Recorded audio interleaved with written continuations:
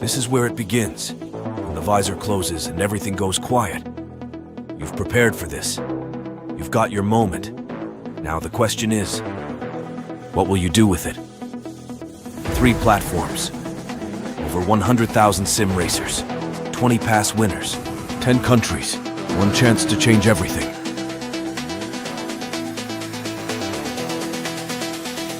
It all starts here.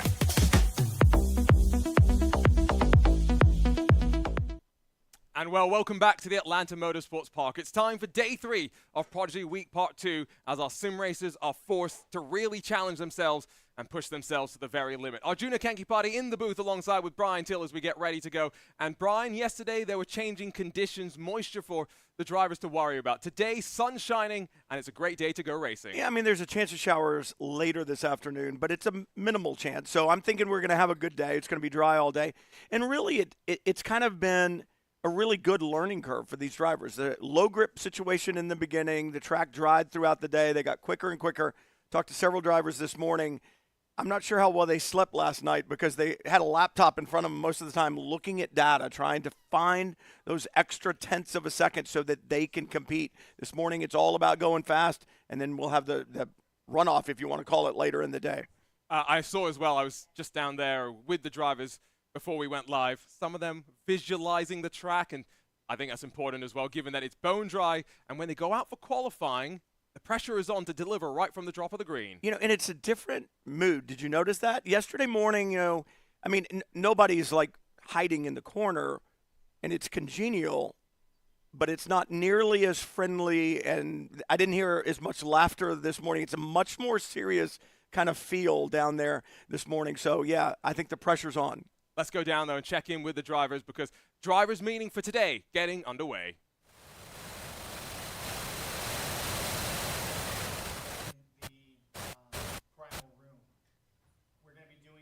Sessions, qualifying and last chance qualifying.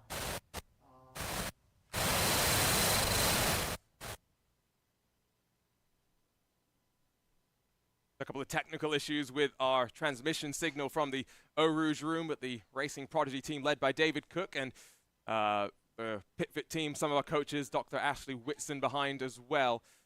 This is important as well because like you said, there's no laughter necessarily between all of the drivers. These are important instructions they're being told for how the rest of the day is going to go. Yeah, the question is, are they hearing them? They're listening, but are they hearing them? They've got all this stuff going through their mind. They're nervous, and that group of people standing at the front of the room, you won't find a better group in motorsports. David Cook right there, CEO, going through the instructions and telling them how the day is going to work. Over his right shoulder, see Kent Stacy, and there's the screen that says, hey, this is how we're going to do qualifying this morning. 4 run groups, 20 different drivers are competing like they have over the last couple of days, and fastest in each group advances, and that's the key right there. You need to be fast if you want to advance. And in Prodigy Week Part 1, we kind of talked about the fact that there are some drivers, Gustavo Ariel, example, that springs to mind, who would back off after doing a hot lap, try to cool the tires off, and then go again. Yesterday was a bit more about consistency. We might see that today, especially remember, the seedings are all based on the fastest lap time. After that, I just want to remind you, the drivers are going to be told about this as well, but the drivers that do not advance directly then go and get another run on track in the LCQ opportunities, and then our fan vote powered by Sucker Punch starting roughly around 12:30 p.m. Eastern here on the live stream.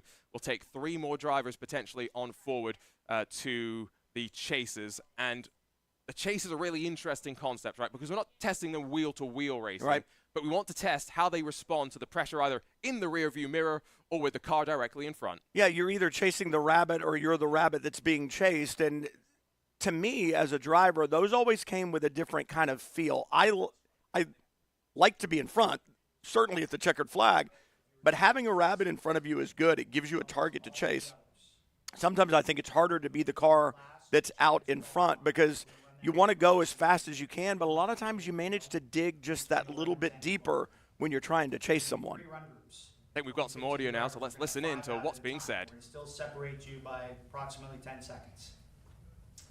So 15 drivers will compete. We're going to take it down from 20-minute sessions to 15-minute session. Then over lunch, first half of lunch, we're going to have the fan votes. They will save 3 of you. They should take into consideration weather and more. We also had groups 1 and 2 run just 1 time in the afternoon yesterday. In the dry, they're at a disadvantage compared to groups 3 and 4. We've got more time, and certainly more time in drying conditions. It could rain this afternoon. If it rains this afternoon, groups 1 and 2 may have an advantage because they got more wet time overall. Amy Frame lost a lap due to our error with a GoPro. Due to insurance with data, she could not be sent on. Our team gave her 1 extra lap instead of 2, so our apologies on that, Amy. Okay, the chases. Once the 8 are set, we're gonna have one-on-one, single elimination.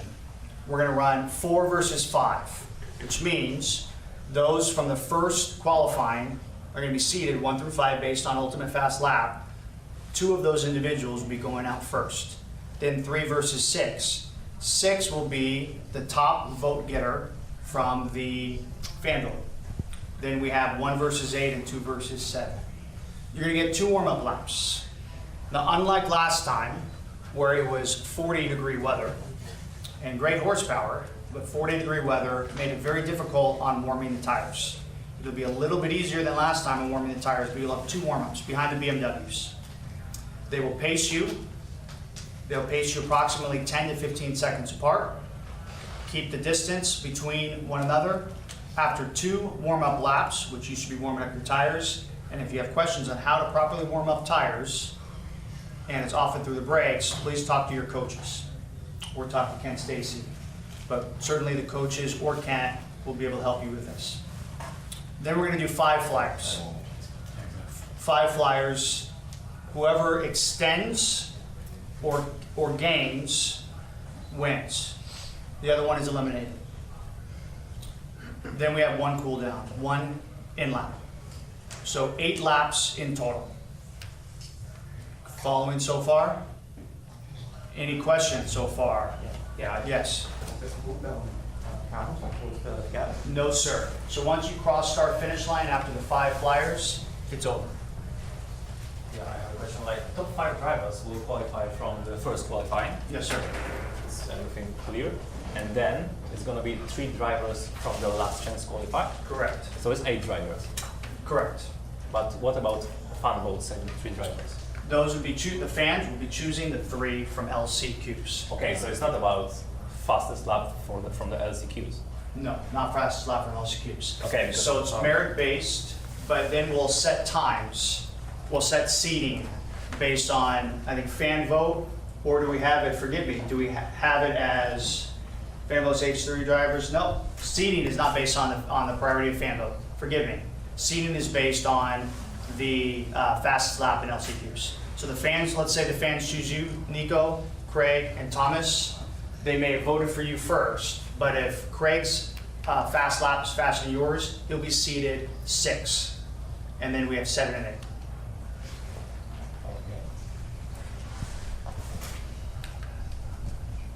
Of course, we have Podium, we have Champagne, and then we'll have final remarks from Brian Till and Arjuna. Here is the bracket. So 4 versus 5 is chase number 1, 3 versus 6 is chase 2, and so forth. Now these times are approximate times. You guys know how that works. So don't show up if you're, say, number 8 at 2:10 or 2:05 and think that was the right time. It could be, but odds are it won't be. Any questions on the chase? Now we will, before going on track, it will be reviewed again on how to pace this. At the start finish line, when you begin your first lap is when the clock begins. Any questions though for now? Again, your coaches can provide more information. Okay. So it is 8:10. We have first group in cars at 9 o'clock. Get with your coaches, review qualifying procedures, and good luck.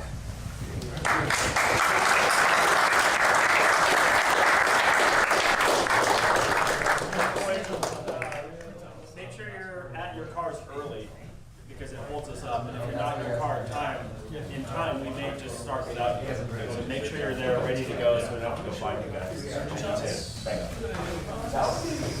Yeah, and just so everybody also knows, right, when we go from 4 groups to 3 groups, we start to I love what Kent Stacy said there. Get to your cars early because if you're late, we're starting without Yeah. you.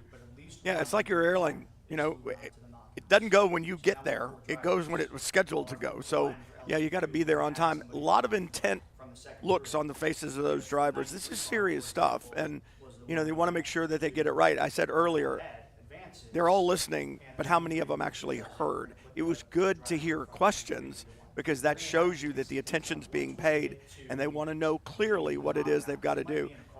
Simply go fast, right? I mean, that's the simple side of it, but there's a process to it as well, and they need to understand the process and how it works.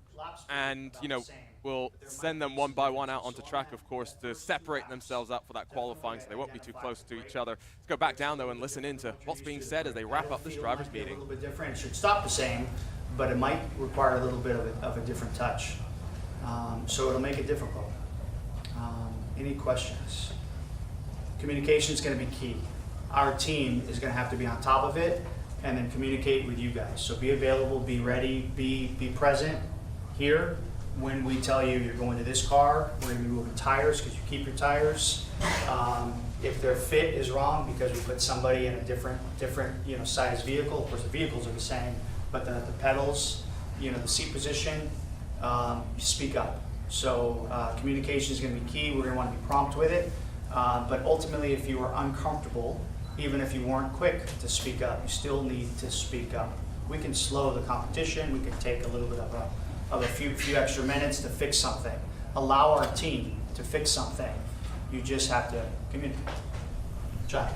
I saw on the qualifying thing, it said the fastest in each group advances, and then it said next fastest overall advances. What does that mean? So let's say your group had the 2 fastest out of everybody here. Well, then that individual, the second place, is moving on. So it's essentially the best of the second places. Right. I understand. Okay. All right, go get it, guys.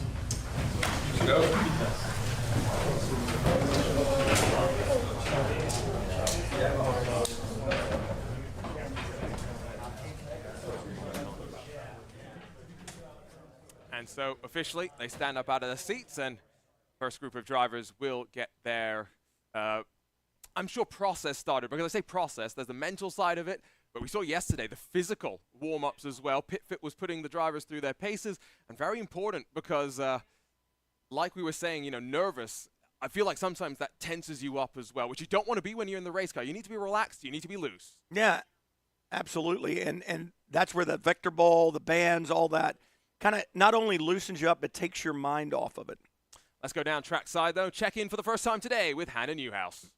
Well, good morning, Arjuna and Brian, and wow, it feels like almost a completely different season here compared to the last 2 days that we've had. It is absolutely beautiful. The sun is shining, and when we rolled onto the property not but an hour or so ago, the primal racing team already had everything out here. They're getting these cars ready to go for our drivers. You guys, of course, saw the breakdown of how everyone's going to get ready to qualify. They're going to have their chases, and of course the fan vote a little bit later on this afternoon. But before we even came down here, we were up in the cafeteria hanging out with all the drivers before they went into their pit evaluation and their driver briefing for the day. And everyone was so smiley considering how early it was. Again, really just taking in this whole event and everything that's happening. And again, we're happy to be here as well for day 3 of Prodigy Week, and of course get some real racing action on the track. These drivers got to try their hand yesterday during their 3 separate sessions, the follow session, second session, and then the consistency session at the end of the day. And I heard you, I think Brian and Arjuna say it, they probably went back and watched the data, watched the video, and sat with their thoughts. So today they get to put this all into application on the racetrack for the chance at the chase, and of course coming out of here with high confidence into the draft a little bit later on this fall. But I'm excited to be down here with Juliana a little bit later as well, talking to all these drivers again for day 3 of Prodigy Week and bringing you all the action and getting those emotions after they climb out of the car. And we're very much looking forward to the Prodigy draft as well. I was chatting with the team behind the scenes at Racing Prodigy and some of the plans.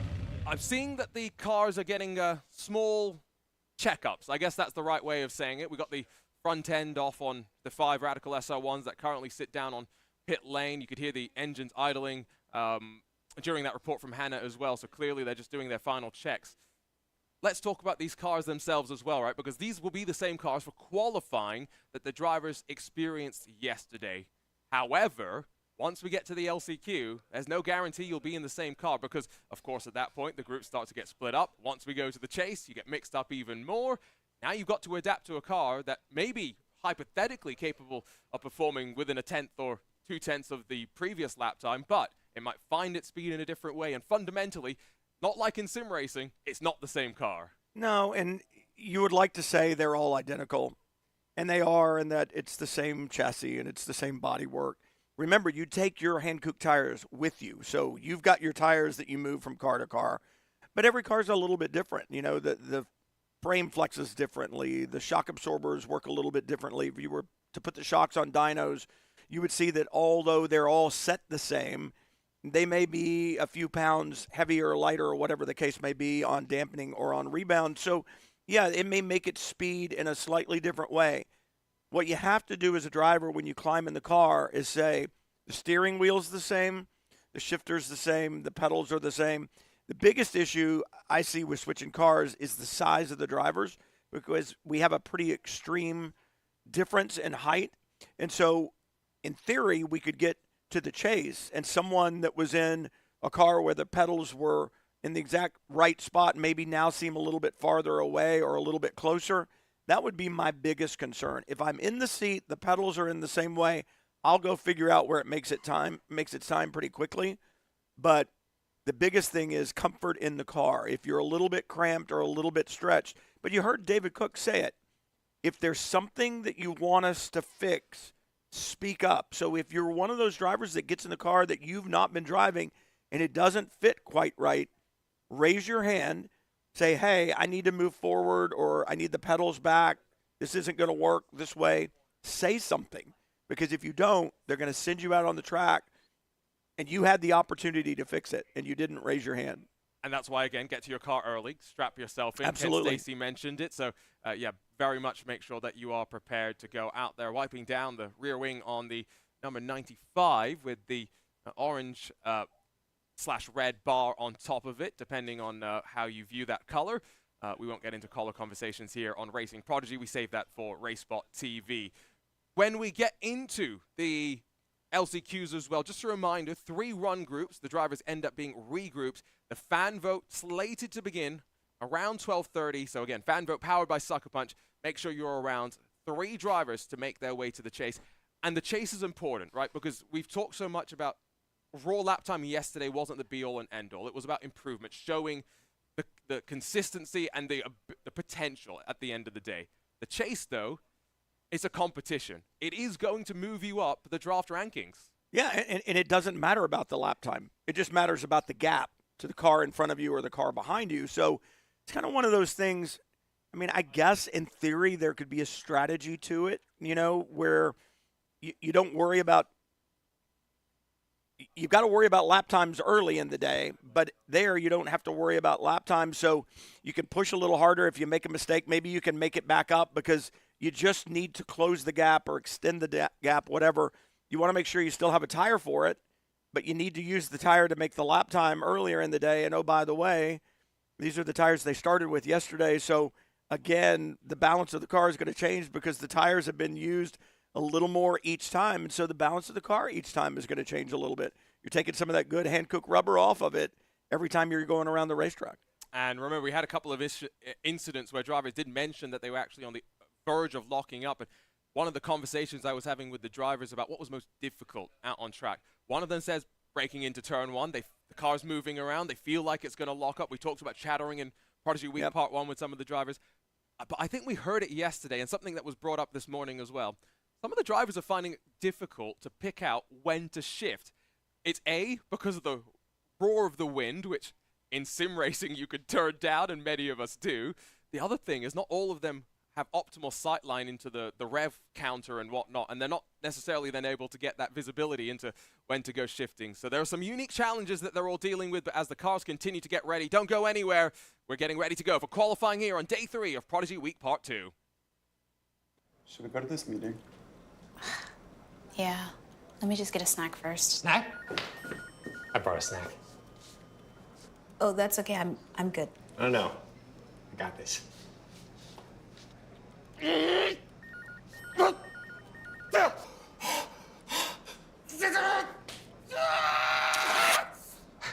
Told you I brought a snack. There's a better way to eat pickles on the go. Sucker Punch, the snack with a snap.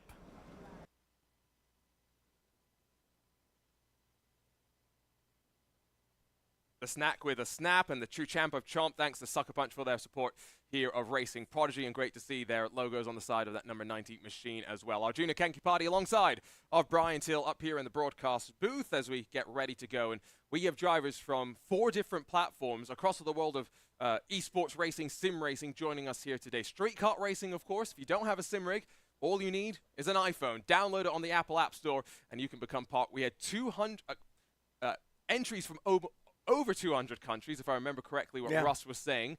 That is crazy. Race Room, R Factor 2, and iRacing as well for those for the hardcore simulators. But I always find it so intriguing, right, that we have these talented drivers who often come from karting backgrounds, and clearly street kart racing translate a lot of that feel into their iPhone. I can't for the life of me still understand how it works, but it does. I mean, and we talked about this last year. And I've seen the same thing this year, the ability to go from the kind of a simple street kart thing on your phone into a car and translate that and actually do well is shocking to me. Absolutely shocking. And yet we see it time after time. Remember, some of these drivers, too, have experience in cars. And I was talking yesterday with a driver, and I think you and I were talking about this as well. That's both a benefit and I think a liability. And I say a liability because unless you've been driving a Radical, does it really help? If you've been driving a different type of car, take a Camden Hibbett, for example, who has some time in a Mazda MX-5 car over the last 6 months, 8 months or so. Well, that's a very different car. The power-to-weight ratio is completely different. The braking is completely different. No aerodynamics and all that. And if you lock yourself in to the style that you've been driving that car, when you step into this Radical, higher power to weight ratio, better braking capability, downforce, very good aerodynamics, you have to open yourself up to learning and forgetting the Mazda side of things and kind of learning the Radical way, so to speak. And so that's why I don't feel like the drivers that are coming in without real world car experience, I don't really think that they're at that much of a detriment. I'm not sure that there's a liability in that at all because everybody has to learn this unique car. Some drivers have to unlearn in order to go fast in this. And Camden's been busy, of course, over the course of the last 12 months across the world of Mazda Motorsports as well, winning a scholarship to compete in Spec MX-5, a Mazda ambassador here this year as well. And yeah, let's compare. You know, we're not truly comparing times, but like you say, maybe there's a bit more expectation for him to come in and deliver, whereas Eduardo Leo's in his very same group, and he'd never been behind the wheel of a car, let alone a race car, until autocross yesterday, and ended up being, second fastest driver on the day. He doesn't know what he doesn't know. You know, I mean, so he came in kind of a clean slate. He didn't have to wipe the board down or anything. The board was clean, and so he can just start, learning. And there's a benefit to that. Like I said, I don't think anybody has a real advantage, and I don't think anybody has a real disadvantage. And I think that's the thing that's really cool. Unless you've spent the last 6 months driving one of these Radicals, I don't really think you have an advantage if you've been in other cars. Maybe if you've been in a lightweight formula car that has wings and you understand aerodynamics and so on and so forth. But the other thing is, if you've been racing on a car that has a slick tire versus the tires that they're running on here, the tires are completely different. Their profile of performance is going to be completely different. So, again, I think everybody's on pretty even footing when they come in. I actually, what you said there reminded me of something one of our drivers said yesterday. Rupa Kirkapa said he actually went to one of his local tracks, rented a Radical SR3 in preparation for this, right? So there's that, and that's a key thing for a driver, I think, as well, the desire to want to improve and to go and seek out those opportunities. Maybe that's helped him out as well, but we'll get to wait and see when we get out on the track for qualifying. Just a reminder as well, I see some of the families asking about the fan vote powered by Sucker Punch to begin in around 4 hours' time or so. We've still got qualifying and our LCQ groups to go before we get there. And I think the one thing that we were chatting a little bit about before we went live on air, some of the plans for the docu-series that's being filmed as well. Now that fan vote, that's going to be stressful for some of the drivers, maybe even more stressful since we're going to lock them up in a room, I'm assuming take their phones away. Well, yeah, you and I were talking about that. I said, if we're going to sequester drivers, you better get their phones because they'll be online checking things out that we don't want them to see. So we'll have to see how that goes. But yes, we'll reveal to them then who are the 3 drivers that move on forward. It will be captured by the docu-series. And I think the similar sort of thing might happen for the drivers once they get out of the car, because they'll have no idea what times they've set, let alone what their competition has done. But let's head down trackside once again. Check back in with Hannah Newhouse. Well, I'm caught up here with Jimmy Lockhart, who's been hard at work here on these Radical SR1s all weekend long, making sure they're prepped, they're primed, over the wall. Now, we've got them out here, they're staged, ready to go. What preparation went into these cars from last night to tonight to make sure they're ready for qualifying? Yeah, I mean, we just got all the tires ready last night after all the sessions were over, and we're just wiping them down now and getting them ready for making sure they're all filled with fuel and everything, and everything's going to be good. We saw a couple of off-road excursions yesterday, some sand, but no damage that you guys know of. No, just getting the vacuum out, vacuuming all the dirt out of the car, but I mean, there's nothing wrong with that. I mean, they're just trying to find the limits of the car, so it's all a learning process for them. Now, what does that say kind of about the reliability of these cars, right? Of course, we're putting these drivers in situations, some of them have never even driven a race car before out here, but they're able to go off-road and test those limits in these cars. What does that say about these cars? Yeah, I mean, these cars are really good for testing these drivers, especially because it's like these cars are so light and they're really good for testing, especially a lot of these drivers coming from karts, so they're able to adapt to these cars really well. I mean, these cars are perfect for them. I mean, it's these cars have really good reliability. I mean, they don't get damaged very easily. They can run off. It's like there's really no issues with these cars. I mean, it's really a perfect car for these drivers to get used to them. Now, you've been positioned here on the P1 car in the first pit stall box. And of course, yesterday we had 4 different drivers sharing this single car, a new set of tires on each and every time they went out there. You're the one that's grabbing these tires, putting one on and off. Were there any that you saw that had significantly more wear than other? For the most part, is everyone starting on a pretty even grid this morning? No, I mean, everyone is starting out pretty even. I mean, there's probably a slight difference, but there really isn't. It shouldn't be too much of a difference. Perfect, Jimmy. Thank you so much. We'll let you guys get back to it. Hey, they went ahead and put the hoods on these race cars. We're starting to get drivers trickling their way out here. Again, I think they're all just antsy and anxious to get behind the wheel of the car and start day 3 here at Prodigy Racing. I can feel their anxiety as well, just sometimes looking at those I'm camera anxious. shots. I'm anxious. And for these drivers, the best place that they can be, the most calm area in this entire facility, is right there in the seat of the car. Strapped in, Once they're on. in, strapped in, helmet on, exactly, that's the calmest place they can be. And at that point in time, the world is gone, and it's just them and their car, and they can go do their thing. But it's all the build-up to it that is the most nerve-wracking part. And I think right now as well, in some ways, right, they're going to be meeting with their coaches, probably talking about some final words of instruction, so definitely going to be something to keep in mind. A quick shout-out as well to our coaches. Max Papis, unfortunately, had to jet off to Indianapolis, where he'll be serving in his race control duties over the course of the next 2 weeks, building up to the great race, the Indy 500. But, of course, we still have Spencer Pompelli here, Kenton Cook, Andrew Carbonell, Kent Stacey supporting the team at Primal Racing, Tyler Edwards leading the crew as well, and we had Randy Popes, the Rocket, joining us on Monday. What an interesting set of different, viewpoints from motorsport to really help you out. And, I still remember during Prodigy Week Part 1, we went out for dinner one night, and you and Kent Stacey started talking shop about all the unique things that you used to do back in the day to go fast, and he starts talking about developing the Mercedes GT3 suspension stuff.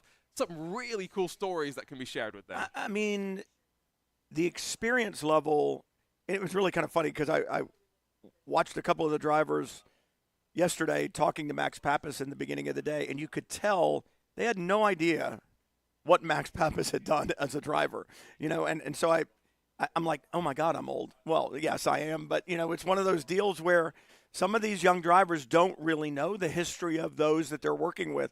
Kent Stacy, I've known Kent for probably 30 years. And his background in motorsport is remarkable, and his engineering prowess, his understanding, and he knows everyone in the paddock as well, whether it's the IMSA paddock, the IndyCar paddock. He knows all these people, and I think he's done a real good job and been an instrumental part of spreading the word about Racing Prodigy into these other paddocks here in North America. But I hope that by now the drivers have kind of learned who it is that's standing in the front of the room and talking to them, whether it's Kent or Kenton Cook or Spencer Pumpelly or Max Papis or Andrew Carbonell. Hopefully they went back and said, oh, let me Google this name real quick so that they could get an idea of who it is that they were listening to. And I had a ball yesterday at the end of the day sitting with Tyler talking about the car and getting information from him saying, okay, how do you do this? How does the car do that? Because every car is a little bit different, and he has extensive experience behind the wheel of one of these. It's unique, right? In the drive system, it's got a chain on. I never drove a car that had a chain on it, right? And so the performance is a little bit different, but the talent that's working with this group of drivers is really unparalleled. And just sometimes you sit down, like I said last year with week one, you and Kent talking shop about engineering. Remember that Spencer Pumpelly, we heard him talk about right foot braking yesterday with the drivers? Then I heard... I was shocked at that, by the way. Then there was I don't want to say argument, a lively discussion between Spencer and Kent. Kent's got a philosophy about how, left foot braking and aero cars especially balance out the pitch of the car right. to maintain aero balance. Like, it was really interesting just hearing both perspectives. And, both are right at the end of the day because both have had fantastic careers. I was going to say, both of them go really, really fast in a race car.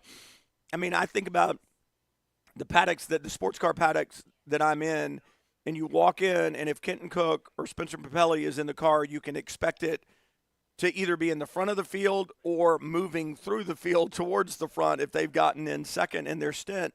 They are extremely talented race car drivers, and I think the thing that's really cool is to listen to those two different approaches, because if you understand them and apply them, obviously either one of them will work, So it's fascinating, and I thoroughly enjoyed listening to Max yesterday on the track walk when we were eavesdropping on some of their, views of the corners and how you needed to approach it and the lines and stuff.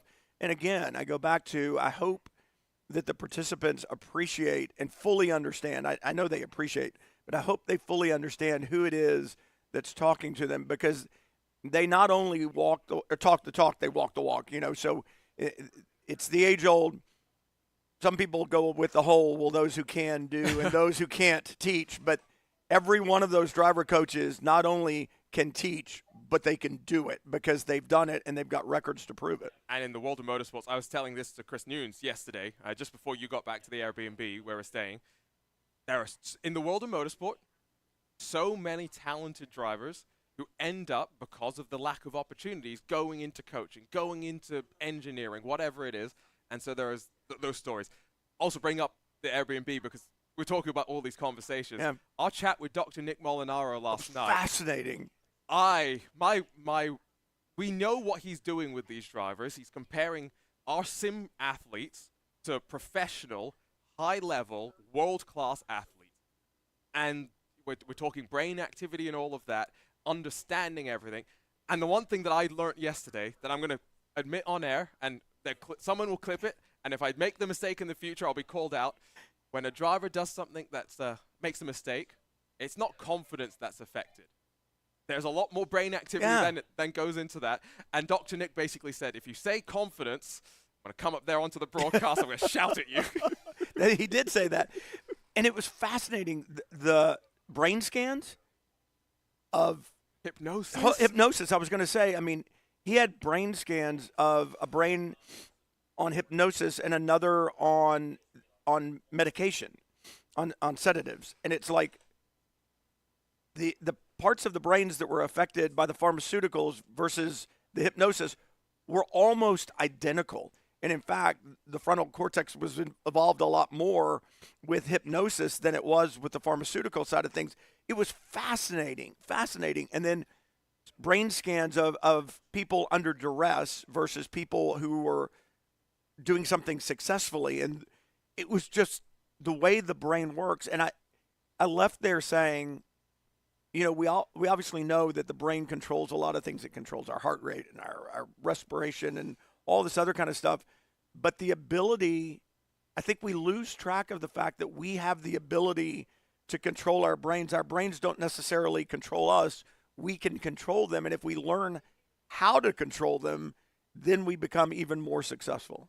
And one thing that I found interesting just from that conversation as well, I didn't realize that you'd actually probably met Dr. Nick years ago. I didn't know that I had either. He was saying, yeah, you know, I did some racing at Skip Barber. And I said, well, really when? And he goes, 87 through 92 or something like that. And I'm like, oh, my God, I was an instructor at Skip Barber in 87 and 88 before my racing career started back up again because I had this 2-year lull. And like a lot of drivers do, you're trying to find something else like you were talking about. So I taught at Skip Barber. Dorsey Schrader and I entered the Skip Barber instructor pool, and it's never been the same since then. But, yeah, he and I both were there at 87 and 88. So Dr. Nick, I mean, I don't know if I can even find any records from back then, but he ran, you know, race weekends in their Formula Fords, and I worked those race weekends. So I guess the good thing is he doesn't stand out in my mind. And vice versa. Yeah. So I'm going to take that as a positive for both of us. He's worked across of all different sports as well. And so as a wannabe golfer, amateur golfer. I was going to say the golfing thing. Putting. Oh, my God. You and I, the same thing. He asked me, he goes, so how's your putting? And I said, you know, 3 or 4. And he goes, I can immediately help you take like 7 or 8 strokes off your game. And then he walked us through a process of like reading greens. That's like totally different to like the process of I sit there, I try and figure out where it's flowing. It was great. I've got to say as well, that sort of insight. It's fascinating. But it's got to click for you, right? And it only clicked for me last night. Yeah. And I know what Dr. Nick's been doing across of, you know, our run through of the Prodigy Racing League. So I hope these drivers have had that epiphany, you know, moment as well, because then they'll be able to go to Dr. Nick and say, Dr. Nick, I'm feeling this. Talk to me. Help me. They took the test that he gives all of his athletes, and they have was it like a 20-page? No, 50-page. 50-page, yeah. Synopsis of the test and what it means to them and how they compare with elite athletes around the world. So they've got the information. What are they going to do with it? Because they can continue to reach out to him. Will they? It's a resource to use. Let's go back down to pit lane, check in for the first time today with Giuliano. Thank you, Arjuna. Yes, we just came down from our riders meeting this morning. I'm going to be coming to you from what we're calling the Porter Garage. There's going to be teams 2 and 4 in this room, so they'll be on the track, coming in with their coaches. Spencer Pompelli will be down here at some point, giving them their feedback, any types of tips they should improve on, anything like that. But Arjuna, I gotta come with you on the confidence thing with Dr. Nick. It is grit. That's the word we got to remember. It's not confidence, it's grit. These drivers have the confidence, but the most important thing was grit. And from what I'm seeing from upstairs in the meeting and down here, they've got the grit today. And I think they're all really excited. I know I am, but I'm happy to be here and I can't wait for today. And I like the use of the word grit, right? Because a lot of what he was saying with high-performance athletes is the idea of self-reliance, self-efficacy. The most important thing, right, is that you don't remember the feeling of how something happened. It's what actually happened. And that's what the great race car drivers, I think, right? You talk about, like, I think it was Michael Schumacher, people say that, you know, he'd be able to talk about the laps while he's driving them. That ability to provide honest feedback to yourself, not just to your team, right. Very important. Oh, I think that's the most critical part, is to be able to give feedback to yourself. And he asked me, he goes, did you ever drive and kind of like it was an out-of-body experience kind of thing? And I went, in my entire career, I can remember one time in particular where I felt like I was sitting there with my hands in my lap just watching, and everything worked, and I didn't think about it. And he goes, I can help you do that more often, whether it's driving a car or whatever. That's when, we call it in the zone or whatever, but that's the ability to kind of be out of body and let your mind just work. And, I guess I say it in a different way, and I'm not nearly as smart as he is, but I often say to young drivers, you're thinking too much. And that's kind of Dr. Nick's point.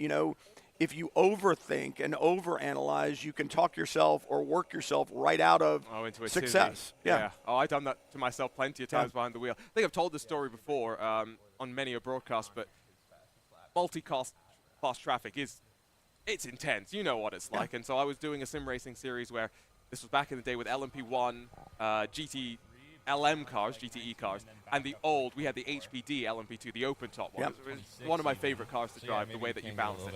But we were at Barcelona, and I just had major struggles, and I talked myself into a tizzy. That was not great. Let's listen in, though, to Nathan Nicholson, who's giving some advice to Julian Klaffenbach, Mihai Neg, Camden Hibbett, Kamil Pavlovsky, Eduardo Leo, and Will Redford. I think you don't need as much brake pressure there. You can kind of use the hill to slow you down, because almost as soon as you're done braking, you're already trying to get back to throttle. Yeah, you're max brake pressure there, and then before the corner even really starts. So let it coast out. I know it's gonna feel sketchy over the crest, but use it to help you set up for this.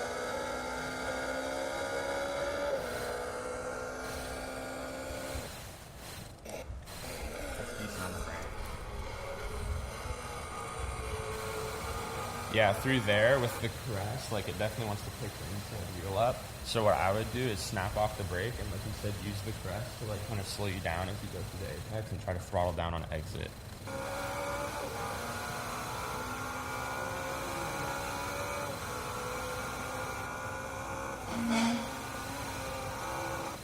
There, the sketchiest part, you're being limited by the entry of the corner, and you're trying to get throttled so early. What I think is going to help you, you're all the way up to 17 bar. Brake less. Just brake less so you don't load the fronts as much. You're going to carry more speed and the car's going to be more balanced. Yeah, I think he was only reaching 7 bar. It was for the same amount of time, and he was able to just coast right in. You're so control on exit too. Same thing there. Just you set the nose a little too much on entry. This is why I put it in. Really? That's a light break. It's a long time to the hill.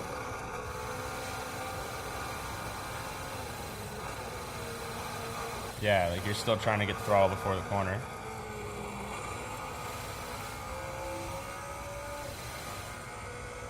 I mean, these are pretty light cars. They don't have that much power, so having that coasting period to help keep the car settled and roll through is going to help a lot.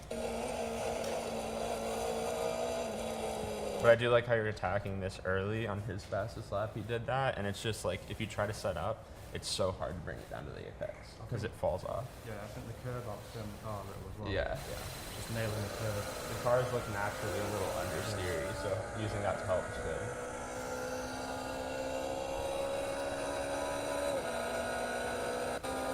Were any other laps close? No, it was just a 6.5 before that.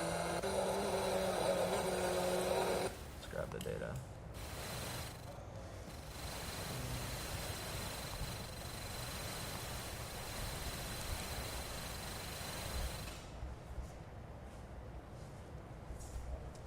As Nathan and Andrew Carbonell continue to give a bit of feedback to team number 3. Let's go check in, though, with the driver getting ready to get strapped into the car. Let's check in with Brenna Schubert.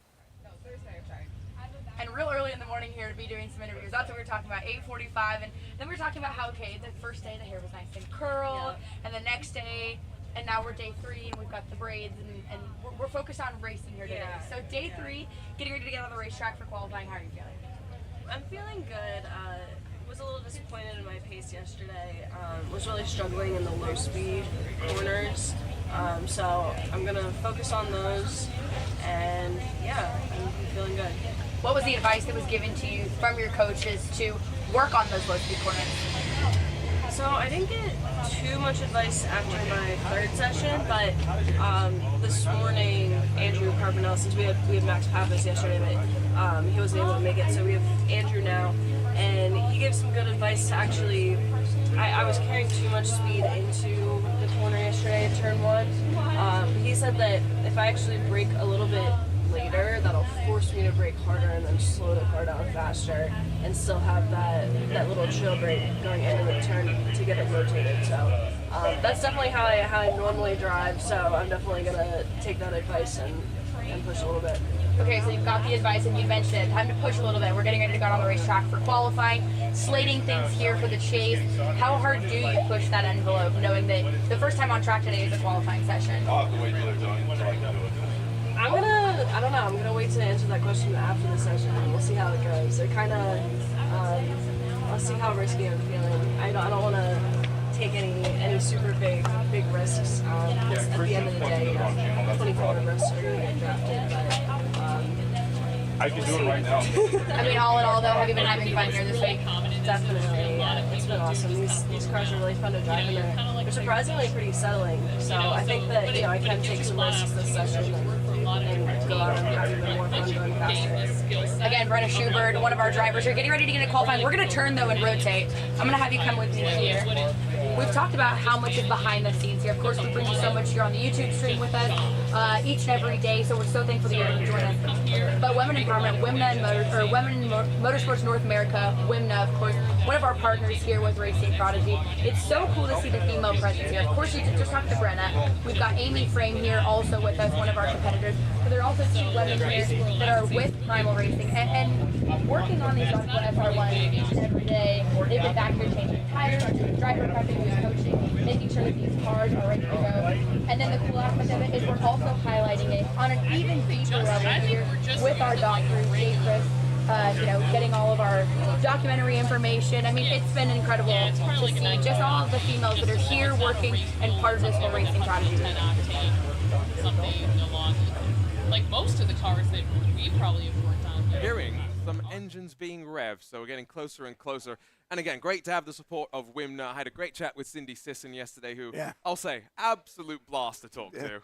She's a great lady. Because I kind of interrupted y'all's conversation at the end of the day yesterday, but just a great lady, been around and understands the sport. And you and I were talking about this yesterday. I don't know why, as a society, we delineate. I look at those crew members down there, and they're crew members. I mean, okay, they have a ponytail, but I've known plenty of mechanics that have ponytails that were male, right? And, I don't know why we have insisted on a society of delineating between sex for as long as we have. Race car drivers are race car drivers. I look at Brenna. I look at Amy. They're race car drivers. They just happen to have different chromosomes than I do, but they're race car drivers. So, I mean, put a helmet on, go drive the car. It doesn't matter. And it was funny. We were talking about sitting with Dr. Nick last night at the house, and an interesting conversation about a woman's brain versus a man's brain. And, I was making a comment yesterday about I think women are really, really good and really, really set up to drive well because they think differently than men. And Dr. Nick kind of confirmed that in a much more scientific way than what I did about how their brain works. You think about, we recently had Mother's Day, and you think about all the mothers in the world that have taken care of you and me and, everybody else that was out there. How could they stand there and hold their child and think about all the other things that they had to do, whether it was at the house or at work or whatever? They're multitaskers. Men aren't nearly as good at multitasking as women are. What is driving a race car? It's multitasking, right? You're driving the car. You're analyzing what the car is doing. You're thinking about what you need to do differently the next time. You're multitasking and then putting it all together when you get back around to that same corner the next lap. I think they've got the potential to be better than we are. We just haven't seen the interest in it, I think, from young women, 10 years ago or so. And then as we've had more young women come in, I remember when Catherine Legg came and ran in the Atlantic Series and was an instant front runner in that series. And it's drivers like her or pioneers like Lynn St. James, that really have kind of opened up everybody's eyes to understanding that this is a sport that really has no bounds as far as gender goes. It shouldn't, anyway. Let me ask you a question that Ross from the Street Kart Racing community was asking in our YouTube chat slightly earlier on, do you think the air temps will matter today, or is it more about how they've looked after their set of tires for how the drivers will progress in speed? You know what I like? You're wearing sunglasses up here because the sun is shining. And so this leads me to the answer. Yeah, weather will have something to do today, and the reason is not just the ambient temperature. The clouds have parted, so we've got a lot of sun shining down on the racetrack. The track temperature is going to come up. That's going to heat the tire up more quickly, and so drivers are going to find that these hand-cooked tires are coming in quicker, but they're also going to be easier to abuse, both because the ambient temperature is going to be higher and the track temperature is going to be higher. That might be something that some of the sim racers are kind of aware of, though, because of the thermal load that sometimes you need to manage in the sim world. Let's head back down to pit lane, though, moments away from getting cars on track check-in with Racing Prodigy's head of media, J. Christopher Hamilton. Sitting here enjoying the sunshine on our backs. It is a beautiful Wednesday afternoon here at Atlanta Motorsports Park, but you've been a very busy man the last couple days here, orchestrating a lot of different things, mainly the documentary crew that's going on here. Kind of take me through your role here this week at Atlanta Motorsports Park and Prodigy Week. Yeah, sure, happy to. So my name is J. Christopher Hamilton. I'm a senior advisor to Racing Prodigy, and also I oversee all media entertainment components of it. And my presence here at Prodigy Week is really more about the documentary, really telling the story as a director, as a producer, making sure that fans out there who love what we're trying to do understand the backstory of what we're doing and really can kind of buy into what we believe is going to be a transformative experience for motorsports. And that being said, I mean, there are tons of boom mics, cameras, people making sure that this job gets done, but kind of what goes into finding these storylines and getting the nitty-gritty and the true raw side of what we're trying to do here in breaking barriers? That's a great question. I mean, you're pretty smooth, by the way. You like, boom, hit. You'd be great on camera. Well, I'm going to get you on camera. Anyway, yeah, what goes into it, I mean, I think it starts with like kind of the kernel of a vision, like, okay, what is this all about? And really teasing that out to say, okay, what are the more universal themes that will connect with audiences that really will resonate in a way that so going back to how you do that, you identify people, identify characters. Hey, what's Hannah's backstory? How does she connect to this world? How does she what's her vision for motorsport for herself? And then connect that to the overarching theme of the business, is what I'm trying to do. So it's really more about kind of just sitting down and really deconstructing a person, an organization, a movement, and seeing how those themes connect with the world outside. And it's been great to be a part of this, you know, of course, with the YouTube live stream over the last couple of days. But even leading into it, the receptiveness that we've seen from the racing world and even the people out of it, the partners like Sucker Punch, to create dreams, essentially what we're doing. How great has it been able to see already the receptiveness that we've had so far? Listen, it's extremely encouraging. Look, David and Matt Fosnot, the two co-founders, I think they had a vision, they had an idea, but I don't think anyone expected it to move this quickly. So it's really affirming and feels really good to know that like all the hard work that's being put into Prodigy Week 2.0, Prodigy Week 1.0, it's all beginning to pay off. And there's a lot on the line. I mean, there's a lot of stakeholders here, a lot of people who are really investing in what we're trying to do, whether it's from a resource perspective or it's financially perspective. Like, there's a lot on the line, and I really want to see this happen, and I think it will happen because look at all of the success we've had so far. Again, thank you so much, Jay Krista. We're going to have to check his step counter by the end of the week because you have been a very busy man. But Brian and Arjuna, you can hear the car on the racetrack behind us. That is one of our driver coaches, Kenton Cook. He's climbed behind the wheel to just shake down one of these Radical SR1s before we get our drivers with Group 1 who are already strapped into their cars.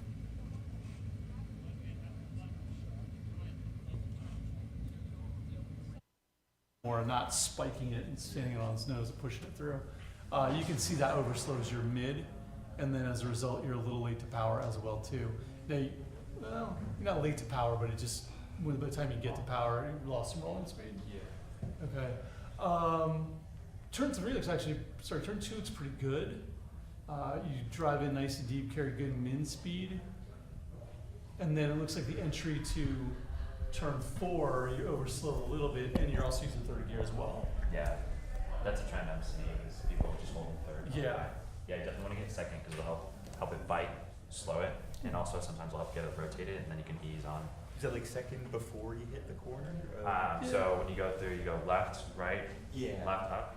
Yeah. When you go through the right, immediately after second, go up, okay. and it'll go, and it'll kind of hold, and you can rotate again and beyond. Whereas like at the third, you'll probably get, are you guys getting like understeer and push as you go up? A little bit. Yeah, so that second will help hold it, because you can also use revs like on a downshift to help stabilize and slow a car, so then you're not breaking input, and it'll sometimes if the car shifts down well, will actually hold it and stabilize the car more than if you're on the brake and throttle and trying to manipulate it that way. Okay.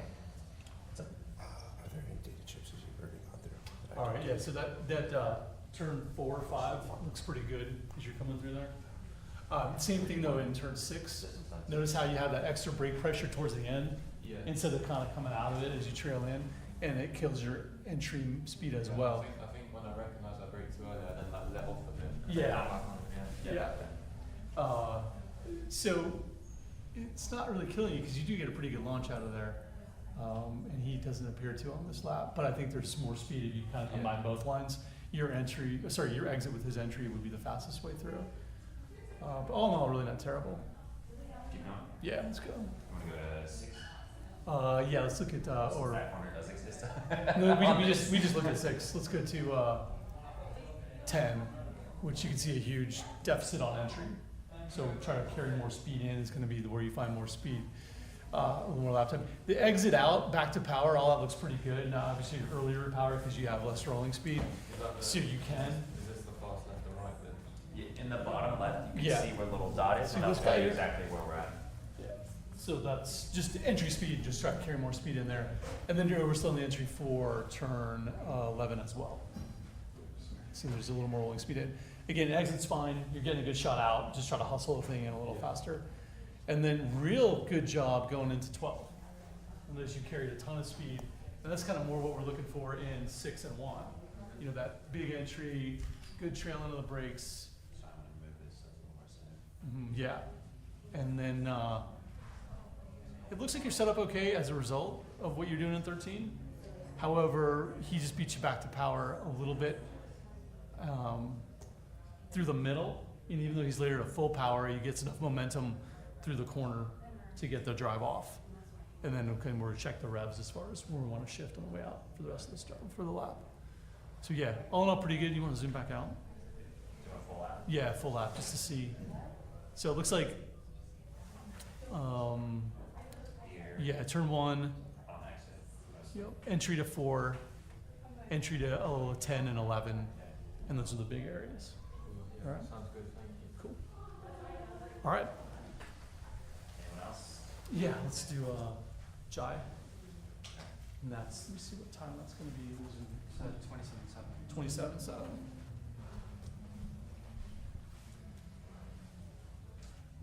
763. What's that? Every time I plug the card and I go to hit X and like the window pops up. Is this AIM data, Nick? Yeah. So if you guys all went through the webinar, at least watched it. Yeah, it's the same exact thing. Whoa. Have you worked with it before? Yeah. When I ran basically the Conti or what's the Michelin Pilot Sport, we ran AIM. We usually do AIM, and then if we really wanted to go in, we'd usually use the Motec data. Yeah, we use Motec Carter. Yeah, I'm more used to Motec. I think Motec's more user-friendly for drivers. Yeah, V-Box was my favorite. Yeah, V-Box is easy. We were talking about that, how easy it is. Yeah, but for us drivers with limited mental capacity, it's Motec's really the way to go. Hold on. This is for the smart board. I don't think these laps are. Oh, well, look at that. There you go. There's your problem. It's all of it. You asked. Okay, so. You see the choices we're doing this? It was clearly about Because there was the issue with my video, weren't there? Is there an issue with the data as well? That's a good question. Yeah, his file broke up into a bunch of different pieces. My video. His video did, so we might not have his data. So it sounds like roughly 350. I will pull these. I just have to. I can do multiple. So let me see what they look like. And then hopefully we can pull one from at least the 3. We'll just go fast and get in the shootout, and then we'll look at that data. Yeah, well. Okay.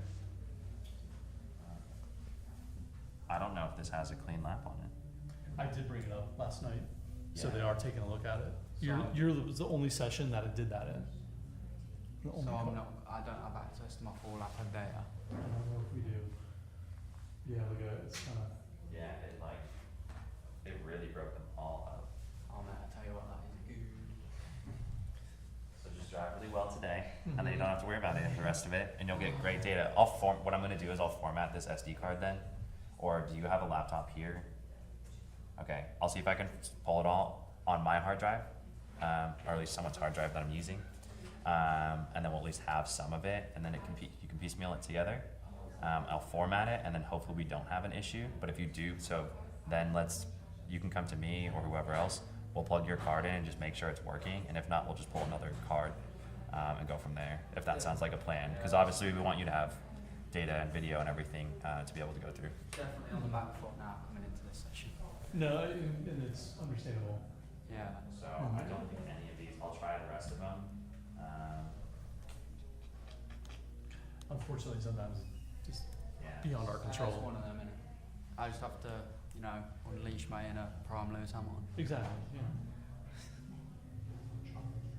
I just can't believe there's not one in here.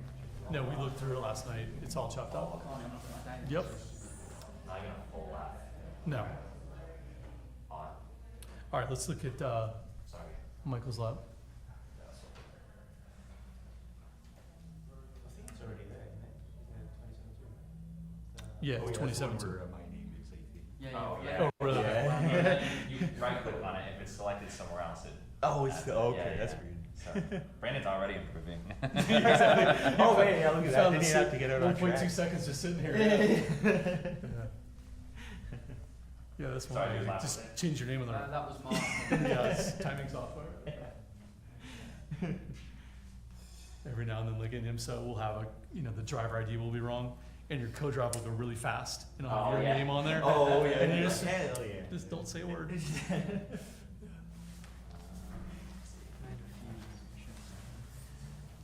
The opposite could happen too, though. Your co-driver Oh, can yeah, drive you awful, get and the short end. you have to walk around like pit road just so everyone sees you're not in the race car, so everyone knows Yeah, it's there'll not. be commentators Yeah, on, exactly. like, oh wow, like Spencer's doing amazing, good lap, and then he's like in the background doing something. Yeah. He's really improved this session. Or yeah, he's in the gravel. Like you walk around the pit road Yeah. just so everyone sees. No, it's not the car. It's not him. Yeah, I'll get to Okay, that. let's see what happens.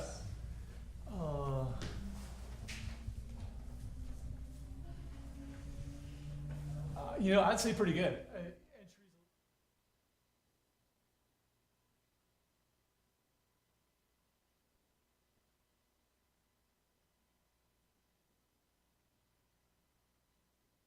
And well, it's time. The rumble of the engines roar here at the foothill of the Blue Ridge Mountains, but not because Kenton Cook is ripping around the track. Instead, it's because Group 1 is out on track. Amy Frame, Nathan Maximin, Alexandro Vielma, Brenner Schubert, and Julian Klaffenbach getting underway.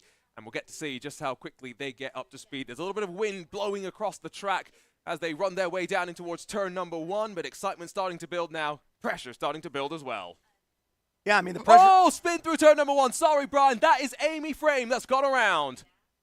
And we were talking about drivers trying to explore the limits in the brake zone. She's gone around, got the car back underway, kind of no harm, no foul, as long as it doesn't get between her ears, right? And you got to wonder, too, if there's any damage to those Hankook tires. I didn't see the spin in the beginning, so I don't know if she locked the brakes or not. Hope that you don't flat spot those tires. They're your tires, remember. That's the set that you have to live with for the rest of the day. So hopefully she can get back up to speed, shake that off, focus forward. What has happened is literally behind you. It's got to stay behind you. Just like a baseball player, if you swing and miss and you're standing there thinking about it when the next pitch is delivered, you're going to have a problem. So you got to stay in the moment. 1:28.254 for Alexandro Vielma, so the first time onto the board. Let's see what happened down into that opening corner, though, for Amy Frame from up above. Just go straight. She's on the curb a little bit as well there. And she turns late, and I think with the nose pin, she turns a little bit late, gets on that painted curb a little bit at the entry. That could have been a contributing factor as well. And the car just goes around. And I think that late turn in, and it could be that she realized she was going too quickly and just kept the car straight, trying to slow it down, pins the nose at the turn in, and the car goes around. good to keep the car running, though, and not need to bring the red flag out for the session. And so we'll see if she can shake that off. Not her first spin by any means, and she's definitely shown a bit of a unflappable character in terms of being willing to get up to speed, if we're being honest. Yeah, I mean, she has had no issues at all being brave. So, you know, it's one of those things. She's had a spin yesterday, I believe. A spin in the first session on the outlap, actually. So that's why I said, you know, no problem getting up to speed and being brave. But I think she did a real good job yesterday afternoon, kind of shaking that off. And she had a good performance yesterday afternoon. She's got to do the same thing today. And, well, getting right up to speed is Nathan Maximin, who's just done a 126.603, his first time by. Alexandra Vielma has just improved to a 127.036. And do remember, the fastest lap from this session moves forward directly to the chase. Yeah, it's interesting. I want to make sure that I'm looking at the right car, and indeed I was. Maximin through turn 6 again, much tighter than he was yesterday. I heard him talking to his driver coaches, and they were talking about the entry and trying to make sure you got the power down a little bit better. Still a little bit of slip angle on the car coming off the corner, but much less than yesterday, which is going to give him the drive off the corner, and that matters because you can say, well, there's turn 7 and 8 here. There's really not. They're just little bends in the road.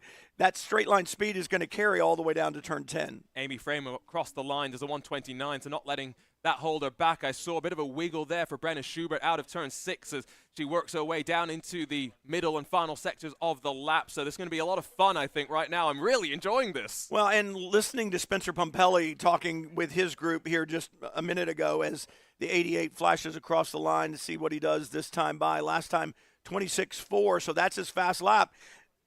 Those lessons that he learned, that data, that working with his coaching is really paying off. But heard Spencer Pumpelly, and they were talking about corner entry, and you and I were kind of chatting while listening to them, and I said, you know, the last bit of time that a driver will ever find is turn into apex, and that's exactly what Spencer was talking about. They were talking about the brake application and the brake release, the trail braking after turn in, keeping the nose down, all of that stuff.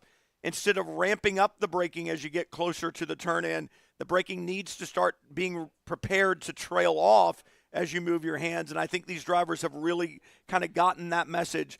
Turn in to apex, at least that last time through for Nathan, looked really, really good. And so times continuing to improve. Brenna Schubert to a 128.089. Julian Klaffenbach to a 127.175. But now Alexandra Vielma has also jumped into the 26s. Remember that we did see some pretty impressive times yesterday from these drivers. It was all about steadily building up as well. Nathan Maximin ended up getting down to a 127.0 by the end of that second session, as continuing to come across the line. That was the 95 of Julian Klaffenbach, who goes a little bit slower. That's what we were talking about, maybe backing off, saving the tires. Well, and Amy Frame did the same thing. That last time by for her was a 29. She'd been in the 27. So it's one of those things that she's either trying something that didn't work or she's letting the tires cool a little bit so she can try to get another lap. Remember, right now it's not about the consistency. It's about the lap time. So this is one of those sessions where you got to make it work. And if you need to back off a little bit, gather your thoughts, let those hand-cooked tires cool down a bit,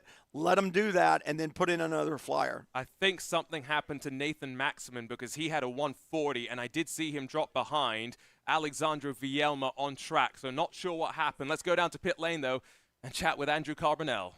Thank you, Arjuna. Yes, I'm here with Andrew Carbonell. You're going to be with groups 1 and 3, but you've kind of been bouncing back and forth. And I was asking you earlier, kind of some behind-the-scenes things about these drivers.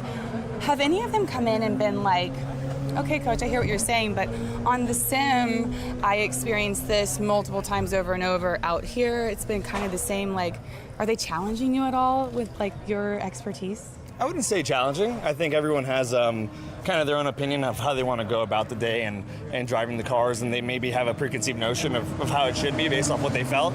But I think they realize very quickly it is quite different, and therefore they should listen, because the information I'm giving them and that we've all been giving them is much more accurate and relevant to driving the real car than maybe what they're used to. Okay, from the competitive athlete inside of me is wanting to question the fact that they're getting different cars today. Yeah. And some of them, will some of them be in the same car that they've been in the last 2 days, and then others got kind of the short end of the stick and the head. How is that fair? Well, like, that's, I've got a saying. Maybe you've heard it before. That's racing. That's fair. Right? Sure. Like, that's really what it boils down to. In the real world, when you're racing cars, I guess you never know if it crashes, you're going to have something new, brand new. You've got a team, fair. right? Especially in endurance racing, you may have a teammate who may put a tire wrong, crash the car, whatever the case is. They fix it. Next time you go out, it's not the same car you had before, right? So, or even when it's your own car, maybe they're making setup changes, right? So, as the weekend evolves, there's always things that you have to deal with and kind of variables that come and go throughout the weekend. So, to me, it doesn't really bother me that we're doing this. I think it's actually a much better way to go about it. It kind of levels the playing field. Everyone has to adapt to that new car, and it's not that they're really any different, but they might feel different. So therefore your inputs have to kind of react to what you're feeling. Have any of them come to you and said, all right, you're telling me this, but I'm just not good enough yet to make these adjustments in the amount of time I have? Or have they all been able to kind of put it into effect? You know, they're all very very analytical, right? They're all very good at what they do and have a good understanding of what they need to do. So therefore, they all have a good plan in place, and they've been going about it methodically and really been chipping away at the bit since we started. So in that regard, I actually have a lot of compliments and praise for all the kids who've been here this week. Awesome. Well, thank you, Andrew. We're going to be checking in with him throughout the day, getting some insight and behind-the-scenes things. But Hannah, we're sending it over to you. Thank you. Yeah, thank you, Juliana. And you'd mentioned it. We have WIMNA here, Women in Motorsports North America, a proud supporter here of Prodigy Week, and really just women integrating them across different platforms of motorsports. I've got Shelby and Susan here who have been very busy this week getting things prepped, getting things evolved. And you and I were talking, you had a red-eye flight to get here over from Laguna Seca, heavily involved in MX5 Cup. How did you get involved here with Prodigy Week? We met David Cook when we first began racing, like at grassroots.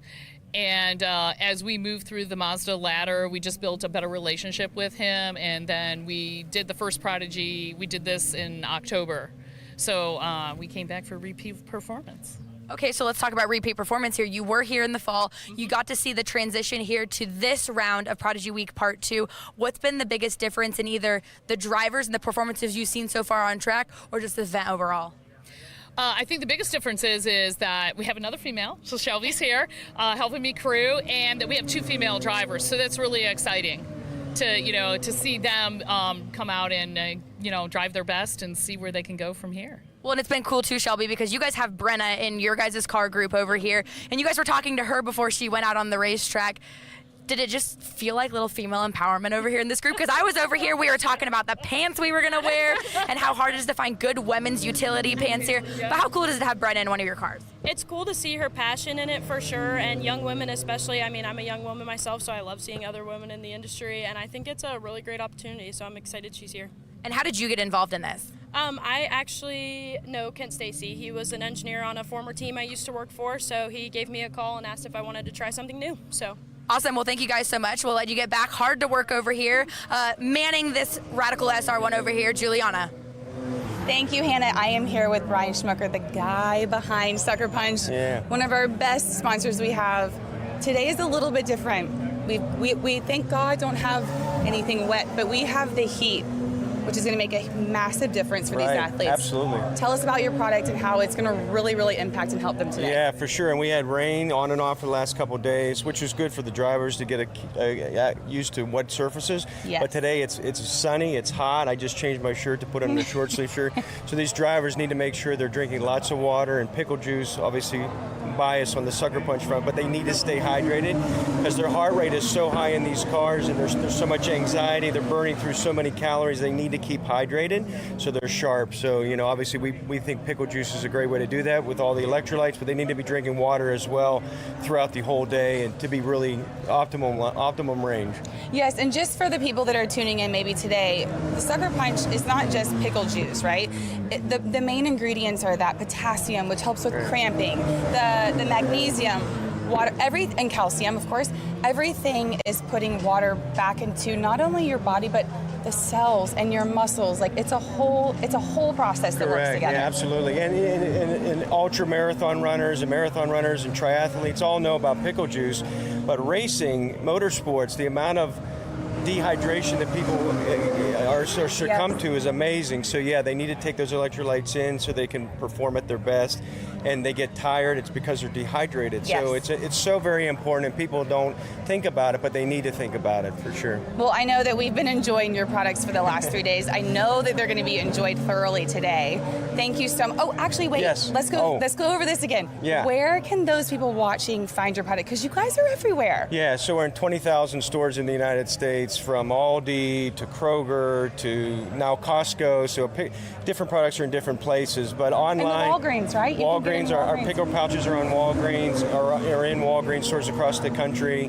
But getsuckerpunch.com, you can buy it online, Amazon, and we're really starting to take off. So you'll see us everywhere and abroad also. We're working on Canada and some other countries as well. And do you guys have an Instagram or like Twitter and TikTok things people can follow you? Shout those out Yeah, too. so getsuckerpunch.com is our handle, and Instagram is a great way to follow us. But we're on all the channels as well, and our website has lots of good stuff.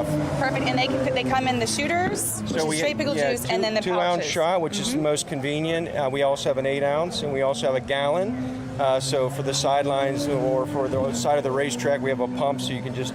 It's Love more that. efficient that way. But people need to hydrate, and it gives you energy, and it's so important. People don't think about it, and they need to think about it. All right, perfect. Thank you, Brian, You're so much. We welcome. appreciate it, and we love having you here. Awesome. And we are going to go back up to the booth, I believe. Thank you. And so as Nathan Maxman comes down in towards the pit lane, seems as though the rest of the drivers are still out there. Haven't seen the checkered flag flies just yet, but I'll give you a quick update on time because it's quite fun. We have 3 drivers in the 126s and all drivers below a 129. Nathan Maxman on top right now with a 126.073. Julian Klaffenbach in second with a 126.508. And then Alexandro Villain with the final driver in that 26 bracket. Brenner Schubert, Amy Frame, 4th and 5th right now. Klaffenbach has just done his 26.440. So there's still time on the track, that is for sure.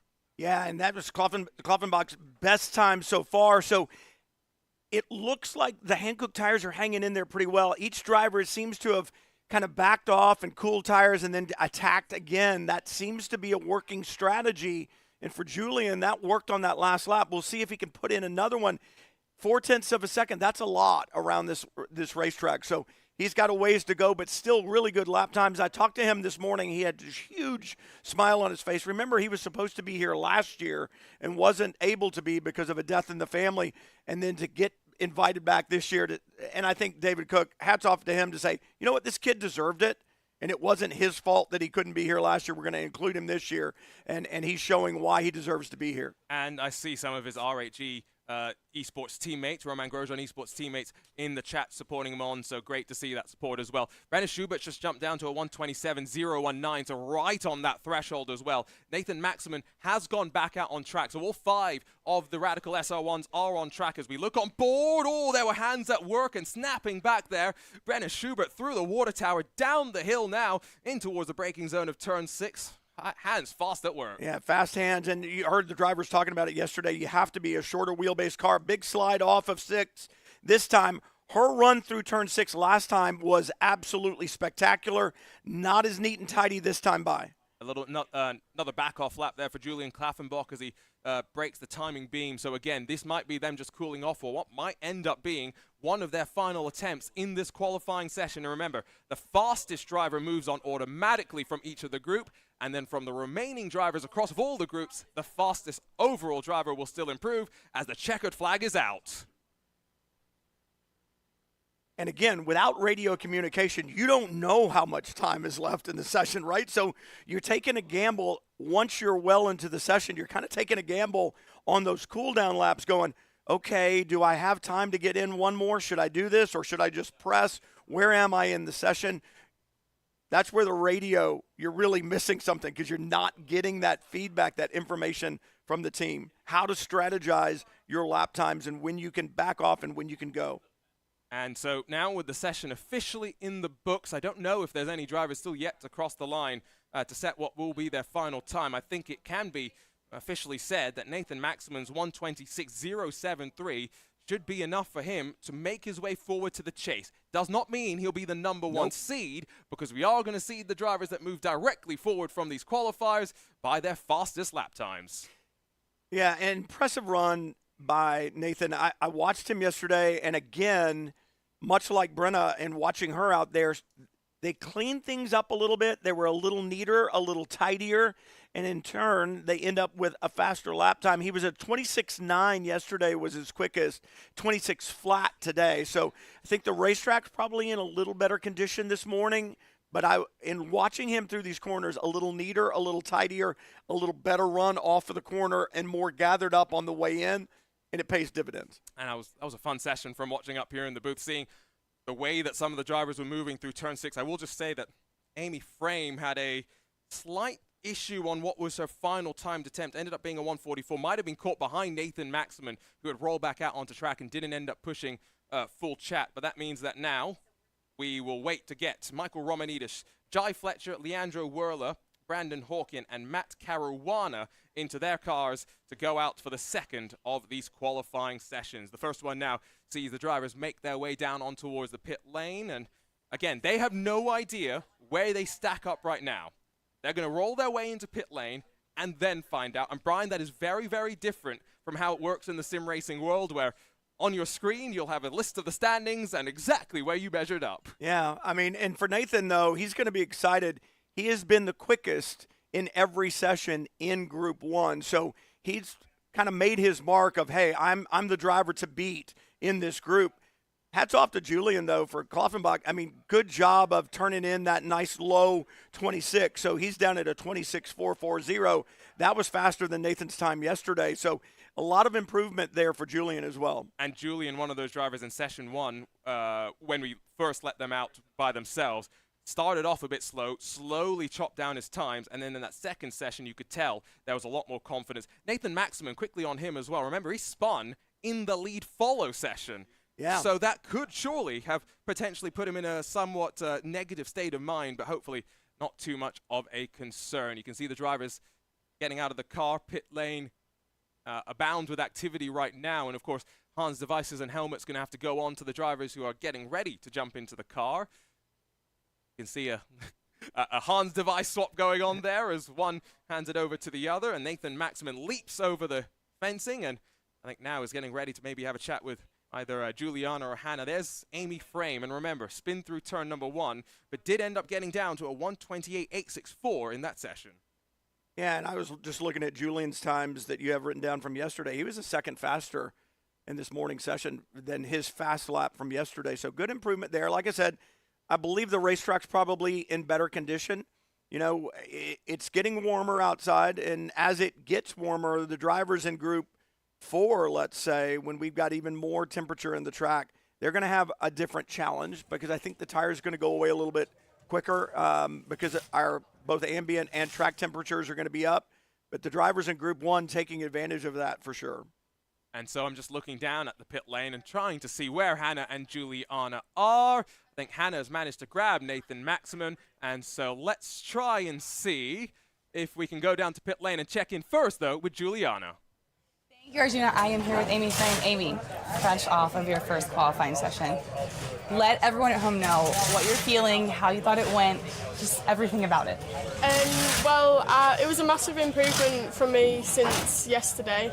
I took a big chunk of time out. It probably, I know, wasn't quickest for P1, but we have the second chance qualifying and also the fan vote, so all's not lost. And you were just talking with your coaches. What were they telling you?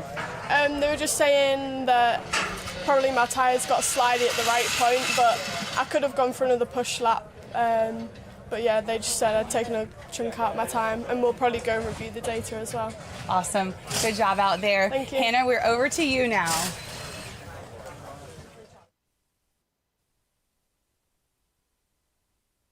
Back to us.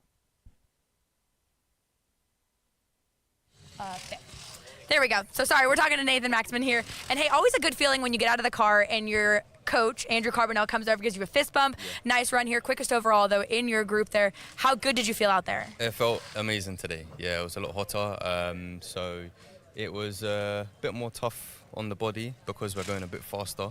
The conditions were a lot better than yesterday. But yeah, I felt really good in the car. So let's break down those conditions. You came in about midway through your session, seeing if you had the time or opportunity to heat cycle your tires and go out there for a push lap. What was your thought process on that?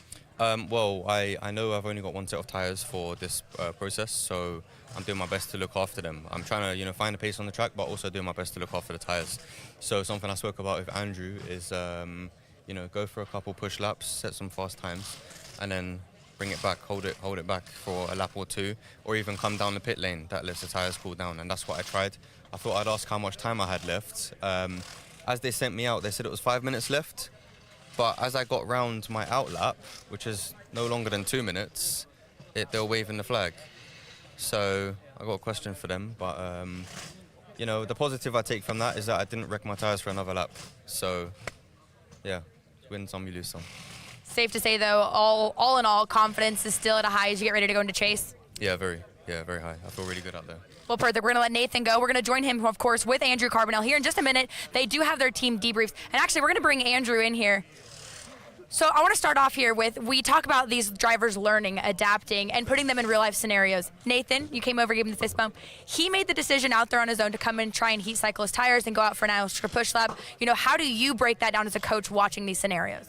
Well, I actually spoke about it before they went out. I stopped at each car and I told them, hey, this isn't the chase. It's not whether you make a bigger gap or not, right? That doesn't define who wins or loses the session.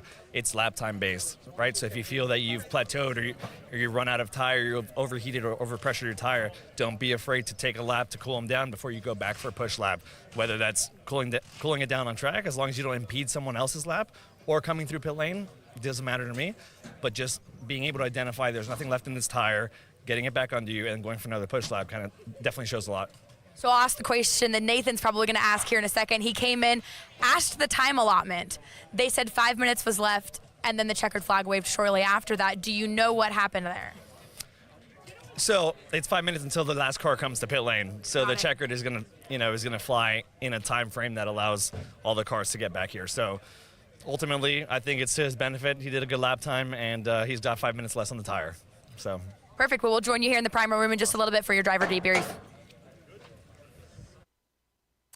An interesting conversation there, mainly to hear that Nathan Maxman wanted to heat cycle his tires. He wanted another lap. So talk to me about heat cycles, right? What does that mean? Because in sim racing, we use a tire, we throw it away, we get a new virtual one for free. What do these drivers have to think about, though, as they're keeping these tires going over the course of these 2 and a bit days? I'm not sure that the number of heat cycles is as big a deal for this tire as it is just the temperature and the pressure here and now. It's a pretty hard tire because it's designed to be run in conditions like this and last. It's a school tire. It's a spec tire. It doesn't need to be super soft. So Hankook does a really good job of engineering a tire that, yeah, when it was brand new, I guarantee you the first 5-6 laps were absolutely the best it'll ever be. But the great thing is those go fast laps, let's say, were used early when the drivers weren't ready to go fast, right? So they're now all in pretty much the same condition. What you've got to do now is bring them up to temperature and pressure when you go out there to do your fast laps and take care of them then. You don't want to be sliding them a lot in the beginning and overpressure them too soon. Remember, as the temperature of the carcass heats up, the pressure inside the tire is going to increase as well. And that tire pressure, you and I talked about this yesterday, that's a spring rate. That's part of the suspension. Yeah, they're round and black and they touch the road, but that's also part of the spring rate of the car. And so you don't want to get that tire overpressured. You can cool them down, but you can't drop the pressure.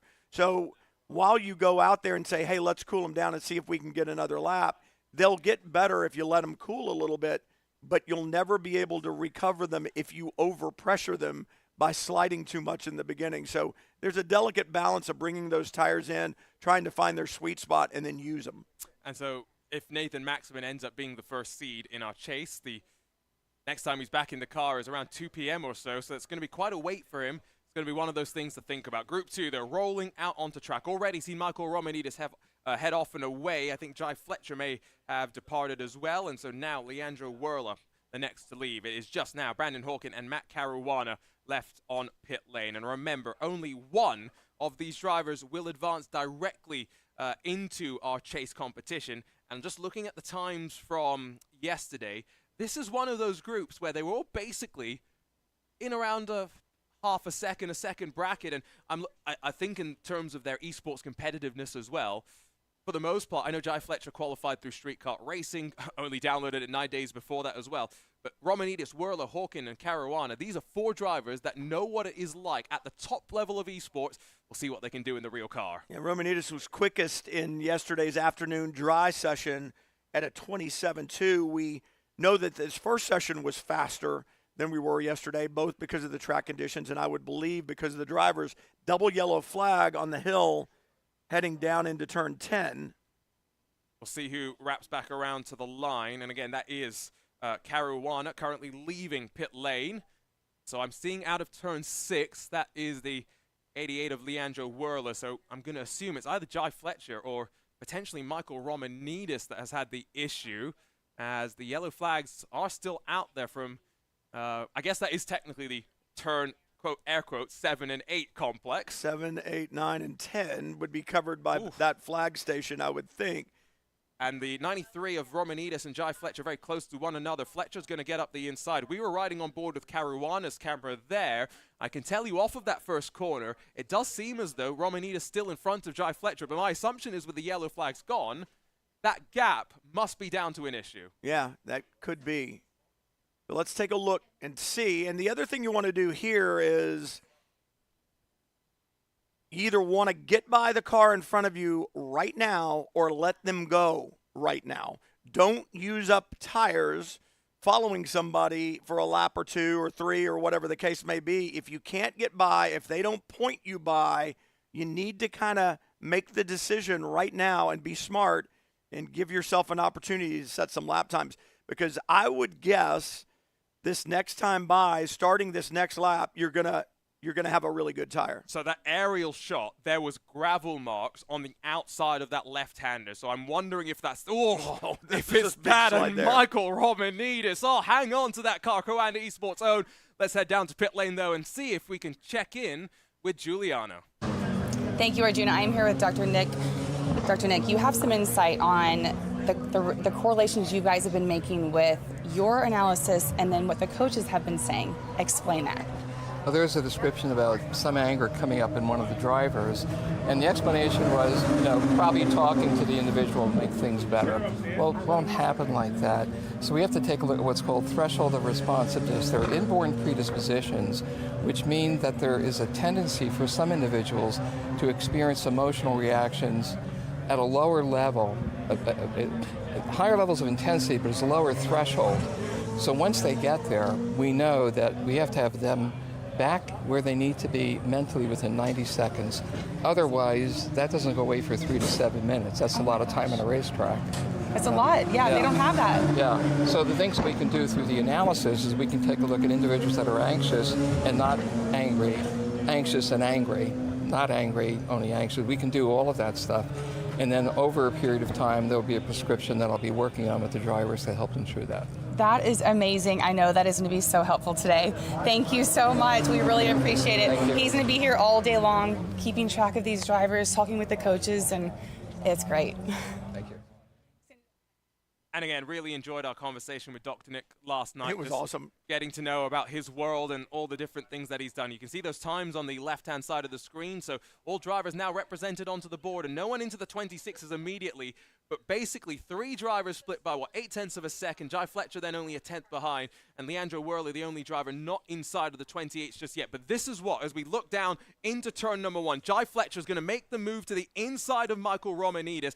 And he got a bit of a toe that last lap, dived into the 126.9s. I think now he's going to try and break away. Romanidis has got to pull back now and give himself some clean air.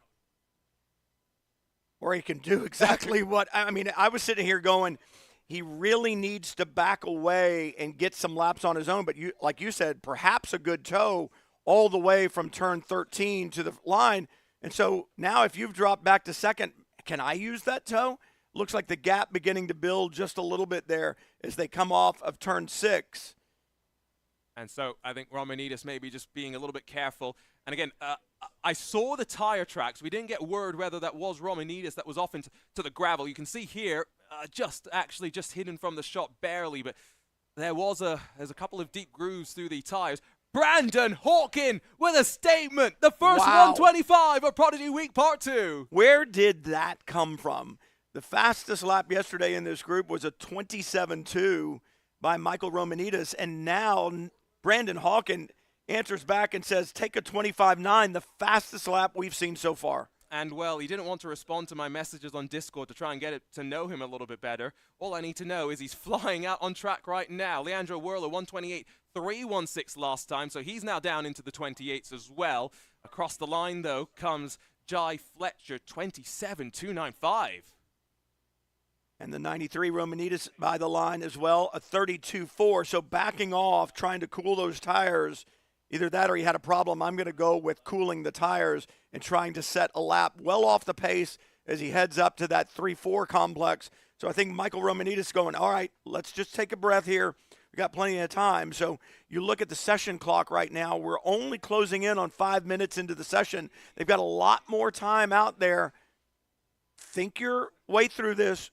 Plan your work your plan. Should have had a plan before you went out on the track. And now it's time to put it into execution. Now all the drivers into the 27s as Leandro Werler with a 27.642. Running to the line, though, is going to be Brandon Hawkin once again. Does he go faster? No, but he's around a 10th off of that time. That's the type of consistency that you want to see in a qualifying session. Absolutely. You look at a 25.93 to a 26 flat or a 26.01, so just a couple of hundredths of a second difference between those two lap times tells me that his car's working, it's consistent, and he's able to apply his skill to that consistent race car, and what we get is good, consistent, fast lap times. We are seeing some sliding, though. These drivers are very much on the limit. There's no questioning that out of turn 6. A rear end almost steps out there, but Brandon Hawkin well in control. Yeah, that time off the brake a little soon in turn 6. I wouldn't expect this to be a super quick lap time. Certainly wasn't super quick through turn 6. So we'll see if he can remain consistent or perhaps he's backed off a little bit. We'll have to wait and see. So I've just gotten a lap time from Jai Fletcher of a 1:26.317. So he's gotten around 3 or 4 tenths off of the time that he's trying to now eclipse from Brandon Hawkin. Of course, he will have no awareness of that. He is very much now locked into his own zone. And like you said, a plan. I wonder if they saw what Nathan Maximin did, and they're wondering, right, I'm going to come down to pit lane myself at some point. And it would have been learning from the previous session, right? Oh, a 25.8, and I'm going to eat my words. Obviously, he's going quick, but that last lap time, 25.812 for Brandon Hawkin, and I can tell you unequivocally there's more time left in turn 6 based upon the way that he approached it last time, and if he can find it, he's going to be working his way down even lower. Is a 24 a possibility? That was what we were doing in the cold conditions. In the cool conditions, which would have given us good downforce and even better horsepower last year. It's a weird one to really try and do the comparisons on, so we're trying not to focus on it so much, but it's just the drop-off, the impressions that we're getting from these drivers as they continue to ramp up the speed. Romanides now into the 26s as he finally starts to pick up the pace after dropping behind of Jai Fletcher. I do think that would have been him out through the gravel, and he's slowly building his confidence back up. Remember, only the fastest driver advances automatically.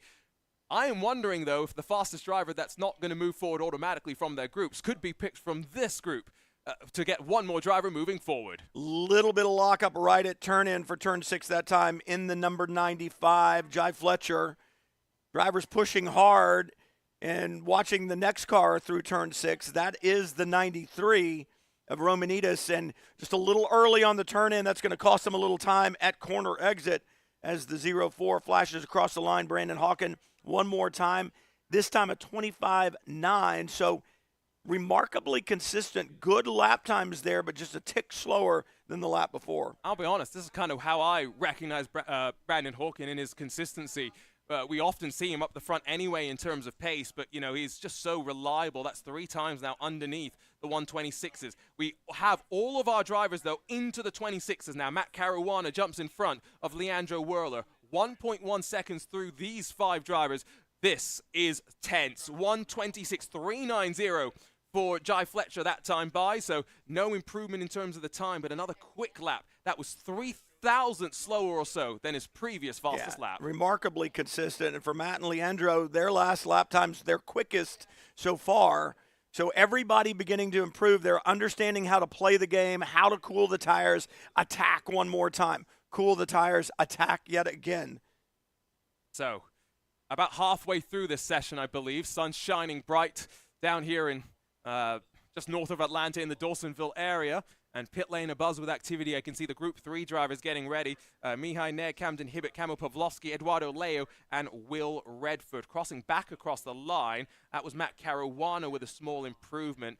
Just waiting to see Brandon Hawkin, another 125.9. That is unbelievable. In the same 1/10 of a second, lap after lap, and only a couple of hundredths of a second off the fastest lap time. Remarkable consistency for him. And by the way, if you're thinking, well, maybe he and Nathan have the fast car. Well, no, they're in a different car. So again, it shows you how equal these cars are out here right now, able to do these lap times as quick as they're running and in different machinery. And to that point, you know, Nathan Maxman is sharing the car with Leandro Whirler, so that's clearly got some speed, and Leandro is just slowly building up his confidence as well as Jai Fletcher, another 126.5. And Brandon Hawkin that time through turn 6 looked so much better, so much neater, tidier.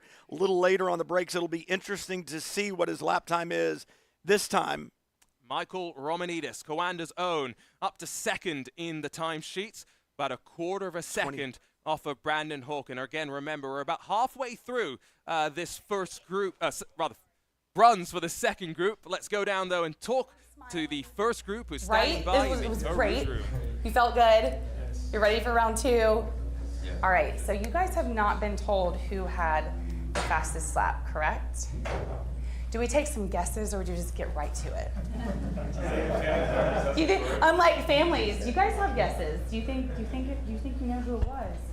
Now, some of them might have seen our screen, so that's kind of not fair. But anyways, we are so proud of y'all. You really went out there and showed out. You did what you came here to do. You guys you're making the dream come true. It's really, really exciting to watch from an outsider's perspective. So thank you guys for giving us one of the best shows. And I will, yes, hydrate. Hydration is key. Get those sucker punch shots. Get your water. Keep hydrated all day long because it is hot. Way hotter today than compared to the other 2 days. So I'm going to go ahead and reveal our fastest lap from Group 1. It's Nathan. And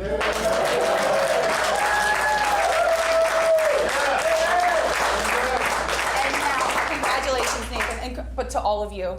And now, to have a few words, we have our CEO, David Cook.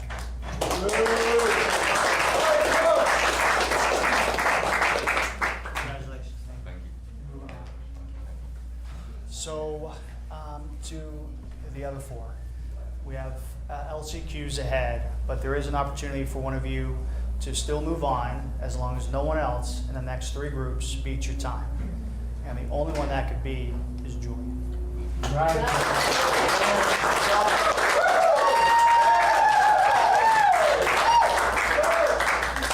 proud of all of you. You guys have had the least amount of track time on the dry. So for those who are going out in LCQs, you'll have a little bit more time. So keep building on it.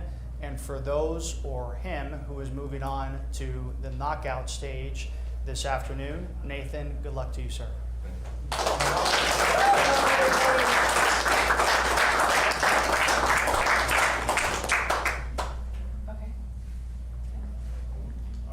So what we're gonna do is break.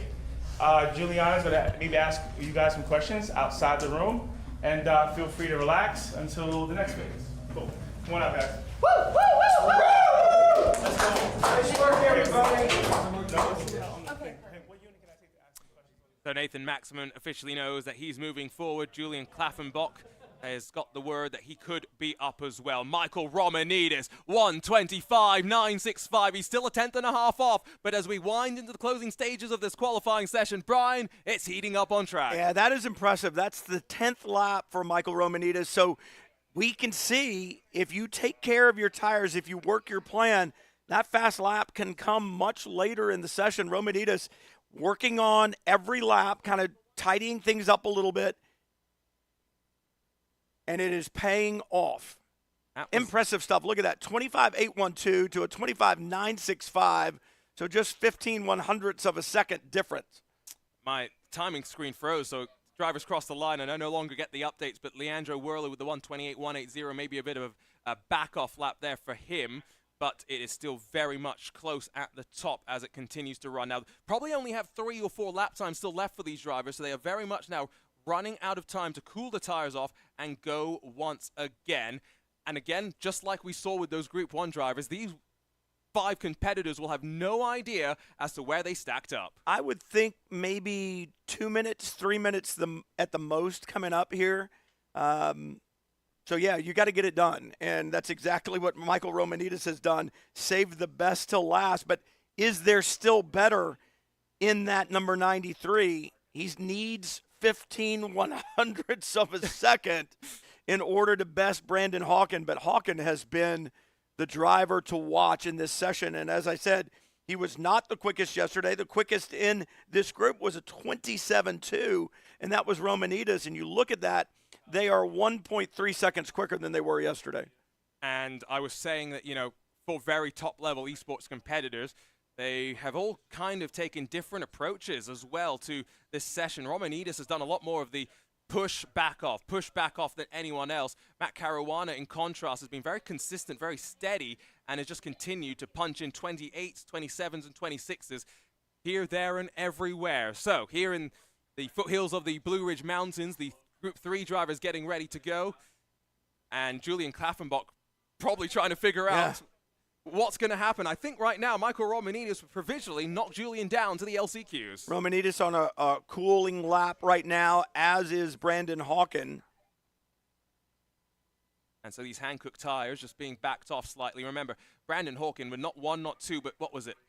4 consecutive 125s, one more before that as well, slightly separated from all of that. I remember, and I think some of our fans in the chat are remembering as well, Brian, he's raced on all of our platforms in the Prodigy Racing League with the exception of street kart racing. He's always been fast, he's always competitive, and we're finally getting to see him out on track. And I think the thing that's interesting is looking ahead for the chase aspect of it, the consistency that he has shown. If he can maintain that in the chase, that's what you want. You want not only a fast lap, but you want to be able to do them consistently. You need to either consistently catch or consistently pull away from your competitors in front, and he has been the picture of consistency. That was the 88 machine with Leandro Werler back to the line just in front of us. I'm thinking about lap times and whatnot, and I'm thinking ahead to this weekend where, of course, Indy 500 qualifying is going to be the focus for so many, and there's just something about those words coming out of your mouth. New track record. When the speed increases, and that's what we're seeing right now. It's not necessarily a track record by any means, right, but these drivers are probably getting quite close to the time that Kenton Cook would have said. Michael Romanidis a little bit slow. Something not right for him. Yeah, he was cooling down last time by as well. The problem is, I don't know if he's looking for a 2-lap cool down on the tires and then attack one more time. It's not going to happen because I'm looking down at the starter stand, starter holding the checkered flag. So this session is about to be over for those drivers on cool down laps.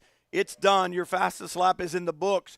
Who's still on a flyer right now on this last lap? I see one driver making their way to the line just in front of us as we watch carving their way down to turn 6, one of the other drivers. But it is the 95 of Jai Fletcher that is the first to see the checkered flag. His final lap time of 126.5, so there's no improvement for him. That was out wide, though, for the number 90 machine of Matt Caruana through turn 6 behind him. Michael Romanidis still on that relatively cool lap. So after Jai Fletcher, the next in queue should be Leandro Werler to roll through that final sector and come back towards the line. Checker flag waves, and there is the 88 as it crosses the line for Leandro Werler.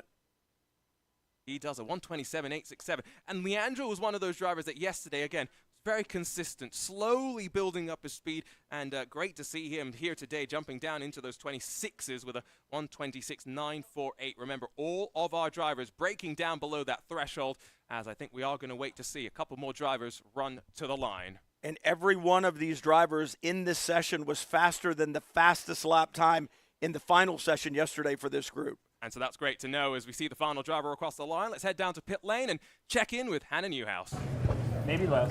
Yeah, here with Josh, and man, we're wrapping up day 3 here of Prodigy Week. Still plenty of on-track racing action, but as we kind of get ready to close, what have you seen that's really stood out to you?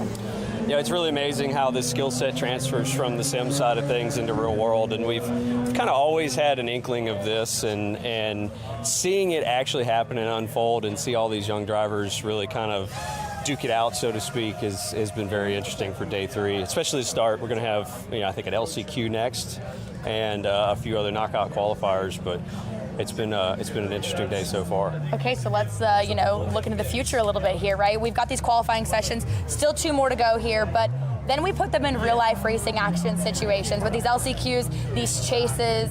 How do you anticipate that going from what you've seen so far the last 2 days? Yeah, going to be a little bit of pressure put on them here for sure. As you kind of have somebody like chomping at the bit to push you a little faster, maybe make a mistake.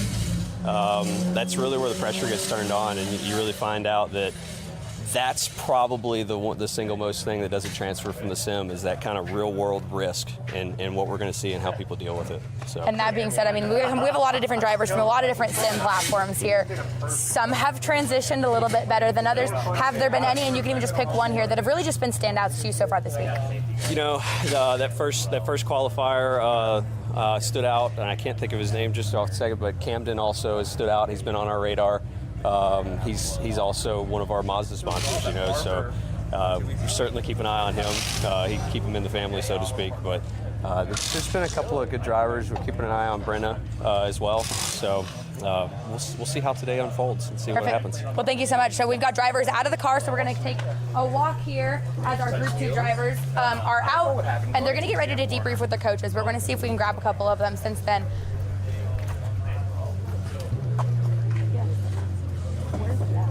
Box 4, number 4.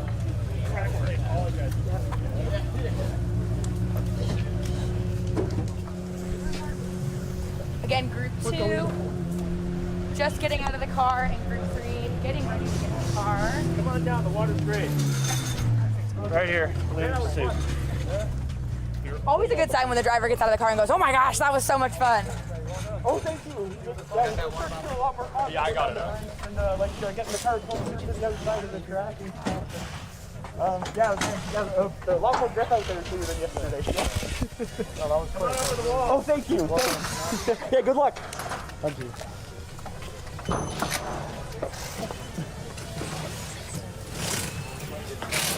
Yeah, that was fun. Good run, dude. Oh, thank you. Very good.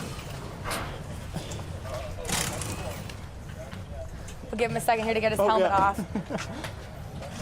I can see your smile through your helmet. Man, that was a blast. Yeah, man. I mean, the whole weekend has been, but yeah, out on a dry track, that was really awesome. I was gonna say, what felt good out there to you? I felt a lot more confidence in myself. There was, after looking at all the data, I knew a lot of places. Oh, sorry. Oh. I love it. We're so excited. We're just ready to talk. I mean, listen, I wasn't even going to worry. He was so excited to talk. We could hear him through the helmet. Wow. Thank you. Sorry. Yeah, and that. Thanks. That was fun. Thanks. Man, wow. So after looking at all the data there, and reviewing some footage, I was looking at footage for about a couple hours there last night, and it was just, I knew where I could take a little bit deeper on the brakes, and looking at all the other telemetry and stuff. I figured out what I could do a little bit differently in certain areas. Up into turn 4, I definitely was leaving a little bit of speed on the table there yesterday, and got told to roll through it faster, and then get into second before the corner started, and that really helped the balance of the car. And man, I felt a lot better out there today after looking at everything and studying, and The dry track out there was, we get a lot more speed out of it. So, yeah, that was an absolute blast. Yesterday, you and Leandra were standing here before your guys' sessions and saying, okay, neither of us have been in cars before, and I could almost feel you guys resonating with each other on the nerves that were there. Okay, a performance that you felt very comfortable in. Where is your confidence at as not even just a sim racer, but a race car driver right now? I feel really good. Like, of course, I don't know the times of everybody else yet, but I felt like I improved a lot over yesterday. And it's like, it's really similar to the sim, but you don't get all the G-forces and the whole physicality of it. It's a lot stronger here. So yeah, coming from the fitness test, I do have a lot to work on. So if I'm lucky enough to make it in to the next round, or even if not, like, it's always great to have like great fitness. And I definitely have to work on the cardio, my arms, and man, yeah, it was so much fun. I learned so much there.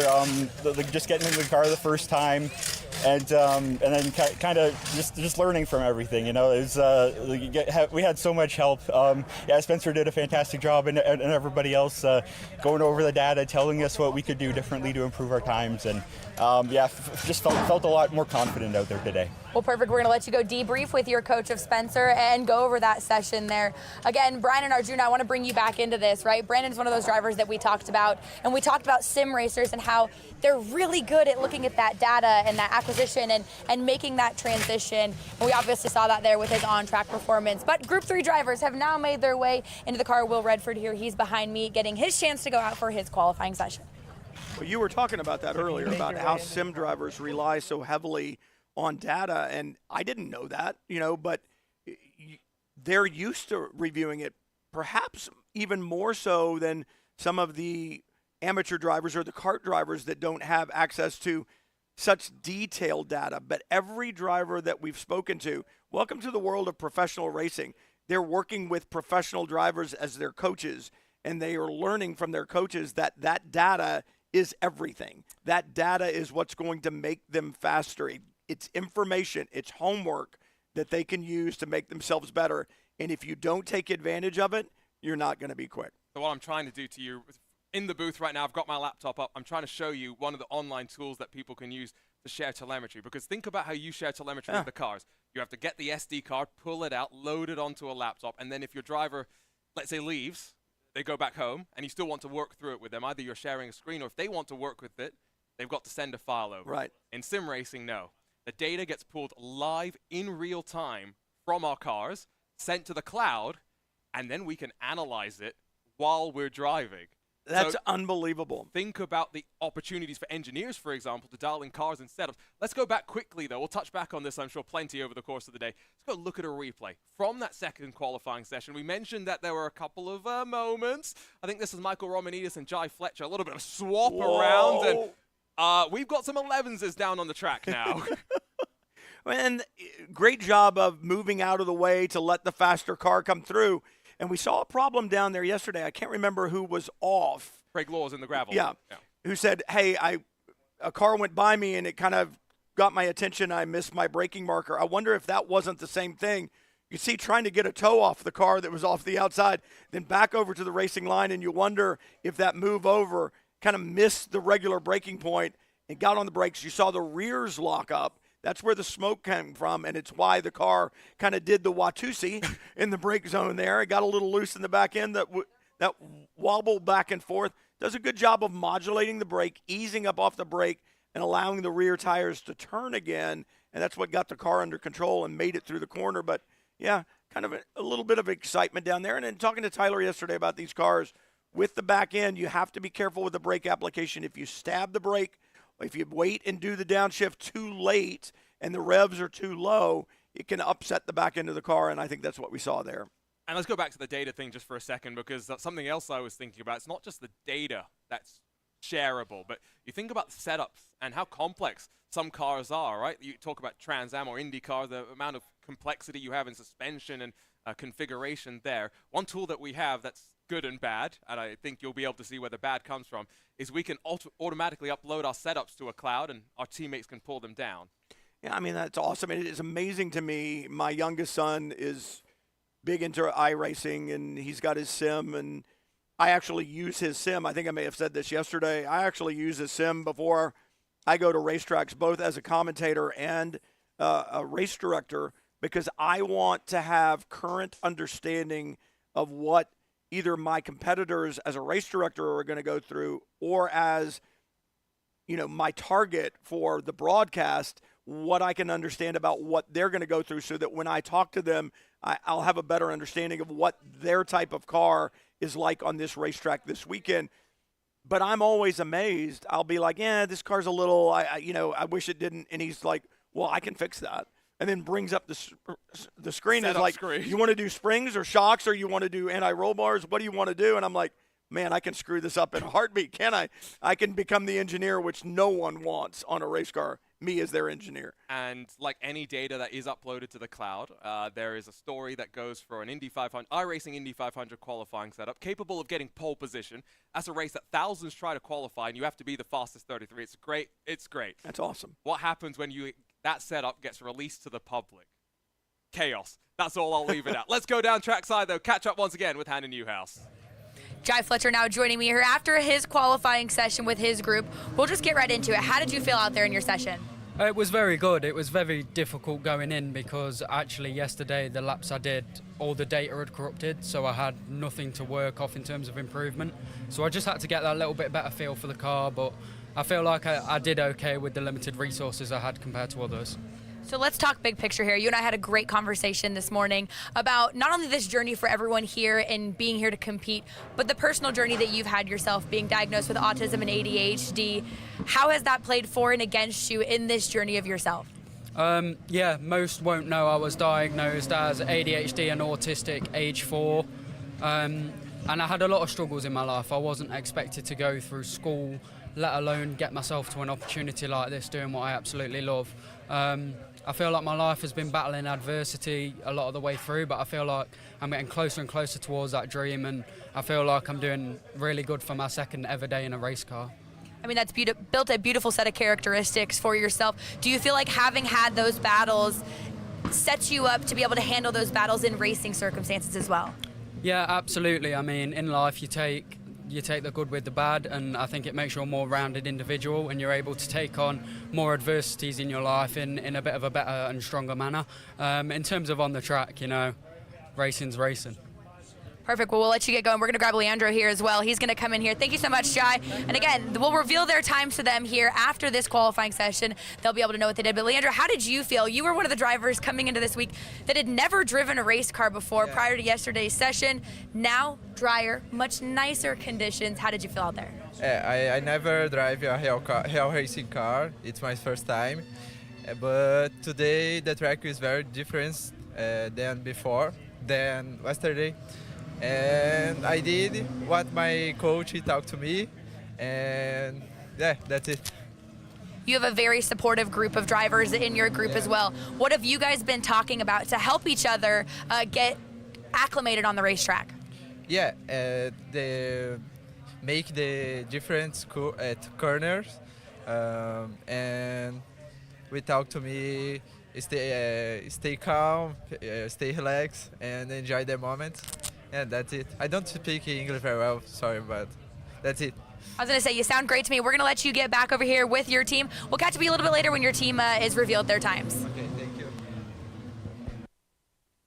And as the third of the qualifying sessions gets underway, first times already onto the board. Great to catch up with the drivers, but we've got some 26s already being thrown down first time by. There is no grass growing under the feet of these drivers right now. You look at the top three, Redford, Hibbett. Leo Hibbett just jumps up to second with a 26.6. They are on the move. And for Camden Hibbett, I know he went through, and now Redford takes the spot, and Camille goes to the front. Pulowski with a 26.129. So, I mean, I'm expecting to see these times tumble down. Will we have the fast lap from Group 3? Is it going to be fastest overall? I think we might get that, and this might also challenge Group 2 for that automatic qualifier. We got another 25. It's Eduardo Leo. He's almost the quickest. It's a 25.978, and now Redford 25.960, 18 one-thousandths of a second between those two. Remember, the quickest on the day is a 25.812. That is in significant jeopardy. This is building up to something special. Don't forget that Craig Laws, Thomas Bellerman, Rupert Kirkupa, and Nikita Wisniewski and Jordan Johnson are still left to go. I think we're going to about to see another flying lap time potentially, as I see a couple of cars run their way back to the line, beginning with Camden Hibbert, who does a 1:26.6. But let's go back down to pit lane. Thanks, Arjuna. Michael now joining me here after your qualifying session. How did you feel out there in these very different conditions today?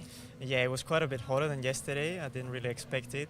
It was quite sweaty after 2 or 3 laps. The lap time improved quite a bit from yesterday. You know, it was a big learning curve yesterday with a lot of different stuff that we can transfer into today, and we managed to go quite a bit faster. Obviously not sure where we ended up still, but yeah, it is, I think, ideal conditions right now for lap time. So yeah, we'll see. Other than that, it was quite a bit of fun. I had to lift off a little bit on the last 3 laps because it was getting quite hot again. But yeah, again, quite a bit of fun. What was your biggest takeaway from either your coach or the data that you looked over that you were able to apply to today? I would say some things with the shifting points. I think keeping the RPM a little bit higher on the back straight, going into turn 1. I think that was a big one. And yeah, a couple of different things. You know, going into day 1, you don't know what to expect from the car. You don't know where to look on the dash. You don't know where to look on the track. And into day 2, I think we can put together a better lap. You know, for a better lap time in the end. Again, qualifying now in the books for Group 2. We'll let you get back with your team here. Again, Group 3 still on the racetrack. Group 4 still left to qualify. Again, we're revealing these teams and these drivers' lap times to them after they qualify. They get out of the car, their coaches might give them a little bit of feedback, but other than that, they are not sure the times that they ran. Well, they know what time they ran, but not in comparison to their fellow drivers. Those will be revealed to them later in the Eau Rouge room with Juliana. And faster times coming in. We have got some drivers that are just... Michael Romanita said he didn't expect it would be so hot. It's hot on track even without the weather. Yeah, absolutely. I mean, this group is on fire. I know that's a bad thing to say at a racetrack, but, I mean, you look at Pawlowski's 25.705. That is the fastest lap time of the day so far. So far, and that's the key because these drivers are flying right now. It's interesting. Pawlowski on his 5th lap at a 29, so he slowed down that lap to, I think you're looking at like 4 laps. The tires start to go away. The drivers start to cool them down. We'll see. We're only 6.5 minutes into this session, so they should have at least, we've been seeing like 10 laps. Oh! Will Redford, 125.488. Where are these drivers finding the speed? Man, that is impressive indeed. And that eclipses Eduardo Leo with a 125.821, which in its own right is a flying lap time. This, I thought that second group may end up being the closest. I forgot about this third group. Yeah, I mean, it ain't over. You know, you look at it, Camden Hibbert keeps going faster every single lap. He's back in 4th right now at a 26.2, but he's working his way down. He's closing down, and I'm sure that, well, he doesn't know everybody else's lap times, and there's no radio communication, so he wouldn't know, but he's looking at the dash. I know he poured over data last night, too, trying to understand the difference between the MX-5 Mazda that he drives and this Radical, and he's improving every lap. But, man, look at the 3 in front of him. That 25.488 by Will Redford, impressive. And they are, I'm just looking up from the window occasionally. I'm writing down the lap times and trying to keep a track of all the drivers through turn 6 in particular, because that's where we have the best visibility as to how they're moving. The car turned 12 out of our commentary box as well. Not a bad perspective by any means. Eduardo Leo, a bit of a banker lap time there as he backs off the pace. I don't think we are necessarily seeing anything like we saw in the previous group from Matt Caruana, where it was just consistent lap times. So far, Camden Hibbert's done that, but at some point, I get the sense he may back off as well.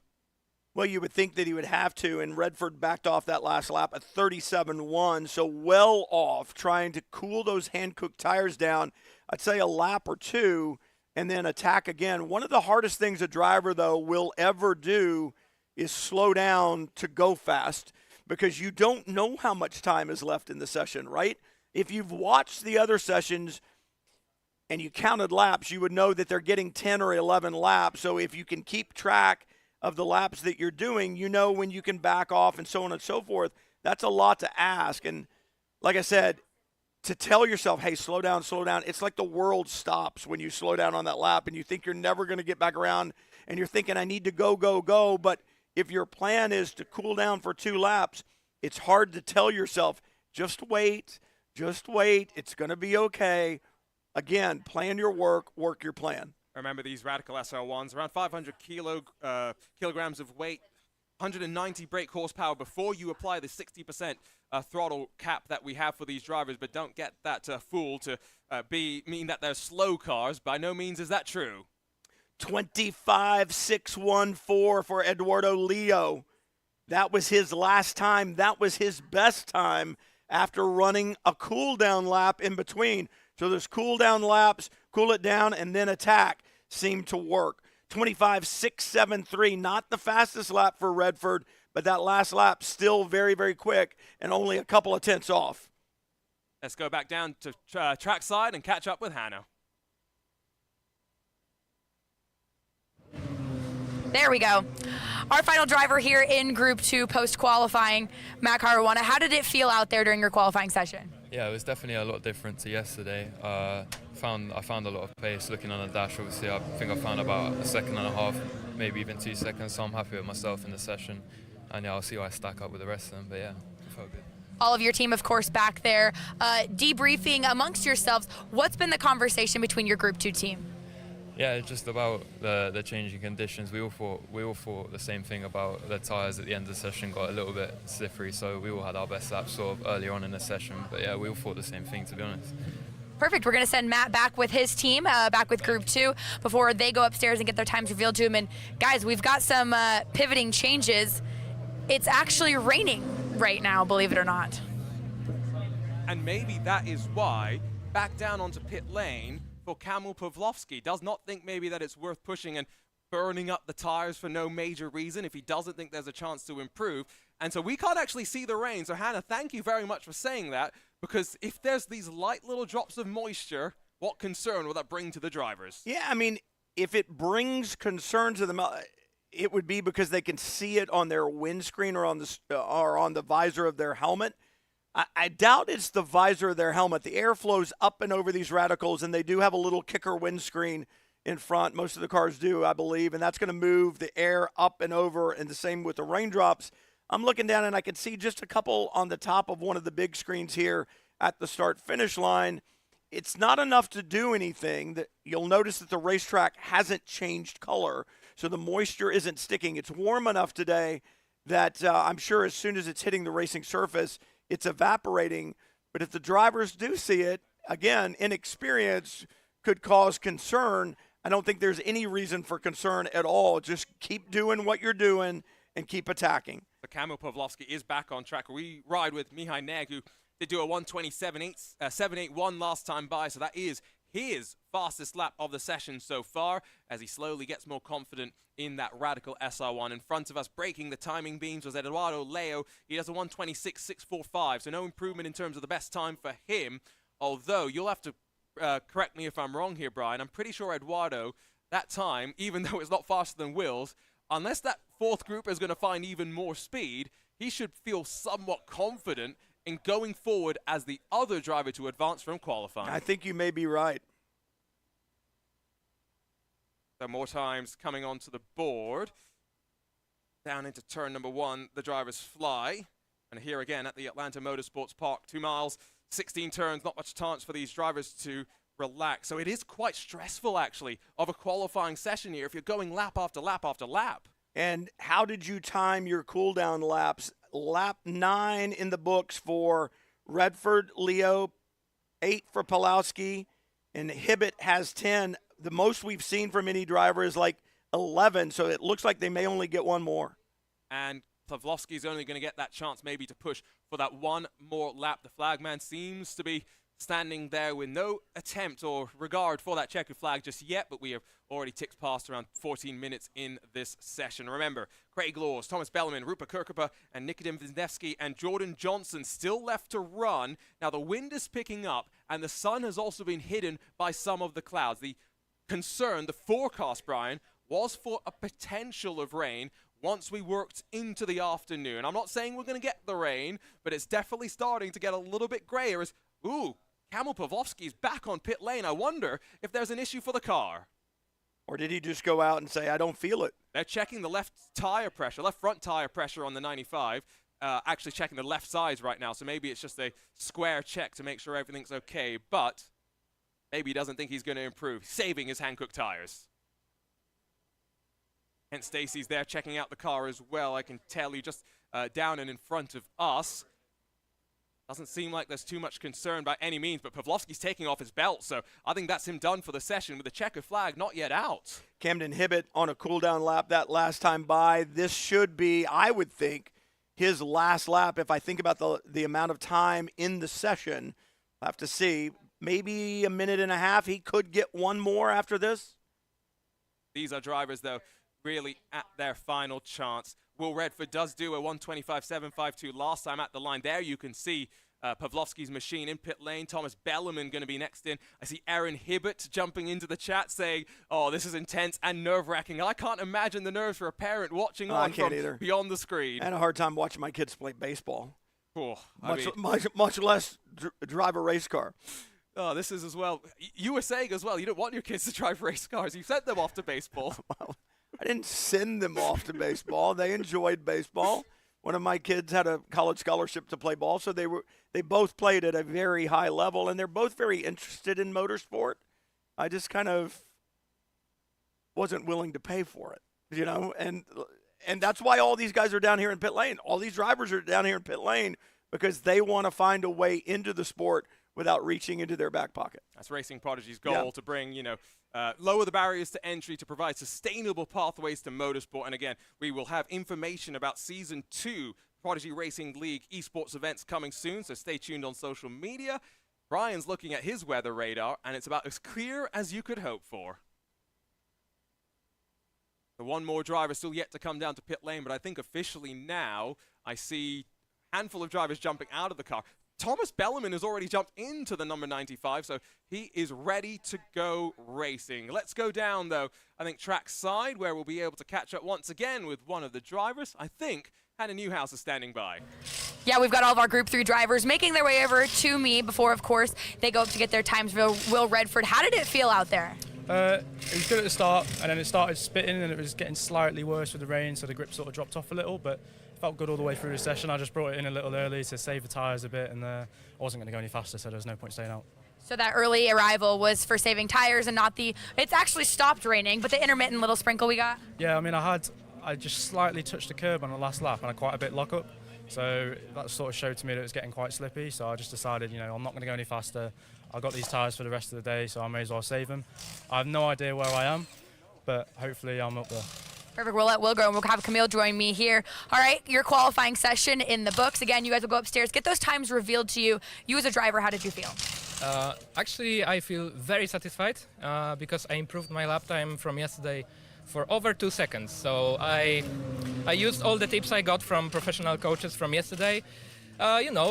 Just a little reset, good mentality for today. So I really did a satisfying for me lap. I have no idea if I'm in a good position compared to my very, very strong rivals. I didn't also use all the time we had because in the middle of the session it started raining, so I wanted to save the tires for the rest of the day. I didn't want to push, so hopefully I did a good lap time at the first laps, because then I felt the track was getting worse and worse in terms of conditions, so I decided to just let it go, save the tires and relax, because I knew I would not improve anyway. Perfect. Well, we'll send you with Will. Will's going to head up there. We're going to have you... Well, we're going to send them up there, of course, to their teams. They're going to go ahead and get those times revealed to them. And Will Redford will find out that he had the fastest time that we've seen so far in Prodigy Week Part 2. Yeah, that we've seen so far. The checkered flag is in the starter's hand. Camden Hibbett is on a flyer. He used every bit of road at the exit of 6 this lap, and then some. I think maybe a little bit of the red Georgia clay that's on the outside of the curbing. He is pushing hard.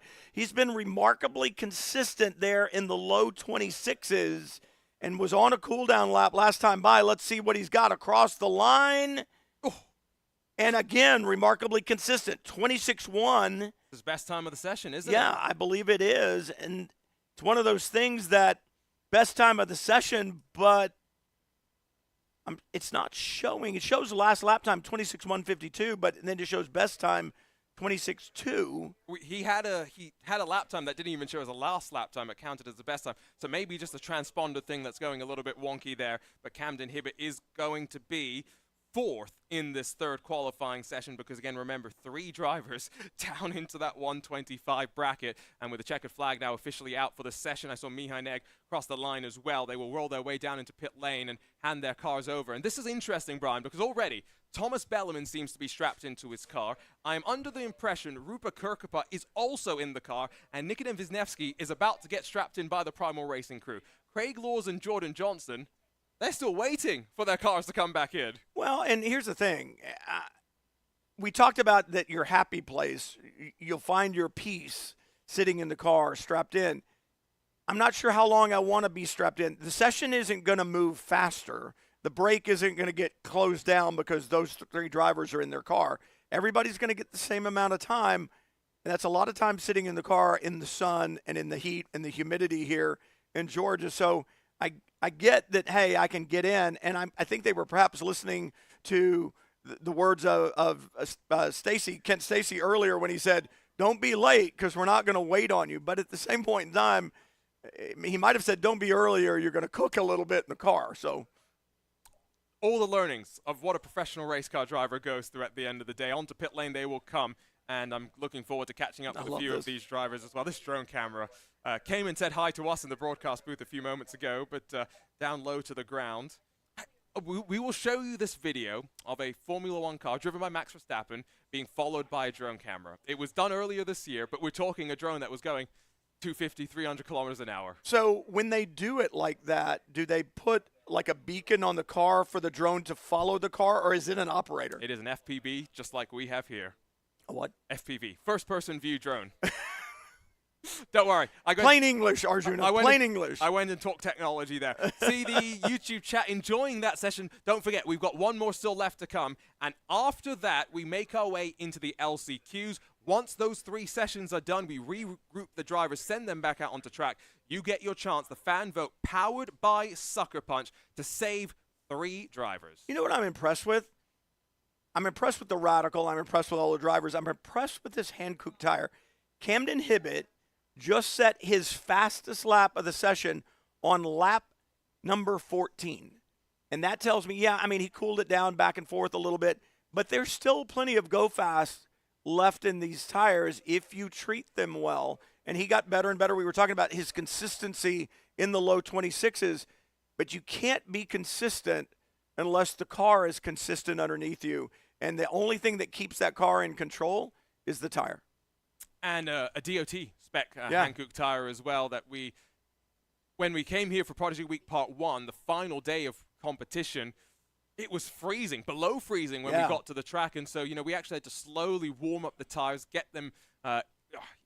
The drivers don't all necessarily have experience with warming up tires to get into the proper window, right? So we made sure to do it slowly, introduce them to that concept of the tire warming phase, and slowly built up the speed. Here with the weather that we've had over the course of Prodigy Week Part 2, it was a little rainy yesterday, yes, but for the most part, nice and warm. Haven't needed the jackets or anything except to keep you protected from the rain. There's a look at the sky deck where a couple of the Racing Prodigy team are getting seemingly filmed for the docu-series. I think Dr. Nick Molinaro out there right now.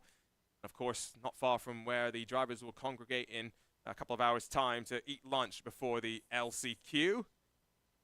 There's a flying shot of the paddock as well. You can see the garages down on the right-hand side. That's where we ate dinner on Monday night. Had the Johnny Mac band play for us as well. That was a nice and fun evening for the drivers after that first day had come to an end.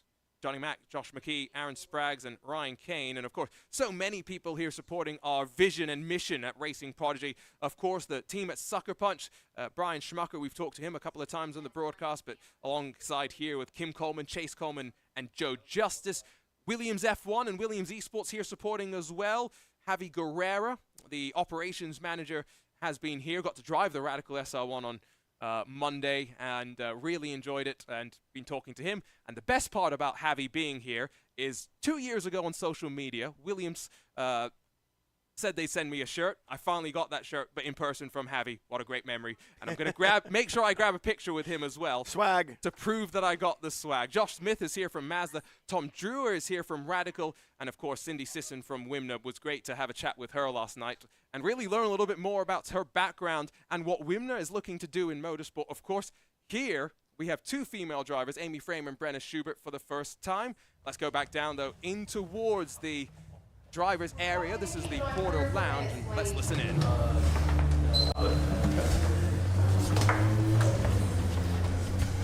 Alright guys, we'll get this I'll take the sponsored branding off the table. Coffee. It's not branded. I think you're It's okay. not branded. Alright. Can you make it red and sorry. What do you want? I can't see blue and green. I'm partially colorblind, so I'm not like colorblind. picking color. I'm like anyone can see blue and green on top very well. Yeah. Or, what do you want, Kenton's? it's red. It's Matt State. It's what? It's Matt State. I guess I can just try this. It's Matt. Yeah. Oh, he says it's Matt. Oh, sorry, Matt. My bad. I said Matt. You have to switch Sorry, guys. Sorry, Matt, Michaels, you know. And then you want theirs to be... Yeah, make them black and make their reference or black and red, whatever. Well, red and blue's fine too. That's fine, whatever that is. It's hard for me to see this from like an angle. Okay, gotcha. So if I can do like, or even like a black and blue or something, right? Black and blue are similar. I got black and then there's blue? Yeah. Perfect. Yeah. Looks like the same thing to me. Yeah, that's...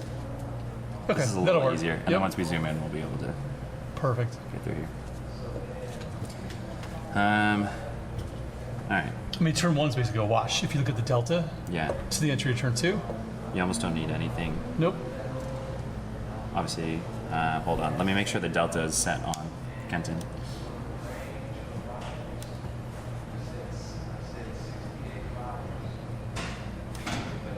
Yeah, okay. Just double check it. All right, so Kenton is black. Yeah, Kenton is black. Okay. And then you're blue. Yep. But yeah, like I said, turn 1, absolute wall. And then like entry, so you probably would see what's the speed difference. Oh, it's not showing. I turned it on. Shit. Hold on. I also can't tell which is blue and black, which is in one. No, I changed.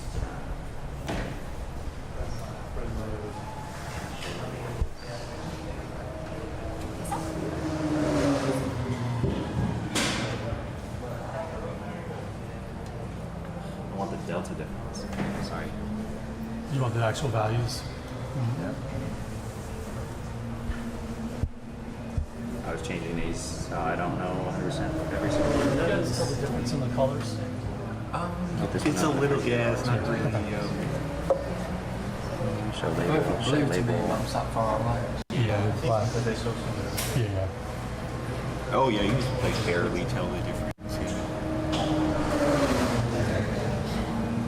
I don't remember which setting I changed. Can you click on it and get a value in a value window, like on the side? Yeah, but it's not both of them at the same time. It's like, yeah, gotcha. I turned it off because it had. And as the final of the qualifying groups gets underway, it seems like Group 3 straight into the debrief session and using Kenton Cook's data to try and work through where they could find more time. I want to know what Kenton Cook did as a lap time, though. Well, I was like, I want to see the laptop. I want to see the laptop. But I know that we saw some of his data before when they were talking about corner entry before the sessions went out. And I said the last amount of time that a driver will ever find is from turn in to apex. And they were really hammering on braking zones, turn into apex speeds on all of these drivers. And it's really fascinating when you look at it and you look at the data traces. And that's the other thing I think is so special. We talk about all the individuals behind the scenes, the coaches and all that, but you've got a guy like Kenton Cook that goes out and puts a lap time down that then you overlay your data on so you can see exactly where that time is. And now that having your data is one thing, having another person's data that you can overlay on and find the time and see where you can gain it is critical. There are two cars very, very close together rising up through turn 12, but as the first times come on in, let's go down and see the driver's reaction as they find out the time. You do have guesses. Do we want to share those guesses? He felt very fast, so I guess he's first, so he's first, and then I don't know how it plays. So. Okay, all right. But that's my guess. That's okay. my placement. Thank you for sharing. We appreciate it. All right, well, we got family behind you guys. You want to just get right to it. Fastest reveal is Will Redford.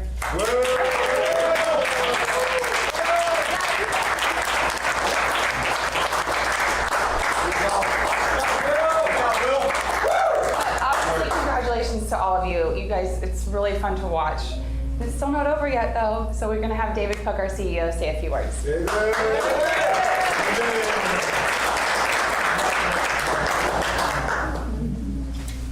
It is not over for the four of you. Will does move on to the knockout rounds this afternoon, and there may be one of you who does without having to go to last chance qualifying, and that is Eduardo Lee.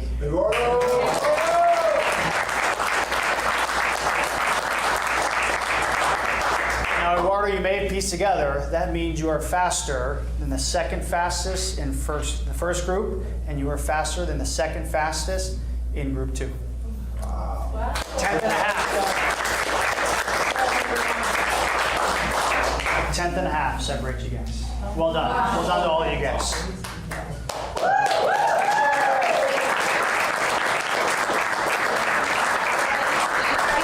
Stand up. I believe we might take some of you for some quick interviews, but I know you're going to be heading down with your coach to go over your analysis. So, good job. Good job.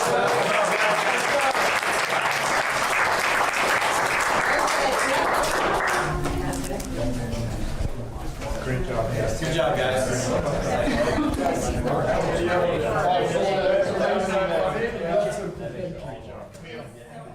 And back on track, statements being made. Thomas Bellerman, second time by. He's into the 25s. Man, I mean, this is impressive. You go back to the lap times from yesterday. 26.296 was the fastest for Group 4 in that last session when the track was dry yesterday. And Bellerman answering back immediately here on lap 3, 25.639, and now into the 25s as well.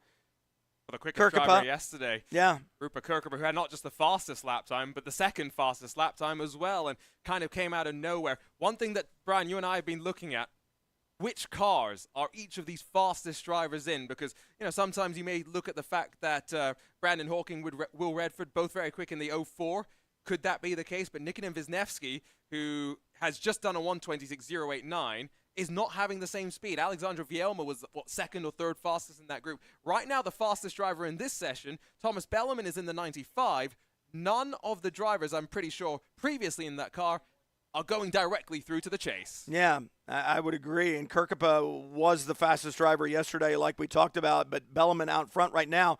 But early days, just closing in on 6 minutes in this session. So you expect another 7 minutes or so of running before the checkered flag comes out. Now the question is, and we kind of saw this before, after about the fourth lap is when drivers began to start doing the cool and go kind of attack.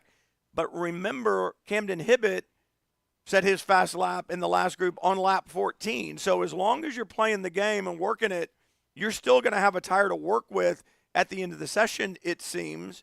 And so we'll kind of pay attention here whether these drivers start on lap 5 or 6 starting to play that cool down, go game. I tell you what, though, both Thomas Bellerman and Rupert Kirkup are in very, very close proximity to the times from Eduardo Leo and from Will Redford. Remember, Will Redford's fastest lap was a 1:25.4 or so. Already Bellerman down to a 25.5, and I saw him out through turn 6. He looked about as good through that corner as I've seen across of Prodigy Week. And remember, if you're the 5th fastest driver in total, then you get a move into the chase as well. So looking at second fastest lap times here, 25.578, 25.691 for Bellerman and Kirkup. and you look at the fast lap time for Redford at a 25.488, who was the second fastest so far in that last session? I think it's Eduardo Leo. At? Let me check on my timesheet. 25.6, if I've got this correct. Well, so Belleman's already surpassed that. He's down at a 25.337. He becomes the fastest driver overall so far. And that is where I was saying that run through turn 6. When I said across a Prodigy week, I'm going back to part 1. I don't think I've seen anyone as good through there. Watching, though, as the 95 again works his way through. We saw from the drone shot, the hands having to snap back over to the left. Man, really pushing hard. And to do that on lap 5, I don't know how much he's got left in those hand cooks before he's going to have to cool them off. But that becomes the fastest lap so far. Redford with a 25.488. The fastest time from the last session. And really for Kirkapa, remember the 25.691 that he has is quicker than Hawken in Group 2 and quicker than Maximum in Group 1. So he can still be alive in this, and this session's far from over with. Wisniewski at a 25.771 knocking on the door as well. And we're only about 2 hours or so away from the fan vote powered by Sucker Punch, where you, the fans, have the chance to save 3 drivers, send them through to the chase after they get one more on-track session in the LCQs. I'm seeing on that sky deck just in front of us, Eduardo Leo's getting interviewed. Man, look at this. Belleman, his last time, a 25.371. His best time, a 25.337. Half a tenth. Yeah, I mean, just remarkable, not only speed, but consistency 2 laps in a row. And when you're able to do those sort of lap times, remember, Brandon Hawken did, 4 125s in a row? Now, I know the conditions may have changed slightly. It does seem like the sun has come back out momentarily. And when Brandon Hawken was running, that was right around just before the rain droplets would have started to form. So gray clouds maybe had just come overhead. But if Belleman does another 125, that is going to be something to watch. Nikodem Wisniewski, he's also in the 125s, though. We've got 3 drivers split by 4 and a bit tenths of a second. 25.838 last time by. This is good stuff. And, a big slide into turn 6, that time by the number 88 of Kirkapa. And that's going to slow this lap, I would think. So this one isn't going to better him, I wouldn't think, by looking at that slide. A lot of move laterally and not down the racetrack in the direction of the next corner. Waiting now to see Thomas Belleman come back towards us as he carves out through that right-hander, flies his way to the line. And remember, he saw the hand snap to the left, and it's represented in terms of lap time, 1:27.050. So he's almost a full 2 seconds off of that fastest 4 laps that he's just gone and done. Yeah, I don't know if he kind of gave up that lap halfway through and said, all right, it's time to cool these tires down. He's got 7 laps in, and I have not seen yet a marked, decrease in speed like we have for a lot of these other guys when they've gone to kind of cool down the tire. It's like I said, it is so difficult to go slow on the racetrack and tell yourself, I have to do this in order to get the tire back. Last time by for Kirkapa was another 26.195, so I do wonder if we've kind of hit that threshold of the amount of load that you can sustain on them lap after lap after lap. Wisniewski backs off, 27.458 for him. Jordan Johnson's fastest time so far is a 26.9. For Craig Laws, it's a 29.306. So still trying to get him to get that confidence up. Remember, he was the one that was off in the gravel at turn number 1. Across the line goes Jordan Johnson. Yeah. 26, and that's his best. 761. Yeah, that's his best lap time to date. He was telling me that he's flying back this weekend to drive some GT4 race cars with his Apex Racing Academy teammates at the iRacing 24 Hours of the Nürburgring. So he's going to be having to get up to speed as quickly as he can. That was a very, very tidy run through turn 6 just in front of us. But the onboard camera with Jordan Johnson sees him wind his way through that opening sector.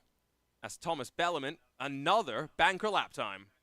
Yeah, for Belleman, that time by a 31.7. So he's on that very slow cool-down lap, trying to get that temperature out of that hand-cooked tire carcass. The pressures are the pressures, right? But he can cool the tire. That's what he's trying to do, and I would expect next time he comes by the line, I think that's going to be the start of the next quick lap, that attack lap for Belleman. 12 minutes in the session done, so probably a handful of fast laps left to go. As we see through that final sector, drivers working their way through. In front of us, Thomas Bellerman mounted the inside curb at turn 6 and did get a little bit unsettled. I'm not sure if that was necessarily the fastest way around the track.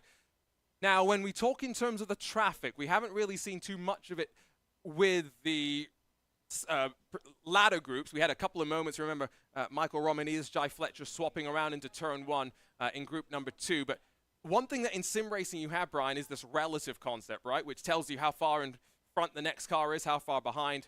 Here you've got none of that, no radio communication as well.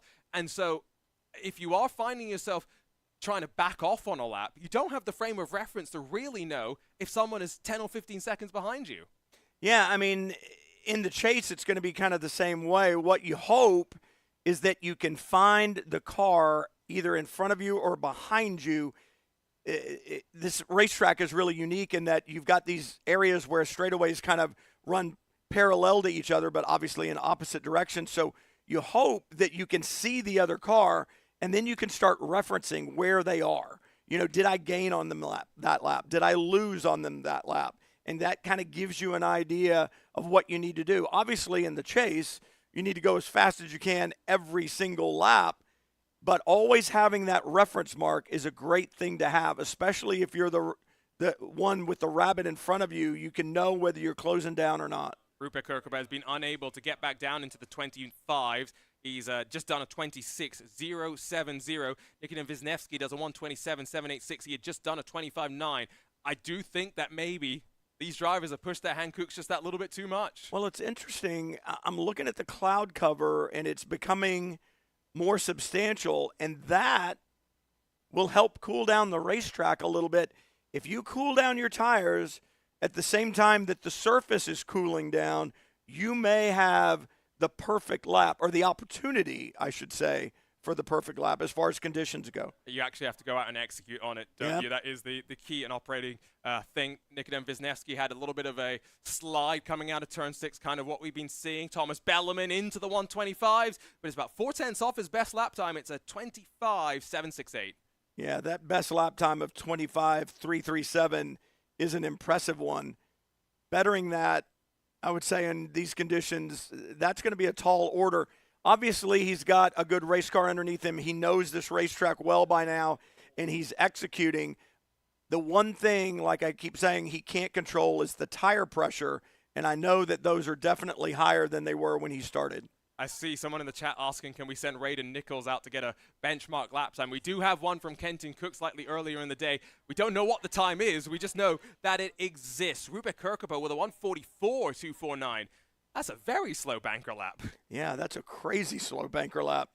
So let's look at the time left on the clock. 15 minutes, and I'll call it 15 and a half minutes into this session. I would think in a couple of minutes at the most, we're going to see the checkered flag. So if you're going to do one, if you're going to lay one down, now's the time to get it done. And is the cloud cover helping cool down the track? It hadn't gotten here yet. It's still sunny, very sunny on, I'll call it, I think it's the east side of the track, turned 1, 6, 2, 3.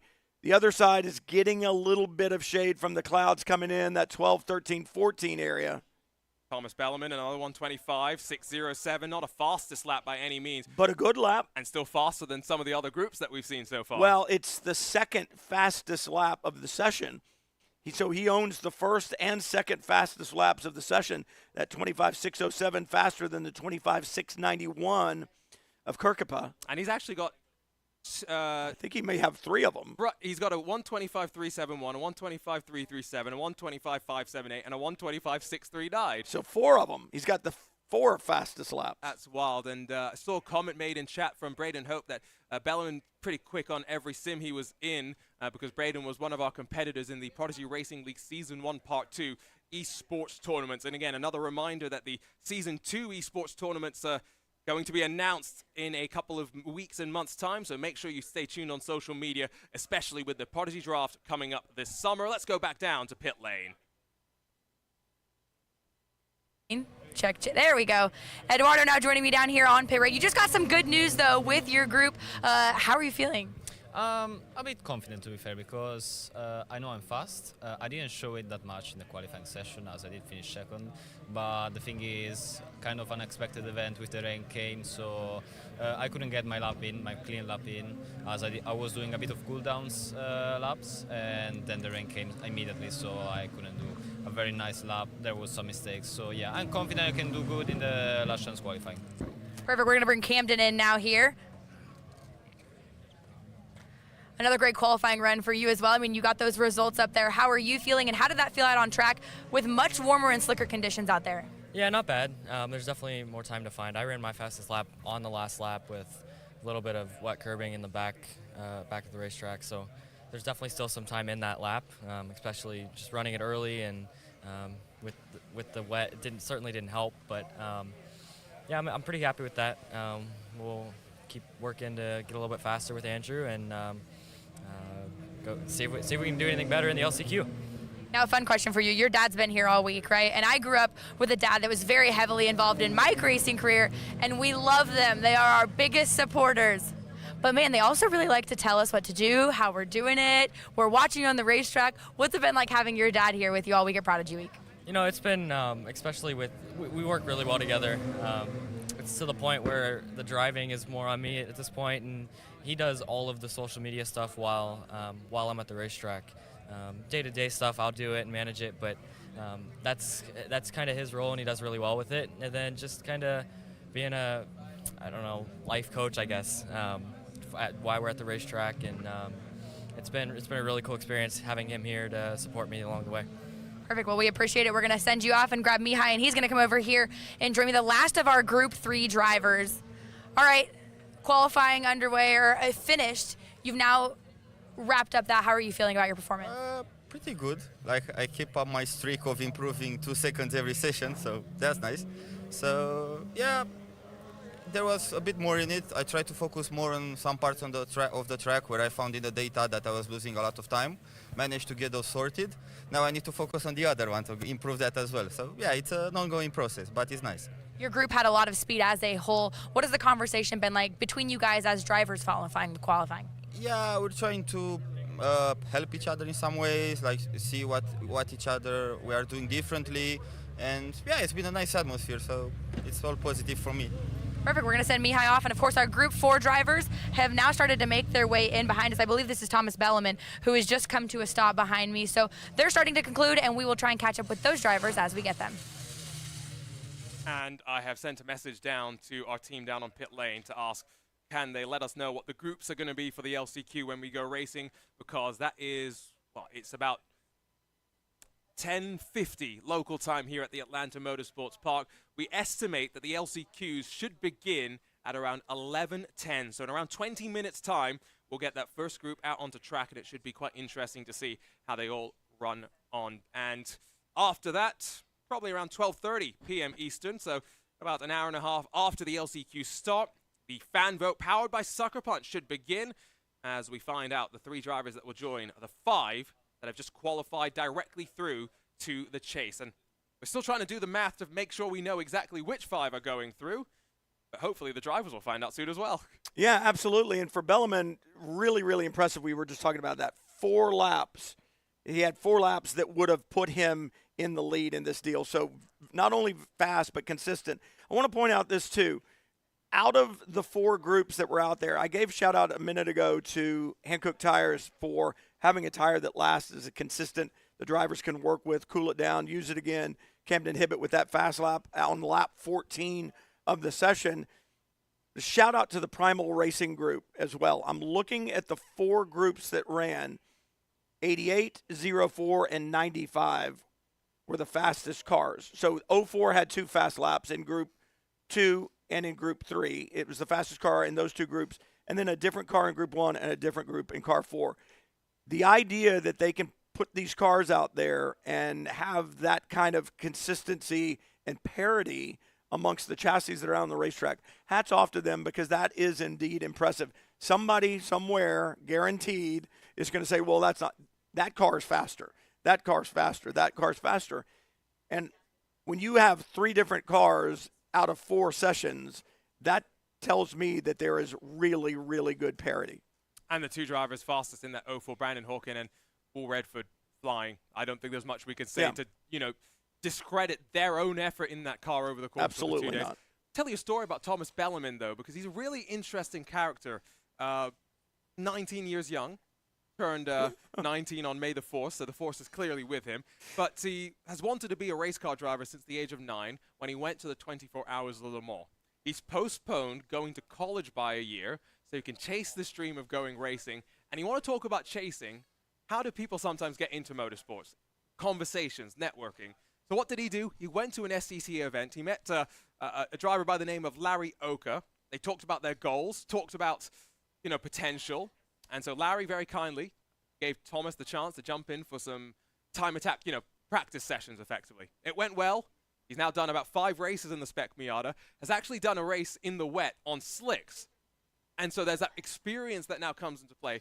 But it goes to the desire, the willingness to go out there, to be uncomfortable, to put yourself out there to get these opportunities. And it also goes, hats off to the team owner who said, all right, I'll give you an opportunity to drive my car so you can see what it's like. It's how my career got started. I never thought that I would have the opportunity to race professionally. I never thought that I would compete in the Indianapolis 500 one day. I just wanted to race in the SCCA, but my best friend's dad, Don Martin, said, again, I'll let you do a driver's school and a regional race in my race car if your parents will send you to a 3-day racing school. And that opportunity to do that is what set me on my way. And the other very fascinating thing about this, I mentioned this on day one, motorsports heroes, usually, the Michael Schumacher, Sebastian Vettel, et cetera, the big names. Thomas Bellarmine says his motorsports hero, Jeff Westphal. Really? Who he met at the age of 14.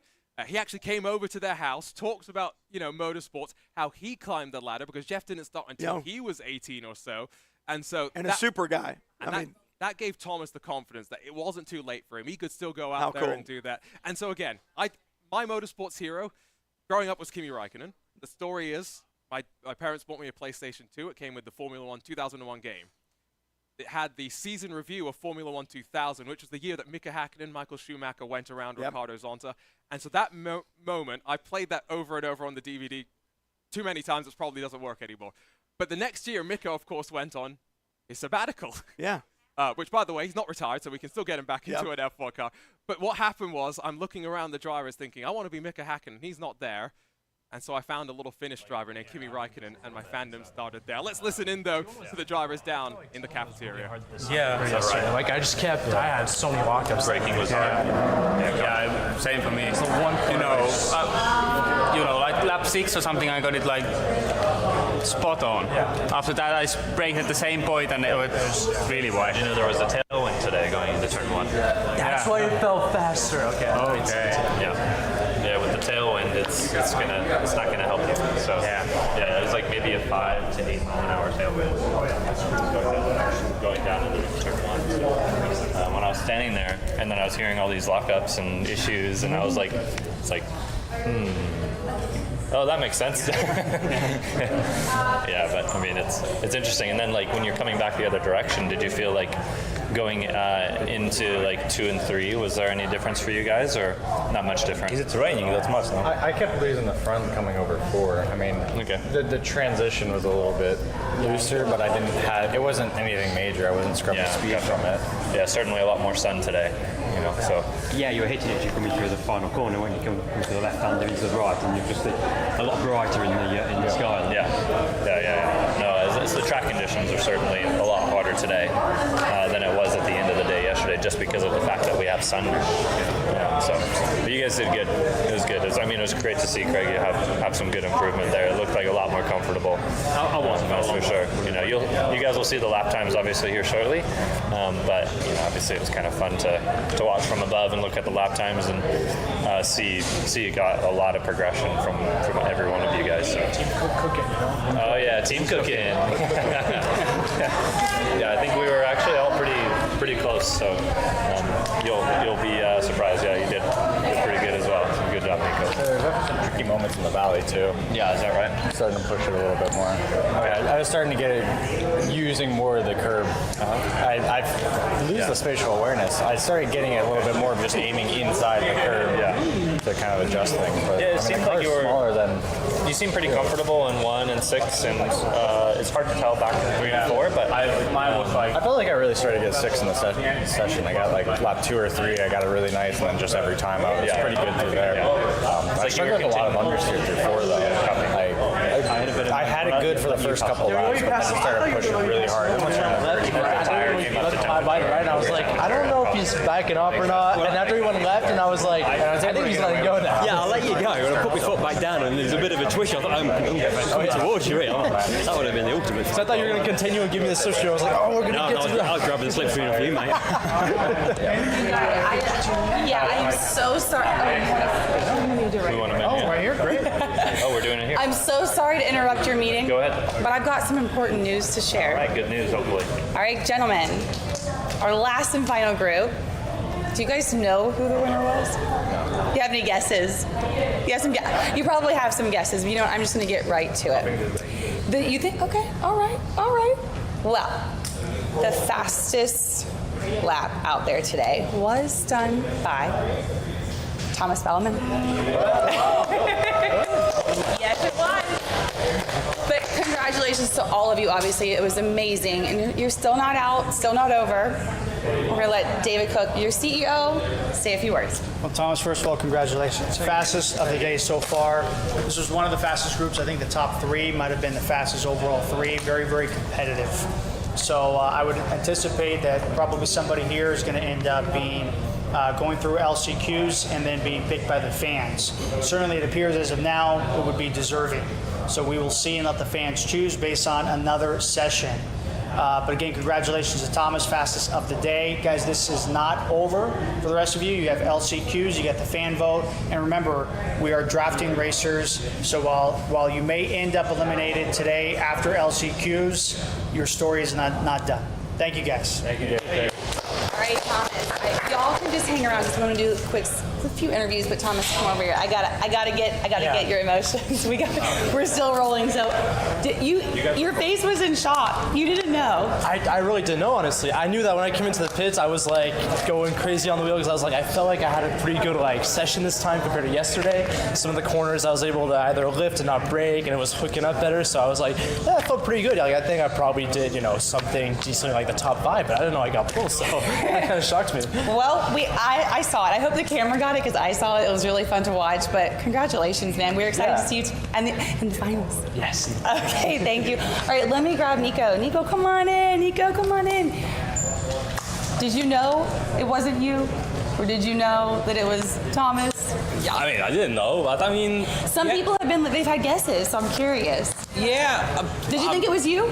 No, my pick was Rope, I think, because he was fastest yesterday. Yeah. And we were comparing our laps to his. So, yeah, I think our group was really strong. So, I don't know the lap times yet, but from what we were talking, that we are very close to each other, like top 3 guys. So, yes. I don't know if we actually done the top 3 laps of the day. I'm not sure, but something like that. So, from what I was just told, and I think I have this correct, you guys probably had some of the fastest times because Thomas was the fastest overall so far. So you're probably right. Yeah. But good job. We're excited to see you in the LCQ. Yeah. Thank you.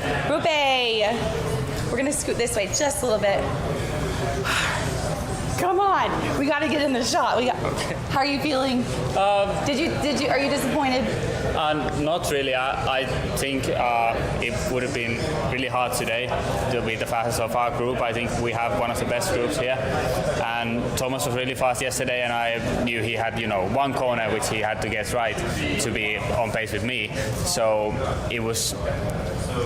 I don't say it was easy for him to improve. Sure. But it played a part. Yeah, and I knew it wouldn't be easy today.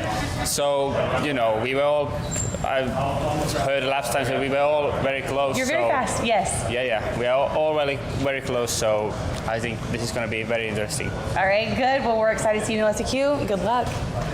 Let's see. I think that might be all, and I can't hear you guys. So, Brian, Arjuna, what do you guys think about what's going on? It was interesting to hear the words from some of the drivers right just after that reaction. Thomas looked surprised. He looked shocked. He knew that he had some good laps. He felt it in the car. And, hey, Arjuna, look out the window. Oh, the heavens have opened. That was not on my radar. I'm looking, literally not on my radar. But you can see on the screen there those dark clouds that have come in. I thought they were just going to shade the racetrack. It's going to bring rain, but guess what? We're going to do this LCQ stuff anyway unless there's standing water on the racetrack. I think this will be a passing shower, but we'll have to wait and see. But again, it's go out there, do your best, but this is going to change things. And legitimately, I had looked down, started writing some notes. You asked me what's happening. I look up, and it started to rain. It's not on the radar. I'm literally looking at my radar right now. This isn't on the radar, but this is real. And I had gone out during that little section that Giuliano was chatting with the drivers, revealing everything, just to feel if there was a chance of rain. And I came back in, and I told Brian, I felt nothing on my hand, a couple of drops on my hair. This is crazy. 5 drivers sitting in 5 radicals in pit lane with umbrellas over them right now because things have taken a turn. Look at the racetrack too, Arjuna. Look at the color of that asphalt. It's dark now, which means it's damp. And it means as well, just to clarify, the times that we're going to see are going to be slower in this LCQ just by virtue of what's going on. There was a camera that's behind one of our crew vehicles with the windshield wipers going off. You can see the drops on the bonnet, on the hood of the car. And so, yeah, this is tense moments right now. Still probably a couple of minutes away, though, from firing the Radical SR1s and shooting them out onto track in this LCQ group. Don't forget that the fan vote will open after the 3 LCQ groups come to a close. It's estimated that we'll probably be opening that vote at around 12:30 p.m. Eastern, so in around 90 minutes time. You'll want to make sure you're here on the Racing Prodigy YouTube channel, where the link to vote will be thrown into chat, and you want to make sure that your voices are heard. So, these drivers now back in wet car conditions. Amy Frame, Julian Klaffenbach, Jai Fletcher, Alexandra Vielma, and Brenna Schubert, I believe, are going to be Group 1 that is getting ready to head out. And of note, Brian, all of the drivers, bar Jai Fletcher, are in the same car that they've been driving so far in the previous day and a bit.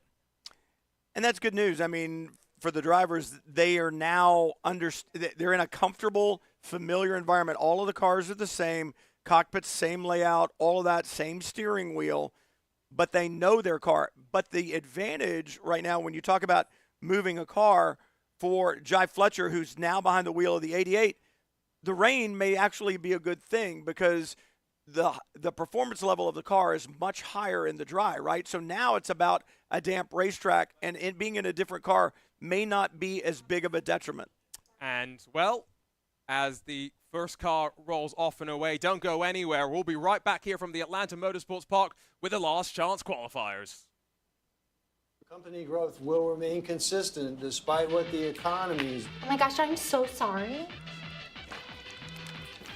Oh shoot! My pickle spilled! Oh! Ah, there goes my snack. Oh! It was in my pocket this whole time. Okay, where were we? There's a better way to eat pickles on the go. Sucker Punch, the snack with a snap. And back here inside the booth at the Atlanta Motorsports Park, we're nice and dry. And I wonder if the drivers might be a bit drier than they thought they would be, because as suddenly as the heavens have opened, Brian, I look out the window, and it's not to say there's no rain at all, but it's definitely not as intense as it was just 60 seconds ago. Well, what's going to be intense is this session, because the racetrack is going to change every single lap. It is warm out here, and as these clouds pass, the sun comes back out. Track's going to dry very quickly because, remember, we had a lot of track temperature already. The moisture fell on it. That's going to cool it a little bit, but it's also going to evaporate pretty quickly. So every single lap, the racetrack's going to get different or be different. What is not going to be different and what's going to take a while to change is the curbing. Any painted surface is going to stay slick for quite a while. In fact, if you listen to the drivers in Group 4 talk about the little bit of rain shower that came through when they were in the car, just a little bit of drizzle, they were saying, hey, yeah, the curbing back in the back portion of the racetrack, 12, 13, 14, 15 area of the racetrack, really had an impact on the grip on the curbing. This curbing is not going to dry nearly as quick as the dark asphalt will, so it's going to be something that you might want to stay cautious with.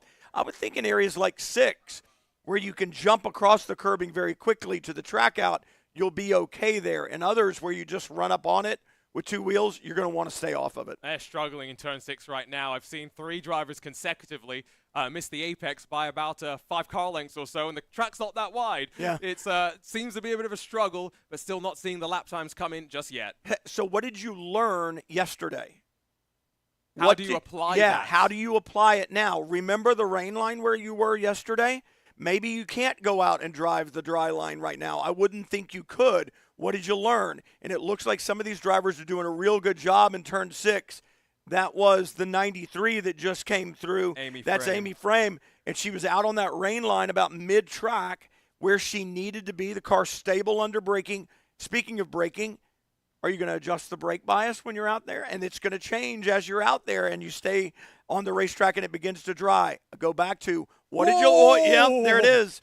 You can't go to the dry line right now. We just saw the 95. Julian Klaffenbach. Yep, try to do that, and there was absolutely no grip there. So, again, what did you learn yesterday? What are you going to apply right now in these very difficult conditions? Now, this is, as the yellow flag is out on the start-finish straight, I can't see. Yep, there's a car around backwards just past the apex of 1. And I think, judging by the helmet, all of these drivers have, helmets that they've been using through the course of the day. I think that might be Amy Frame, who, no, never mind, she's just crossed the lines. So that means it's Brenna Schubert instead, who's in the other one of the Sucker Punch green machines. Is it a red helmet? Yeah, and she's back underway. So the flag can be dropped. Now we can get back at it because you can't set fast lap times, right, with a yellow section of the racetrack, and it was yellow from start-finish to the exit of turn 1. That flag is now removed. Time to get back at it. And so as in front of us, Jai Fletcher being hunted down by Julian Klaffenbach work their way to the line. We just see the drivers navigating their way down towards turn 6, and there's another issue on the entry to turn 3 for the same driver that had the issue through turn 1. And I can confirm that rising through turn 6 right now, that is Amy Frame. So Brenna Schubert parked on the inside up at the water tower. And that's a problem. They're going to have to get that car. I would think you're going to have to stop this session if she thinks clearly, which is difficult to do with her experience level and the anxiety level that I'm sure she has. That car's not going to drive up the hill where she's stalled right now. It's an uphill run in wet grass. It's not going to get it done. If she can get the clutch in and roll backwards toward the racetrack, she may get it back on the racing surface. But if she can't move that car, they're going to have to go get it. And so you see that drone shot from up above. Remember that these are, you can see the marks, tire yeah. tracks as well. That looks like a car that got crossed up slightly. And so as the black flag is officially out, reminding the drivers that it's time to head to pit lane to allow the track to be closed to retrieve that car. It's the first on-track stoppage of the day, and I'm not surprised that it came after that brief downpour, and as soon as it disappeared, as soon as it had arrived as well, the sunshine is back out here at Atlanta Motorsports Park.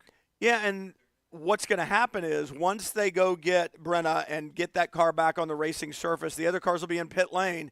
But when they head back out on the racetrack, it's going to be a completely different racetrack than they left because, again, the sun is now out and the track's going to begin to dry. And so they're going to have to learn the racetrack yet again. Let's go back and take a replay of the spin. I thought for a second that camera showing us Brenna Schubert leaving, but no, it was just another car making their way on through. Now, this is down at turn 3 and 4 and on the curb. Oh, no, actually, it was the car behind. You can see there was a couple of droplets still sprinkling down. Yeah, and just trying to carry the speed through the corner. And this is kind of a damned if you do, damned if you don't moment. Gets in there to that right-hand apex. The rear starts to come around, and it's a difficult save to make because you want to steer into the slide, which you need to do, but your instinct is to ease off the throttle, which you need to do. But when you ease off the throttle, where does it move the weight? To the front end. The front end already has grip, the rear end doesn't, and it just kind of feeds upon itself. It's a difficult save to make, and Brenna just not able to get it done. And so the flatbed is there and ready to tow her back onto track, and then she will, as far as I'm aware, be restarted, told to bring it back down to pit lane, and we will send them out once more. Down in pit lane, though, driver's getting some words. Matt Fasanacht, I see, is in front of Jai Fletcher. I think that is some of the Primal Racing crew that's now having a chat with Julian Klaffenbach as well. And I'm assuming they're having a bit of a chat about what we saw down at turn 6 for the young Julian. Yep, you would think. And for Julian and for Brenna both, and my heart goes out to them because you're out there under a massive amount of pressure. Saw the problem in one and then the problem again in the next corner. And it's one of those things where you've got to find a way, and we heard Doc Nick talking about it earlier, you've got to find a way to put that out of your brain, because if you don't, it's then going to take 5 to 7 minutes for that problem to go away. If you can't get rid of it in the first 30 or 45 seconds, it's going to be there for 5 to 7 minutes. So right now these drivers have to find a way to get that done so that they can get back out and get back to work. I think actually in some ways that's the first time we've had a proper spin out on track like that, outside of Dominic Łakomski, who locked up the brakes into turn 1. Let's go back to turn 1, though, for Brennan Schubert and see what happened before the moment down through turn 3. So this is that camera that sits just on the middle of the track, and that car came in with too much speed. Yeah, but look at the racetrack right there. This is a great shot of the topography as you head down to turn 1. If the car rotates too much before the apex, everything's downhill, so it's just going to continue to pull the rear of the car around. That's exactly what we saw. Bit too much speed, and the car just snaps around, and as Brennan Schubert tries to fire it back up, and it gets sent back around to pit lane. Let's go down track side, where Hannah Newhouse is standing by, I believe, with the tough monkey himself. Yeah, that is right. Craig Laws here joining me. We were just seeing, we can actually spot Brenna stopped behind us over here on the racetrack. And you still have a little bit of time before you get back on the racetrack. Qualifying now behind you. Where is your mindset? Well, obviously keeping one eye on the weather at the moment. We've just had a huge downpour, but the temperature here, it's going to dry up pretty quickly. If there's no more rain, it's probably going to be dry by the time I get out there, or at the very least just mildly moist. A bit like when I went out behind the safety car, behind the BMW yesterday morning. So I think we'll be all right. Obviously I didn't have any running in the total wet, so I was a bit dubious about it when I first saw it coming down, but I think it'll be all right now. I was going to say, this weather, believe it or not, very standard for where we are. You'll be standing there, it'll be blue skies, and we'll just get rain in the middle of the day down here in Georgia. But nonetheless, of course, you see Brenna go out there, and obviously in a similar scenario, trying to push the limits, right? And we get this moisture. Does that change how you approach maybe knowing that these race cars are being pushed to the limit? Of course, I'm going to have to be a little bit more cautious. I'm going to have to change my line, certainly into turn 1. Come a car width over to the left to make sure I'm not on the grippy line, otherwise I'd be sliding into the kitty litter a bit like yesterday, so I want to avoid doing that. But no, I've just got to be a bit cautious. I can't really win a great deal, but I can lose a lot if I put it into the gravel, so I just want to be cautious, build up the speed, find the grip before I start going any quicker. But I was happy with my run previously. Obviously I was disappointed with the runs yesterday. I was hesitant on the braking. I just didn't quite have the confidence in what the car could do. Obviously all the young guys and girls are straight in there, fearless, but I was struggling somewhat. But I set myself a target of getting under the 130 barrier, and it came up on the second or third lap, and I was I'm happy with that. Now I'm going to try and do a bit of experimentation, see if I could find new lines, change my braking, but I couldn't find anything any quicker. So I think 29.4, I think it was probably where my limit was this morning, but it's steady improvement, and I'm pleased with that. It's going in the right direction. Move with the personal goalpost. I appreciate that. All right, we're going to bring Jordan over here now. Again, qualifying now in the books, a chance to get back on the racetrack here a little bit. How did qualifying go, do you feel, for you? It went all right. I made some improvements. Clearly, I didn't make as big of improvements as I thought I was going to compared to everyone else. So it's something I need to kind of look at and talk to my coach, Kenton. He's been massive help, taking steps every session. So yeah, kind of a little reliant on the fan vote right now, so really looking forward to that. Maybe get some support if I can, but see what I can do, make what final steps I can in this final session, see where we go from there. And how nice has it been to be able to have coaches like Kenton and have the data and have the video to be able to look as you guys are learning this whole new concept? Yeah, it's been fantastic. I mean, Kenton's been a massive help, going several seconds off to now just being right up there with everyone else. It's been a massive help, and without him, how else are you supposed to know how hard you can push, what markers are really supposed to use? I mean, you're kind of flying in the dark at that point, so it's been massive with him guiding me every single step of the way, and I couldn't be more appreciative. Perfect. Well, Jordan, again, one of the drivers, going to get on track here in a little bit for those last chance qualifiers. Again, they've got Brenna now, back over this direction. So we are going to try and catch up with her here in just a little bit to see what happened. Thanks for that, Hannah. Great to catch up with some of the drivers from down in pit lane. Brian and I were just kind of having a chat about what it means for the drivers that go back out now. We just got word from race control. 13 minutes will be put onto the clock.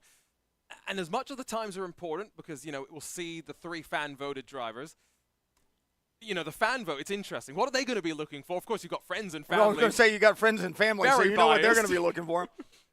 Well, if you've followed along over the 3 days, you know the stories of the different drivers, you know their backgrounds, where they come from, and you may be looking at somebody say, hey, they have way less experience. Maybe they've done this, they've done that, but I feel like they're at a disadvantage, and I really like them. I've seen them in the interviews. I think they deserve a shot at this. You can pull the trigger on those people. Like you said, friends and family are, well, you'd like to think friends and family are going to vote for you, right? Yeah. But, hey, you never know. And so, yeah, that fan vote is going to be critical, and hopefully the fans have followed over these 3 days, so they've got a reason to pull the trigger on somebody and vote for them. And there are all kinds of reasons. You can sit and go down the list and go, well, I think they deserve this, or they deserve this, or so on and so forth. Feel bad for them. Maybe I'll pull that lever and vote for them. But, yeah, it's going to be interesting, but it's critical. It's also their final chance for the drivers to impress in the assessments and impress some of the coaches. Show me what you got. Let's go check in with the coaches, see what they're thinking. I was going to say, speaking of impressing the coaches, Spencer Pompelli joining me now. A lot of different things going on here this week that go into getting you guys coaching drivers. You've got your group on next. Who have you kind of been watching throughout this week, and especially those drivers that are getting ready to hit the racetrack again? I've been watching all 5 of my drivers. They're all 5 really great guys. All of them are doing an impressive job in the car. Yesterday was one of the toughest days I think you could imagine throwing someone into. Some of them haven't even driven race cars before. The anticipation, the build-up for yesterday had to have been incredible. They fly all the way across the world to be here, and sure enough, it's pouring rain, and they're on a delay, and I just can't imagine what was going through their nerves. Then they get in the car for the first time, pouring down rain in a car they've never been in, track they've never been on, and each one of them just did amazing. Yesterday they were all fast. This morning in the qualifying session, they were all even faster. All my drivers were within just over a second, 1.1 separated the fastest from the slowest. And they're all taking really big interest in the data, the video, everything we were doing to look at it. They were just, they came to play, they were switched on, and I couldn't have been more proud of the guys. I mean, we have drivers coming from so many different backgrounds, right? Whether it's different platforms that they raced their way in. Some have MX-5 and go-karting experience. Are you seeing those characteristics based on the platforms and background that they have come into play in their on-track performances? So I've never done any karting or sim racing, really, but I've done a lot of racing, and I've seen a lot of karters and sim racers come into racing from those backgrounds, especially karting. And one thing I noticed with karting, not having done it a lot, I don't really know, but it seems to me that you don't really use the brake pedal as much as you do in a race car, especially at the entry-level phase of it.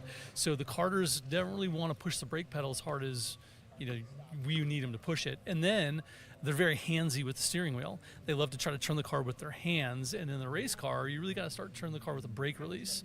So especially we had a young guy named Jai who's came here really ready to rock and had a lot of karting in his background, but right off the bat he's slowing the car down and cranking the steering wheel, and but he was very receptive, and every session he's gone out he's gotten better and better at using the brake pedal to turn the car, and you can see this morning he was one of the quickest guys. So they've all done just a really good job of adapting, and some of the sim racers too probably have an easier time with some of the race car things because they're used to simming it. It's just the real world experience is a whole lot different, and listening to them talk after getting out of the car, they really have some wide eyes, but really have also enjoyed it. It's been great to see these drivers, of course, just be sponges with the whole experience. Thank you again, Spencer, but we've got another coach who's currently giving some coaching advice. Let's listen in. I play sessions. My session 2. I've just been told it went. You don't have it,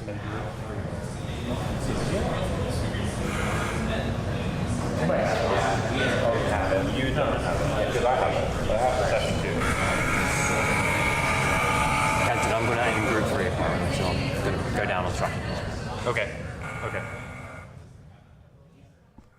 And as the cars hit the track once again, less than 13 minutes left to go. Welcome back to the Atlanta Motorsports Park, where the sun is very much now out and drying the track. It's not totally dry by any means. There's still those moist little inklings on the track in terms of the color, but...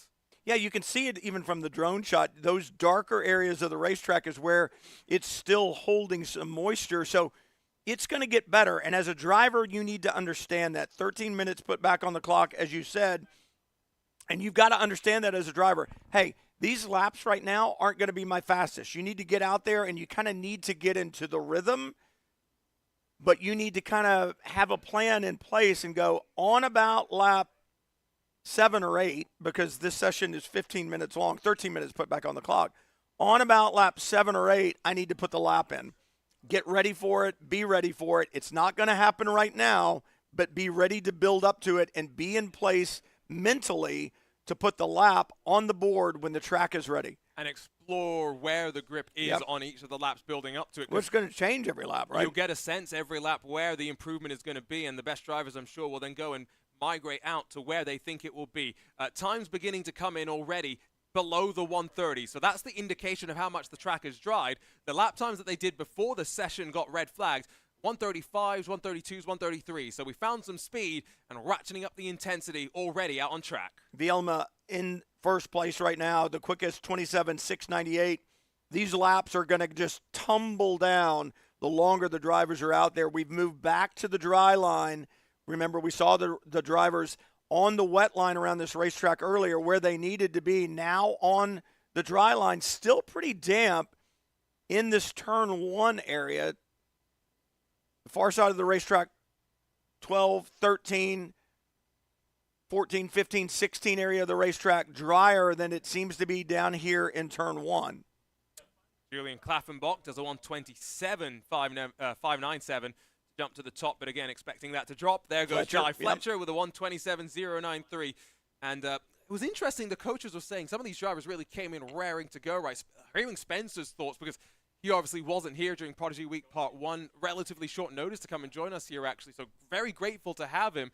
But I think he, much like you, Brian. He's shocked. Yeah, I mean, it's remarkable what every one of these individuals can and is doing. Vielma across the line at 27.282, which is the fast lap for him, but not fast enough just yet. Jai Fletcher still holds down the point. And again, remember, these times are all just about seeding the drivers if they're picked in the last chance fan vote powered by Sucker Punch, which will open in a handful of, in about an hour's time. I was about to say a handful of minutes' time, but we still got 2 more groups left to go in these LCQs with a handful more drivers, 10 in fact, to head back out onto track for one final blast potentially around the Atlanta Motorsports Park. And in some of the groups, we're going to have some very strong drivers. That fan vote is going to be very, very tough. It's going to be incredibly important as well. Amy Frame passed the line, her best lap to this point, 28.868 in this session. I'm going to keep my eye on Brenna Schubert, who had those problems. How is she going to recover? Because for me, if she can impress me with recovering from the problems that she had, there are going to be people who like that, see that, and that fan vote could be very important there. And it's all about, right, as well, what the teams are going to be looking for. You don't want to see the spin at the end of the day, no. Right? But you expect the spin. The drivers are trying to find the limit, to push the limit. And so the spins are not unexpected. It's how you respond to that, how you can deal with the adversity at the end of the day. That's important. Alexandro Vielma, 126.750. Track seems plenty quick right now. Yeah, still keeps moving the mark a little bit lower and a little bit lower. Yet that time is getting faster and faster. Right now, the differential just 0.202 seconds between Vielma and Fletcher. And trying to compare Vielma's best time in that previous session, he did what? 126, about a 126.8, I think, was about his fastest lap. So he's actually gone faster than that in this LCQ group. Ooh. Out wide through turn 6, though, does Vielma go. That probably cost him a tenth or two. Yeah, it did. And if you look across the racetrack, what you'll see is that compression and turn-in area for turn 6 is still damp, and Vielma attacked it that time. Just couldn't get the front grip to get the car into the corner there. Does a really good job of understanding it, though. Kind of opens his hands and doesn't upset the balance of the car just couldn't quite get it in. Amy Frame back across the line and sets a 1:45. So that's a bit of a back-off lap potentially, and trying to set back up for the next attempt. But look at these lap times by Jai Fletcher. Last lap time, a 26:957. Best lap time, 26:952. 5 thousandths of a second, and you can't really quantify that in terms of anything that a human can perceive. No, and I always say if you want to know what these margins are like, pull out your iPhone, put it on stopwatch, and hit start-stop as fast as you can. What's the quickest that you've ever done? About a tenth of a second or something? You do it, and I'll tell you. Well, I'll do it right now. Let's see what I can do. We'll do it live from the broadcast booth. Brian's put his phone down on the table. 0.08 of a second. Yeah. So, but that's as fast as I can hit start-stop, right? So it's one of those things that when you go 0.002, I mean, that's not possible. I did 3 times in a row. I'm slower than you, apparently. So don't worry, you still got those fast twitch muscles. I've got my fast twitch muscles still working. I did a 0.13. Even at 87 years old. 3 times in a row as well. It was 0.13. Oh, I'm a slow guy. Out back through the final couple of corners, they rise through that right-hander. That's sort of like an anti-G corner in some ways, because you've loaded the car on the right side initially, and then you load it on the other way. But you can see how close they are as they cross the line once more, and the times come on in. Amy Framer 1:30. Julian Klaffenbach's done his fastest time at 1:27.0. Jai Fletcher this time by 1:27.8. And hey, Brenna Schubert hasn't moved up in the order, but her last lap was her best lap. So again, I'm looking at a driver who goes, all right, I need to take a step back and then take a measured approach to get my lap times. I like that. That's smart. Alexandra Vielma, 1:26.446. So he backed out on the previous lap, goes once again. And I love the confidence that I feel from Alejandro. He wants to be here. He feels like he deserves to be here as well. And he's another one of those drivers, much like I was talking about with Thomas Bellerman. His motorsports heroes aren't necessarily of the traditional variety. He was telling us that his motorsports heroes, the guys that have guided him on his journey so far, includes John Capestro Dubé, Ryan Eversley, Spencer Bucknam, and Matt Filippi. I mean, but all great race car drivers. JCD is like one of my favorites. He's in my paddock as a race director. He's in the paddock when I'm a broadcaster as well. Always friendly, always fast, always clean. Always a very, very hard competitor, but, you know, he keeps it right on the line from where he needs to be, just like all the champions do, just like Spencer Pumpelly, just like anybody, Kenton Cook that's down there in pit lane. I mean, it's just, these are the people that, you know, they deserve to be heroes. They deserve to be the people that you look up to and the model that you want to be like. And what better way for these drivers to enter the world of motorsports than with some of this guidance that they get. Alexandro Vielma, still waiting for him. Faster still. That last time, the racetrack getting better, and I'm looking over in turn 6, getting a little drier there, and these race car drivers having to understand how the track is changing, pushing. These are incredibly difficult conditions to be in, because you have to understand each time you might be able to find a little bit more. That time, looking across at turn 6, the 93, Amy Frame just pushed a little hard into turn 6. She set her best lap time last time by. And Brenna Schubert has now moved up to 4th in the order. I believe we're not far away from seeing that checkered flag fly. Remember, they had 13 minutes added to this session after the halt that we had. And pit road seeming like a hive of activity right now as I look down. And the next group of drivers seemingly getting ready to go. Helmets and Hans devices at the ready. This is a wonderful shot, though, of that final section. Very reminiscent of Aragon at this Herman Tilke design track. We've talked about it being 2 miles in length, the 16 corners. Not much time to breathe, and that's especially true on this short main straightaway. You cross the line, onto the brakes hard, and then down through turn 1. Jai Fletcher with a better lap time. Oh, wow, look at that. 1:26.552. Only 0.076 of a second off Alejandro Vielma's quick time right now of 26.446. So for Alejandro, who may have thought, hey, I'm okay, maybe he's not. Maybe he needs to find a little bit more. Checkered flag is out, so this is going to be the final lap for all of these competitors. 0-4 gets one more lap. And sets a good lap time. It's a 26.386 for Vielma, just extends his margin on top. did exactly what he needed to do. And the thing that I find interesting is he didn't know what he needed to do, right? I mean, they don't have communication once again. So impressive stuff. And now, checkered flag flies for the next driver across the line. That was Brenna Schubert. Just got a message from Eric Filgueras, who is a very strong competitor in SRO and IMSA, a champion in SRO competition. He said, hey, Brian, I met Alejandro and his mom at Sonoma. Never met someone with so much passion and such a great attitude. He deserves all the good things coming his way. Aww. Hey, fan vote. And fan vote. He has been, again, it's a cult of personality. A sort of wrestling term used around one of the wrestlers. I feel that the confident. Dr. Nick may not like me using the word confidence, but there you go again. I think it suits him, right? He's just assured in himself. He feels like he deserves to be here. And, yeah, fan vote's going to be very, very cool. I love as well that there's people watching. They hear us talk about these stories. Bang, send you the text message. And these are the people, again, that you want to emulate. Champions like Eric Filgueras and his teammate last year in SRO competition, Stephen McAleer. The best in the business. Speaking of the best, Julian Kloffenbach answers back, comes in with his fast time, 26.412, 26 1,000ths of a second short of the mark.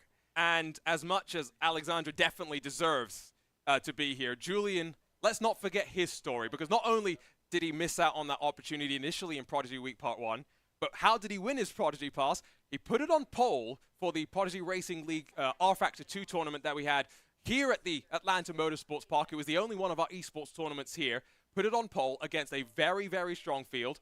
And before his semi-final, had an internet issue, did not get to race. Fortunately for us, it was a talent that was not going to be forgotten. And so Bobby Labonte and Cameron Das picked him in the Prodigy Search Selection Show. Then, of course, missed Part 1. He's here now in Part 2, signed up with Roman Grosjean Esports. We see some of his teammates in the chat. Roller coaster? Bit of a roller coaster there, right? And that's without getting into all the drama that he's had to go through as well. You know the other thing that's great? Eric Filgueras is paying attention to this. Drivers in the professional sports car paddock are paying attention to Racing Prodigy and the process that's in play here.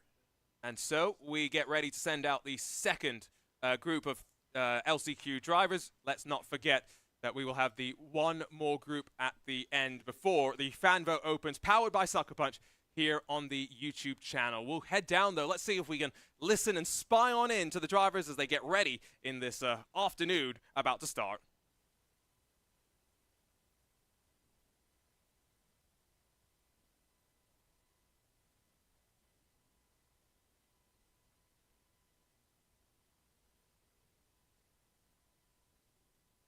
Having some audio issues from inside of the Porter Lounge where the drivers are right now. That is on the very right-hand side of our media building as we look out at the track right now.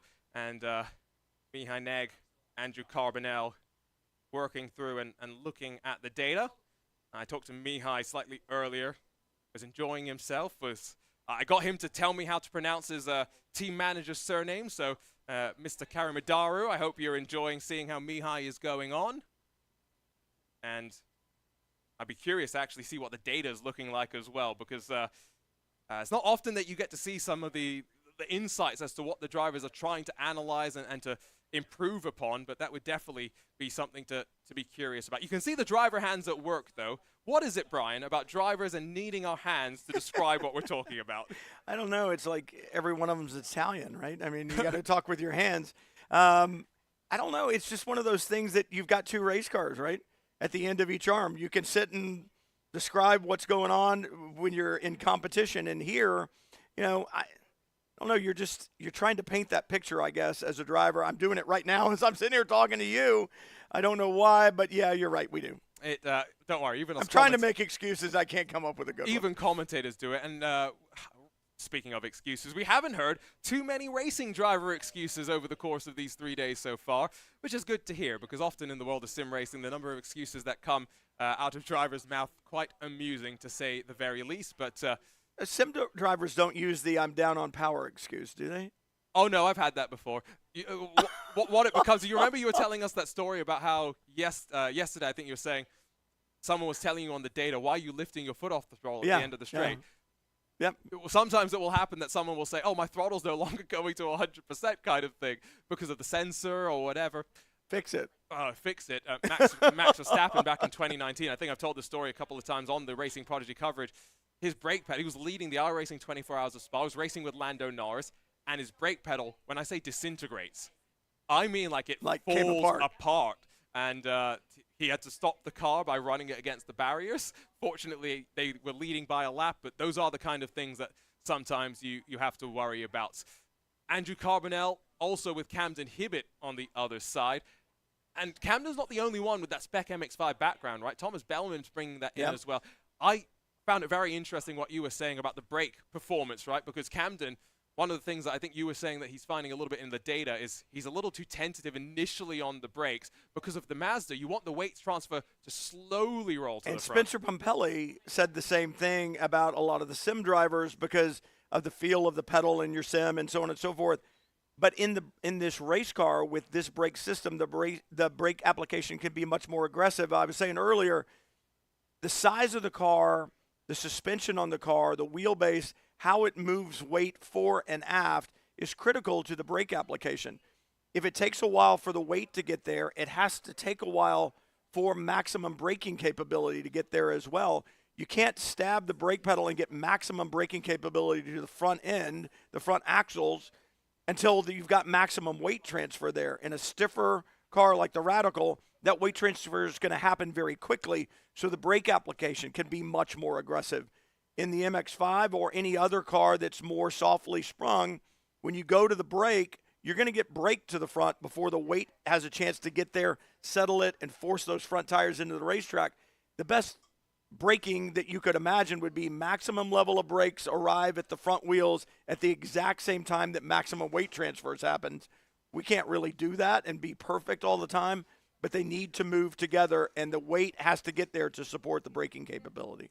And I'm just thinking back to when I do my sim racing now, as someone who did a lot of downforce driving, my first instinct, smash on that brake pedal. Well, and it's because of the downforce stuff. I was saying to somebody yesterday in the IndyCar, yes, back in the day, but in the IndyCar, in a high downforce car, a prototype would be the same, I would think. Now, I obviously have driven a current GTP car, an LMP2 car, but in a high downforce car at Road America, for instance, into turn 5, slowest corner on the racetrack off of one of the fastest straightaways on the racetrack, you physically couldn't lock the brakes in an Indy car with initial brake application. Really? You physically couldn't do it. You couldn't create enough brake pressure to overcome the downforce that's squishing the car down on the racetrack. Now, very soon after initial brake application, as the speed, degenerated rapidly. Then that's when you see the brake trace fall away. The brake trace has to fall away. The brake pressure has to release because the downforce is releasing, and you've got to release brake at the same rate or somewhat just ahead of that downforce reduction, because if you don't, then you're going to lock the brake. You can't maintain that brake level if the downforce has gone away. So it's a really interesting thing, and you're exactly right, Arjuna, when talking about driving that, whether it's on the sim or in the real world, high downforce cars will accept that brake level, and that initial brake level, it'll accept it aggressively and at a very high level, but it's got to come off as the downforce bleeds off. And so I haven't reconfigured my sim rig since 2020 when I was actually racing regularly. And so now when I go back and I jump on the rig and I try and brake, what I find is not only do I sometimes struggle to get up to the brake pressure that I was able to hit before, but that trace, you want it to be smooth. You don't want it to be jittering up and down necessarily. And so that's one thing where I look at sim racers and the way that we set up our brake pedals, often a little bit more heavy than they would be in the real, where also in the real world you have the force of being thrown forward a little bit that kind of helps you as well. Well, and in a real race car, if it's yours and it's not homologated, right, and so you've got the opportunity to change things, the size of the master cylinders is everything. That's what affects your brake pressure. It's what affects your ability to modulate the brake. Some people like a really hard pedal, but if you get a really hard pedal, your modulation is going to be incredibly sensitive. The smallest release of pressure is going to release a lot of brake pressure pads to rotor. If you've got a pedal that moves a little bit farther, when you do the modulation, your modulation, the movement of that pedal is going to be larger. It's going to be greater movements to reduce the brake pressure. So it depends a lot on what the driver, their preferences actually are. As the drivers roll out onto track, we can see them heading out. I think there's plenty of activity down on pit lane right now. I can see the docu-series crew doing a whole assortment of things, but it's going to be Michael Romanidis, Rupe Kirkupa, Leandro Werler, Kamil Pavlovsky, and Matt Caruana that are heading out. Now, I'm looking at the cars that they're going to be driving. Only Michael Romanidis and Matt Caruana are in the same machines that they have been in over the course of the previous sessions. And Leandro Werler, excuse me. Kamil Pavlovsky and Rupe Kirkupa find themselves in the slightly different cars. Interesting session. The track should be dry for them. I wonder a little bit, and if I think I were one of these drivers, I think that I would pay special attention to the curbing. I would imagine it's dried, but I'm not sure. Notice there's a yellow out at all the corner stations on this first lap, trying to indicate to the drivers, hey, let's not pull the trigger on this just yet. Go out, discover on this first lap where any damp spots may still be, and then we'll let you go. And so the fastest time in the first group's LCQ, as I look up and down the time sheet, Alexandro Vielma's 1:26.280, of course, and they're not far back for Julian Klaffenbach by any imagination. But looking forward to this, as some of these drivers, it will be their final time on track, the final time they'll enjoy this Radical SR1. They'll be around for the rest of the day and taking in everything. Green flag flies from Michael Romanidis as the times begin now to be counted, and the drivers just continue to fight their way on through. Diana Wardle says that gutted for Jai Fletcher. He only downloaded the game 9 days before he won his Prodigy Pass. We mentioned that a few times, but apparently he's had a struggle sometimes getting his data off the car, so not always had the ability to go back and compare.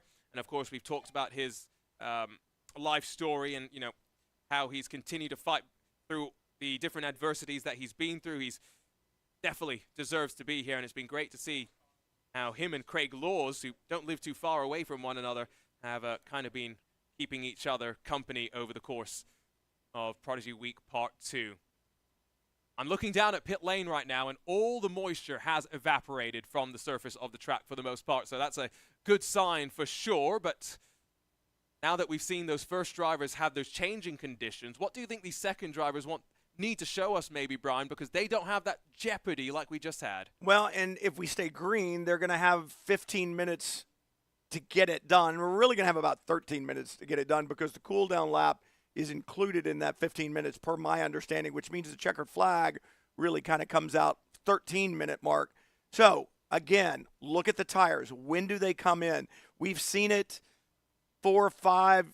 It's hard to get like 6 laps on a straight run before that you get some tire degradation because of the temperature that comes in the tire, and then you got to start playing the game of cool it down a little bit to make sure that you've got a tire that you can work with. So we'll see what they learn from the other groups. They're not seeing the lap times, they're sequestered, but at the same point in time, I think you get a feel for what's going on. And again, like you and I talked about when the rain came down, what have you learned? What are you going to apply? What did you learn from the data that you looked at between this session and when you were last out? And how do you use the advice from the coaches as well, right? That is an important thing to think about. Rupe Kirkupa does a 1:26.292, so he is right back up to speed. Romanidis with a little bit more of a benchmark banker lap time the first time by, as Leandro Werler punches in a 1:28.466. Remember, in this LCQ, their fastest lap times will be used to seed them for the chase bracket, but again, remember, 15 drivers, 3 to advance, and it's all down to you, the fans. Kamil Pavlovsky also with a 1:26.551. Now just Matt Caruana to slide his way onto the timesheets. Well, as you pointed out, a different car for Pavlovsky this time by. So he's got to learn that car a little bit there. We talked about this as even as they are, there's going to be a little bit of difference. And Kirkupa also in a different car, had been in the 88 and now behind the wheel of the 95, but he takes the 95 to the top. Just waiting now to get a sense for who's going to be the standout. This is a group that should end up being quite close, because remember, Michael Romanidis, Jai Fletcher, Leandro Werler, Brandon Hawkin, and Matt Caruana. That was one of the more fun qualifying sessions that we had. We've got added Rupert Kirkupa and Kamil Pawlowski, taken away Jai Fletcher and Brandon Hawkin, but by no means has this become a weaker group. Kirkupa into the 25.845 for him. Michael Romanidis did do a 1:26.756 his second time by. And we've seen it lap 4, 5, 6, the ones that really are there. Everything comes good at that point in time, right? You should know the racetrack by then. By the 4th lap or so, you should have a good idea about each of the corners, where there is grip, where there may be a little lack of grip because of potential moisture still on the racetrack, and the tires should be up to temperature. Lurid slide for the 95 that time through, and that was turn 6, and just absolutely for Kirkupa, that was breathtaking through there. They're hustling. They are already up to speed, and they have the benefit again of knowing that maybe they talked to the drivers from the previous group, heard that the track had dried pretty quickly and regularly, and able to take advantage of that. Matt Caruana next up, 1:27.599 for him. And so already we've had all the drivers basically make their way into that 127 bracket. It's just how do they continue to evolve from here. Well, it's interesting looking at the lap times for Pawlowski at 27.8 the last time by. His fastest lap, that was the 3rd lap. His fastest lap was lap 2 at the 26.551. So I wouldn't think that he was cooling tires already, except for the fact that Kirkupa comes by the line at a 27.6, well off his 25.848. That's the best time that he set on lap 3. But not as slow as Michael Romanidis with a 1:44.595. So he decides that, you know what, let me back off even more. And I don't know if that's tires, I don't know if it's space, but I do believe that Romanidis was potentially slowing down, and there's a black flag that's being waved as well. So I'm not sure what's happening. That was down at the start-finish line, and that would have been for Leandro Werler. Was it a full black or a furled black? Furled I didn't black. see it. Oh. What's a furled black? Rolled black? Furled? No, as in what should that mean compared to the regular black? Blend line violation at pit out. Multiple drivers. So what we're being told is that when they've left pit lane, they've come right onto the racing surface. As a driver, you need to respect that blend line at pit out and stay 4 wheels to the right of it, because if not, you're on the racetrack and you're in the racing line. You're in the track out of turn 1, and that's dangerous for drivers that are on the racetrack and yourself. Interesting. And you know what? I can imagine why that's so easy for them to make the mistake, because on iRacing, the way that it works now is there's a blue cone, get my words out, that marks the end of the pit lane, basically, at which point you don't have to be inside of the blend line. It's pretty obvious in iRacing. I wonder if they just maybe took it for granted just a little bit. Rupert Kirkupa does do a 1:25.881, so that's within 400ths of his best time, but it's not an improvement for him. Romanidis to a 26.2. Kamil Pawlowski, 26.4. Caruana and Werler still waiting for them to jump into the 26 bracket. Right now, Romanidis just 0.383 off of the quick time of Kirkupa. And looking at the clock, closing in on 7 minutes into the session. So they're going to have, I'd say, another 4 laps, 5 laps maybe to get this done. It depends on how often they want to cool tires and when they slow, because obviously those slow laps are going to cost them a lot of time on the racetrack and take time away of putting in a fast lap. So we'll see who elects to cool and when. Still waiting for Leandro Werler to cross the line, and he's in fact come down to pit lane, so that's what the black flag will be for. So unfortunately his session gets momentarily halted across the line. That was Matt Caruana, who does a 1:27.442, so continuing just to be steady and consistent in terms of being in that mid-127 bracket. It's a little bit of conversation going on in pit lane between Werler and one of the Primal Racing crew members that's just helping talk. There's a little bit of hand movement going on as well now. I'm not sure if Leandro's also trying to get some help with specific behavior of the car that he's working on. While that's all happening, though, Rupert Kirkupa, 1:25.891. That means he's done 3 lap times in the 1:25.8 in this session alone. That's impressive. And again, if you get to move on and you get to move into the chase, you know that you're a very consistent driver, and that's what's important. And the lap time's consistently quick. That 25.8 is a good lap time. There are some favorites emerging in terms of the the pace of the drivers that should move on. But again, what are you seeing outside of that? Because pace is not the be-all and end-all here in Prodigy Week Part 2. We're looking to see the consistency, the evolution of these drivers. They want to contribute to their real racing teams that will draft them in the Prodigy draft later on this summer. Yeah, and for Kirkupa, if I'm a team owner, I'm looking at a driver that can not only go quick, but can do it lap after lap after lap. And if I can work with that driver, if I can work with my engineer and find a better setup, I know that when I give him something, he's going to be consistent with it. And in his case, he's going to be consistent and quick. Have you seen the times? We have 5 thousandths. Oh 5 thousandths of a second that split Rupert Kirkupa and Kamil Pawlowski. Again, remember, you did the stopwatch. That's nothing, yeah. You got 800ths of a second.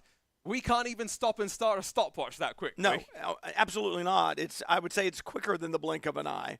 So it's one of those deals that, again, when you look at really whether it's what we're doing here at Racing Prodigy or if you're a race fan and you watch qualifying at any racetrack and you think, well, that guy, they're no good, they're 10th, but they're a 10th of a second or 2/10 of a second off the pole time. No, that race car driver is talented. Brian, Rupert Kirkupa, 1:25.891 the previous lap, 1:25.892 the next lap. That makes now 4 laps in this session in the 1:25.8. If we're looking for consistency, it's right there. Yeah, if you're voting and you're thinking, hey, I want somebody who's quick and consistent, well, Kirkupa may be on the top of your list right now. Remember, find a reason to help these drivers move on, and the reason may be not only just the speed but the consistency. That's remarkable. And in his group, during the qualifiers that we finished up this morning, Thomas Bellerman, Nikitin Wisniewski, Jordan Johnson, and Craig Laws. So, that was a pretty tough group. All things considered, Thomas Bellerman ended up being the fastest driver overall on the day. There's a bit of a slide there for Kamil Pawlowski as the rear end almost hung around on him. Rupert Kirkupa finally improves. It's another 1:25, this time an 8:28. I mean, how many 25.8s? That's 6 now, if 6, I count? Yeah. Oh. That's 6. Can he give me some of his consistency, please? It's unfair.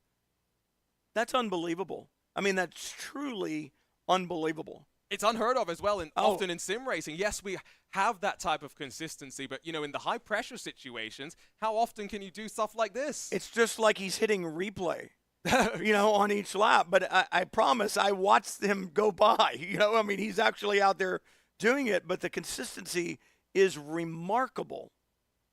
Michael Romanidis, I don't think he's feeling that comfortable in this session. There's a lot of back and go, back off and go, back off and go, and it's not really paying off dividends. Pawlowski, a 25.963 to his 25.853, so he's right there, just over a 10th of a second off his quick lap time.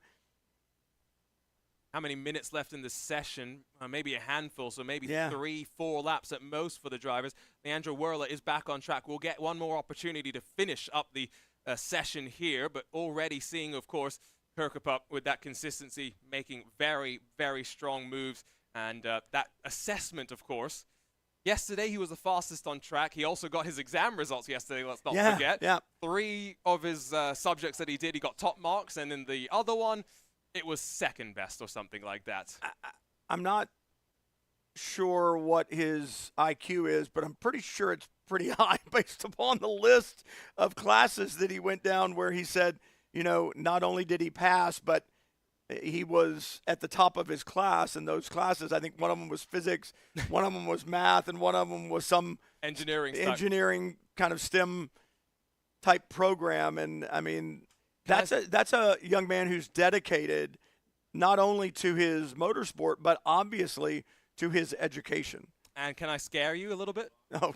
Another 1:25.892. Are you serious? He's done 2 1:25.892s in this session alone. To the best time of 25.828. I'm blown away right now. Like last year, I think we were very impressed with the conditions being cool, that the drivers kept their cool as well. This year, we've come in with higher expectations, and we're still being blown away. He's a machine. And, you think about his education. We talked about it. Engineering, I think it's mechanical engineering is what he wants to do. And all those STEM classes that he takes, the math, the science, the engineering classes that he takes, that's the way he's applying his driving right now in a very methodical, measured type way. He's not done a 125.8 this time. He He's did a disappointed 25.9. us. Oh, it's a 25.9. Never mind. I'm not going to vote for him. Oh, this. What a letdown. This is incredible. These sim racers are taking full opportunity. And remember, he told us he went to a local track, rented a Radical SR3 in preparation for this. That is what this opportunity means to so many of them. But let me just say this. Okay, he went and rented a Radical. He drove it. That was fun. Got some experience, so on and so forth. That is not why he has turned 6 laps within a tenth of a second of each other. It's not that he drove the same type car at some racetrack somewhere. This is him applying his skill, his mindset to what's going on the racetrack right now in the car that he's driving now.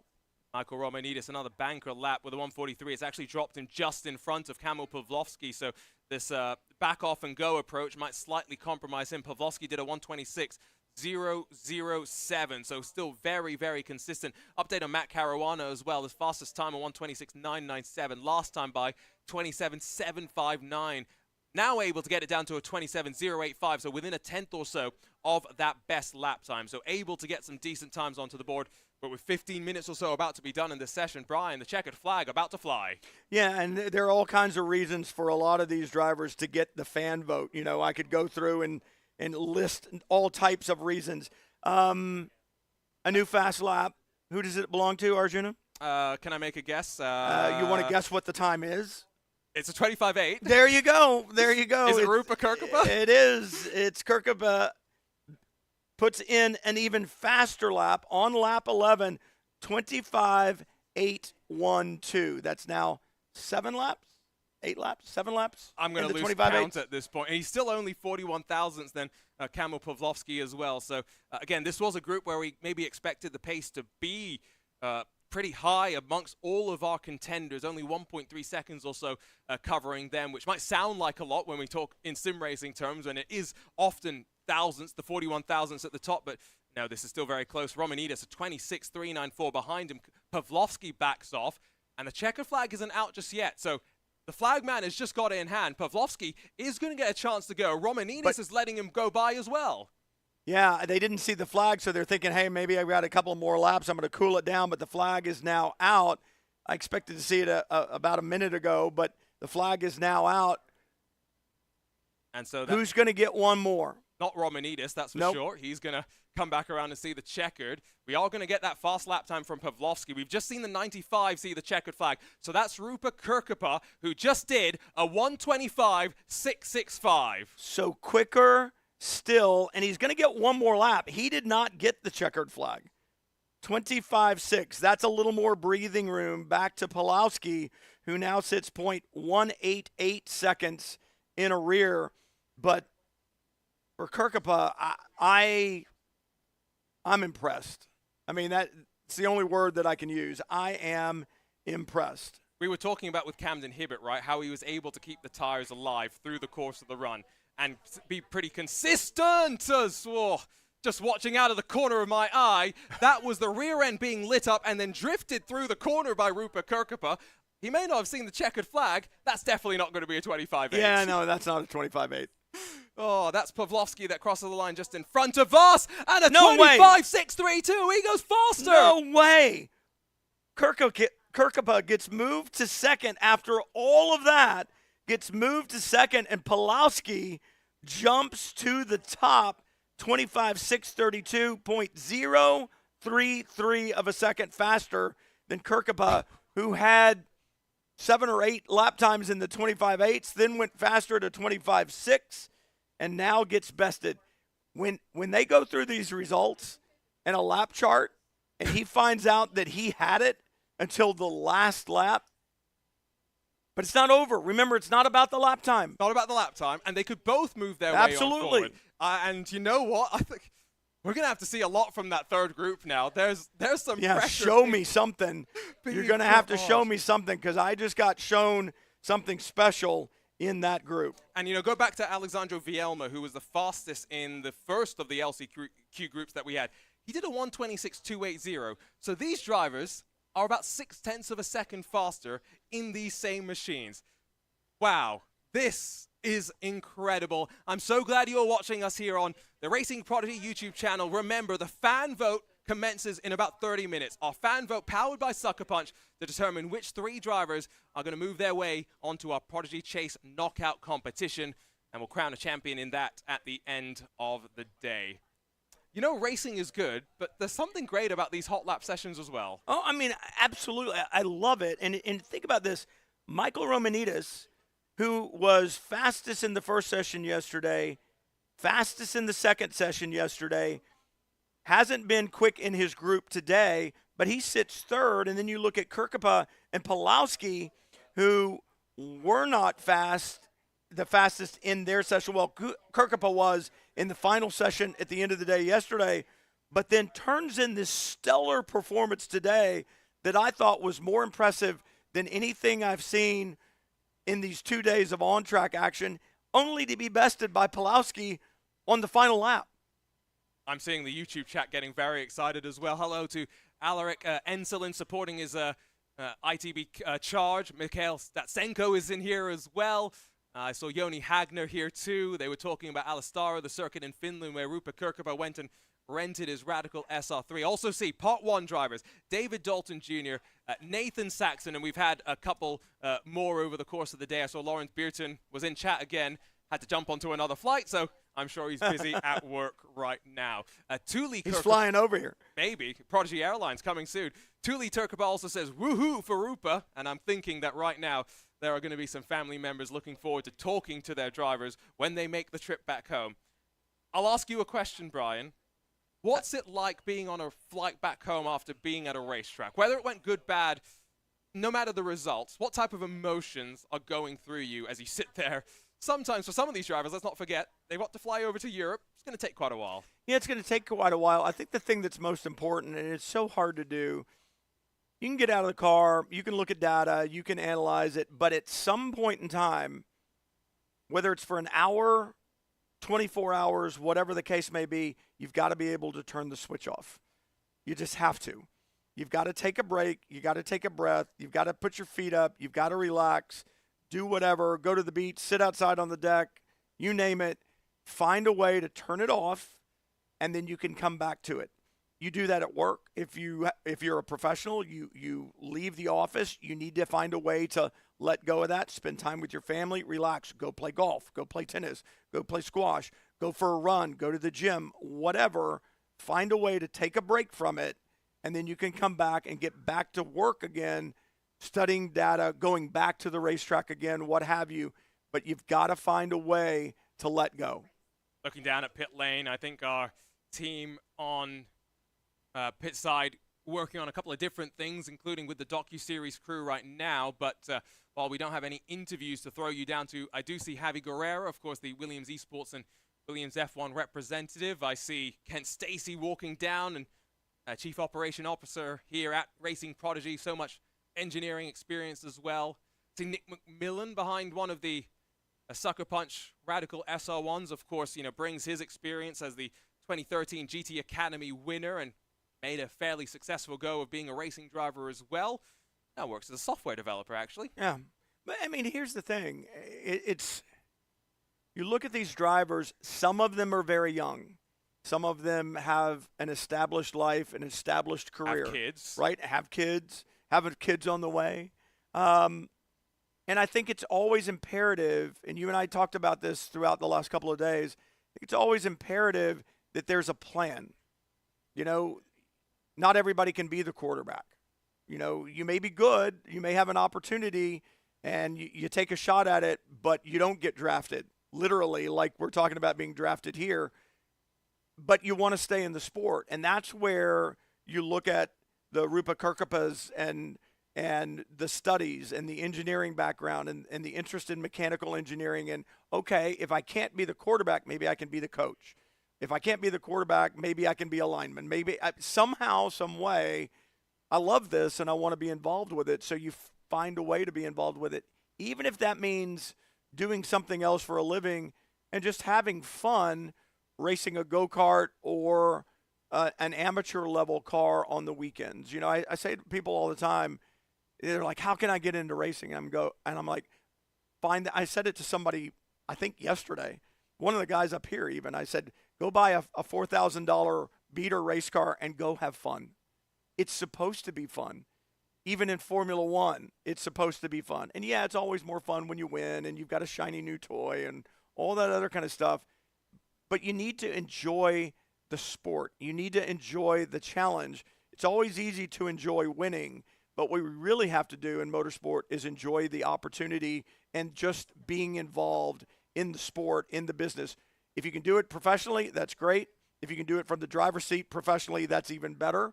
But if you can't, find a way to still be involved in your passion. I've talked a bit about Garrett Lowe, one of our Prodigy Week Part 1 drivers, who actually qualified on pole during the qualifying session we had on day 3, and he said that was one of his highlights of being here at Prodigy Week. But he's part of his Formula SAE team at the University of North Carolina, Charlotte. They were up in Michigan. We talked about Ohio State winning that this past weekend.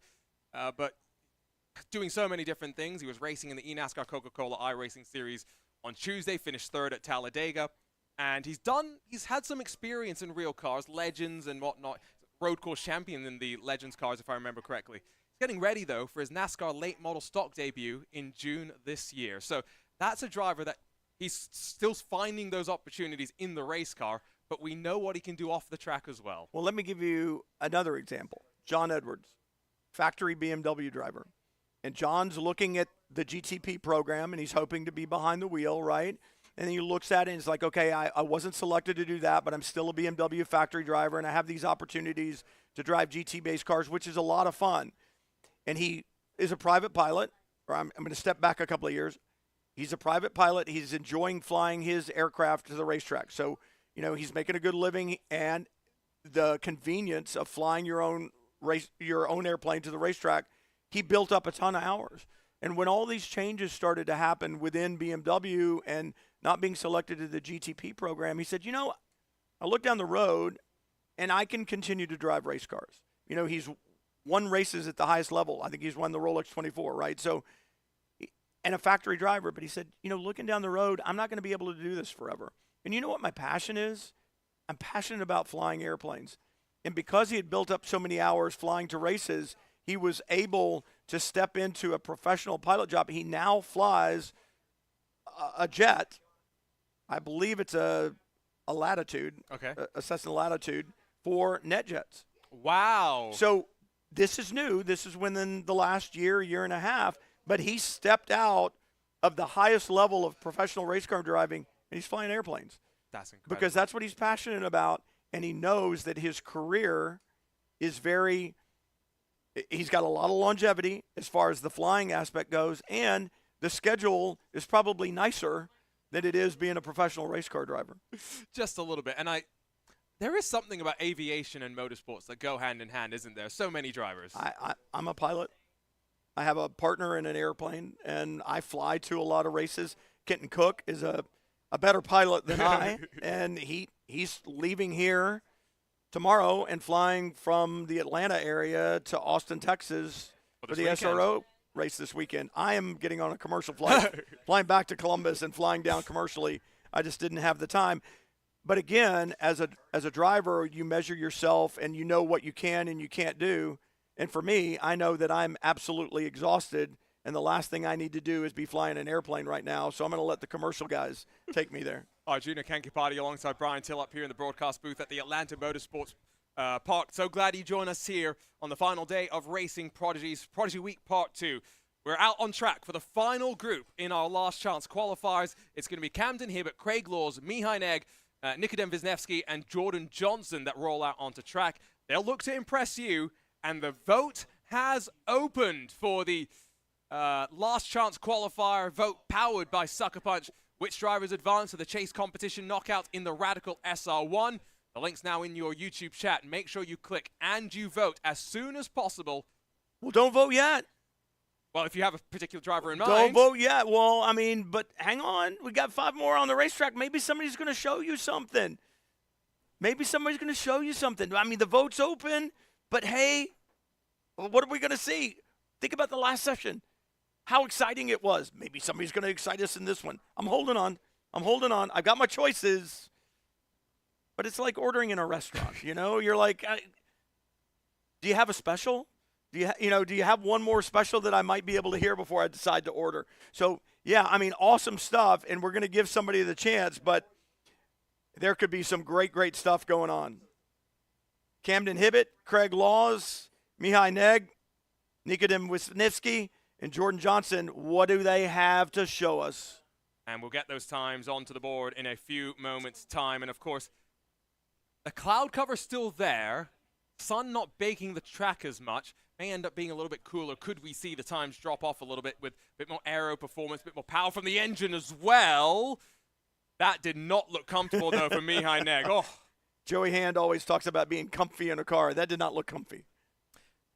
Joey Hand's racing, of course, in the Fords this year, right? Yep. Yep. It was very funny at Daytona when they kept having the issue with the rear wing. We talk about downforce and stuff. The reason I bring that up is we were talking about Mazda and stuff not having too much downforce and aero effect. But I was there at, it was a Thursday or the Friday race when Weston Workman, who was actually here at Prodigy Week Part 1 helping us out behind the scenes, was racing in the Global Mazda MX-5 Cup. And his rear bootleg got basically smashed into and was trailing behind the car. And so I was laughing a little bit, just, we're talking about aero and whatnot. Yeah, these drivers don't have to deal with that. Camden Hibbett, 126.919. He's straight up to speed. Man, right out the box. 132.98. So he's still trying to get himself a bit more comfortable. Yeah, he's trying to put on a show. He wants one of those votes. It'll be interesting. He is a data geek, I mean, Camden? And he studies it and studies it and studies it. He improved throughout last time. Remember, he's the driver in that last session that fastest lap was lap 14. I guarantee you went back, poured over the data, and we'll see if he can improve in this session as well. And, of course, it has been great to see Camden alongside of his father, who he said it right as himself.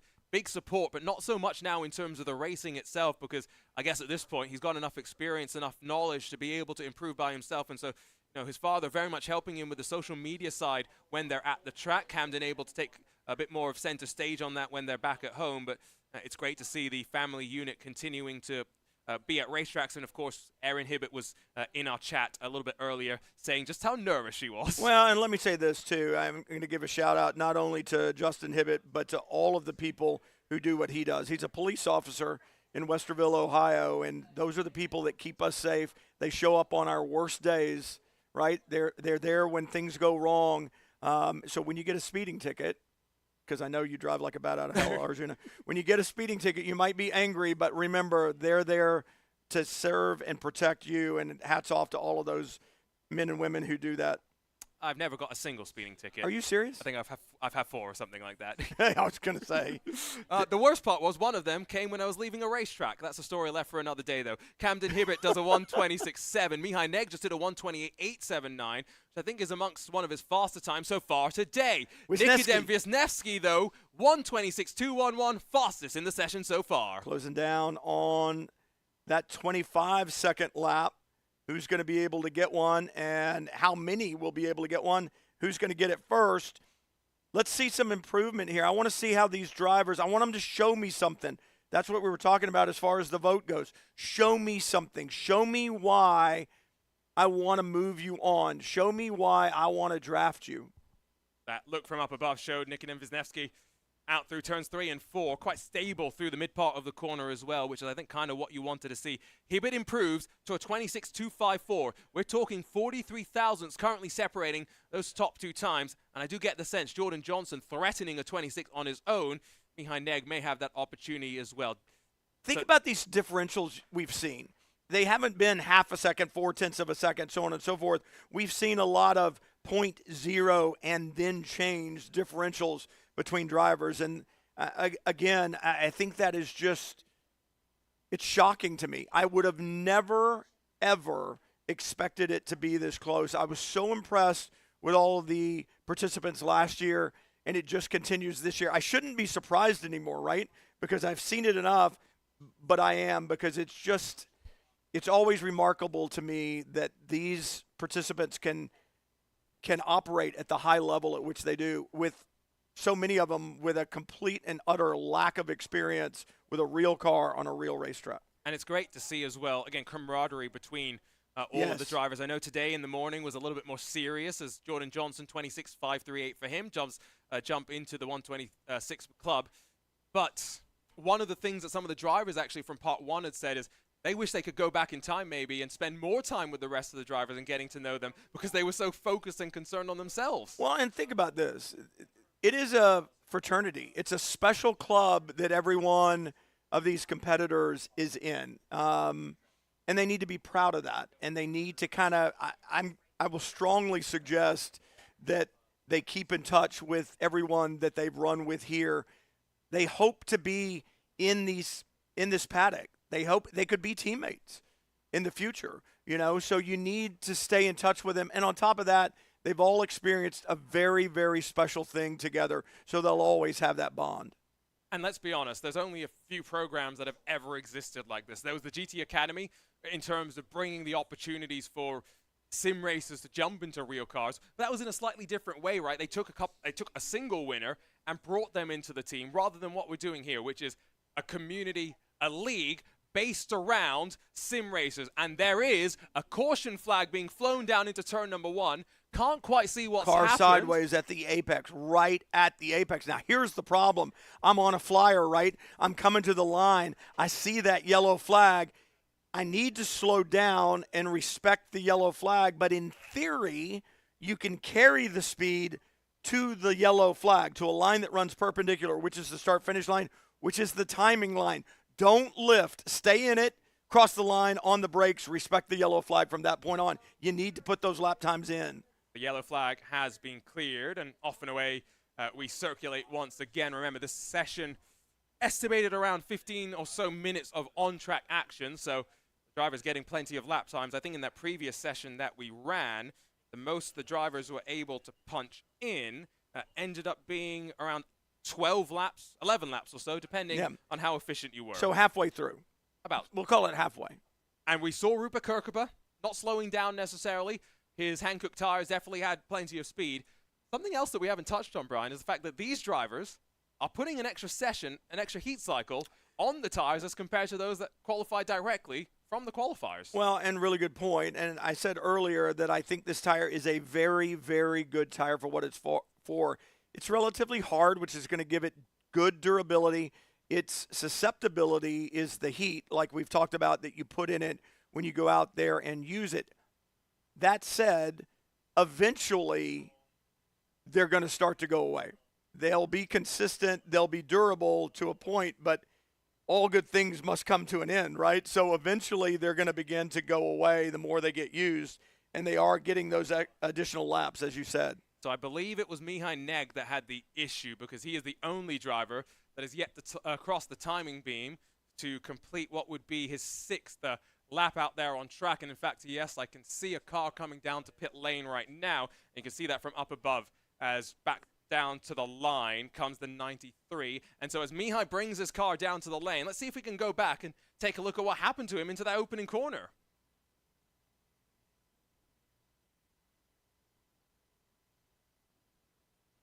That looks okay. Yep, that was good. I got a feeling right there. Oh, long before. That's like what Dominic right after Rakomski turning had. You remember when he just seemingly stamped on the brakes and it span him around? Yeah, well before the apex of the corner. So that car upset back in the braking zone right at turn-in, and it was around, I've got to believe it was actually in the straight line braking zone where it got upset. And, in talking to the drivers and those who have spent time in these cars, you can get the rear end hopping on one of these things if you're too aggressive with the brake pedal and you do the downshifts at the wrong time. So Tyler giving Mihai a little bit of words of encouragement right now. Like, you got this, just don't do that again. And I like how Mihai's, trying to describe something clearly. He's not what we were talking about the data, right? Spencer's great answer. It's like when you go look at the data, you should already have the answers to the test. You know what I like right here? Look at Tyler. Is he in a hurry? No. You know why? Because he's intentionally, in my opinion, he's intentionally keeping Mihai there for a moment. You know why? So he can breathe a little bit, so he can take a breath and get back out on the racetrack. Tyler, a very, very experienced coach, runs the program here, understands that it's not just physically getting the car out there and doing the right things. There's so much such a mental aspect to it. And he's just kind of reading what he's hearing back from Mihai, and he'll let him go when he thinks he's kind of cooled down enough to get him back out on the racetrack. There could have been a little rear bias as well, potentially, if it hadn't been adjusted from the when we had the And they're showing him right now, okay, this is how you want to do that if you want to change it. And they'll get him back on the track. And I think this is also where they should tell him, Mihai, you've only got a couple of minutes. Go out, enjoy yourself. Have fun. I don't want you to care about lap time. What I want, though, is when you come back into pit lane, you better have the biggest smile that you've had this entire weekend. Absolutely. So one more time out onto track for Mihai Neg. And remember, the fan vote powered by Sucker Punch is going to be opening in a few moments' time. Nikodem Wisniewski did a 1:26.262 last time by, so about half a tenth of a second off of his best, but he currently has been unable to jump into the 25s. It's hard to really put a point of comparison, I guess, but you remember Kamil Pawlowski finished that session with a 25.632, so same car, driver of similar caliber, kind of expect a similar result. Yep. Camden hit it to the top, 26.186, and I said he's a student. He was very, very consistent with the last 3 lap times, all within a tenth of a second of each other, and now has dug deep and found more time, 26.186, and I think that is his fastest lap time to date.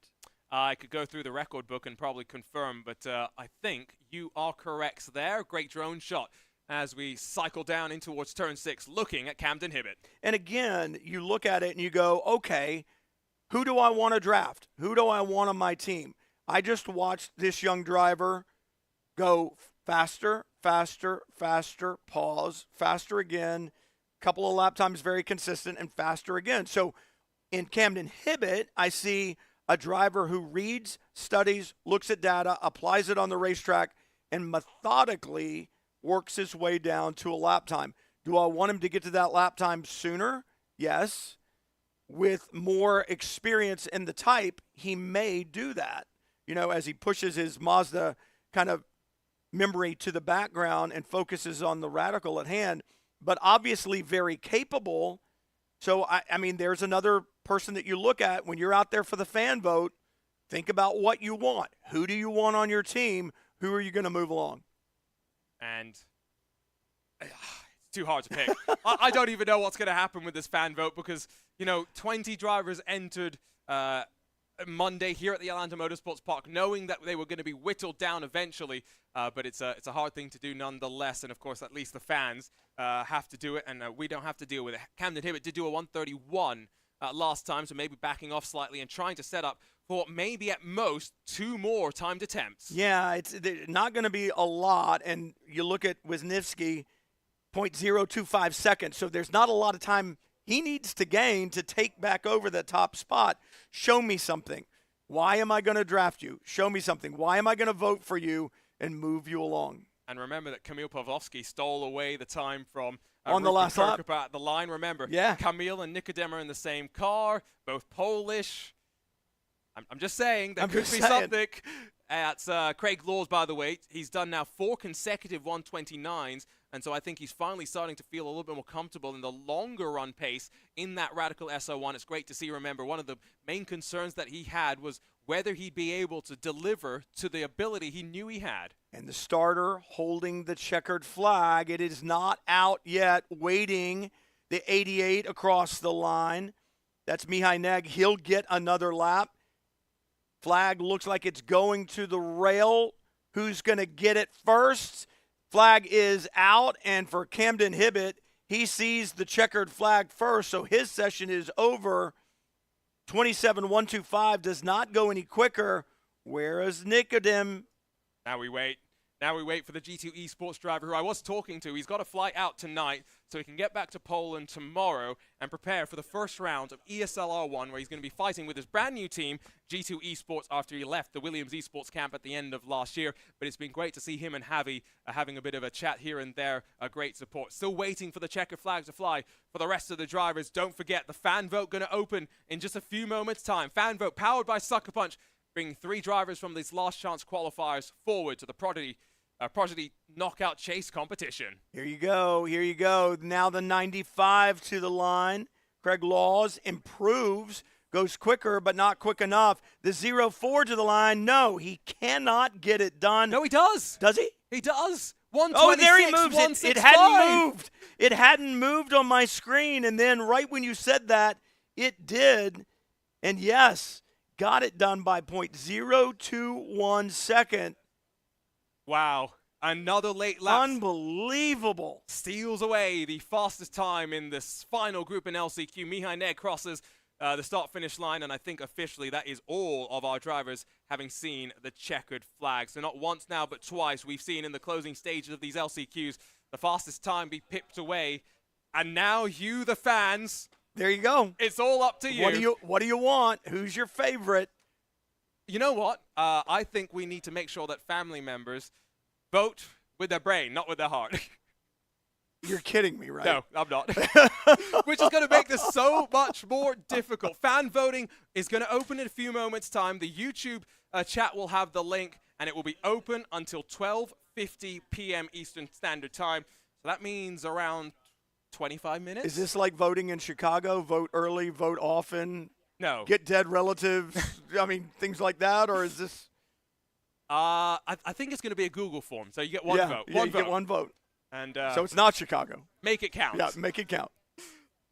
Waiting to see exactly how that's going to go, though, as the drivers trickle their way back into pit lane. We mentioned that Hannah and Juliana were down in pit lane but had been sequestered by the docu-series crew. And part of the reason that the fan vote is going to close at 12:50 is because the drivers are going to get sequestered, and we're going to announce to them which three move on forward for the docu-series. So that's going to be great. We've seen plenty of filming over on the Sky Deck for the series. Looking forward to seeing exactly how that all shapes up. I want to have lunch on the Sky Deck. It looks Should we very do that? relaxing today. I think it's time for lunch, though. Why don't we step out of the commentary booth, put the microphones down for a little bit. Your fingers, though, need to be active. Fan voting open till 12:50. It's time for lunch here, though, for Prodigy Week Part 2.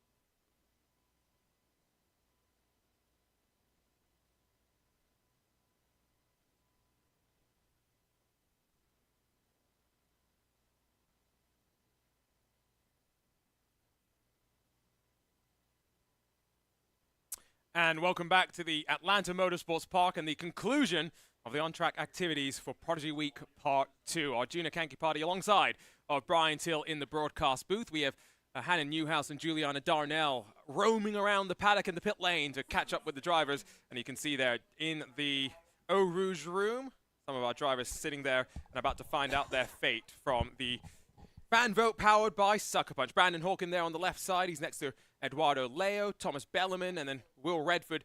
So these are the drivers that had advanced directly from the qualifiers. These are the drivers that are waiting to find out their fate. Can you imagine standing there right now, waiting to find out your fate, as you said? The nerves. I mean, this entire 3-day deal, especially the last 2 days on the racetrack, has all been about trying to control those nerves and your emotions and focus through some very, very difficult and challenging situations. We've had rain, the competition side of it, of going up against other competitors and trying to best them. Rain again a little bit for some of the drivers again today. That challenge, it's always been there. They've been challenged at every turn, literally on the racetrack at every turn, off the racetrack as well. I mean, it is such a pressure-intensive event here for all of these participants, whether they're young or, I won't use the other word, or not young. How's that? Able to be parents of some of these drivers. Able to be parents. There you go. There you go. And again, I must say, for Craig Laws in particular, I've been enjoying the way that he's approached this. He's here to prove to himself that he's got that ability. I think in many ways he has. And again, he was a top 3 contender in our search selection shows for Season 1, Part 1, and then lost, 20 kilograms of weight. It managed to find its way over to me and I you. was going to say, I found it, yeah. But that is what this journey, this mission is all about. And we're so glad to have you watching here on the Racing Prodigy YouTube channel, because we are looking forward to what is to come. The Prodigy Draft later this summer, all building up to the Prodigy Racing League. And more importantly, maybe the docu-series that's going to tell the story of the journey that all of these drivers are going through. Yeah, just look at the look on their faces. That's tense. Where are all the smiles that we've seen throughout the interviews and when they got out of the cars? I mean, right now it is just, I won't say gloom and doom, but certainly nervous. That would be, I think, the proper term. And it's out of their hands, right? Listening in, not hearing much conversation. Who's talking? Nobody. It's great. Oh, this is fantastic. Well, it's for you. For me, not for them. Their nerves aren't so great. But again, of the 30 drivers that have participated in our Prodigy Weeks Part 1 and 2, remember, 30 drivers in total. 32 drivers. I can do 20 plus 12. I can do the math there. I've made that Congratulations, mistake like 3 times today as well. We'll have 6 real-world teams, though, in the Prodigy Draft later on this summer, selecting 4 drivers each. That means from the pool of 32, 24 will have real-world racing contracts as full-time drivers as well. The fans, well, you'll have your say. Don't forget that 6 more drivers will be selected as reserve drivers, also on professional racing contracts as well. And so I'm looking forward to seeing how that process all plays on out, because there's some drivers as well that may not be in a position to be able to come and join us. Think of Lorenz Herzing, right? He's hoping that when he flies out to America to start flying in the air, do his practical flight experience, he's hoping he can combine it with the Prodigy Racing League, but his schedule is a schedule. No one cares.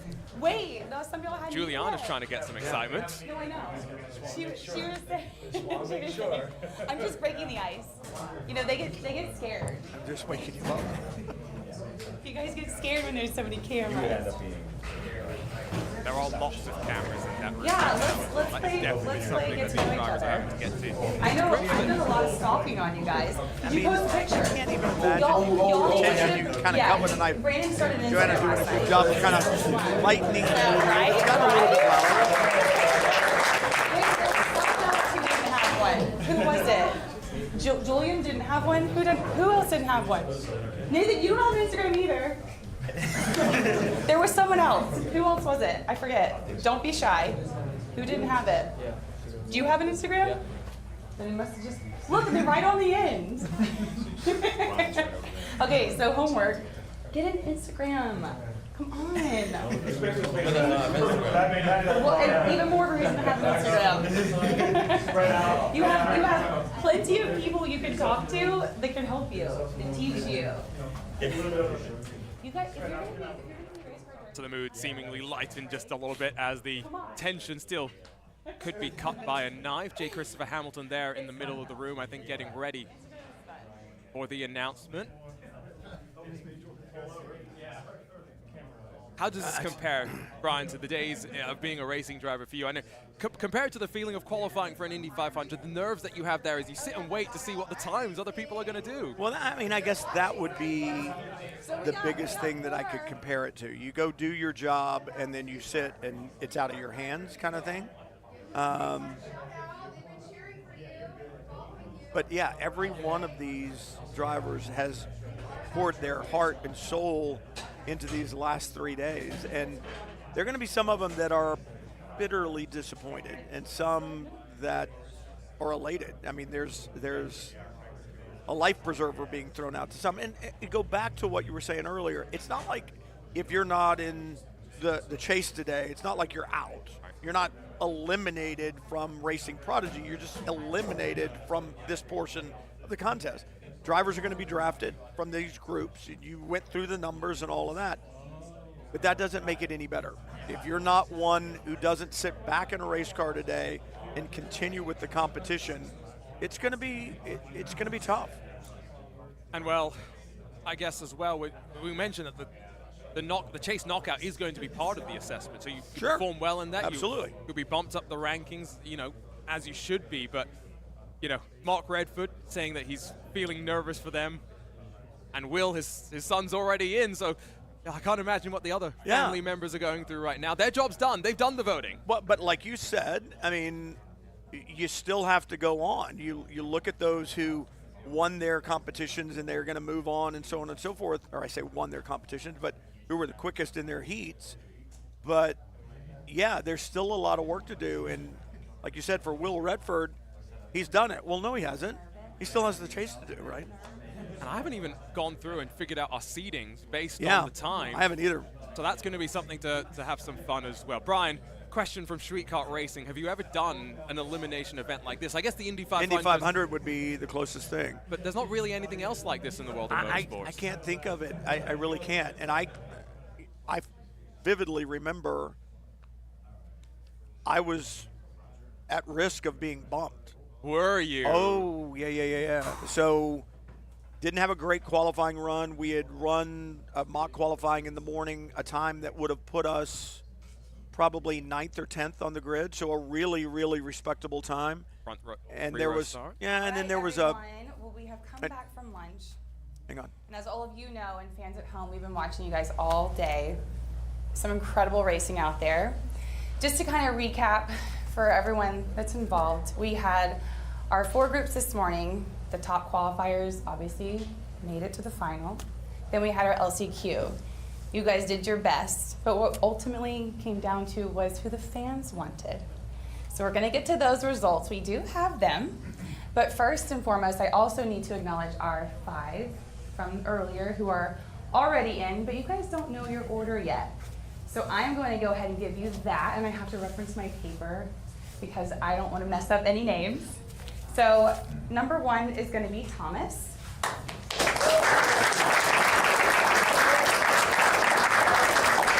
Number 2 is going to be Will. Number 3 is going to be Eduardo. Number 4 is going to be Brandon, which is 5.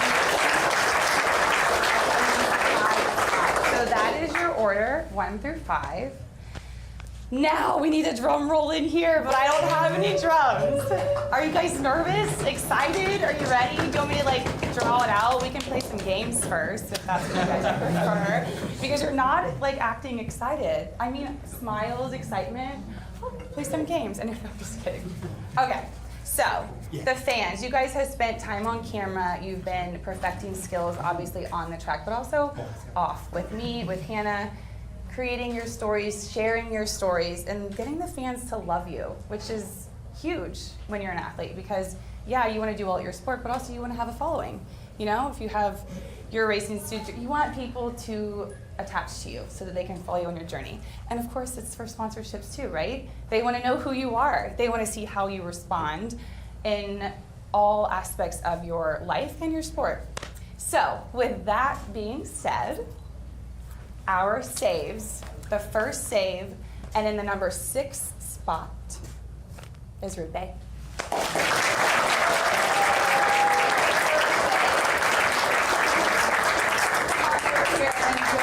Already. Take a deep breath, in and out.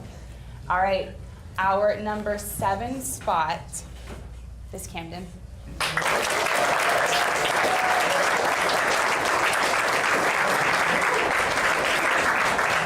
And before I say that number 8 spot, you guys know that you were incredible, all of you. No matter who this 8 spot goes to, you guys, from what I saw, are some of the best at what you do.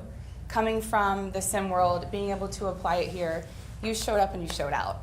Your skill, your athleticism, your characters, like it was really, really, really special to watch.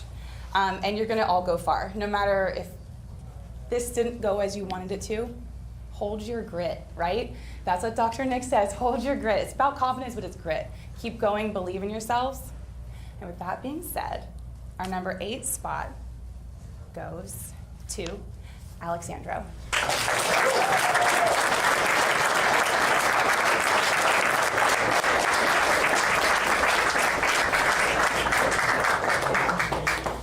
And before we let y'all leave, get down, we're gonna have Tyler explain the next part.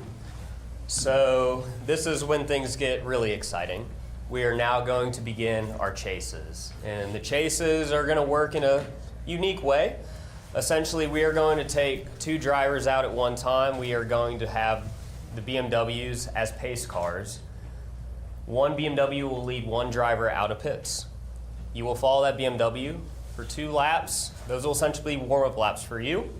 We will be spaced out accordingly, and then the BMWs will dive off into the pits, and then you guys will have 5 laps to try and chase down the driver in front of you. So you might be a lead driver or you might be a chase driver.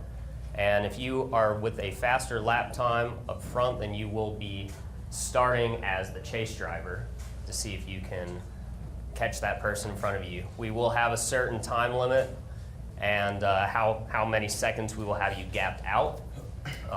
And me and Nathan Nicholson will be in the BMWs leading you guys around for that. So this is going to be an exciting time to see you guys and what you guys can do behind the wheel. We've already seen you guys impress in a lot of ways with all the weather changes we've had and, you know, adjusting to those conditions. So now we're going to see what you guys have in the chase situation. All right, so we're gonna start with seed 4 and 5. Y'all are gonna head down to the track and we are go time at 1:30. Good job, everyone. Be proud of yourselves.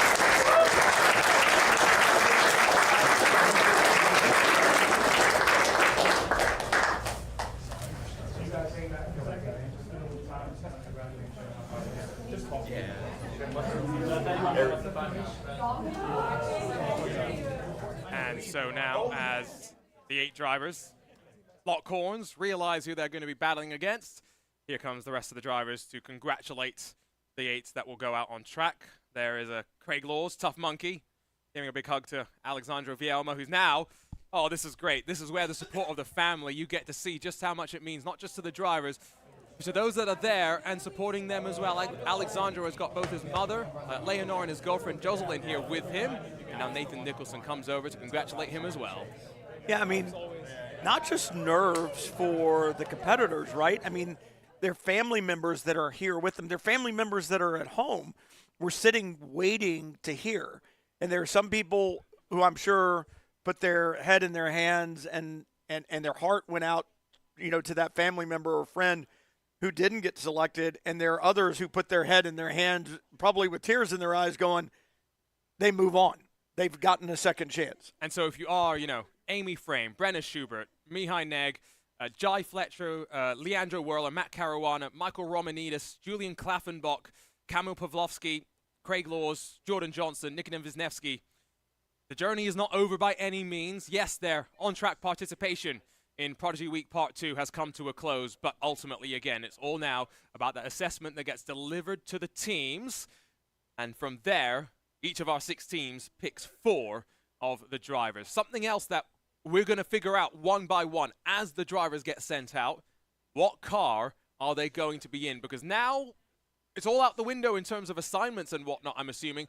And Brian, we've been talking about what we're seeing from the 5 Radical SR1s that have been rolling around the track. Yeah, I mean, I was just kind of going through it, and I need to go back a little deeper in my notes.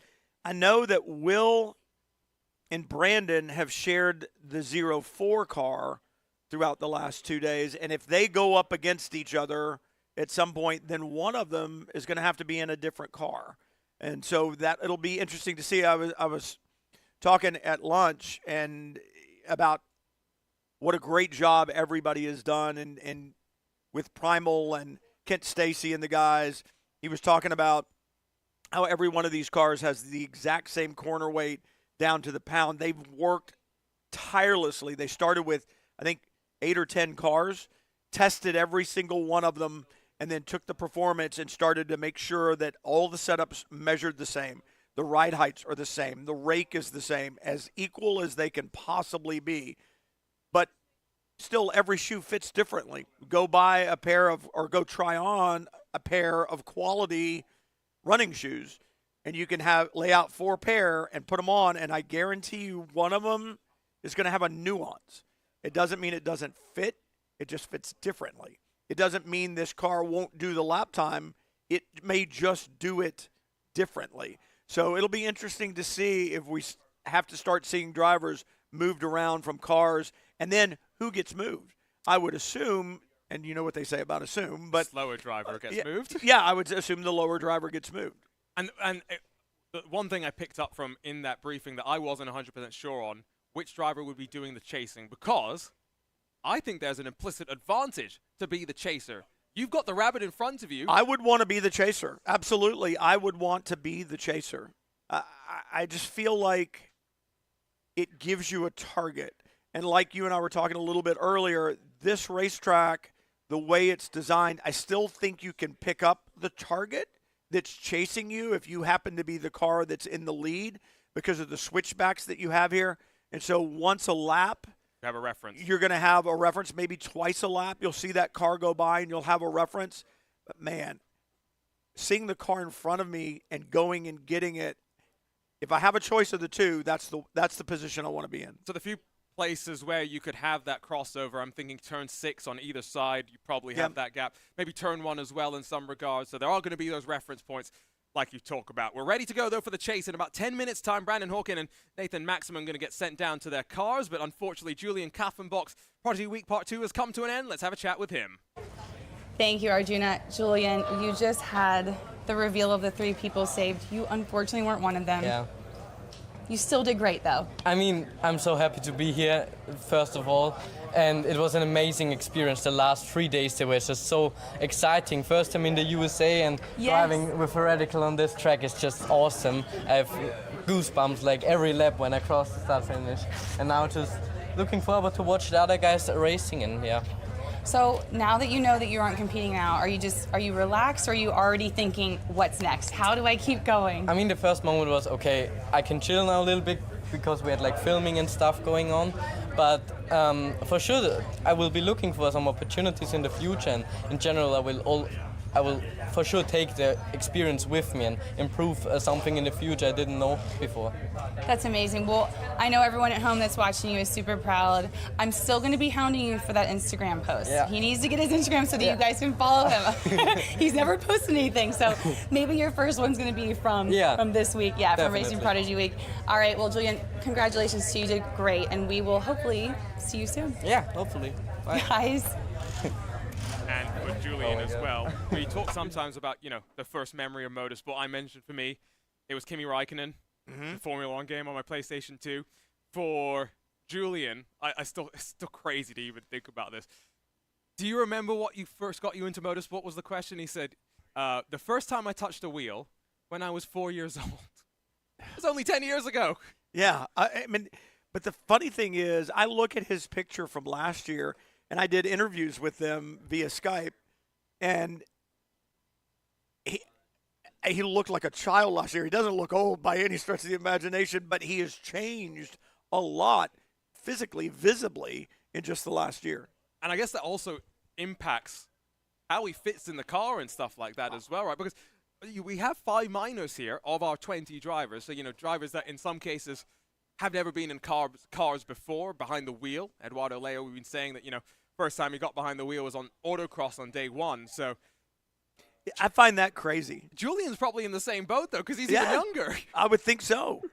And like you said, because he's even younger. And that's not only do I find the whole sim to real world thing amazing that every one of these competitors done it so well, then you start to throw in the other factors, age being one of them. And I'm like, it's just so impressive. I know I keep using that word, but it's just so impressive what every one of these competitors has done. I think, but we have to highlight that as well, because as much as I think there are people that will be watching here and saying, oh, sim racers that on track, had a few spins, who knows how fast they're going, but Brian Till's here and telling you that, he's looking at Kenton Cook, comparing Raiden Nichols to some of these drivers, and they are within a ballpark for their level of experience that maybe we wouldn't have expected. It's actually crazy that, I was having a chat with Javi Guerrero of Williams Esports yesterday, and he was saying, we were talking about putting sim racers into the driver in the loop simulators and see what benefit you could have from that. They put Alvaro Caraton, who was one of their F1 sim racing drivers, into the DIL a couple of years ago,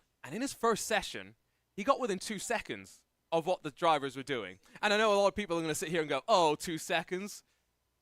We're talking about those, $1 million rigs where getting within 5 seconds is an achievement, let alone 2. Well, absolutely. And I was having lunch with Kent Stacy, and I was talking to him about my view of all of this and how fantastic I think it is and what a great job everybody did. And when he was telling me about the work that they did to make sure that all the cars were equal, he threw out a lap time. He said, yeah, Kenton and the guys were kind of in the range. Oh, you're being vague right now. Yeah, I am being intentionally vague.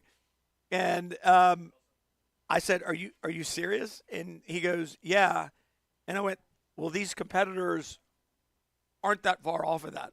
The fastest lap times we've seen are not far off that at all. They were well within a second of the times that the guys were doing. Which is basically unbelievable. Where we were in Prodigy Week Part 1 as well. So again, when we talk about impressive, we're talking about Kenton's won the Rolex 24 twice, right? Kenton is amazing. Raiden is an ace in these radicals as well, and yeah, I mean, you're not going. Yeah, we grabbed a couple of guys off the street to test the cars. That's not what they grabbed. And so the idea that the lap times are as similar as they are is pretty amazing. And in a car as well, where introduction into the slicks and wings sort of category, so much to talk about. One more driver to have a chat with, though, as we get ready to go for the first of our chasers. Haven't talked to Alexandro Vielma so far today, and I wonder how big the smile is inside. You're exactly right. I was like, oh my gosh, come over here really quickly, Alexandro. We haven't talked to you all day, and we're getting you now. Yes, you are. You just found out that you were saved by your fans. First and foremost, what do you want to say to them? They're out there. You guys are great. We were talking about, I have such a beautiful community supporting me, even before racing started. So to have that, be put on paper and make it into this chase, it's a massive opportunity. So this isn't possible without you guys and the support and emphasis you guys putting my story out there. I love my family, mis tías, mis abuelas, mis amigos, gracias. Thank you guys for all the support and emphasis you guys put in allowing me to chase this dream with a full heart and with a lot of passion. So I love you guys. Can't wait to visit all of you guys when I get home, and I couldn't do it without you guys at all. Did you know that you were gonna, did you have a feeling, or were you nervous that they weren't gonna have your back? I knew they were gonna have my back. Love no that. doubt they were gonna have my back. It was just, everyone was getting votes. Everyone here is supported by their community. We know that we've been striving for this dream for a while, whether it be, Camden, he's a great guy. He's been developing in the racing world as well. So all of us have support. It's just whether that support, we'll see seep through. So it was really great to see it in action.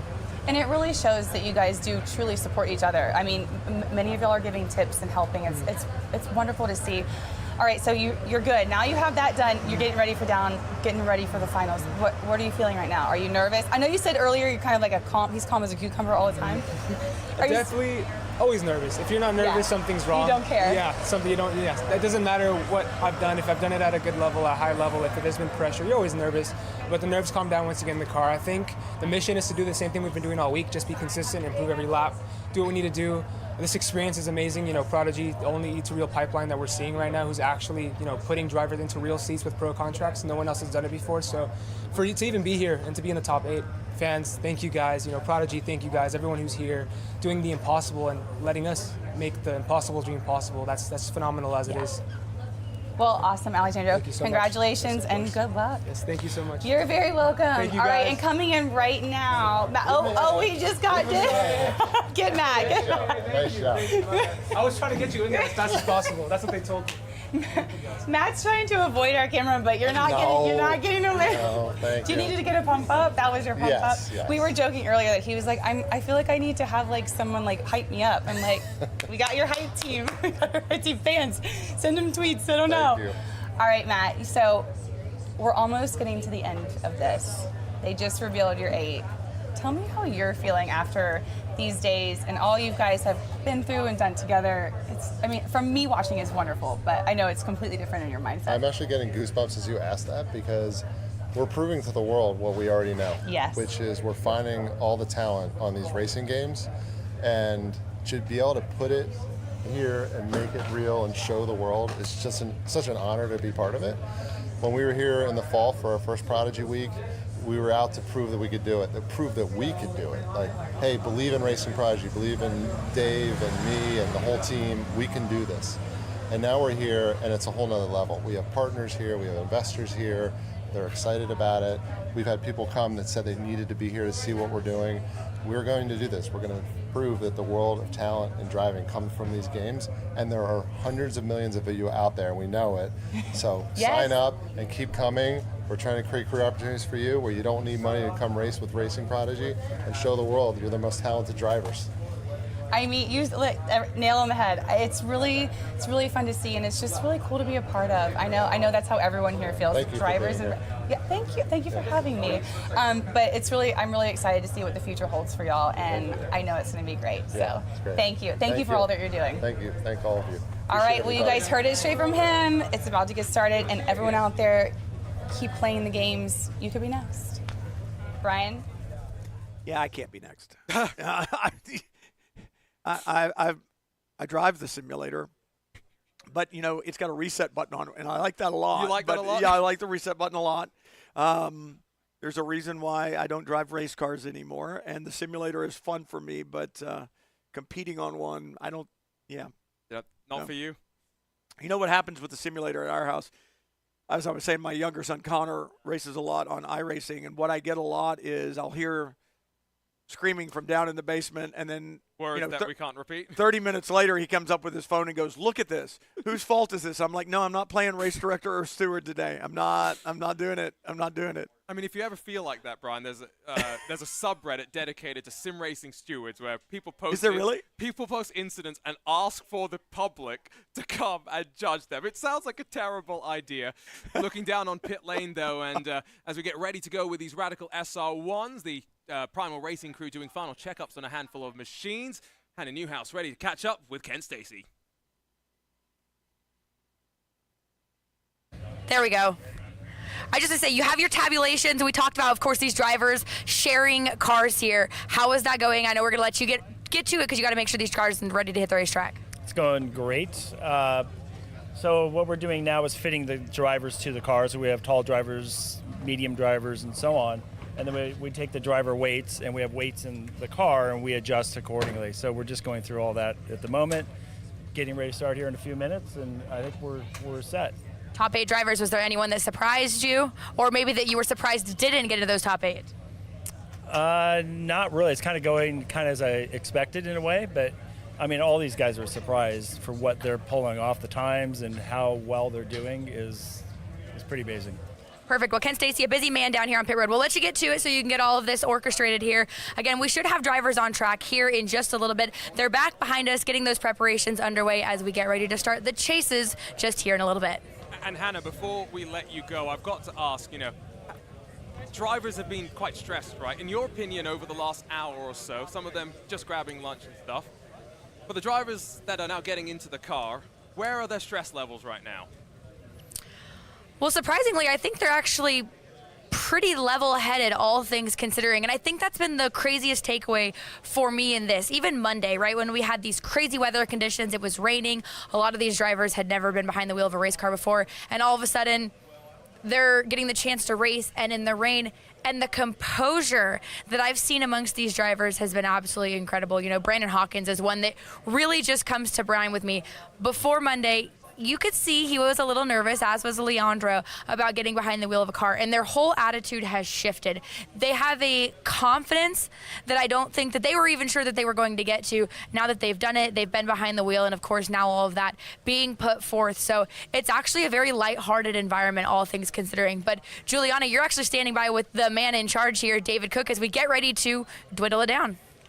Yes, thank you, Hannah. I am here with as I keep calling him, the man behind it all. David, this is your dream coming true. What does it mean to you? Well, to see the smiles on the 8, it means a lot. It's tough to see the 12 that didn't make it, but we know that the majority of them will be drafted. That this is just a competition within the competition. So the fact that we haven't wrecked a car, we have all these smiles, we're about to pull off Prodigy Week Part 2, it means a lot.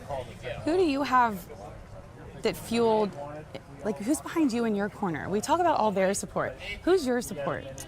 Well, my wife and then my co-founder on this, Matt Fosnot. They both believed in this and perhaps me, and believe in these drivers and our team, and have given us the opportunity to hopefully turn dreams to reality. Well, yeah, teamwork makes the dream work, right? So what are you looking for right now in this? What are you excited to see right now? Well, they're under a lot of pressure. This is, well, they've had plenty of pressure in the sim world, and a few have had real-world experience. Eduardo, for example, he drove a road car for his first time 2 days ago on the autocross, because he doesn't have a license yet. He's 17, he lives in Italy. So really, how do they do under pressure? And then how do they respond when they get eliminated? Because while they're on the high right now, 7 of them will be eliminated and only 1 will be left standing. I think it's really great that you guys are proving to the world that sim racers are athletes and they can come out here and drive a car. It's really special that you've done that. I just had Matt upstairs earlier, so he was giving shout outs to the fans out there, but tell them that you're looking for them. Tell them all the sim racers. They want to hear it from both of you, because we need more people. We do. Now, we're not proving the sim racers, they're proving the sim racers. You're right, you're giving them the opportunity to prove, yes. We're giving them a platform to do it. There are more prodigies watching the television, watching other people race, than are racing in real life. We need to find and discover those prodigies. We want them in our program. We want to develop them. We want to support them. We want to give them the opportunity to move up and make a career with us. That's what we are trying to achieve here. Well, we're excited to be a part of it, and we're excited to see what's about to go down. Thank you, David. From all of us, thank you. Thank you, Julian. You're very welcome. All right, well, you've heard from both of them. You guys can, I guess, we'll just have to keep waiting. We're just waiting and waiting for this first round. I see the helmets and Hans devices going on for, I believe, Nathan Maximin and Brandon Hawkin at the corner of my eye. Maximin looks pretty ready to go as Brandon joins him and suiting up. Looks like one of the Primal crew giving him a help with his Hans device as well. And so momentarily, they will be strapped into their machines. The question will be, which car are they in? Because Brandon Hawkin was in the 04 across of the entirety of his runs. Nathan Maximin was in the 88. Will they go back to the same machine so that we don't have to adjust the corner weights and stuff? Looks like Nathan's jumping back into the 88 with the Sucker Punch black logos. Yeah, I would think that they would try to keep them in the car. The only other thing that you could do would be put 5 car numbers in a helmet and let the quicker of the 2 reach in and draw a number and mix it up completely. But I think, remember, Kent Stacy said these cars are set up based upon height and weight and so on and so forth. They don't have the time to adjust the pedals and everything else if you've got a driver that is driving a car that was set up for 3 or 4 different drivers that were 6 feet tall. and you're 5'6" or 6'2" and 5'8" or whatever the case may be. You and I spoke about that yesterday. Driver comfort is critical to making sure that the driver is ready to go in the car and can perform at their best. I see in the YouTube chat that Jimmy Broadbent himself has jumped in to cheer on Nathan Maxim. And Jimmy, as many will know, has gone from a shed to racing at the Nürburgring 24-hour race this year. He's alongside Super GT that we had in the chat yesterday as well. And Nathan actually is part of Jimmy's Team 87, as Jimmy also looks to try and put sim racers into opportunities in the real world. Head back down to pit lane, though. Let's catch up with Jai Fletcher. Yeah, and we were just standing here reflecting on what the last 3 days really has been here with Prodigy Week. Changed out of the driver's suit, as we know, but nonetheless, looking back on since Monday, how are you feeling right now? What are the emotions? To be honest, I'm happy. You know, to be coming here and even getting the opportunity is amazing. So I want to say a big thank you to Racing Prodigy. Things didn't work out this time, for sure. I've been going up against people with a whole lot more experience, but I feel like I've cut my teeth quite well. There's been setbacks today for sure, you know, struggling without the data that I haven't had for the past 2 days, so I haven't been able to look back at what I could have improved on. But it's all things out of my control, and these things happen, you know, it's racing. I feel like I've done myself proud, who I am, and like I say, a big thank you to my family who's been supporting me a lot. Now, a lot of friendships were also formed and bonded here. Again, over 10 different countries in attendance here. Have you built some friendships that you're looking forward to keeping as you leave this week? Yeah, definitely. You'll know Matthew. He's honestly one of the funniest guys I've ever met. He's absolutely hilarious. Can you have him be funny with us? Because he is so shy with us. He's so reserved, isn't he? But when you get him on his own, he's nice and chill. And me, I'm quite like a outspoken person. I'm quite energetic. I like going around and talking to people. It's fun. But yeah, I will have a speak to him, and you can go and have an interview with him. I'll give him some tips like that. See, I came over here earlier before we did this interview, and I was like, actually, you're going to be the pit side reporter for the rest of this. We're going to let you interview people. I think we really just set this up. I think we might have to go find Matt later, and we'll let you interview Matt. How about that? Yeah, let's do it. I'm sorry. Okay, so if we find Matt a little bit later, Jai's going to go ahead and interview him. But nonetheless, it's been phenomenal to get to know you here this week. You've done a lot of people proud, and hey, I made a friend here as well, guys. And what a great community we have as well here at Racing Prodigy. Jai, 20 years of age from Derby in the United Kingdom, and looks like he's having a ball. And now, apparently, he's part of the broadcast team. I'm staying around simply to watch the interview. Actually, I'm staying around for more than that, but I want to see that. Because, yeah, Matt has been so measured, and everybody goes, he's the funniest person around. And then you go put a camera in his face, and all of a sudden, everything becomes just kind of stone cold. The mask comes on. Yeah. So we'll see if Jai can get him out of his shell when the camera is in his presence. So ready to go for the first chase in the Prodigy Chase knockout competition here as part of Prodigy Week Part 2. As mentioned, it's going to be the 4th and 5th seeds that go out first. So that's going to be Brandon Hawken, who has the faster driver. He was the 4th seed. Will be chasing down Nathan Maximin. The way it will work is they'll do 2 laps behind a BMW. They'll be separated out. So Nathan's leaving now to head out behind, I think it's the white of the BMW F30s with Toyo tires and the Sucker Punch logos on the side. Brandon Hawken will go out a little bit further behind, paced by the black Sucker Punch BMW, again outfitted with the Toyo tires. 2 warm-up laps, and then the BMW down into pit lane. And once both drivers cross the line, we measure the distance, the time effectively. They get 5 flying laps, and depending on which way the gap grows or shrinks, it depends on, I guess, how the drivers are going to all go. We will crown our winner, and they will move on forward. The other matchups that we have, the second group of drivers is going to be Eduardo Leo chasing down Rupe Kirkapa. Third matchup is going to see top seed Thomas Bellerman hunting down Alexandro Vielma. And then our final of the quarterfinal matchups effectively is going to be Will Redford hunting down Camden Hibbett. Of course, from there, move forward to the semifinals, move forward to the Chase Championship, and our champion will be crowned. Brian, when we did this last time, I'm trying to remember, we've already said that we both think in a lot of ways being the hunter is a bit of an advantage. I don't necessarily remember it being that way last time, if I'm being honest, but because these drivers have had a, let's say, abbreviated lunch session as well, some of them, in the case of Nathan Maximin, was eating his lunch while they were announcing who was moving their way on forward. they've been compressed in terms of their stress right now, haven't they?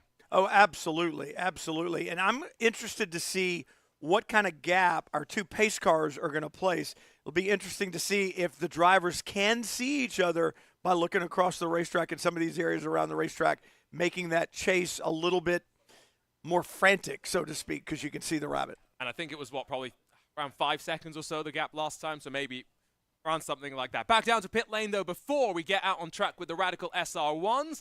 You can see a look inside of the cockpit, but let's catch up with one of our coaches, Spencer Pumpelly. There we go. Well, we always say that drivers are extremely competitive. Well, guess what? They're actually really competitive as coaches as well. Brandon Craig, one of your drivers, out there right now. We're getting ready to start the chases. How are you feeling? I'm nervous for Brandon. You know, he's one of those guys that just lights up the room when he walks in. I think everyone here has commented on how his personality is so big and he's so happy to be here and is excited. The joy he gets from being in the race car is second to none. So it's almost a bonus that he's been as quick as he's been. And now it's time to really put it to the test. And like we were talking about, sometimes I'm more competitive as a coach than I am as a driver. When I'm driving, I'm like, car's good, might win today, car's junk, not the day, whatever, move on to the next one. But when I'm coaching guys, I tend to live and die with every lap that they turn, good or bad. So I'm really excited for him. I'm also nervous for myself. I want to see him do well. So 5 laps to try to run down that gap, and I think he can do it, but anything can happen. A lot of gravel, a lot can go wrong. I'm a nervous wreck. Monday, of course, he'd never been behind the wheel of a race car. Is it safe to say that Brandon was a pleasant surprise? Absolutely, yeah. I mean, like I said, personality-wise, he's a great guy to hang around with, but I think the first couple of days he was a little off the pace of some of the faster guys in my group, and then it took I think this morning and an overnight of thinking about it, looking at data, looking at video, analyzing everything. Suddenly this morning he just went crazy in the car, turned it on. So big speed through the fast stuff, really precise through the slow stuff. Everything you want to see in an overnight processing session in his brain. Must have eaten Wheaties or whatever this morning too, because he came to play. So we'll see if it was a fluke or if you can do it again right now.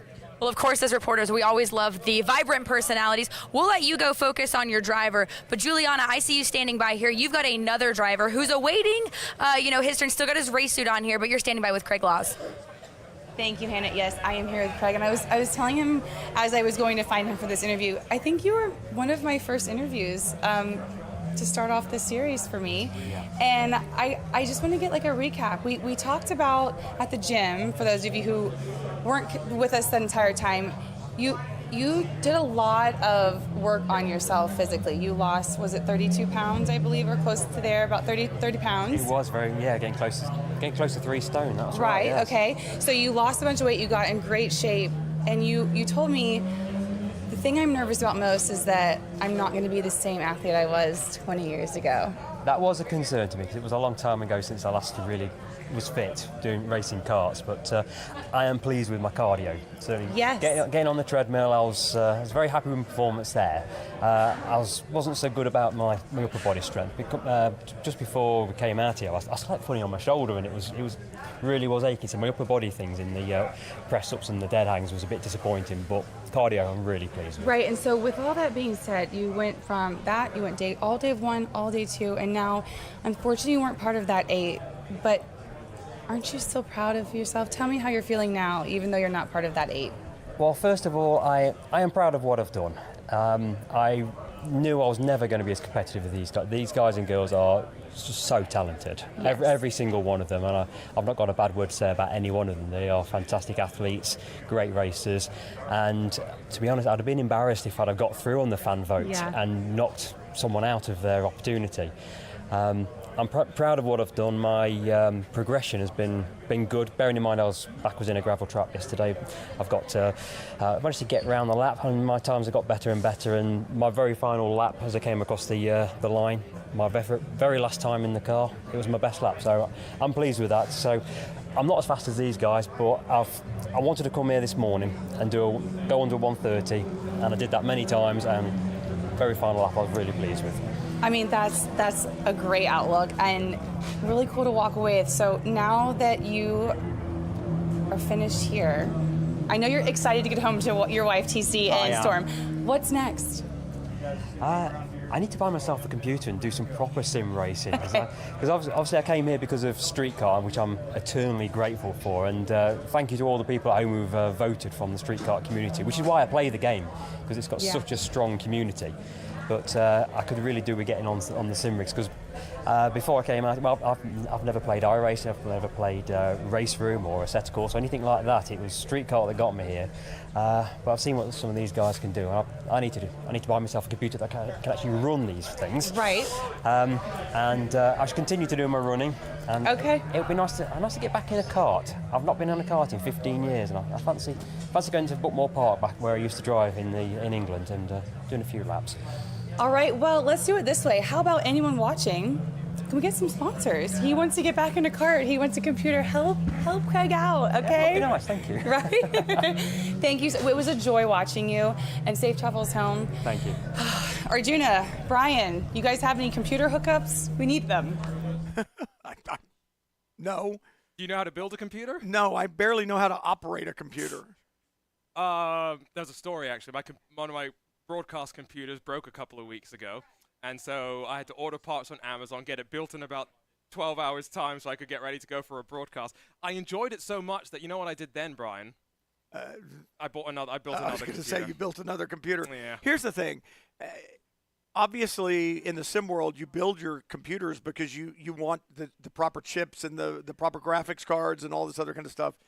I just go buy a new laptop like every 4 years and stick it in my bag and go. I don't build anything. So there's actually a few different – so some of us actually do that. You can go and buy pre-built gaming computers, and when something goes wrong, then you have someone to go and help you, right? Problem with that is if you're a sim racer and you have to send it off somewhere and get it fixed, you might be up a creek without a paddle to get you out of it. And so, if you have your own computer, you can replace your own parts, for example. It is a little bit better, and like you say, you can also dial it in. Some of the drivers want to get specific equipment for the competitions they are running.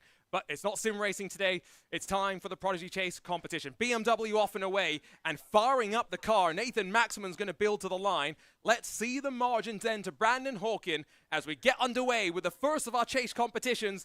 5 laps of racing underway. 5 laps to get it done, and the flag waves, and here is the second of the cars, Brandon Hawkins. He'll be able to see the car in front of him. So the rabbit is visible. 10.045 is the gap that we have on our timing screen.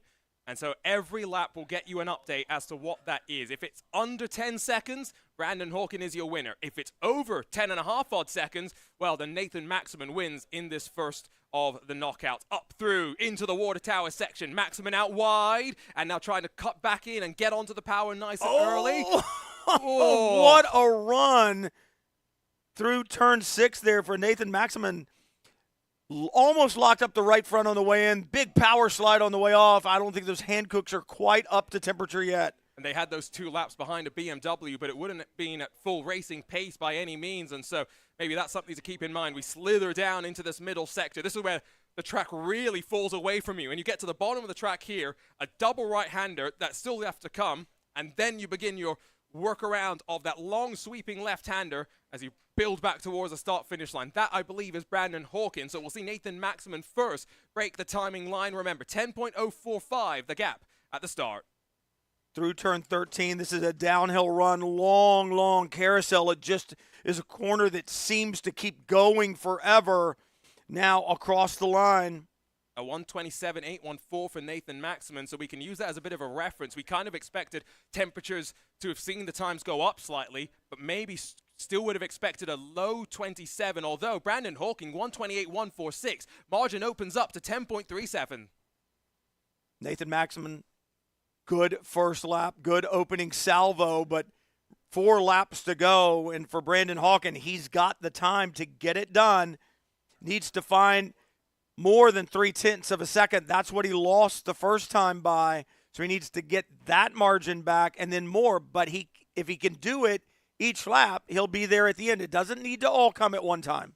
Garrett Lowe has jumped into our chat. He's probably watching on with some fond memories. Remember, he qualified on pole position for when we went racing in this chase competition. That's the run down in towards turn apparently 9. And then you enter actually into turn 10. But when you get onto the brakes and dive it down the hill through the left, Looks nice and tidy, though, and this is where also sometimes you'll see drivers use a lot of the curb on the inside and then also run out wide. That looked pretty tidy. Looked very tidy on the apex in 12, up the hill. Lets the car track out as much as he can and still be able to get it back driver's left. The big key is the run off of 13, the left-hander, because as soon as you get in the throttle there, it's uninterrupted acceleration all the way to turns 15 and 16. Not flat in these cars.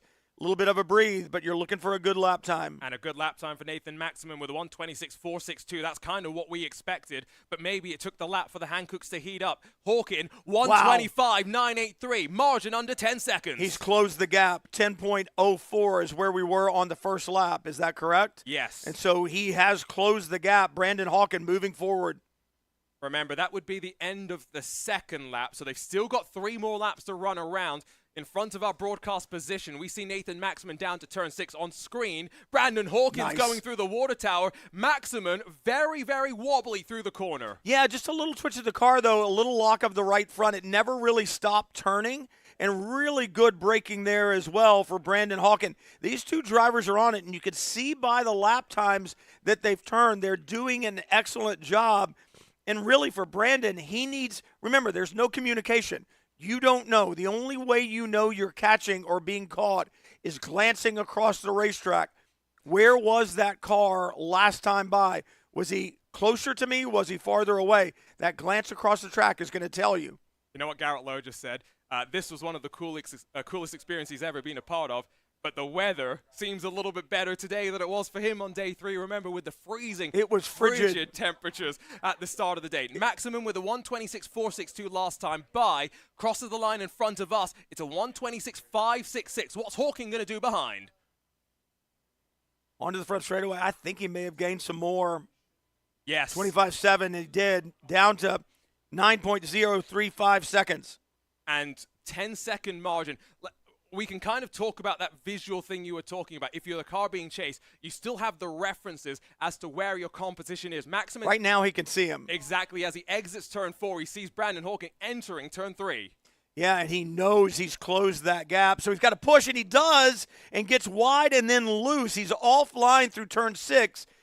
If Hawkin runs a good turn 6, he's going to gain a fair amount of time right there, and he is on rails through 6. Hawkin is. He looks very, very composed. Sometimes there's a bit of a snap as he gets onto the power, but it doesn't look like he's costing him any momentum. It's just the natural way that the weight of the car is rolling and down into that turn 10 section once more. So Brandon Hawkin continues just to close his way on forward. Just watching at the top of turn 12 right now, Nathan Maximum. One thing that I remember from Prodigy Week Part 1, Brian, is out the corner of our commentary booth, we could see the entry to turn 12, and a lot of drivers are turning in, let's be honest, way too early. Way too early, and it's really tempting to do because it's blind, and somewhere inside you is this voice that says, if you don't get in there now, you're never going to make it, but you've got to go with what you know, not what you feel. White flag is out, 26.486 for Nathan Maximum. What's it going to be for Brandon Hawkin then? Across the line, and the Movano Corsa driver, 25.749. So it's another gain for him, 8.298, the margin at the line. And so now, all that Brandon has to do is keep it out of trouble, and he'll be okay. But very consistent, both the last lap times, 25.7s, so really well. And think about Nathan Maximum, quickest in his group in the first session yesterday, quickest in his group in the second session yesterday. Oh! That car is rotating freely out through turn 6. And that's the first time scared me. We've actually caught it on camera, Brian, because we've been seeing Brandon Hawkin a little bit more, and this time it's him that slides the rear end. I don't think that's enough to cost him enough time. He's not going to be as quick as he was before, but I don't think he's going to lose that margin. But what I was saying about Nathan, he was quickest in both sessions yesterday, quickest in the morning session today, and this is going to hurt. You know, he knows he's gotten there, but this is going to hurt. It'll be the first time he hasn't been quickest in one of his competitions. And I think he should still be very, very happy with how this has all played out. Of course, with the experience brought from karting and whatnot, shown himself up quite well and being one of the strongest drivers in that number 88 machine. But as they come back towards the line, Nathan Maximum sees the checkered flag. It's a 1:26.584 for him, so he's been very consistent in terms of the lap time. But here comes Brandon Hawking. Double checkered flags for him, And it 26 is flat. a improvement in terms of the gap. And so Brandon Hawkin advances from the first round of the Chase knockout competition. Yeah, we knew that Brandon was going to lose a little time because of that twitch, that rotation that he got in turn 6, but it didn't cost him enough that Nathan was able to make up the time that he lost over those 5 laps. So good job by Brandon Hawkin. And you heard Spencer Pompelli say he is just absolutely on fire. He showed up this morning ready to go. Who was the guy yesterday? I don't know, because it's a different driver today. And how crazy, right, that such a drastic turnaround. And maybe part of that as well is they've had an extra night to recover, because that first day is the most intense, right? Not just because of the physical assessment, but because of how many different things that the drivers are having to jump between. They never really get, too much of a break. And while today and yesterday, yes, it's busy. I'm not going to try and tell you it's not. They've got their docu-series commitments and everything else to do as well. But really, they're in the car or they're not. It's pretty simple. I think, too, and I said this at the end of the day yesterday, some of these drivers are going to go home and, quote, sleep on it. And they'll be better drivers in the morning. They won't be able to tell you why. It's just, we see that in a lot of things in life. And whether it's school, whether it's work, whether it's a stick and ball sport, whatever you play, you take a lesson, you go home, you relax, you sleep on it, and lo and behold, the performance is there the next day. It's just like it needs a little time to marinate, so to speak, and then all of a sudden you can perform at a better level the next day, and that's exactly what Brandon Hawkin has done today. Getting ready for the next of our matchups is going to be Eduardo Leo chasing down Rupa Kirkepa. Now, both of those drivers actually were in the 88 for their respective runs in the first couple of groups that we had. And so I've just looked in front of me, and I see one driver jumping into the 95 that I'm assuming is likely Rupa, who ran that car in his LCQ session. I haven't yet seen Eduardo, and he looks like he is going to get back into the 88. So he'll be familiar, but Rupa does have that previous session in that car as well. And again, I think it's one of those deals where, everything has its own little personality.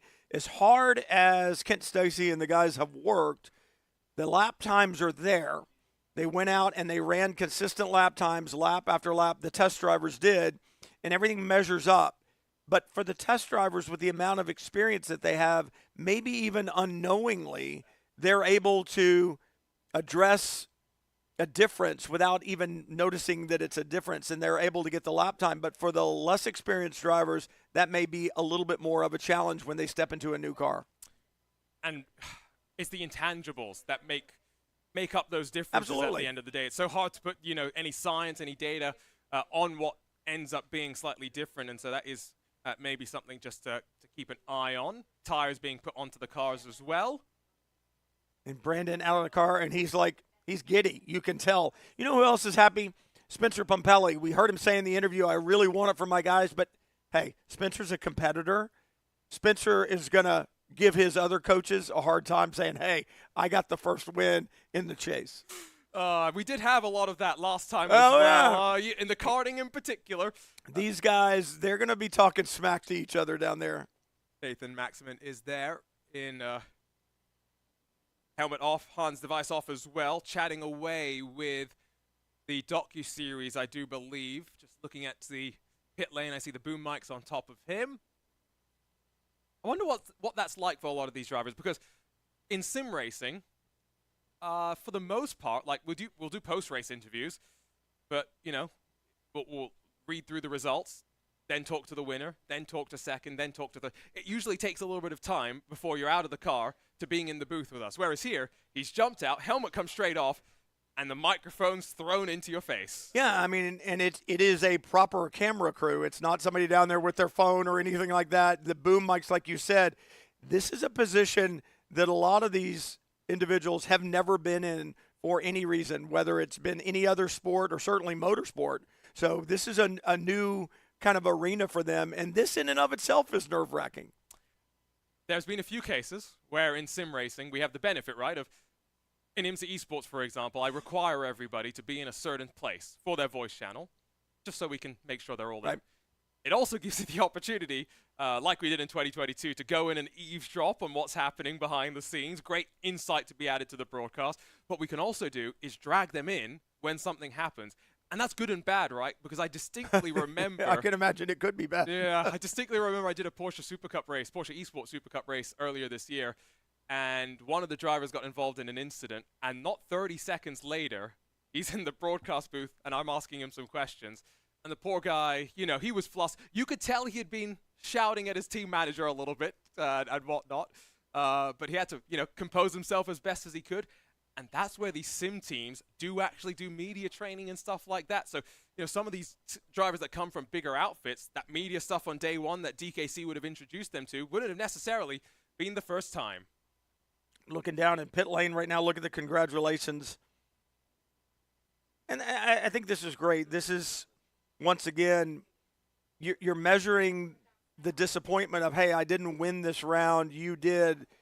But you're measuring that up against the, look what I've done over the last 3 days. Look at the opportunities that I've had. All of that is celebrating inside of you at the same point in time. There has to be some disappointment that you didn't win this round. I see Juliana has jumped in as well, so I'm hoping. Can quietly hear. I think we'll turn the volume up a little bit. I'm not very All right, the winner. We're going to do the reveal. Turn around right here. You guys both did amazing. Brandon, you are the winner from this round. Thank you. Thanks, Ed. Good job, both Good of race y'all. there, Nathan. Good stuff. Nathan, congratulations. Oh, thank Brandon, you. we'll see you soon. All right, see ya. Thank you, everybody. Cool, man. Yeah, I need to go and cool off now. Oh, yeah. It's hot out there. Hot out there. Be interesting with the rain. Yeah. It's just starting to spit, so. A little bit. That first layer of rain is really slippery. Yeah. Yeah, it's gonna be really interesting. I'm gonna go and grab a drink and watch the rest of it. Oh, yeah, for sure.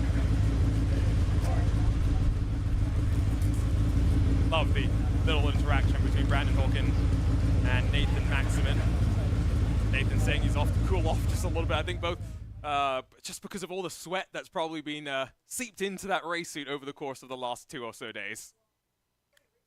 Who's leading who? Who's chasing who? So it should be Eduardo Leo hunting down Rupa Kirkupa. As off and away, Rupa goes first. He's going to be following around the white Sucker Punch BMW F30, outfitted with the Toyo tires, of course. And now we'll wait for the Italian Eduardo Leo to head out there as well. Our BMW drivers, did I hear that was Nathan Nicholson and Tyler Edwards? I did not hear that. Okay. I mean, if they want I would love to confirm, but I can neither confirm nor deny. Yeah. I'm just saying, if they need a BMW driver, maybe we can try and find a way to get the booth down into one of those cars and run around for a couple of laps. There goes Eduardo Leo off and away. Remember, he had some interactions with Max Papis, in his native Italian tongue. So yeah, it's one of those little things for comfort that I really appreciate. Not just Max this year, but it was Dino Filippa last year with Andrew Carbonell giving that little familiar touch, being able to converse in Spanish. And I agree with you. I think it's calming. You know, you're in a foreign country doing something that you've never done before, and you're struggling to communicate. And now somebody can communicate with you in your native tongue. Not only is it great because now your understanding of the subject is better, but obviously, like you said, I think it's calming as well to go, okay, I can do this now. Now I understand it a little bit better. It settles my nerves a little bit, and I can go out and do the task at hand.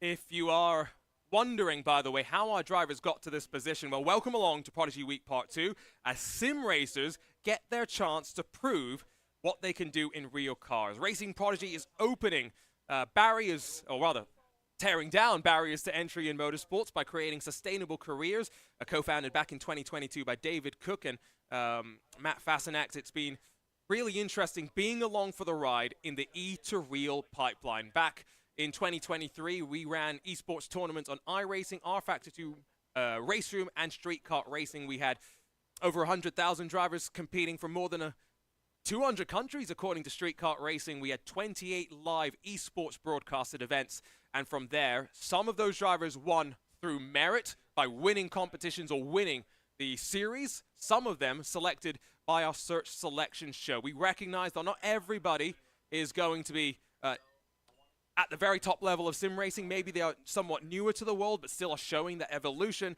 And so we've had the likes of Catherine Legg, Boris Said, Bobby Labonte, Max Papis, and Random Callsign and Cameron Darst representing the worlds of sim racing and motorsport to find those extra talents. We'll have more esports tournaments to come, Season 2 news to be revealed in the next couple of weeks and months, so make sure you're following us, not just on the road to the Prodigy Draft, where 6 real-world teams select 4 drivers from our 32 Prodigy Pass winners, but later this year, the real-world Prodigy Racing League Series is slated to begin across of the Southeast United States.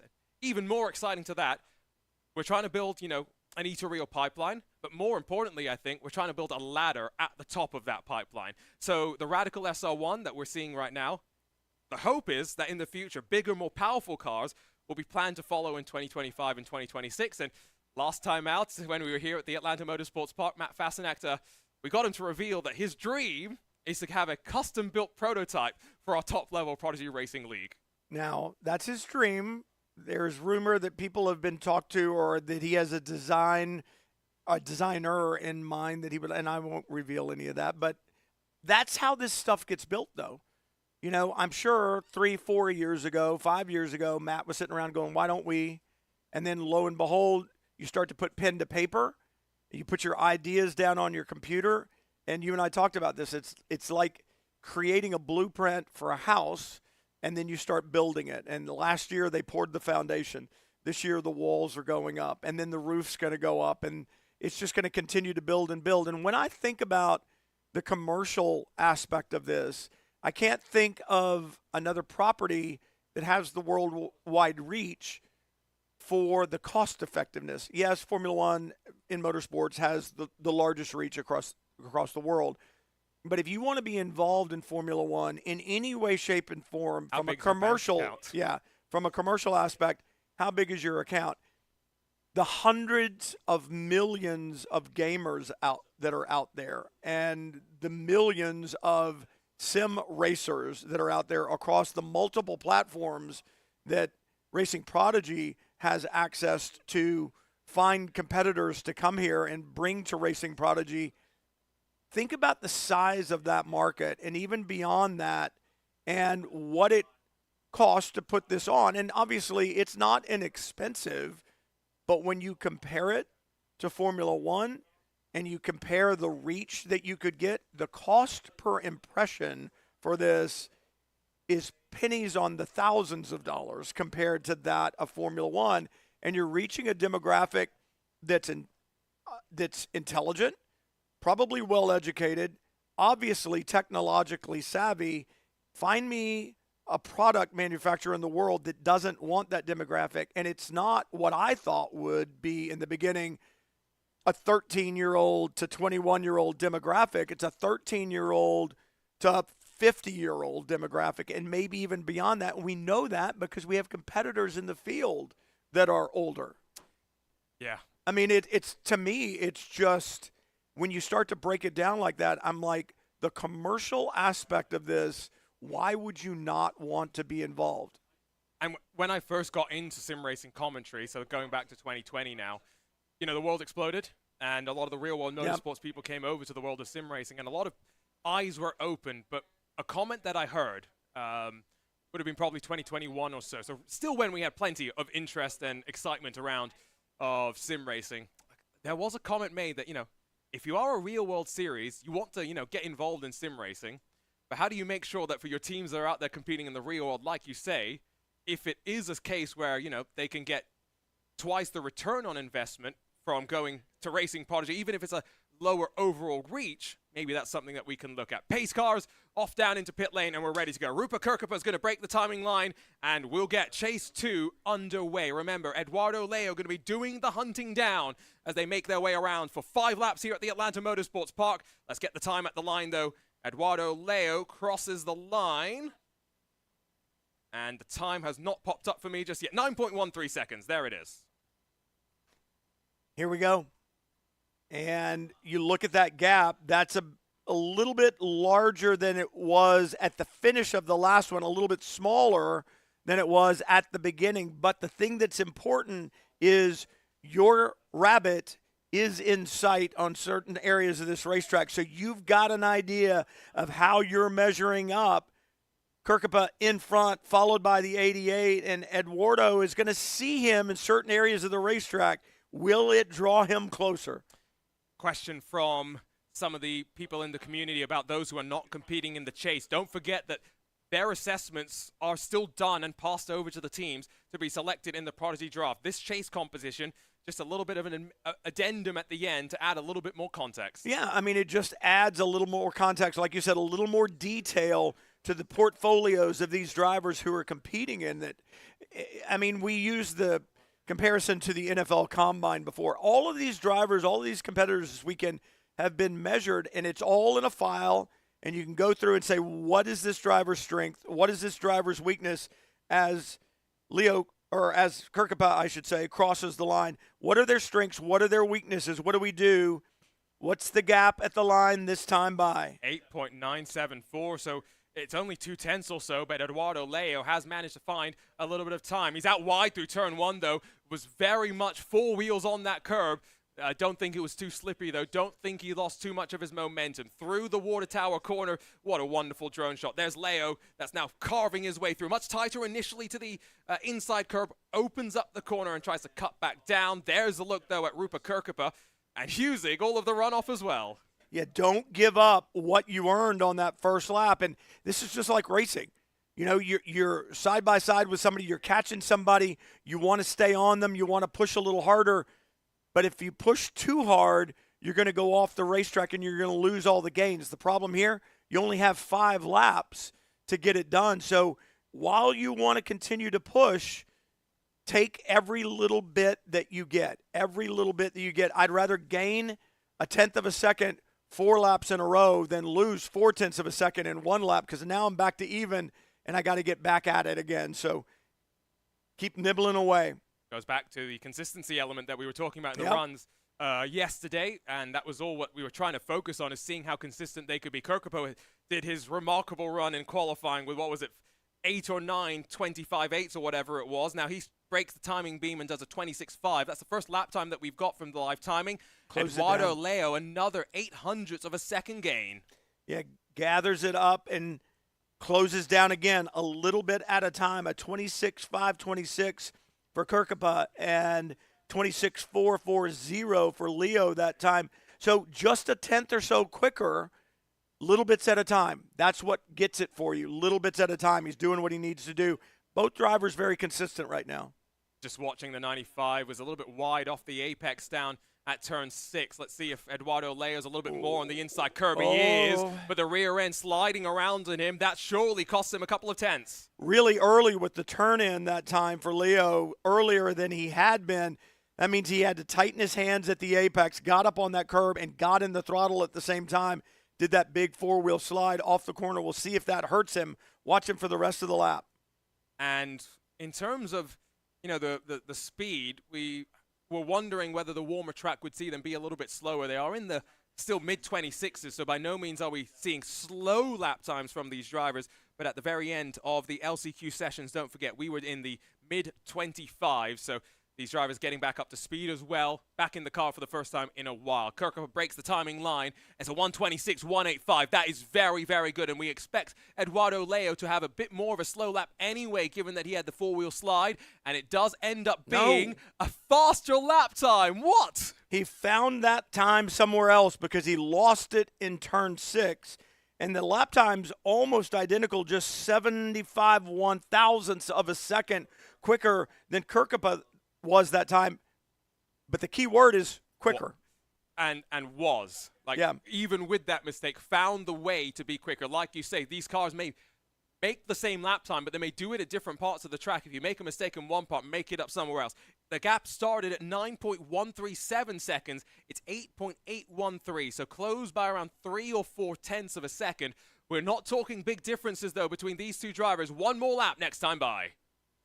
That was interesting. I just watched Leo off of turn 6, and it looked like the car hesitated for just a second. I mean, it's kind of odd. He was on a much better line on the way in the corner, and coming off the corner, he picked up the throttle, used the road. It just seemed to hesitate. It might have been just me looking up from the television screen into the real world, and so my vision kind of hesitated for a second while it's gathering that different look between the two. Might also have been a bit low in the rev range or something. Yeah, I don't know. It was just odd. We'll see. Now, Kirkapa definitely picked up the pace last time by. Leo responded. at the timing beam. We hear the roar of the engine. It's 26.309, so a bit slower this time on the Hancooks, but the white flag officially in the air. What's it going to be for Eduardo Leo? 26.386. He's actually slightly slower this time by. Yeah, he was slower over there. I'm not exactly sure what happened, but he's lost a little bit. What was the original gap? Just over 9 seconds? 9.137. Ooh. It's at 8.890 right now, so we're only talking 0.3 on this last lap as well. It's very, very fine margins. It could be the difference at turn 6. Eduardo Leo's rounding the water tower in front of the broadcast booth. That was nice.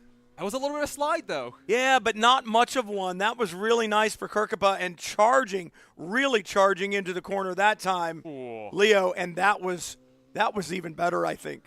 But he almost seemed like he understeered a bit wide, hesitated on throttle, still had so much speed. Oh, this is going to be close. This is close. I mean, again, we're talking tenths of a second. Go back to our little iPhone stopwatch like we were talking about before. This is close. Gap super close. Was 9.137. Just to remind you all, we watch as the Altus Esports driver Eduardo Leo out of the final corner, but it is going to be Rupert Kirkapa, the Flying Finn, that sees the timing beam first. Now, 9.136 is what you need. All you need as well. That's the 1,000th that will make the difference. To the line.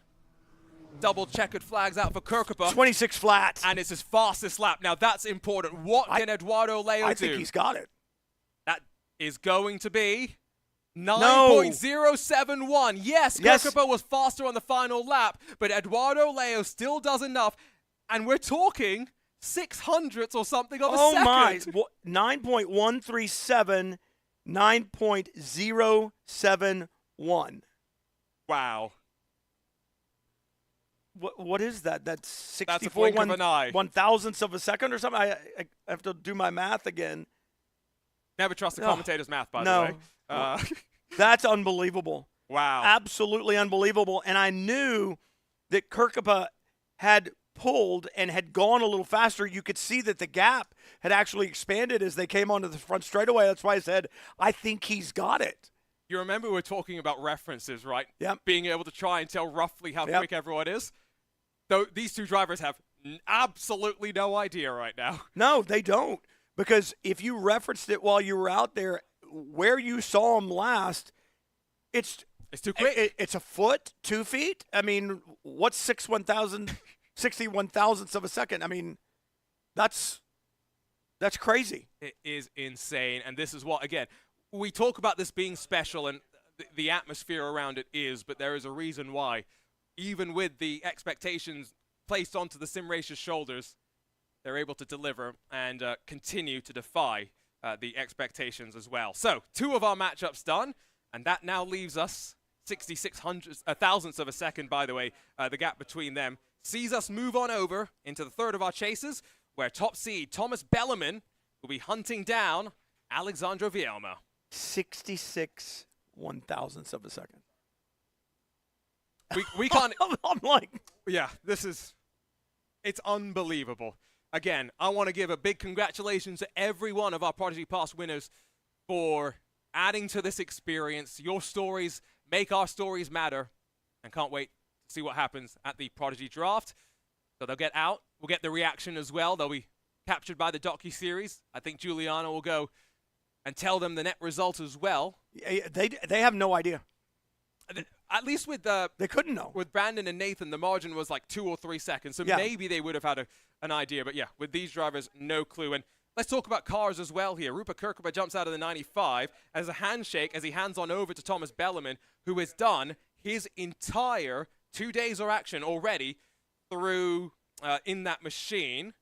I am being told, though. Oh, yeah, you see the same message I do. That potentially there will be some talks between the drivers that we'll get a chat with. I see Hannah Newhouse with the mic getting ready to steal one of the drivers. But, wow, this has been fun. This has been great. And the tension only building. Man. Oh, it's just – that is yeah, I'm not often speechless. I get grief that I even talk in my sleep. But I'm speechless at this. This is the type of competition that we expected. And remember, when we go racing in the Prodigy Racing League, we'll have 24 cars on track. It's going to be wild, And imagine if, we've been here now for both of the Prodigy weeks that we've done so far. It's a great racetrack, great facility. We've been talking about it so much. They've got the condos by the backside of the facility. They're building more in the infield at the final corner as well. Can you imagine what it would be like if we had 24 Radicals thundering down into turn 1? How are they going to get? How do you get to your condo on the inside of the racetrack? Still haven't figured that out. Is there going to be a tunnel? Ooh, probably. Maybe that's where the Amazon deliveries will go. We still haven't figured that one out No, either. no. There is the docu-series crew working hard to make sure everything's okay. Rupert Kirkup on the right-hand side of shot. Eduardo Leo with the glasses on the left-hand side. Does seem like it's quite sunny down there, doesn't it? It is an absolutely beautiful day, and you've got a nice little breeze blowing. And kind of looking out the window here, is it blowing down the front straightaway? I can't really. I think right now it is, yeah. At one point it was kind of blowing towards us in the broadcast booth here, but now it's a bit of a tailwind down into turn 1. And that's going to affect the way the car handles. Even though you drop over the crest of the hill, that'll alleviate some of that tailwind that you get going into one. There'll still be a little bit there, but it could affect certainly that 15-16 complex. Because as you come over the top of turn 12 as well, right? We talked a little bit about this, something that maybe you don't see so much in the sim, but as you come over those crests, the wind changes and suddenly downforce is shuffled around as well. So definitely something to keep in mind. I see the activity of the docu-series crew alongside of our two competitors right now. Juliana there chatting away with them. And I'm thinking in a few moments' time we'll be ready to go down and check in with them. See what's happening down on pit lane. All, of course, as Thomas Bellarmine gets strapped in, Alexandro Vielma into the car as well.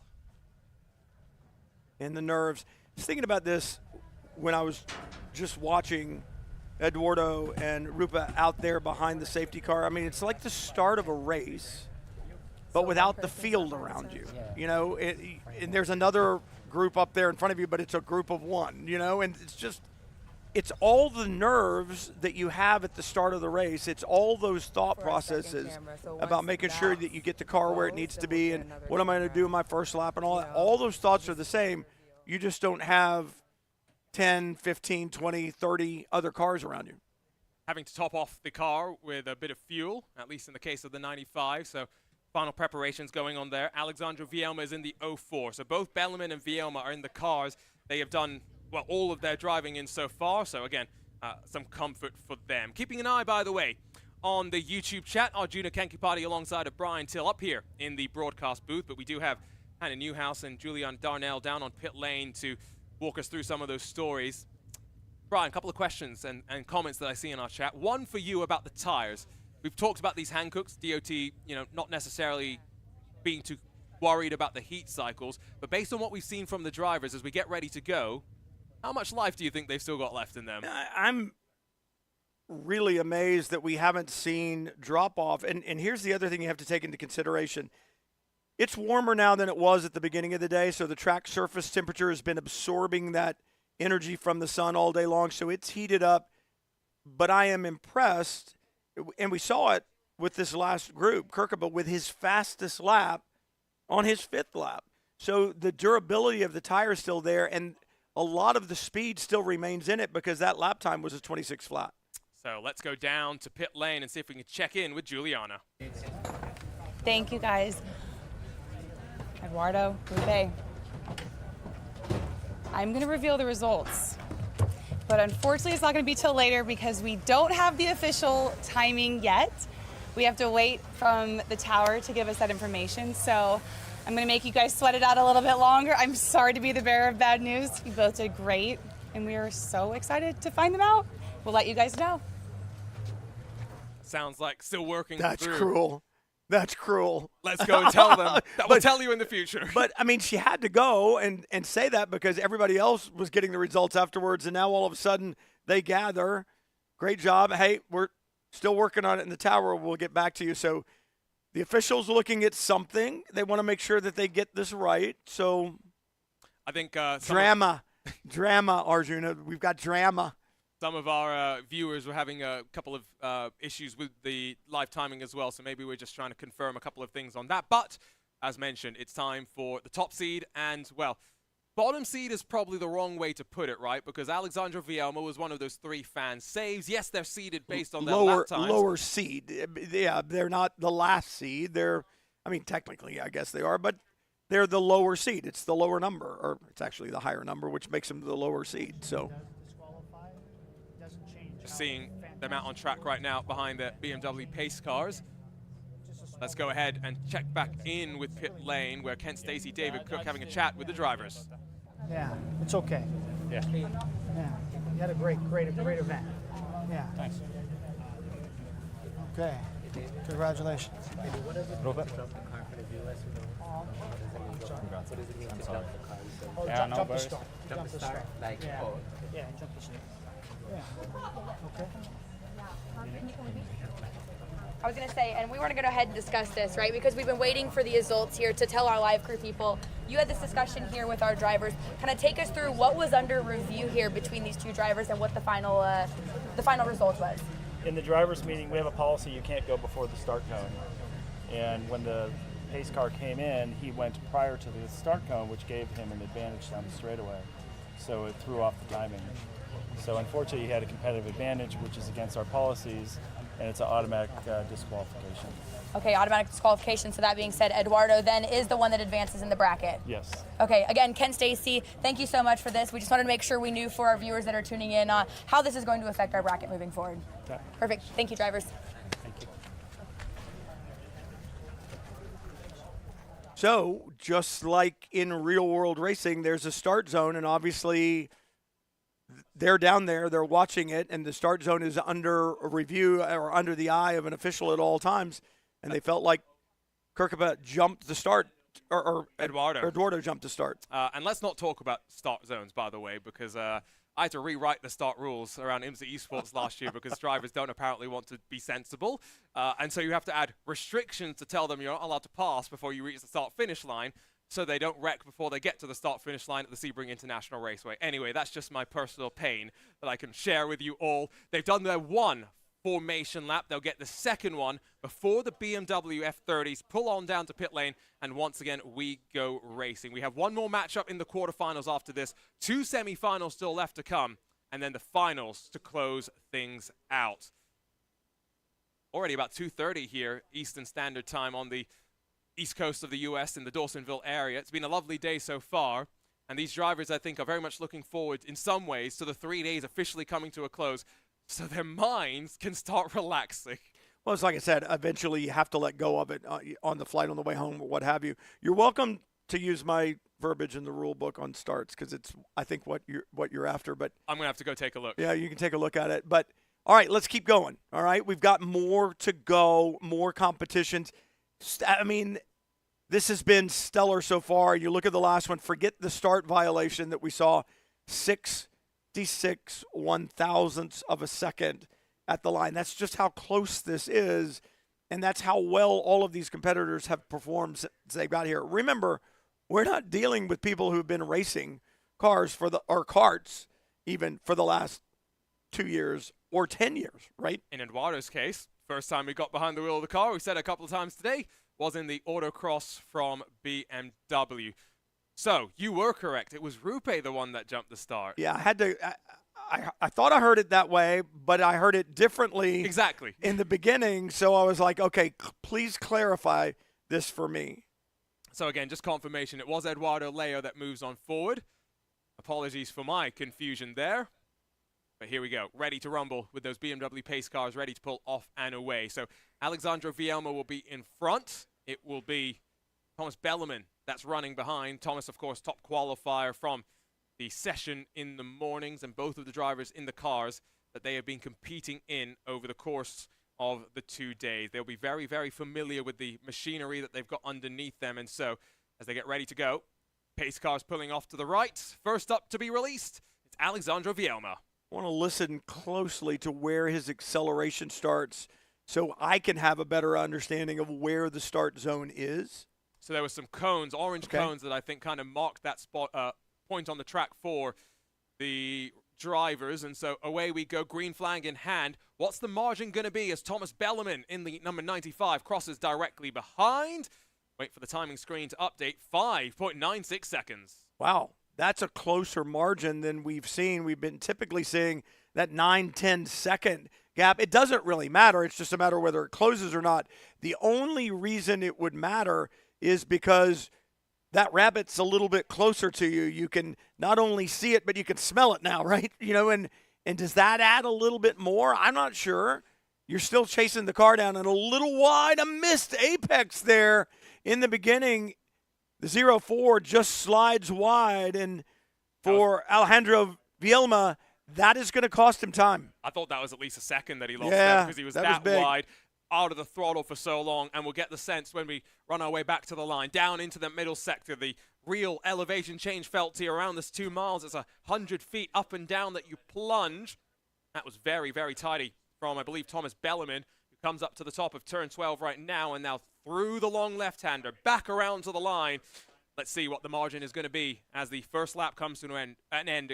Remember, it is 5 times laps. At the end of that 5th lap, the gap is measured as compared to the 5.976 seconds that we have in front of us right now. That tailwind, by the way, into turn 1, getting stronger as the day goes on. That's a tailwind into turn 6 as well, potentially. So definitely something to keep in mind. Gap at the line, 4.5 seconds. And where were we when we started? 5.9? So about a second. Yeah, 1.4, right? So that mistake by Vielma in turn 6, very, very costly. Now you got to make up for it, right? Now it's time to focus forward, try to put those lap times in. You got 4 more laps. You lost a second and a half. You gained back quarter of a second each lap. You're back in front. You've got time. Get it done. And he was much better through turn 6 that time by maybe the wind slightly catching him unaware as the first time up to racing speed, and maybe that was part of the issue at play there. Into the middle sector, they will work once more. You can see Vielma was just at the front of that shot momentarily. Full focus on Thomas Bellarmine. Again, uses all of that inside curve to shorten the distance on the track. That did seem a little bit early to turn, if I'm being honest. Yeah, but you look at the exit, as long as the exit speed was there and wasn't sacrificed by that early turn in, remember, you're headed up the hill. That hill's going to work for you. You can add a little bit more hands closer to the apex as long as the exit speed wasn't compromised. The fast hands needed potentially, and here goes the run back to the line as Alexandre Vielma will get his benchmark as he crosses the stripe directly in front of us. 127.422 for him, and Thomas Bellarmine with a 126.459. It's another second eaten into the gap. Oh, yeah, and the lap time for Bellarmine a second quicker than Vielma right now, and that gap now down to 3.5 seconds. And so potentially then, that mistake at turn 6 only costing Vielma around, 4 tenths or so, because he lost 1.4 on the first lap. It was 1 second on that second lap. Maybe Thomas Bellarmine just able to get back into the rhythm that little bit quicker. Down towards turn 6 again, keeping an eye on both the machines. Vielma nice and tidy. And behind him, using all of the curb on entry as well. That was very, very hooked up in the 95. Very hooked up indeed. And now he's right there. He's right there in front. And you can see it, that 0-4. You want to go get him. And this is going to really draw him in. This is when your blood really gets going and you're like, yes, I can see it. I want it. And I think it does make you reach a little bit deeper, push a little bit harder. And it gives you, I'm going to use the C word, it gives you that confidence to drive just a little. I know. He's going to come up and slap me. It makes you focus forward and allows you to just kind of draw him in a little bit closer. Remember, 5 timed laps here for these chase knockout bracket rounds. And so next time at the line, the gap's down to 2.5. Thomas Bellarmine will feeling very comfortable. Does not need to force the issue by any means. For Vielma, it's a 126.872, excuse me. So he does he improve, lost time, but he still loses out. It's 2.95 seconds the margin. Bellarmine only gains 6 tenths.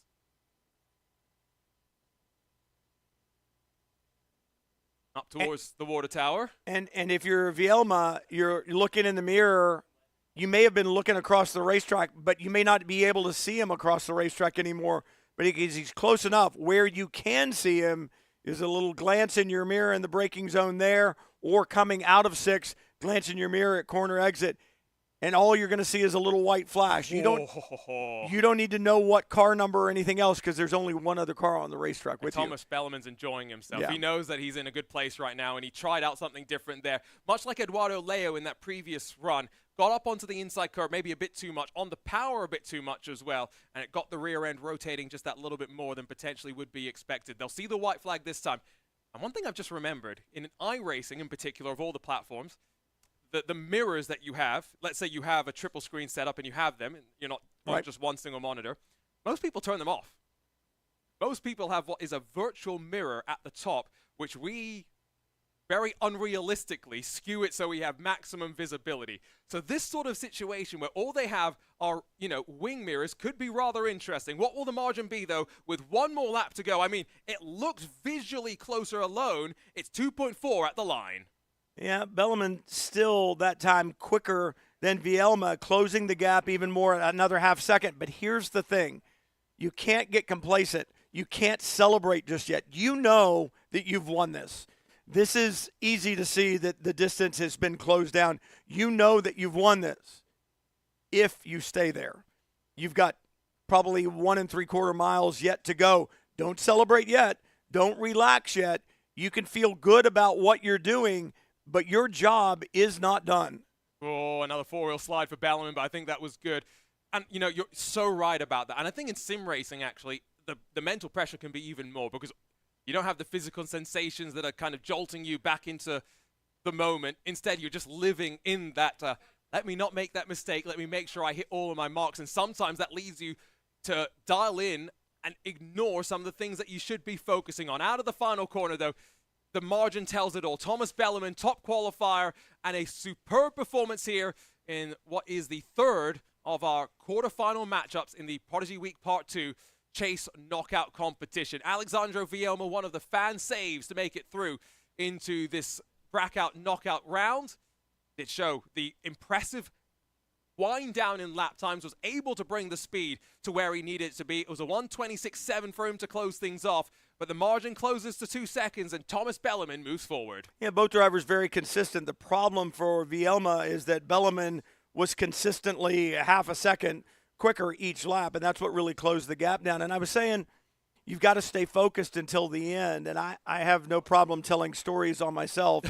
I remember I was about to win my first Toyota Atlantic race at Lime Rock Park and had a sizable lead, and it was the first year that they had put a chicane at the uphill. Okay. It's not the same chicane or alternate uphill, as they like to call it. It's not the same one that's there today. It was actually past the apex of the uphill. So you braked through the apex and then turned right about 2/3 of the way up the hill, a right-left combination, and then back on.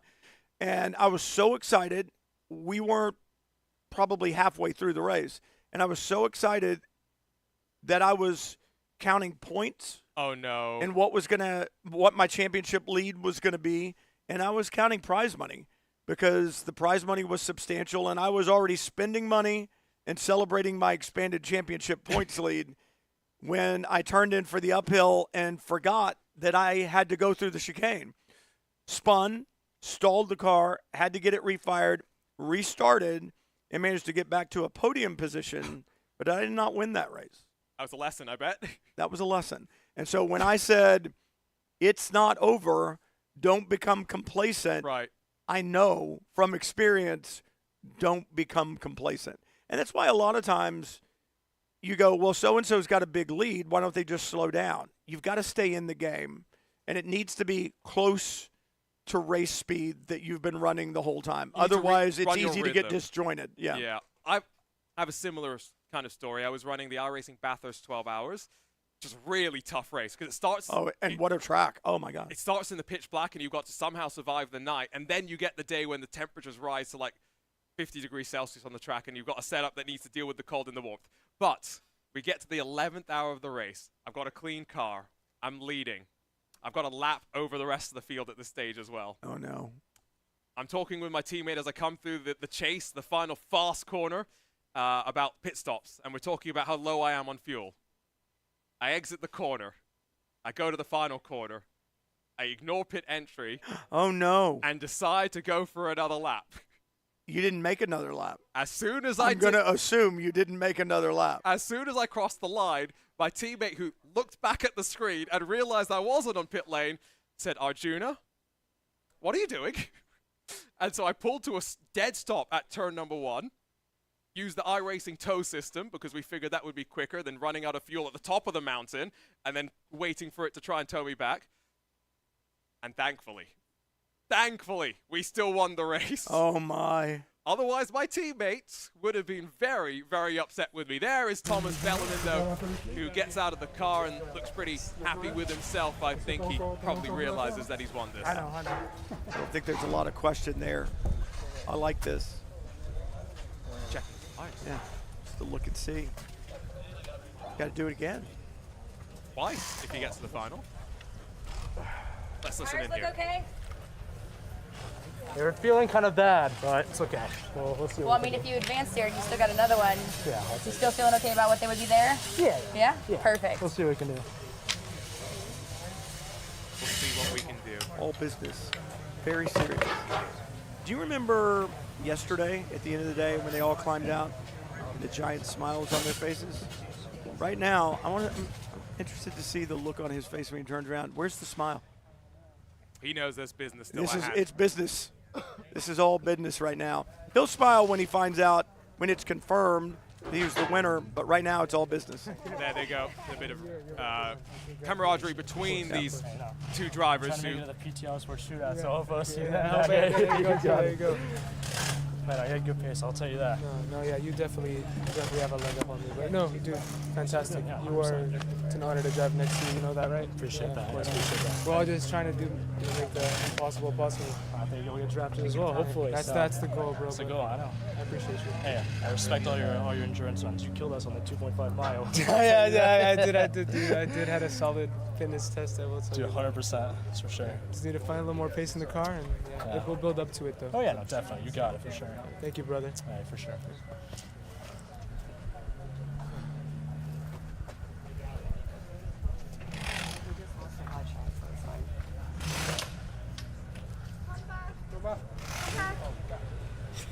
And now we get ready for the 4th of the quarter-final matchups. It's Will Redford versus Camden Hibbett. Will Redford will be in the 04 that Alexander Bielma just climbed out of, and Camden Hibbett is not going to be in the 93 like we thought he would be. Instead, he has made his way on over to the number 90. So there's been a car change there, not sure why, but he's going to have to get adjusted to that new car. That's okay.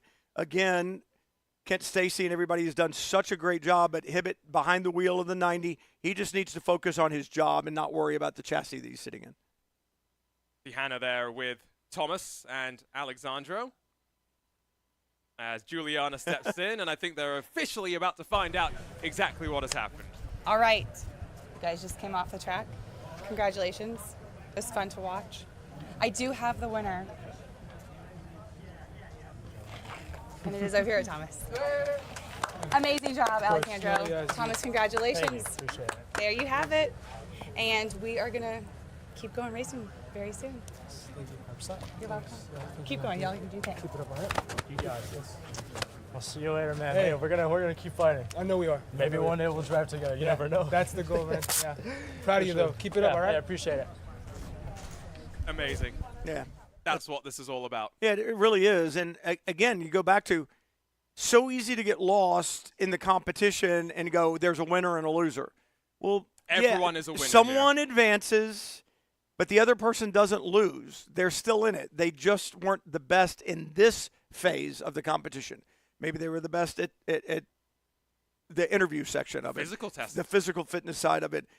Remember, this is a combine. It's just putting marks and scores on different areas of the skills that you need to be a professional race car driver. Everybody's here, and everybody's going to have the chance to be drafted, but it's one of those things that the way to go through in this phase of it is one driver moves on and one driver does not. So I hate to say there are no losers and that everybody's a winner. No, not everybody gets a trophy. That's not what we're saying. Everyone got a Prodigy pass. But everybody got a Prodigy pass, but they earned it. Yeah.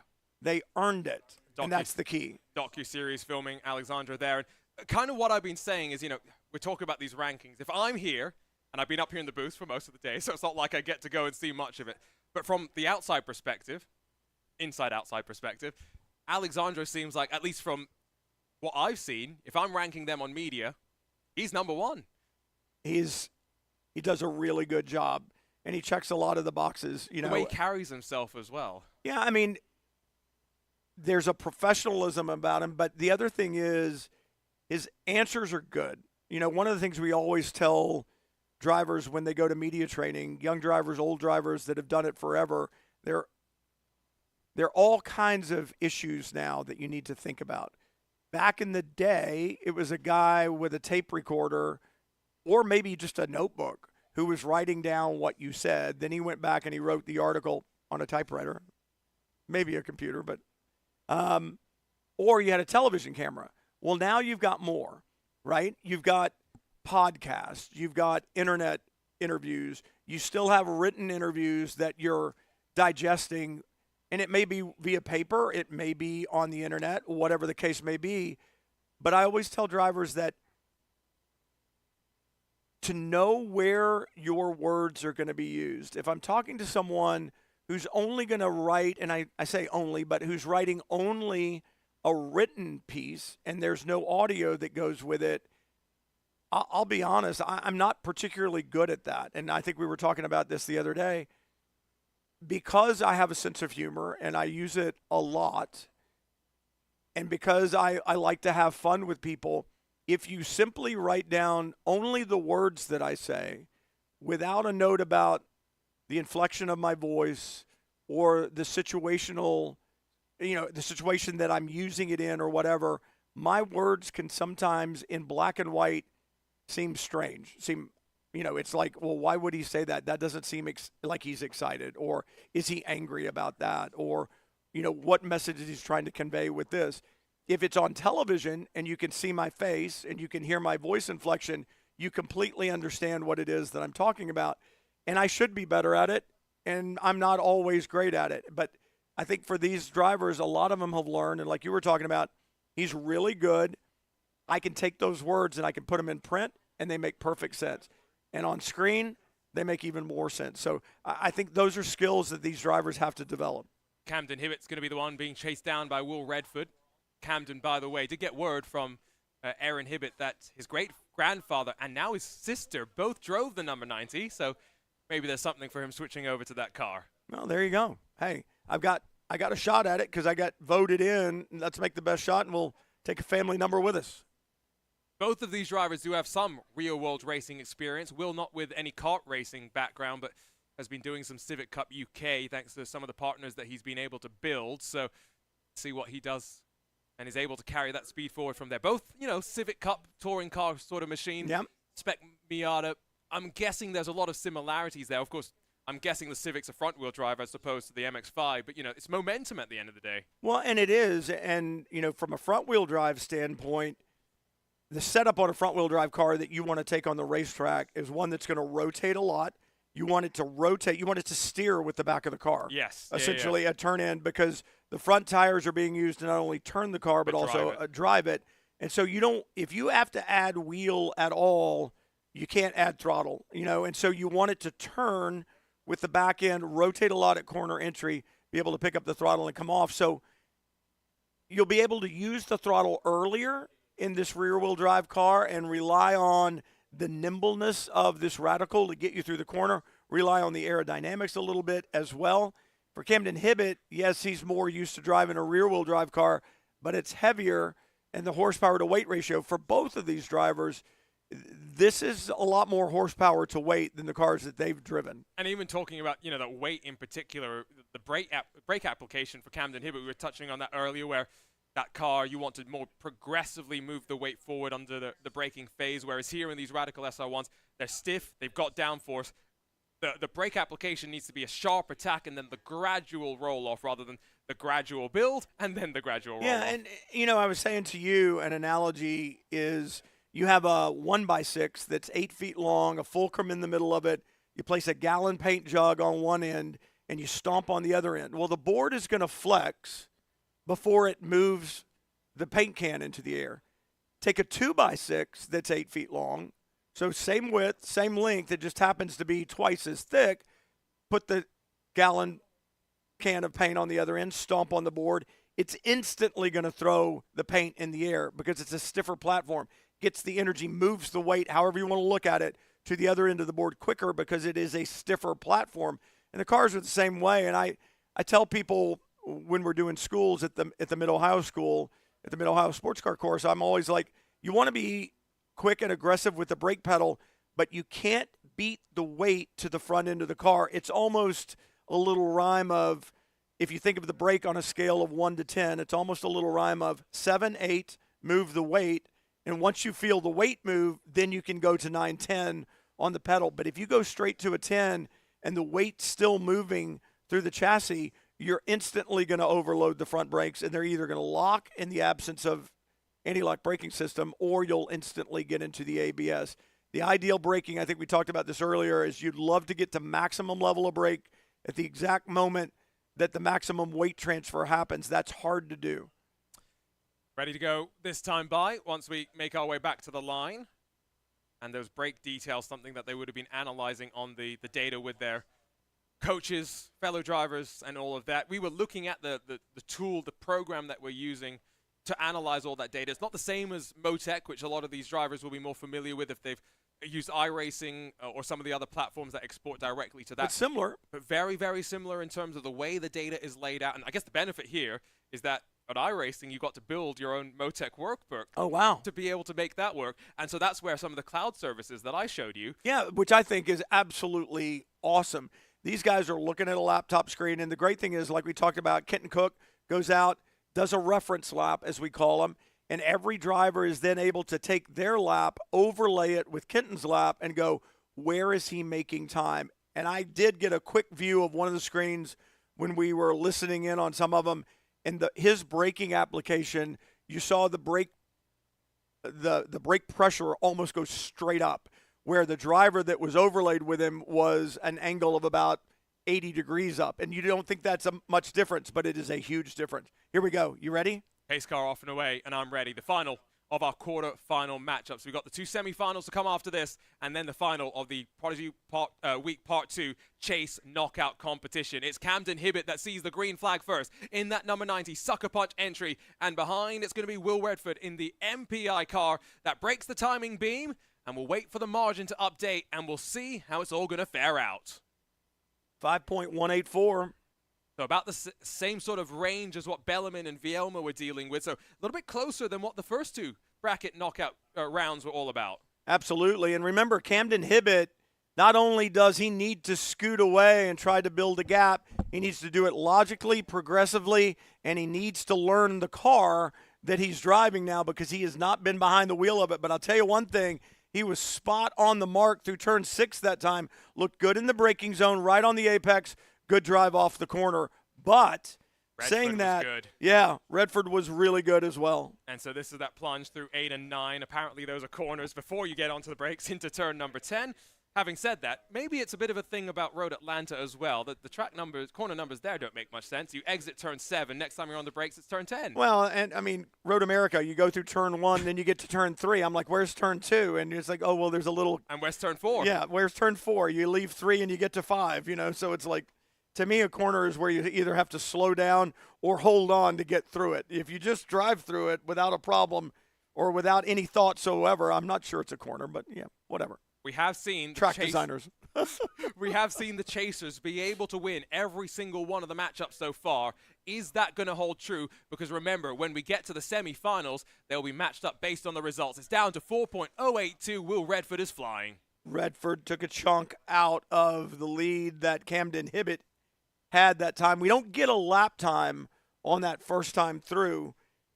I didn't get one last time either. It's on that second flying lap, and I get it, but we'll have to see. But for Camden Hibbett, remember, he's having to learn the car at the same time he's trying to get away. Let's take it out turn 6 on the apex, every bit of road. That's a better exit, I think, that time, much more gathered up. The problem is Redford is spot on as well, and he's been consistent throughout the 2 days on track. And again, you're trying to learn a car if you're Hibbett at the same point in time, you're trying to push as hard as you possibly can. That's a lot of pressure. That's a big ask. And in Will Redford's case, he's been in Camden Hibbert's group as well, so they've been talking to one another, I'm sure, about some of the things that they're feeling in the car, what they would maybe want to improve as well. And so, maybe they do have a bit of a sense for where the other is strong, where the other is maybe a little bit weaker. Back out through the long final corner. Remember, this final sector, very reminiscent of Aragon, and its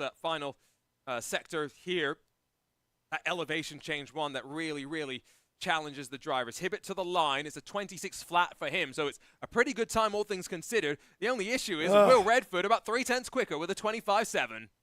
Yeah, I mean, that's a good lap time for Camden, and an even better lap time, obviously, for Will, and we were just talking about it. The gap now down to 3.8 seconds. Remember, Redford, the fastest in his group in the first session out this morning, 25.488 was his lap time there. Just a few tenths of it off here on the first timed lap that we have on our timing and scoring screen. So very consistent and very quickly getting down to the lap times that he has been doing earlier. Garrett Lowe, by the way, is saying that he loves your analogy, can take any object and explain race car physics with it. So I think we need to make this a challenge series moving forward. Every future broadcast Every time I come back, I'll have a new analogy. Oh, we got to make you have specific analogies. Oh, you're going to give me the tools, and then I'm going to have to use them? And we'll figure out how we can get to the solution. This is like Hell's Kitchen or whatever, where you're given the ingredients and you have to cook. Oh, this is why we have so much fun up here in the broadcast booth. Street Kart Racing saying that Will is very quick right now. And indeed, yes, he is, although that margin holding pretty steady, I think, compared to what it was last time at the line. Remember, for Hibbert, 26 flat effectively in that number 90. It was a 25.769 for Will Redford in that 04. Remember, he's here with his family cheering him on from across the pond. Ooh, he look at does have that. His girlfriend here to support him now.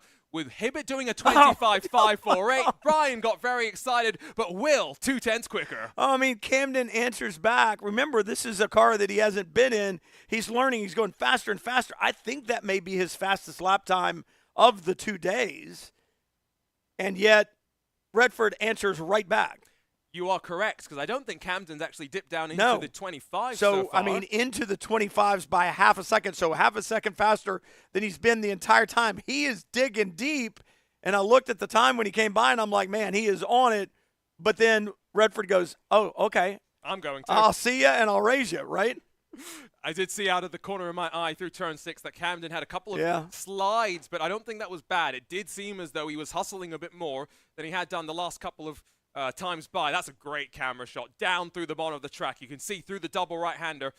Hibbert up to the top of this hill. Will Redford now following him as well. It was 3.587 last time by, and I think they're ready to see the white flag this time at the line. Well, Camden doesn't want to see the white flag. I mean, he's putting in faster laps. He's like, hey, can we have just a few more, He's slowly getting strong, but that's as well where these drivers need those 2 lead follow laps to really be their warm-up. Does this look bigger? That's what I was literally just thinking in my mind. It's a 25.640 for Hibbert, and for Will Redford, it's 1/10 quicker, but he's still faster. Just not letting Camden get away is a 1/10 of a second faster. It was weird, though.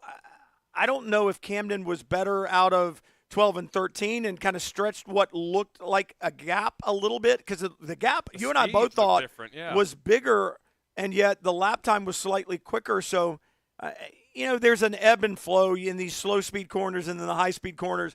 The gap that they have right now is not going to be the gap that they have at the line. And so a lot of times it's hard to read that way, but I thought it was a bigger gap. Redford, couple of bites at saving that car, almost slid up to the grass through 6. But again, it's hard to judge whether it's slowing them down or if that's really just how quick they're going.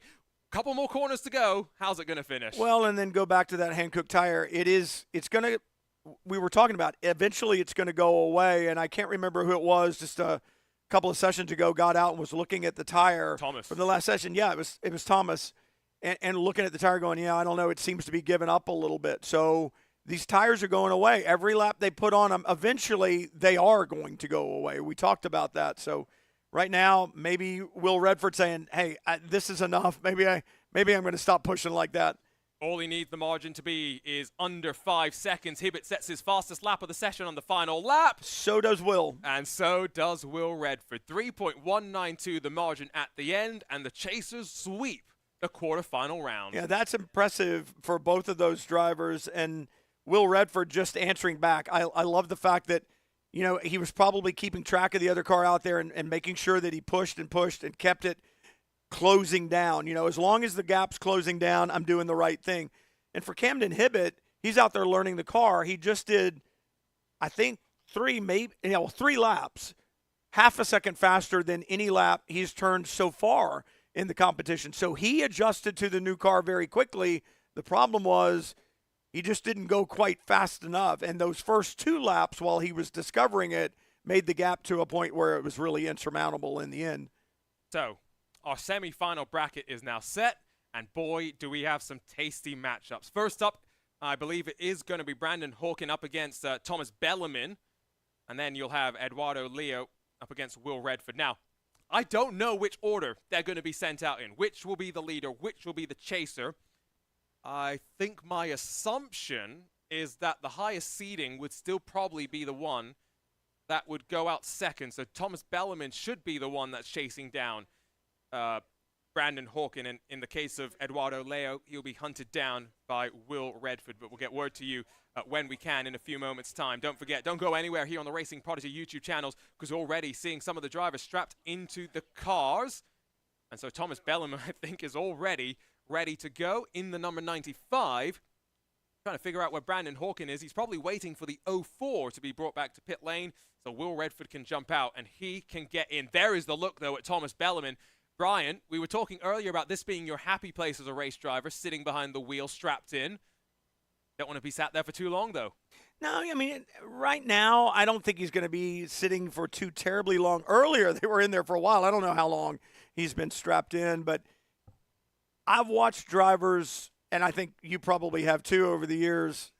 He's not as relaxed as many. I've watched drivers sleep sitting in a car with their helmet, balaclava, Hans device strapped in, visor about halfway down, and taking a little nap before they go out, just kind of trying to get to that relaxed place in your mind, kind of in your persona, so you can go out and attack. Confirmation has come through that I was correct. A broken clock is right twice a day. Thomas Bellarmine is going to be chasing Brandon Hawkin, and Will Redford is going to be chasing Eduardo Leo, so that's going to be fun to watch. And I have no idea, genuinely, how this is going to go. I think Thomas Bellarmine has proven that he might be, at this point, the fastest driver, but he's also a bit concerned about the tires. Could that be something that he's worried about? I can see that the handcuffs for Brandon Hawkin are actually being inspected right now before they get put back onto the car. So he's just keeping an eye on exactly what he has potentially got underneath him as the Primal Racing crew hard at work again. And a big shout out to everyone at Primal Racing, the Atlanta Motorsports Park. What a wonderful facility and operation this is. Well, and think about this too. Here's the other thing that I find impressive about the Primal group. Kent Stacy comes in, and I don't want to say kind of takes over, but as the engineer for the series, he looks at what they've got. He looks at how they've run it. He takes advice from Tyler and the guys that know these cars well, know how to drive them quickly. They find a setup that they think works, and then Kent kind of directs their work. And so how pleased would you be if some guy came in from the outside and said, no, this is what I want you to do?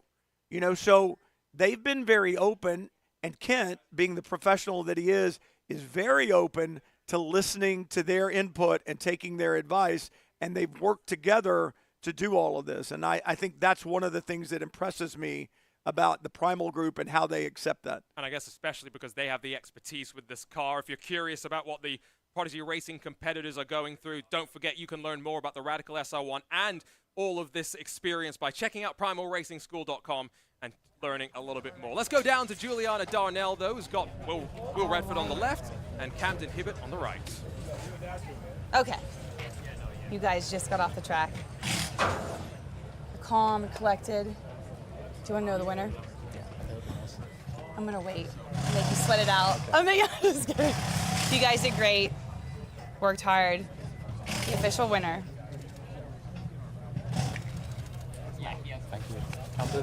Congratulations, Will. Nice job. Congratulations, Camden. Thank you. Y'all can stay there for the crew. You can have some words together. Good job. What'd you get? 3, maybe? I struggled to get down. Like the first few laps were all just like 26, like high 26. My first lap kind of scared me. I ran 27, and it was all that stupid third gear, and I was trying to figure out what gear I was all the way through there. I was struggling in turn 1. Yeah. I kept braking earlier and kept going deeper. I just felt like I couldn't get it stopped. It kept locking the rears up. I got wheel hop in the fourth lap or something. Yeah. Good job, dude. You too. Really good. Good luck in the Thank final you. round, or second semifinal, whatever. Good luck, man. Thank you.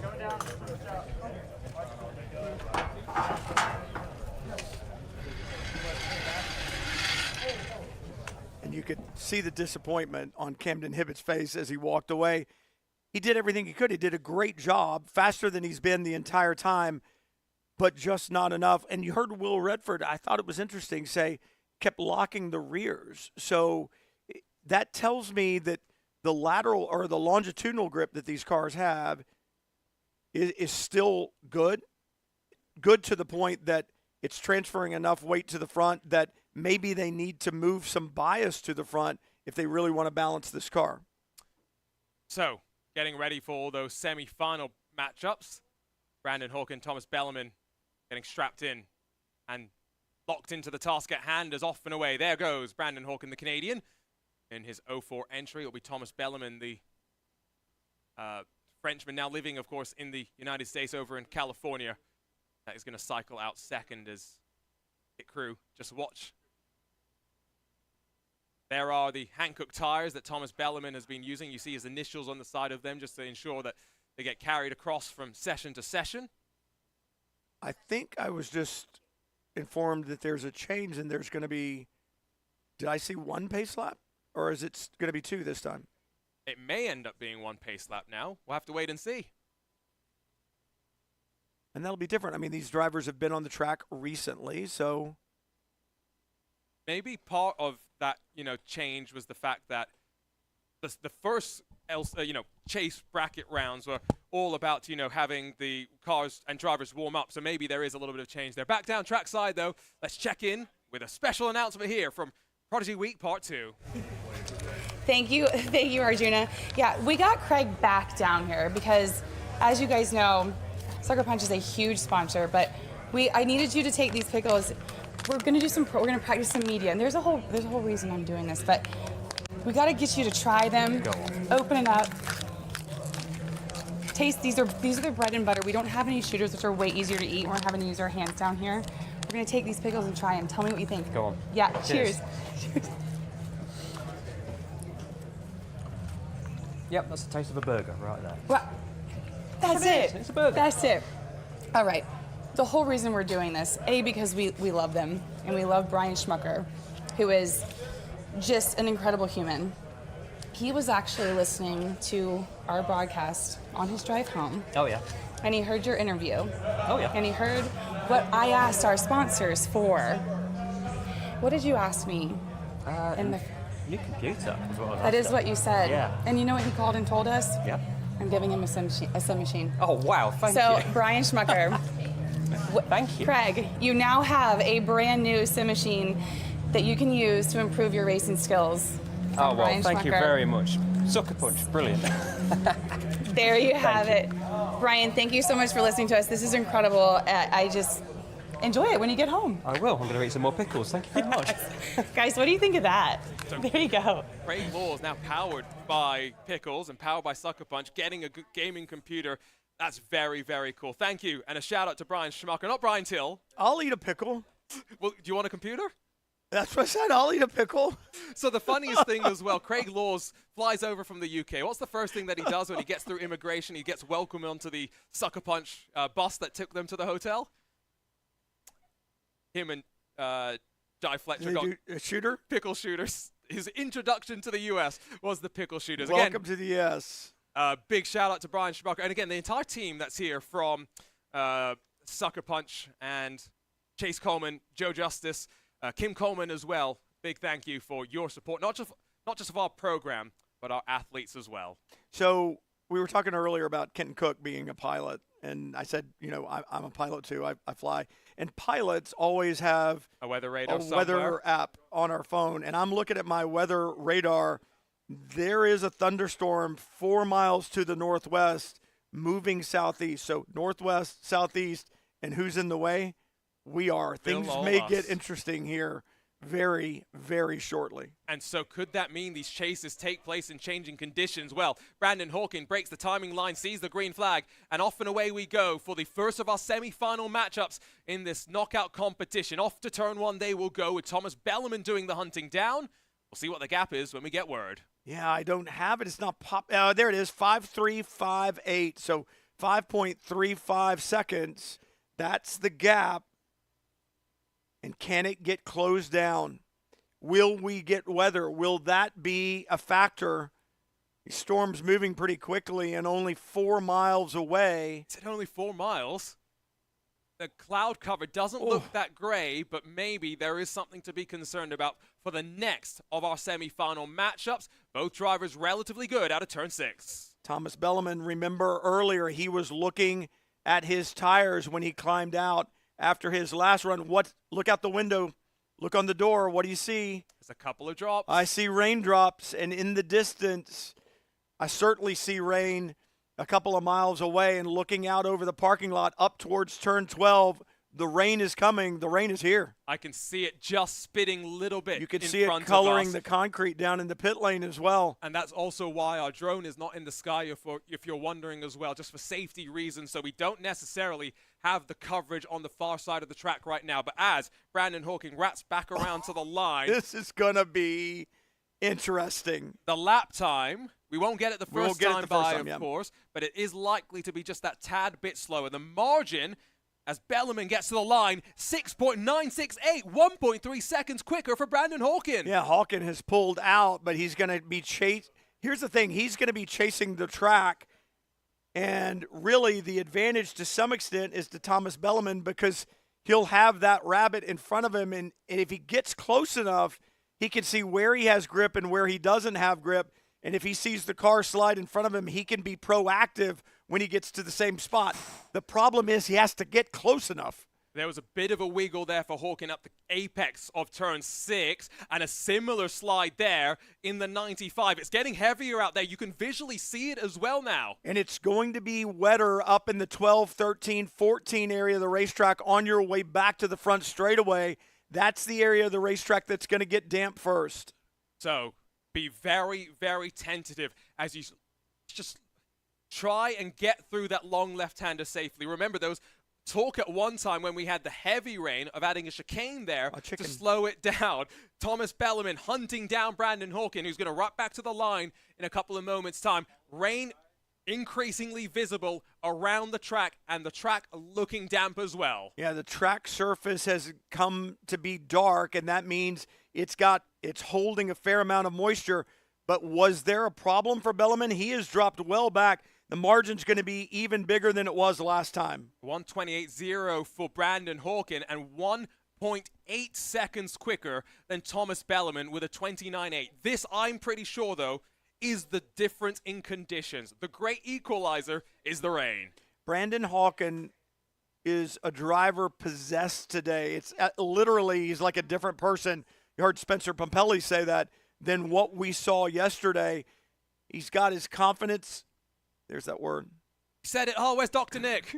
I know he's going to. I don't even want to see him after this. I'm going to run straight to the parking lot because I've said it a couple of times. And straight to the airport as well. He is on it, and it's that magic that you feel, and you see the flags in the corner station down there, the debris flag or the slippery flag, the yellow with the red stripes, saying the surface has lost grip.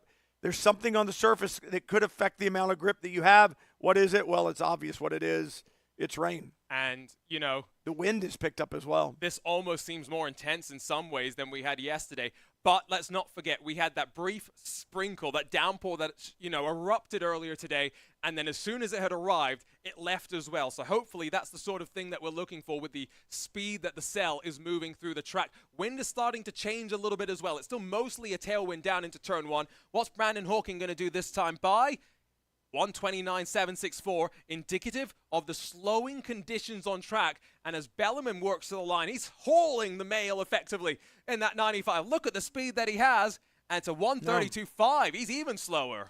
Yeah, he's slower. Hawken is getting away, and these conditions right now, it's really who's more willing to put something on the line, because each time you get to the corner, it's going to be different. And you're really trying to determine, is it going to be different in a better way, or is it going to be different in that it has more moisture on it and I'm going to lose even more grip? Rear end for Brandon Hawkins steps out and he has to slither his car back into line. But to that point as well, right, this is where we find out a little bit about the drivers, the nerves, right, the willingness in these spots to really push. Let me go back to what did you learn and how are you going to apply it? I watched both of these drivers just come through turn 6, which we know around the apex doesn't have much grip, and they were both on the dry line.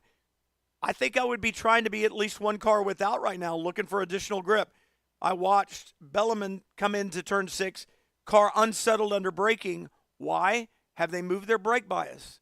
Did they move some because the conditions are different, you know? So you've got to react.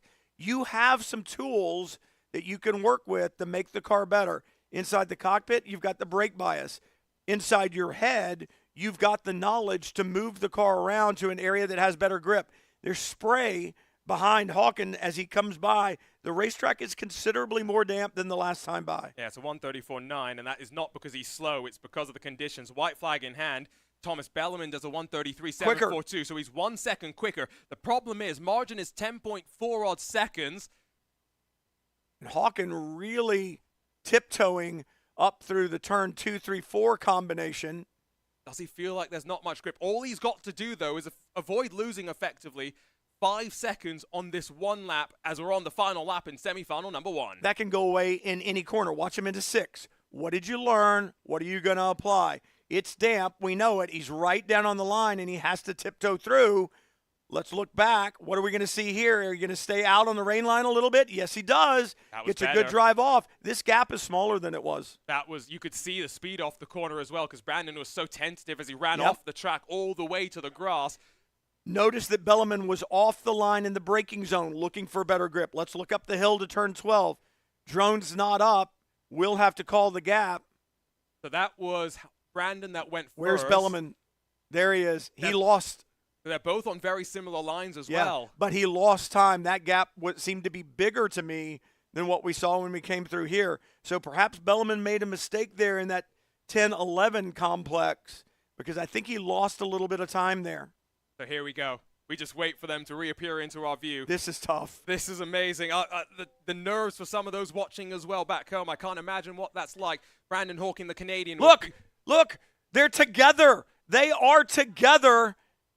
Look at this to the line right now. So Thomas Bellarmine will advance. Brandon Hawken makes a mistake. And just like that, things will change. Rain, the great equalizer. You said as long as he doesn't make a mistake in 5 seconds, and I said it can go away in any corner, and it did. And it was, we saw the gap through turn 12, through the corner of our comms booth. It was, you thought it was maybe slightly bigger, actually. Brandon had gained some time. But whatever So I think the problem happened after turn 12. Exactly. As soon as he maybe went down, you know, to the left, maybe slightly offline. Wow. Wow. It's not over. And the sun is back out and the rain has stopped. Unbelievable. Unbelievable. But the racetrack will be different for the final. Remember, we've got that coming up. Oh, I mean, you couldn't even script this. And what is going through Thomas Bellarmine's mind, right? I mean, he sees Hawken pulling away. And then he probably comes around 13 and goes, What's there happening? he is. How did he get there, right? And you know how, you know, the NFL script writers always write good stories for the NFL draft and the Super Bowl and whatnot. Our script writer's doing an amazing job as well to keep this action just absolutely incredible. I saw Louis Belicki asking if there was a replay. Now, just a reminder, the rain means that we can't put our drones out across the track just for safety reasons. We're trying to get as many dynamic and cool action shots from those drones as possible. So we will try and see potentially if we can get the footage off the GoPro or something from Brandon Yeah, maybe we Hawken, could do that. because that's about the only thing that we may have to be able to use. And we're going to have a story from the driver, that's for sure. So we'll see what happened. Now again, we don't know if there was a spin or not. We're just assuming. We can't be sure if there was maybe stuff onto the grass. Maybe there could have been an issue with the car as well, in which case it's going to be very interesting to hear how the team at Primal Racing, A, debug and investigate the issue, and B, what they decide to do. Yeah, He's going very slowly. I spend a lot of time in race control, but I'm glad I'm not there this time. So he was waving his hand, was Brandon Hawken, as he walked in. On screen, you see David Cook, Matt Fasenak, Jimmy Allison, and Kent Stacy with the back to the camera having a conversation. So Thomas Bellerman is jumping straight out of the car right now, and I think he's going to go over to Brandon to kind of figure out what happened. You can see a bit of a question mark from both sides. And this is, again, that uncertainty of being a race car driver. I'm watching the Primal crew go to work. The engine cover is coming off, and they're taking a look. So they're definitely not. You can see it at the back of this shot, the 04. The rear deck lid is being removed from the Radical SR1 right now. And Spencer Pompelli over with his charge, Brandon Hawken. Thomas Bellerman is striding over now as well. So Pompelli in the midst of a conversation with Hawken. Tell you what, he did a great job. We don't really know what happened, but I just got word. Our corner workers, our hardworking marshal workers here, reporting white smoke coming from the back of that Radical SR1 for Brandon Hawken. I mean, that can indicate all types of things, So right? they're spinning the left rear wheel right now while holding the right rear steady. What would that indicate? Well, they're looking at something in the diff. I would believe you're trying to see if there's a problem with the differential in the back. And again, this thing's chain driven too, so it's a kind of a different ball game for me. I don't understand exactly the mechanics of it because I haven't looked at it before. And I'm guessing as well, it goes back to something we've been saying quite a lot over the course of the day. This is racing. Stuff happens. Yeah, I mean, ultimately, and look, you never know. I don't know what the computer systems are like and what the fail-safes are like. Let's say that there's an engine issue. Well, how did the engine issue happen? Did I pull the wrong paddle? And this is important because that would be the car that Red would have got it back into for the next semi-final matchup. Let's listen in, though, see if we can figure out what's going on. Go again, and give him 3 laps. Or just give him going again 5 laps. Yeah, but this isn't going to be the car, right? Sorry? This won't be the car. Yeah, we can't send Will in this car. We can't send anyone. So can we start pulling the wheels off? Yep. Yeah, start pulling. And then I'll pick the car. We can get one of the backups. Yeah, let me figure out what car. What do we got? 1 plate. All right, I'm gonna go grab 1 plate. This way. You could smell, like Tom was saying, you could smell fuel. Where are we going to go? Yeah, so I think, Want me to just grab a plate from a plate of ballast from each side? So we'll pull the wheels off of this. Are you gonna rerun it? Yeah. Hold on, Jimmy. Give them 3 laps. Talking about a plate, so that's the balance to make sure that the You can't get it under with the wheel in the air. But this car is not going back out. Big shout out to him and his entire team. We helped him recently with the Radical SR1. So just take these tires Absolutely. The Radical American 40 IndyCar for weekends in 2024. 37 Radical SR8s and SR10s at the Mazda Motorsports Park. Very cool to see. It's almost like reaching into the bullpen. I think Kent Stacy, I thought I read his lips and said something about 90. We know that Camden Hibbett was out in the 90 earlier and ran good lap times in it. Remember, fastest lap times Hibbett's run all weekend long. I don't question the car, and I don't question moving to another car if there's an issue. My question is, how are we going to do this? I heard him talking about 2 or 3 laps or whatever. So I don't know. I mean, how do you get that done? And it's so hard, right? Because you might say that let's go back to the lap before the issue happened, where Brandon Hawken had the advantage.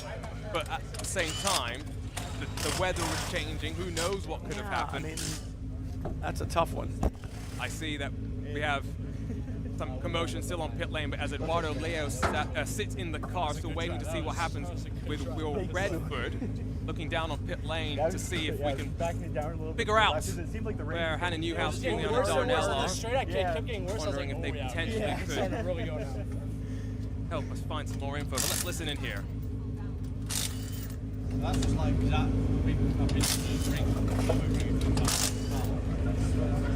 Final set.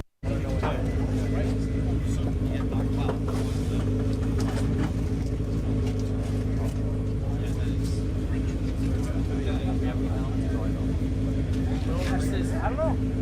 Will's doing pretty good. I think Will's going to win, to be honest with you. Yeah. I think it should be them two, Will and him, going against in the final.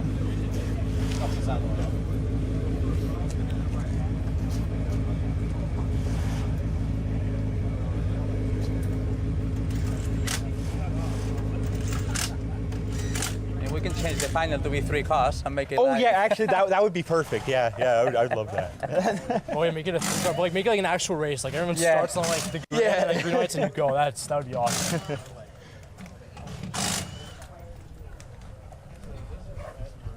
Javi Guerrera there from Williams Esports, Williams F1.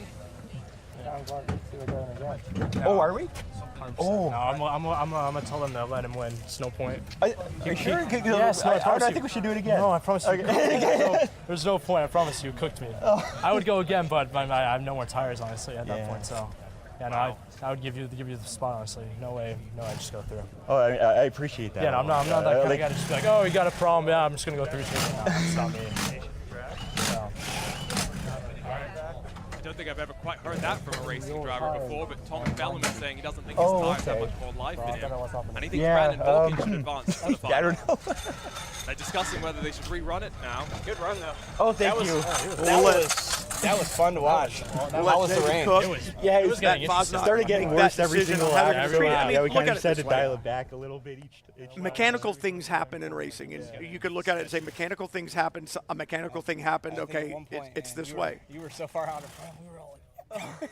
But as you're listening to the conversation there, but the other thing is, you didn't bring this car, and Thomas didn't bring this car, and so you're responsible for the prep of it. It was provided to them, and you could look at it and say the performance was obvious that it was moving forward. It didn't vacillate back and forth. It was a continual extension, so you could look at it that way, or you could say, let's do this over again, pick up where we left off when the mechanical issue happened. But that would really be like a 2-lap run to the end, and do you really have time to do much with that? And it's a difficult situation. If it were, as bad as it sounds, real world racing, and Team A and Team B came to the racetrack and Team B's car broke. Sorry, but that's not the case. Yeah, they've been really good. We've been beating them. Not gonna lie, so I'm surprised that none of them died until this point. That's impressive. 100%. Enjoying the conversation here. And I go back to I'll bring a cricket analogy into this, where that's that crazy game that you were talking about. Wonderful game. Is the way we'll describe it. But there is many ways that you can be out. Like in baseball, you could be out, but unless the umpire, the referee says you're out, you're not out. So what are you told?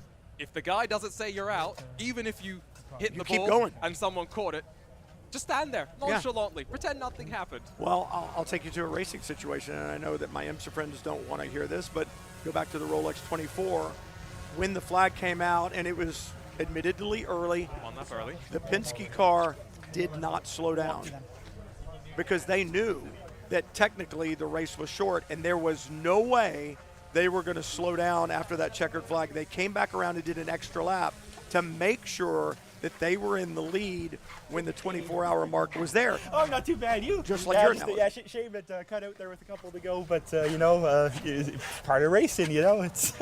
I love the attitude. Love the attitude. I'm just so glad to be here. I'm just so happy to be here. We're happy that you're here. Thank you. We're very happy that you're here. We're happy that both of you guys are here. Yes. You guys are absolute standouts. Thank you so much. Nice drive. Thank you. Yeah. We're going to share a decision on who moves on. Okay. It's not an easy decision. It took us more time than probably any other decision that we've made all weekend or all week. And we went back to what our really guiding principles are, and that is fairness, and transparency, access, having fun too. Of course. So it's our responsibility to give the competitors a car that can stay on track. Okay. And we didn't do that. So for those who are deserving, we created this program. You guys are both deserving of a ride. Many here, if not everybody here, is deserving of a ride. We are trying to transform motorsport. So when we think about who is deserving based on the results that they put in and how well did we set them up, most deserving this time is Brandon. Oh, thank you so much. Thank you, everybody. Thank you, man. Totally agree. Race, Totally man. agree. Yeah, Thank you so much. Thank you. You're a trooper. Yeah, I totally agree. Thank you so much, man. I was like, oh no, not now, you know. Yeah, I've been there. Yeah, it's part of it, you know. Stuff happens, you know. You're gonna have an opportunity. Yeah, if it was your car, Thomas, your you guys brought your own. Oh, then it would just be, like, it would be, yeah. That was a key factor. So.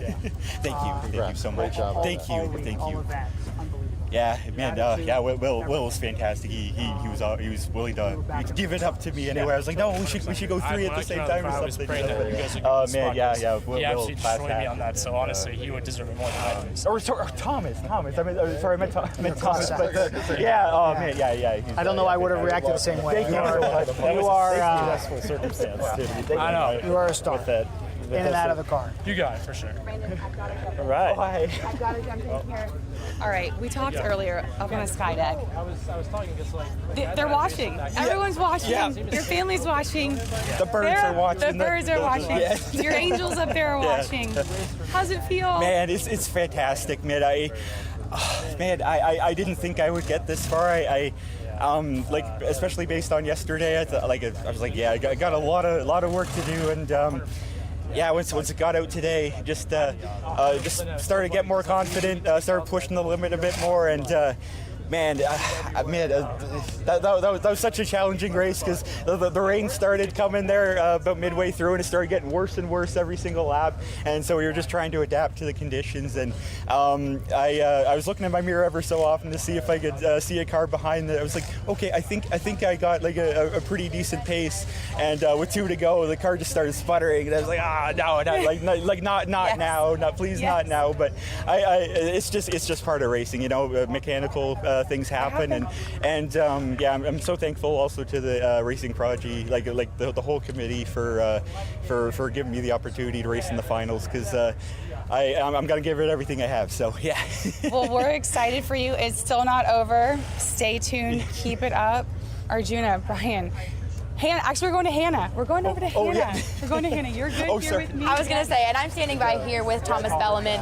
Still a smile on your face, despite the news that you just heard. Kind of take me where you are mentally with that decision that was made and how you feel about that. I totally agree with that. When I got to the last lap and I was catching up Brandon, I knew something was wrong, because it was either he thought it was 1 lap earlier short and stopped, or there was a mechanical problem. And to me, I'm all about that fair play and fair game, and I just didn't want to be the one to move on because he had a problem and couldn't show what he could do in the finals. And I felt like he was most deserving of it. So when they told me that Brandon would be moving on, I totally agree with that. We got the chance to talk to you on day one on Monday, and you were one of the drivers that I felt radiated confidence. Yeah. Here you are in the semifinals. Is that confidence still relevant, and what are you carrying from here? I think I'm definitely really happy with what I've shown this whole 3 days. It started off difficult trying to adapt to a high downforce car from Spec Miatas, but from what I've seen today and from what I've done, I'm pretty happy, and I was confident coming in. I went to bed last night telling myself I'm going to be more aggressive, try to see what I can do today, and I went the fastest time in qualifying. So, I mean, there's so much to take away today, and I'm blessed to have been that fast, honestly. I mean, and talking about taking away from the last 3 days, it's been an incredible experience for honestly all of us that are involved with this crew, and friendships that you've made now. How much are you looking forward to the draft this fall? I am definitely really looking excited for the draft this fall. I think that I've tried to show as much as I could this entire 3 days, whether that was in the athletic room, whether that was on the autocross, or during the qualifying or driving these cars. So I'm excited to see what the future holds and what we'll be seeing myself maybe in 2024. Well, again, congratulations. We've had so much fun getting to know you over the last couple days, and hey, I mean, it's been a great performance. I appreciate it. Thank you. Thomas Belleman, guys. And, you know, he took that decision to take a gap year from his plans to go to university to chase his dream of being a race car driver. And wow, I think that response to the situation. It's worthy of being drafted in and of itself. I was going to say, that should be his resume, that interview. Because, and I think David Cook and Matt Fasnacht, hats off to them. They deliver a difficult decision, but they also put their hand up. And I guess it's exactly what I was saying, is that if Team A and B came with their own equipment and it broke, that's one thing, but that's not what happened. The series, Racing Prodigy, said, here are 2 cars, go drive them. And he did, and driving the equipment that was given to him in the first 3 laps, he extended his lead continuously. And then on the 4th lap, the lead stayed. And on the 5th lap, it went away completely because the mechanical problem got worse and worse and worse. That's not his doing. It's not because of his mistreatment of the machinery or anything else. He demonstrated, I think, unequivocally, that he was doing a better job in the race car, on the racetrack, in those challenging conditions.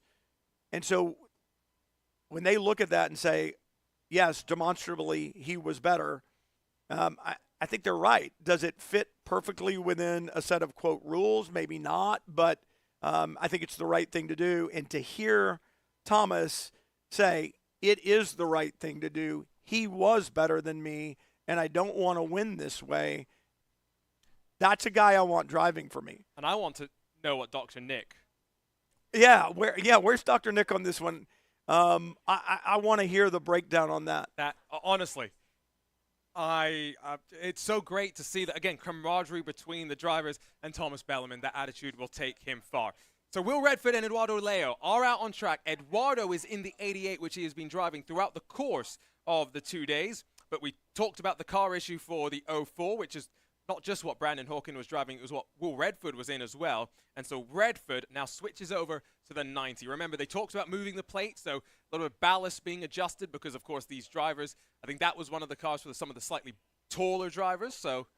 And that's the detail that Kent Stacy has. And I look down there, he's working with the Primal crew right now, and they're going over the notes in the notebook. He has all the specs for that 04 car and goes, okay, this is exactly what we now need to turn the 90 into. This is the ballast that goes in it. This is what we want to do with the pedals, if we need to move the pedals, if the size is considerably different. They make those changes, out they go, and now he's reiterating with the crew exactly what those changes should be that have been made. Good stuff. Coming to the start, in the start zone, and off we go. We'll look for the gap at the line, first time by. We'll get the timing and scoring up in a few moments' time. We'll visually catch the gap and then update you when we can.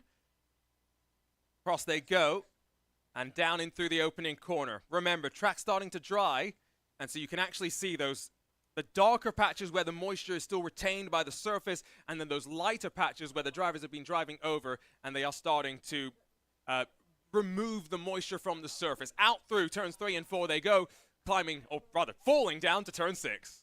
Now, the question is, when you look at the cars that are out on the racetrack right now, the 88 and the 90, both of those were driven in dry conditions, so there shouldn't have been any changes made to brake bias and so on and so forth. So they should be pretty much good to go, and the track is drying. I can't see it, Arjuna.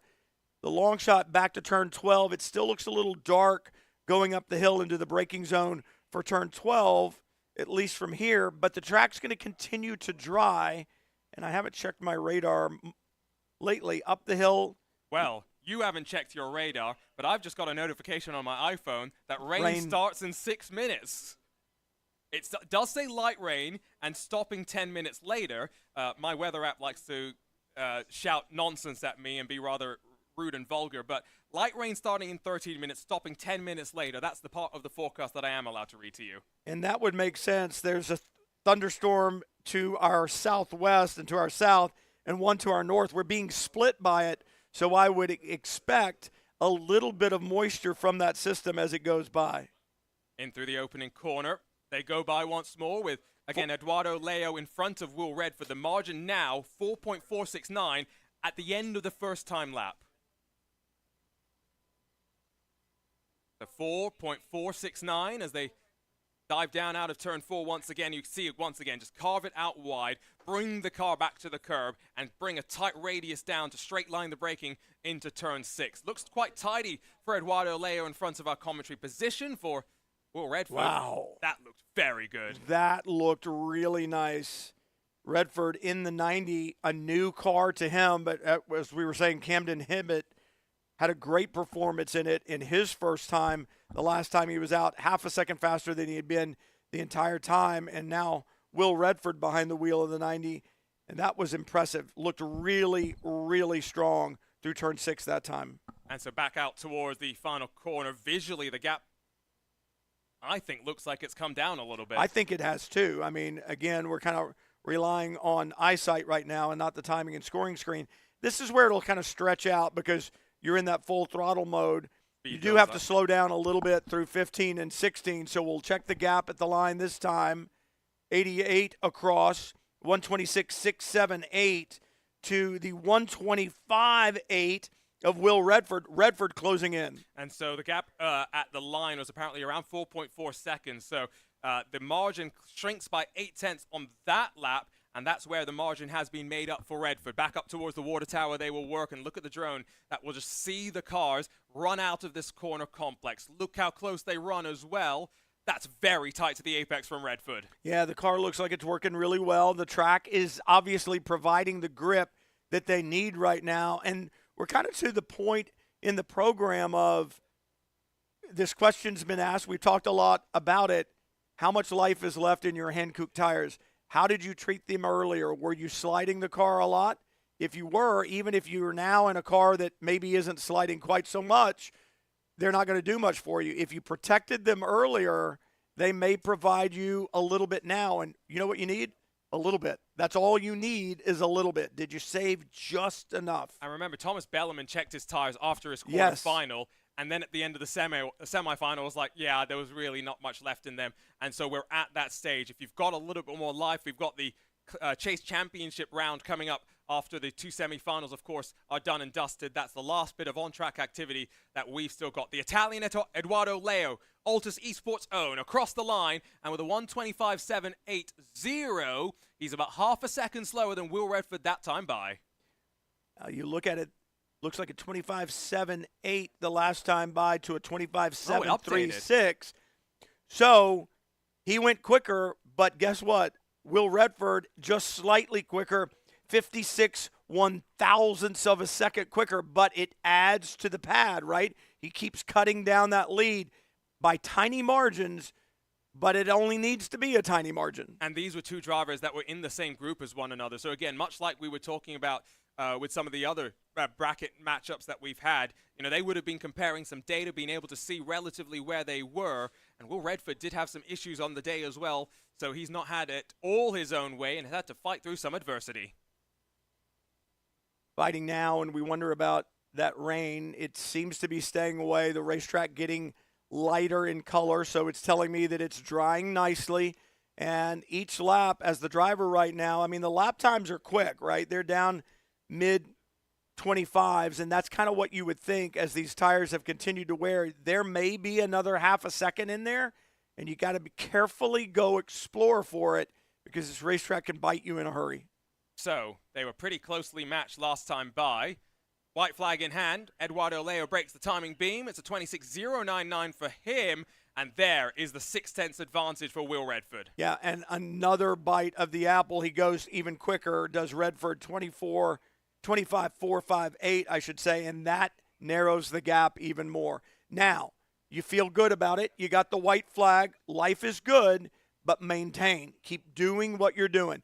Keep doing what you're doing. He sees that he's closer. He knows he's closed the gap, but keep doing what you're doing that got you that margin. So keep focusing on your marks, hit your marks, and you can kind of celebrate a little bit, a little twitch for Redford off of turn 6 that time. So Brandon Hawken, the only driver to be the leader, to be the chasee, and to advance. Now, because of the way the seedings work, assuming Will Redford advances from, it doesn't matter actually, Eduardo Leo or Will Redford, both seeded higher than Brandon Hawken, I'm under the impression Brandon once again would be the rabbit being chased. So that's something just to keep in mind. We've only once so far see the chasee come out on top, and that was Brandon, and he did it very, very well. Out through the final corner, you can tell visually the gap has shrunk over the course of these 5-time laps in the second of our semifinals. And now the Chase Championship lineup, it's locked and loaded. Eduardo Leo runs to the line. It's his Prodigy Week Part 2 officially in the books. But behind him, it will be Will Redford that runs to the line and makes his way forward to the Chase Championship. Redford quicker again. A really good lap by Leo down in the 25.652 range, but 25.596. So just that little bit faster for Redford, and it narrows the margin even more. He didn't need it, but he kept doing what we were talking about. Hit your marks, do the exact same thing, dance with the one that brought you to the party, right? Keep doing the same thing, and you'll see the same result. So good on him. The question, though, for me, think about it. Will Redford will advance in the 90. The 90 replaces the 04 that Brandon Hawken was in. So what does Brandon Hawken go? I'm trying to think height-wise, what would make the most logical sense. So I've got the sheet with the driver heights and weights up in front of me. So Brandon Hawken and Will Redford. I think it was probably quite logical, in fact, for them to go over to that number 90 machine.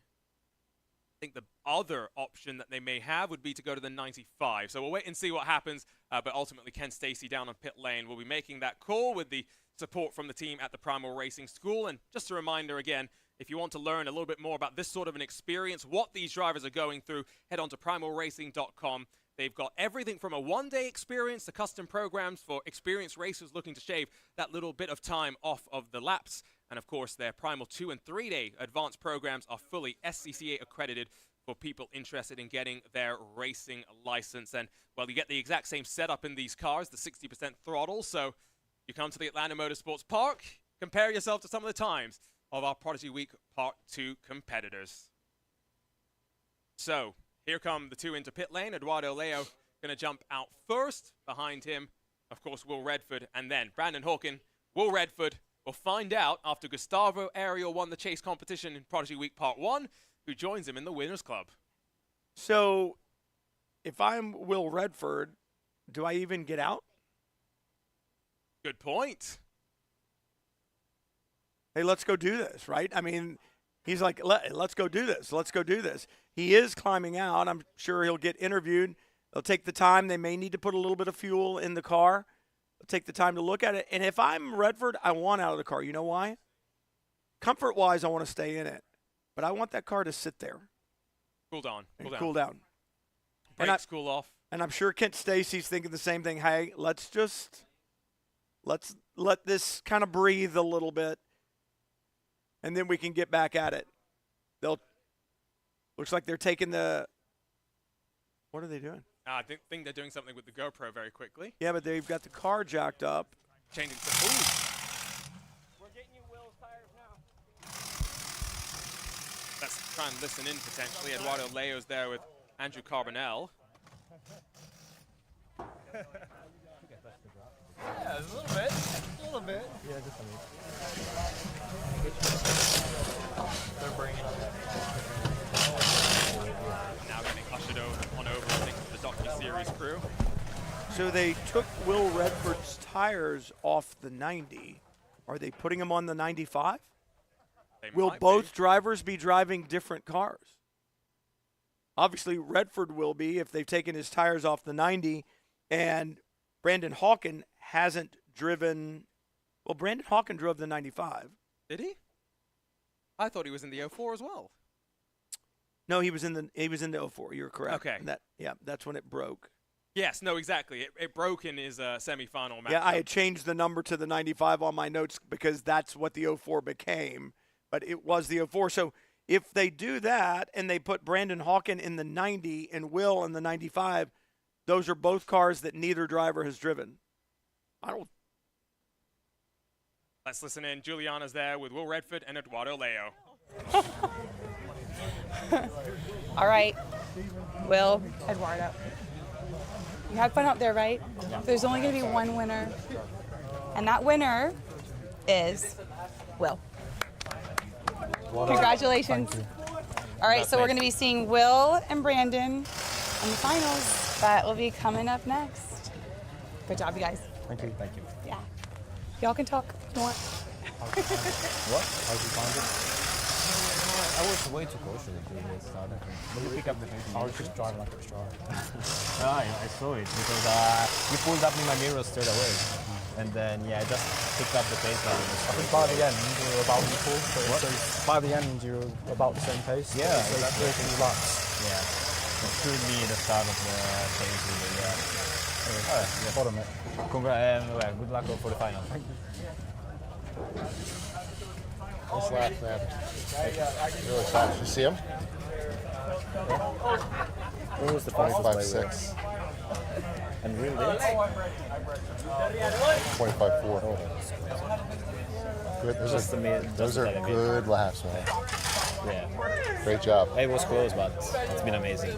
All the 3 days, it's been amazing. Thanks for all the organization, really. Yeah, man. It was a very fun drive. Good. Glad you were here. Glad to have found you. What? Glad to have found you. Oh, it was a casualty, really. I signed up for it and I was like, one day before the signing was about to end. Yeah. And I decided I'm gonna do it, but I wasn't sure, and then I'm here. What did you put into it to win? iRacing in Mazda.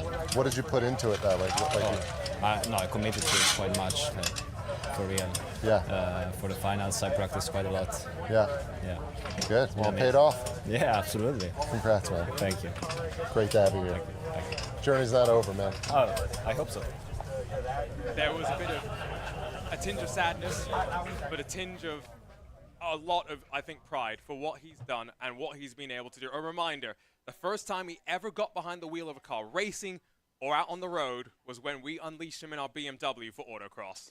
And he just stood there and placed a Hans device and a helmet on the shelf, wearing a fire suit, spending 2 days in a race car on a really cool racetrack. And it's an unbelievable experience. And I think when he sits down on the airplane to go home and has that moment of relaxation, more than anything, he's going to realize how fortunate he is and what a great experience he had. And I think take great pride in what it is that he's done.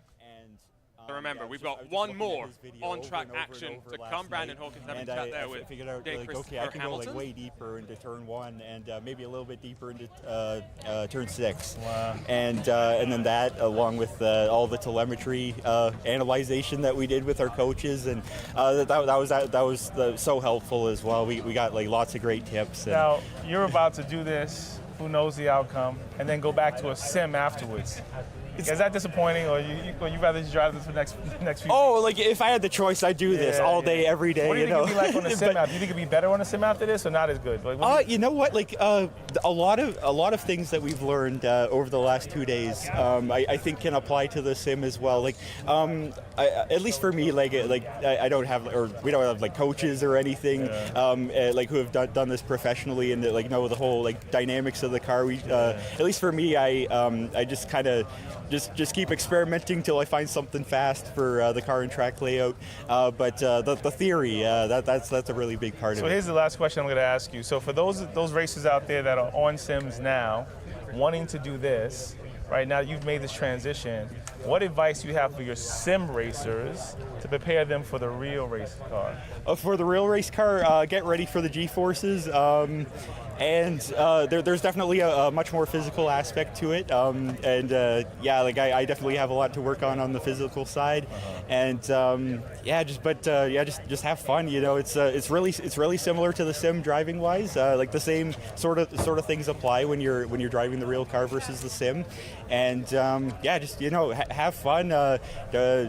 Find your limits, I guess, and. Man, yeah, just enjoy yourself. All right, you know? well, listen, I guess we're going to see you on the podium with some champagne.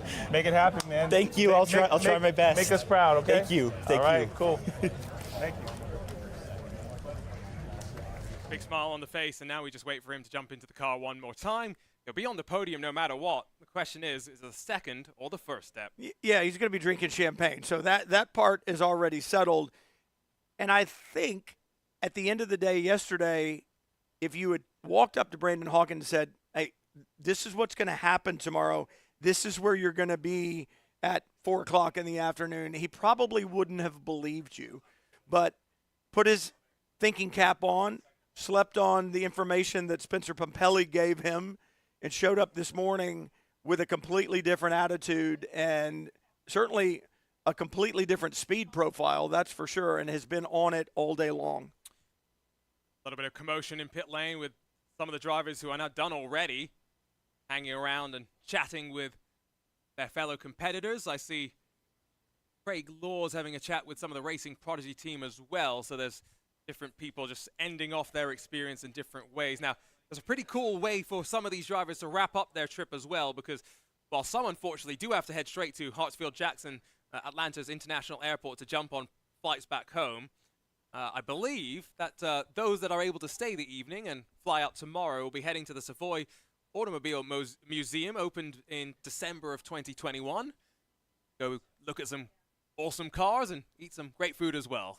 Yeah, I mean, that is going to be an awesome time. I've not had a chance to get there and get to the museum, something I would love to do and look forward to. Not sure I'll be able to do it this evening, but drivers now kind of getting ready. And are we going to see Will in the 88? The car is the limit. I think so. I think so. I thought his tires were moved to the 95. So no. Yeah, ain't that the truth?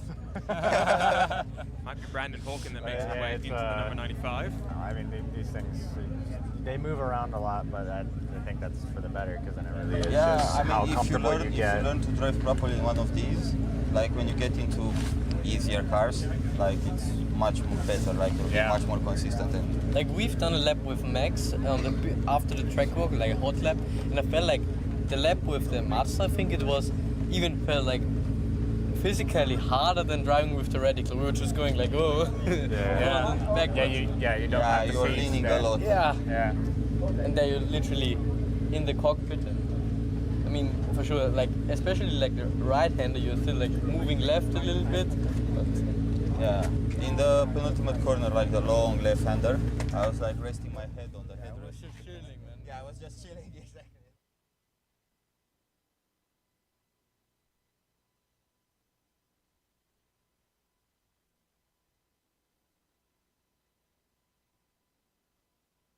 All right, drivers climbing in. Arjuna, you ready? This is what it's all come down to, right? Some of these drivers 30 days ago, 60 days ago, told that they were going to get to come here. They earned their way into a spot. All that time waiting, you're finally on a plane. You arrive, you spend 3 days here, and it culminates here in the next, 10 minutes? We get 15 minutes? One It'll be over warm-up with. lap, 5 time laps. Yep. About 10 minutes 10 or so. minutes. Both of these drivers coming through from the iRacing Spec MX-5 Golden Ticket Series powered by Sucker Punch that we had. Of course, for Brandon Hawkin, he actually won the first of the 2 finals that we had, while Will Redford was one of our selection committee picks by Max Papis and Random Call Sign. There is already into the car Will Redford. Just in front of him, it's going to be Brandon Hawkin that gets into the number 95. So only one technical issue across of the 2 days as well. That's kind of what we wanted to see. And hopefully Brandon Hawkin doesn't let that get to him as he gets back into the car. And I'm looking for some wood, and I find it, and so I'm knocking on it. A mechanical issue. We've seen a couple of spins. We've seen a car in the gravel trap. No one has made contact with anything. And if you had told me that, and I should say that's in both years, if you told me that coming into last year, the first iteration of this program, I would have said there is no way that's going to happen. But it just shows again the level of, quote, experience that these drivers have, even if the experience hasn't been on asphalt with race fuel and real rubber underneath them. The sim world is a very real world. And 2 interesting backgrounds as well, right? We've talked a lot about Brandon Hawkin being a bit of a jack of all trades, racing for Movano Corsa on the road side of competition, who are actually, by the way, partnered up with CrowdStrike Racing to do a bunch of LMP prototype events and whatnot. Brandon raced for their CrowdStrike Racing effort in touring cars in 2022. He's the 2021 Spec MX-5 Sim Racing champion. And the reason why I noted that down in my notes, who finished second? Nathan Saxon. There you go. Very, very close in points. He won the 2020 Porsche Esports Sprint Challenge as well. Gave him a drive in a Porsche car around the track, and he won every race on his way to the championship. Absolutely remarkable. Last year, finished third in the Skip Barber Formula I Racing Series and won a 5-day race school. Didn't actually get the chance to go and use it. On the other side, you got the 19-year-old Will Redford. He's a BMW mechanic by day, but by night, he pursues his dream of being a race car driver. And as we've mentioned, over the last couple of years, he's been racing in things like the Junior Saloon Car Championship and the Civic Touring Car Championships as well. So it does bring some of that experience over with him. They'll get the 1 warm-up lap and then the 5 timed laps. And here we go. We're ready. And like we said, both of these drivers driving in a chassis they have not been in before. And I think that's very fair. You know, if they had left Will Redford in the 90, he would have been in a car that he was fresh in. It was new to him in that session. And then you would have had a brand new car for Brandon Hawkins. And you would have had a car that was warmed up as well. They took 2 cars that had sat, cooled down for a while, that neither driver had been in the entire 2 days, took the appropriate tires, placed them on, because the drivers, once again, take their tires with them, placed them on, and then off we go. 2 different pace vehicles this time. And one, of course, from our supporters at Mazda Motorsport. Very grateful for them providing CX-90s across of the event, which were used for the track walks as well. But there does seem as though someone's broken the sports car out, and there's a Corvette making its way around on track, and in bright red colors as well. You're not going to miss that one. So again, just a reminder, the 1 formation lap for these drivers before off and away they go for the 5 laps of racing. So glad you're joining us here for the very final bit of competition in Prodigy Week Part 2. After this, the Prodigy Draft, where 6 teams will select 4 drivers each to race later on this year in our planned Prodigy Racing League around the Southeast United States. And Brian, I remember when Gustavo Ariel won this chase competition, how excited we were. We were talking about spraying the champagne, looking forward to going racing. It's only getting more tangible day by day by day. Day by day, and it's one of those things that I was just thinking about when you said the draft. I want to watch it because I'm really interested to see the variety that teams pick, because I have seen all of the competitors. 32 will be in the draft, and I can think of, well, I want these 4, and I already have alternates in place just in case somebody picks the driver that I want. And the good thing is, we talked about this, there are valuable attributes to all of these competitors that are here. What they lack in one area, I may be able to teach them. What they naturally have in another area, that's good, I don't have to worry about, you know. And so it really is just like building an NFL team, a cricket team, since you keep talking about cricket, baseball team, what have you. Even hiring mechanics to run a race team, you want people to fill certain positions and have certain attributes. And that's what this has been about, right? It's been about going down a card and saying, this is the score for this competitor in this category. This is the score here. This is the score here. And what you'll find is that I'm going to think that teams are going to want to have 2 really quick drivers, 2 very consistent drivers, and then work their way on through. And here we go. We're underway. This is it, Arjuna. This is the final. The Chase Championship is underway. 5 laps, and the gap at the line, Brandon Hawking breaks the stripe first, 5.897. Remember, we won't get lap times first time by. It will take a couple of laps for those to start trickling in, but up through turns 2 and 3. Very tidy there initially for Brandon Hawking, who, remember, did have that technical issue that might be still sitting in the back of his mind. Yeah, the good thing for him is he has been in such a good mood today. I mean, he's just on a high, and I got to believe that will continue, because even though he had the mechanical problem, it didn't affect his finishing position, right? So he's still where he needed to be.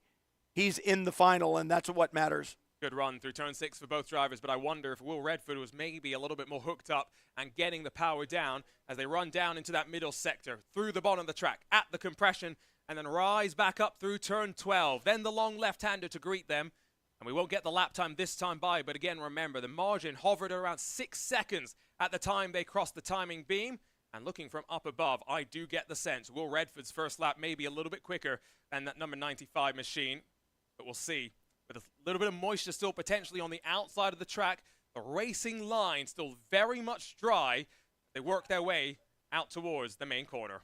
Into the two quickest corners on the racetrack, real corners, not just numbers, 15 and 16. You got to work your way through across the line. Brandon Hawken first, and then Will Redford. 4.089 is the gap. That's a big cut as well. Will Redford very much 1.1 seconds. Something like that. Will very much picking up the pace immediately as well.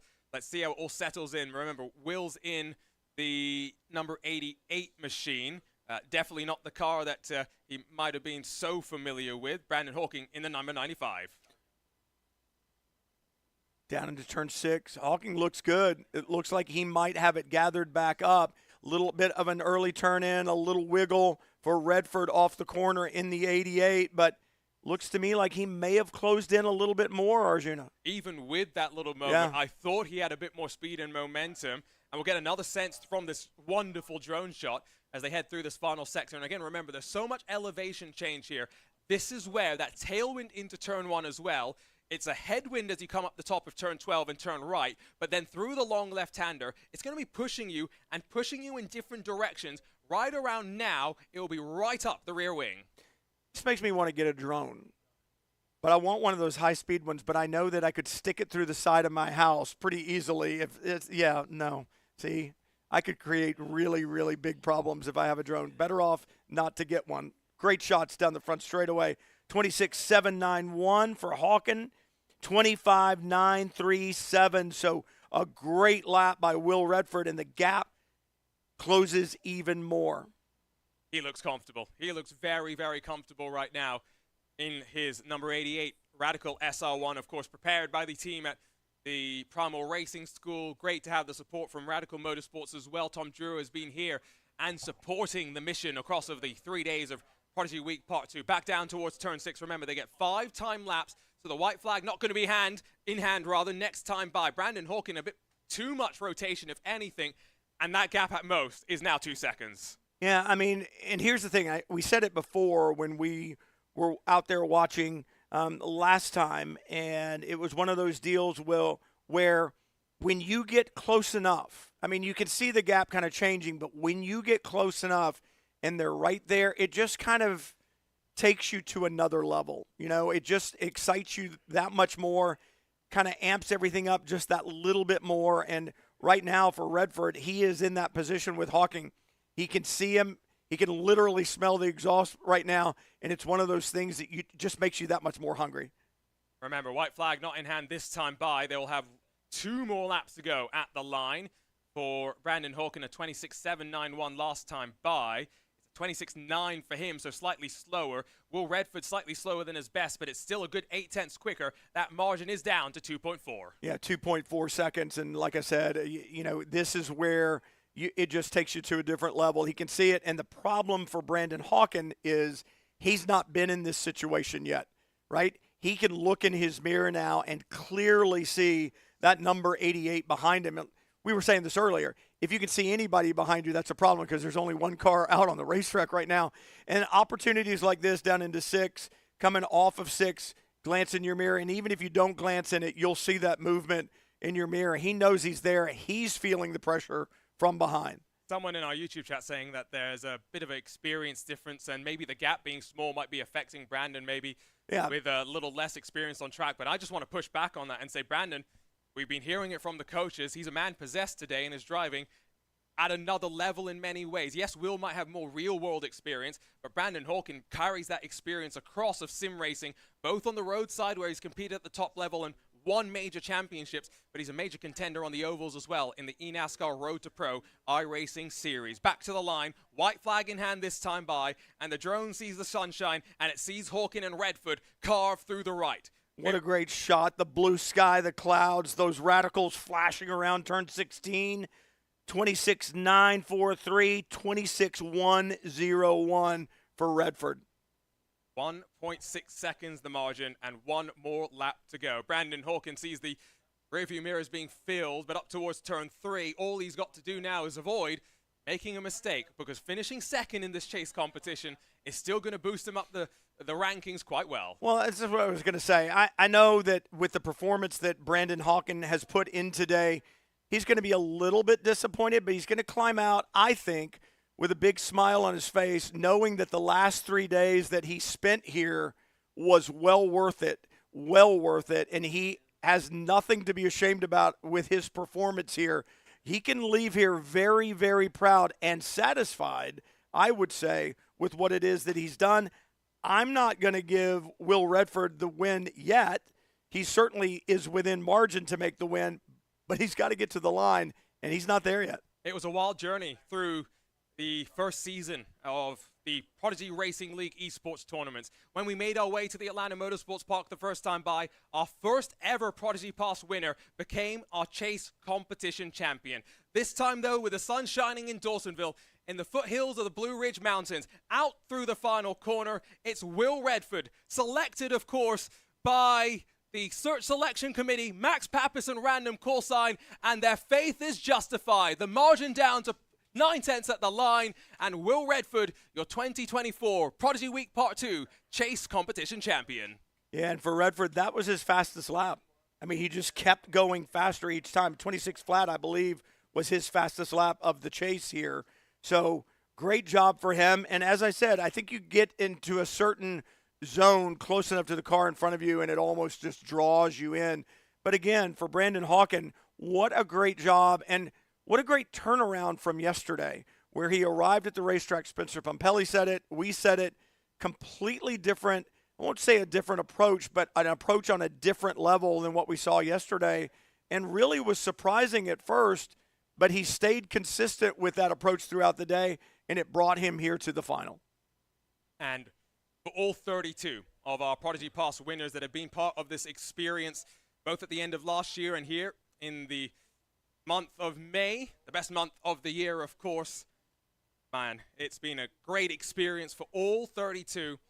And next up, the Prodigy Draft later this summer with 6 real-world teams, all going to pick 4 of our Prodigy participants. You, the fans, will get the chance to select 6 reserve drivers as well. So make sure that you stay tuned across of social media for what is to come. And that includes news about Season 2 Prodigy Racing League esports events and maybe some new formats as well.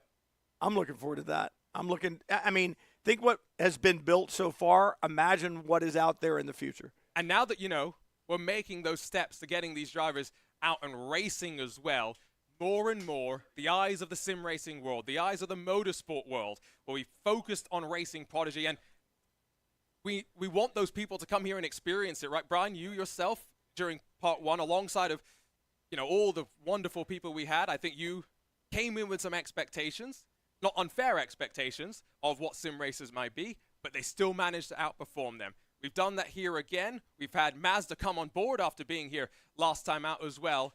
We would love more partners to help us continue this journey of breaking down the financial barriers. Well, I think the partners are there, and the reality of this vision becomes clearer every day. And it's one of those things, we were talking about the commercial aspects of it, and it is clear to me that the value is there both for the audience that is in the gaming world and the sim world, but a broader audience than that even, also the motorsports world, the real world motorsports fan. It's something that they can hang on to as well. And look at that, hugs out there. Like I said, Brandon's going to be disappointed that he didn't win, but he's going to be elated with the experience that he's had and proud of the performance that he's put in. And, well, I'm sure 2 drivers are going to take those race suits off and look forward to a nice night of relaxing ahead. It's been a great experience for all 32, of course. For the 20 here today, they're going to leave here and hope that what is to come is that call come Prodigy Draft Day. We had 20 drivers from 10 different countries, 5 of them below the age of 18, and 10 of them, it was their first time in the U.S. Let's see, though, if we can listen in as they continue conversing down on pit lane. No, I'm going to Ohio. There you go. Good job. Brandon, great job. Thank you. So happy to be here. Brandon, congratulations. Great job. Great job. Fantastic night. Well Thank done. you. Really well done. Excellent job. Thank you. Guys, excellent work. Thanks, guys. Thank you so much. There's a smile. Yeah, I told you. I knew it would be there. I'm sure there was a little bit of dang it, there at the end, but that's like 1%. The other 99% is I'm elated with what we've done. And this is what I love too.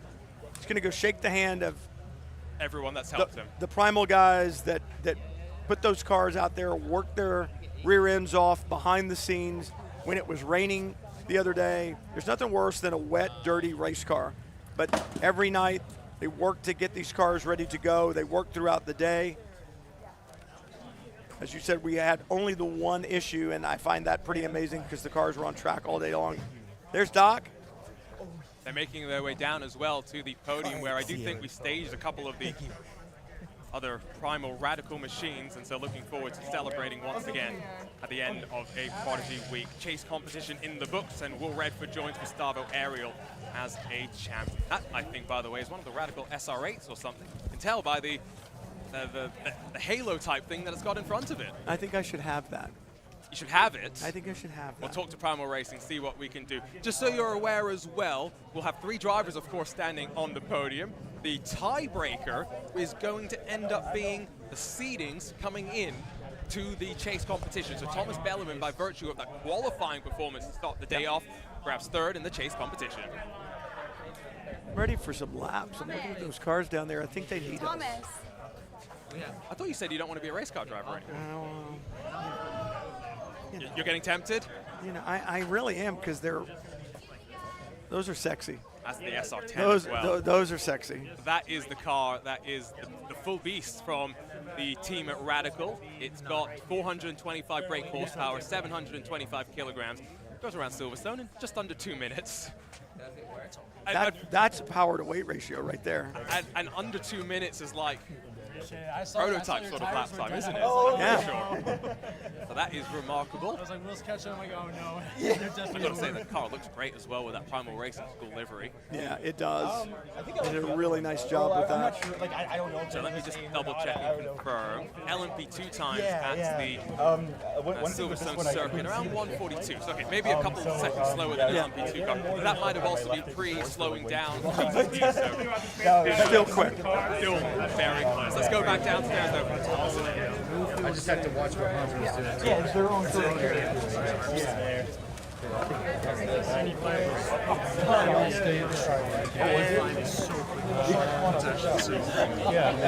Happened at the end of okay, I'm not sure it is. I'd say that's pretty good if you went all the way through. Oh, yeah. I think they're good with this one. We should the other one. Because of the sun, because of the glare, we're going to slow this up probably about 10 minutes. So you guys can step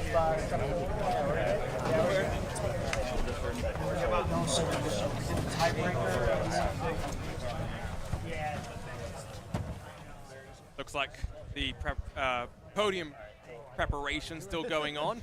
Maybe we have to go dig up the sparkling wine from the members part of the Atlanta Motorsports Park. And again, a big thank you to them for opening their doors once more to us. Jeremy Porter and his team opened this facility back in 2013, and it's such a great track. I mean, the track itself is wonderful, and they've just been adding to the surroundings since then. We've talked about the new condominiums they're going to be building inside of the final corner. They've already got the completed block as well. Only disappointment is, Brian, maybe we can still try and go over to the kart track and try their new Sodi karts. They go up to 55 miles an hour. Yeah, I think my ribs aren't good enough. No, you want the Radical I don't think instead? my ribs are good enough for that. But you think the Radical SR10's okay for your ribs? Well, it can kind of hold me in. You know, the seat in a go-kart is what holds you in, and it's tight, and it feeds a lot of loads directly into your rib cage. And I'm thinking that the race car with belts and maybe that's a better deal. A little bit easier. Give a shout out. I'm all for easy. Are race car drivers about easy? Do they make their life difficult? No, I mean, look, and the guys talked about it here. The loads that these cars put in all seriousness, the G loads are substantial, and the drivers are tired at the end of it. You develop as you drive muscles not only from the gym, but you develop muscles from the real world, which is racing the car, because it's hard to duplicate those loads in the gym. You can get on a neck machine and strengthen your neck, and you can increase your cardio, and you can do all of that, but there's nothing like driving the race car. So, I mean, it's one of those things that the more they do it, the better off they are. And the car, you need to wear it. You know, you don't go run a marathon in a shoe that's 2 sizes too big or too small. You've got to wear it. And as you go, the seats are fitted to you, and everything's a little bit more custom, and it feels a little bit better. And so, yeah, it's one of those deals where I would rather be in the car with belts on than in a cart using the seat to hold me in, because I'm brittle anymore, and I bruise easily. Let's thank Sucker Punch for their support of all of this, and also for supporting Craig Laws by providing him a PC to continue which on is his awesome. sim racing Absolutely journey. awesome. And so just a reminder, all natural pickle juice shooters for clean hydration. Pickle chip pouches, perfect for those long sim racing sessions or days at the track. And the Jarrod pickles with knockout flavor. The True Champ of Chomp are now available in the US at around 2,000 stores. You can find it on Amazon if you don't have a store near you. Let's go down, though, to pit lane and see who Hannah Newhouse can catch up with.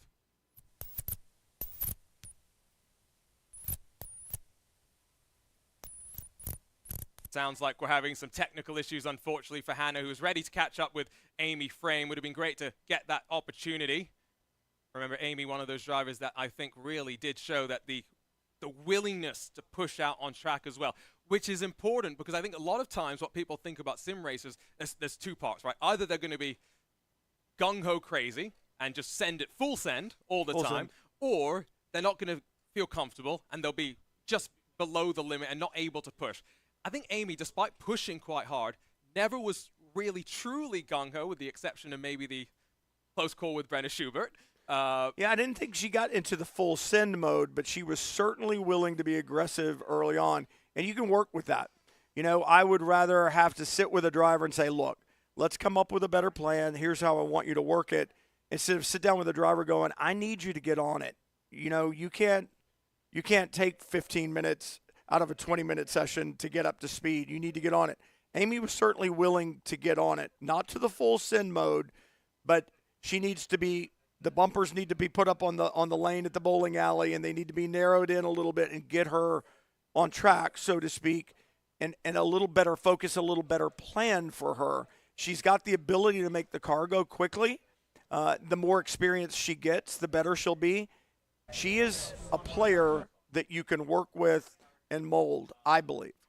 I think that's true for everyone here. I don't see a single driver that is not open to the feedback that they're being given. That's something else that Dr. Nick and you and I were talking about last night, the willingness of a driver to actually be willing to take on feedback, and not just honestly from themselves. We talked a little bit about that, being able to remember what happened rather than the feeling of what happened. But you know, if someone tells you something and you don't necessarily agree with it, how do you work with them? Well, and think about it. Elite athletes have strong personalities, right? You have to. You've got to believe in yourself. You've got to go out there and tack, be willing to put yourself in difficult positions. So someone telling you that you're wrong doesn't often sit well with a personality like that. But like you said, you need to be willing and able to take that critique when necessary.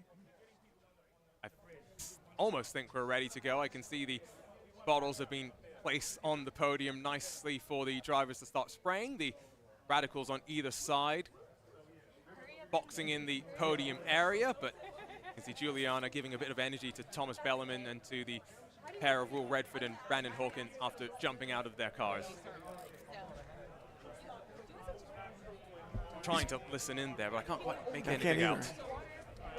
Okay, hold on. Everybody else who's not related to winners and not film crew actively filming. But they're all just trying to get coordinated with the docu-series and whatnot right now. And again, a lot going on. There's a lot going on behind the scenes here. And, you know, I like to often end broadcasts by thanking every team member by name. Yeah, go ahead. I'll miss my flight. I'll be here until next week. So, again, there's too many people to thank. It's genuinely crazy. Shout out some of the people that, though, have, you know, been guiding these drivers along. The coaches, Max Papis, Spencer Pompelli, Kenton Cook, Andrew Carbonell, Randy Pokes, and then, of course, Kent Stacy, our Chief Operation Officer at Racing Prodigy, working with the Primal Racing team and being led, of course, by Tyler Edwards. And PitFit, Jim Leo, Trey Shannon, and Millie Matthias, helping to put the drivers through the Cooper test and all sorts of other things on the opening day. And to recover from all of that, Dr. Ashley Whitson from the Racers Physio, helping to make sure the drivers just recovering. And in some cases, we saw the warm-ups as well. I'm sure there were similar sort of cool-downs.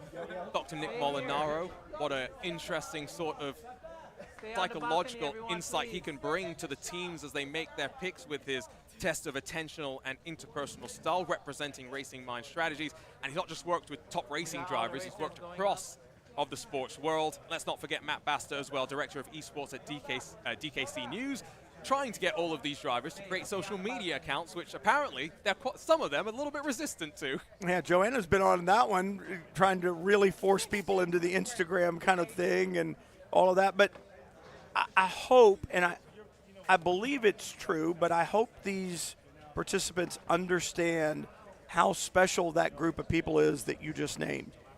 If you ran on a team, or if you fielded your own team, let's say, and you had a physio that was there with you, if you had a dietitian that was there with you, if you had a brain coach, a mind coach that was there with you, if you had a social media expert that was there with you, I mean, talk about budget busters, and they're the best in the business. Jim Leo is the guy.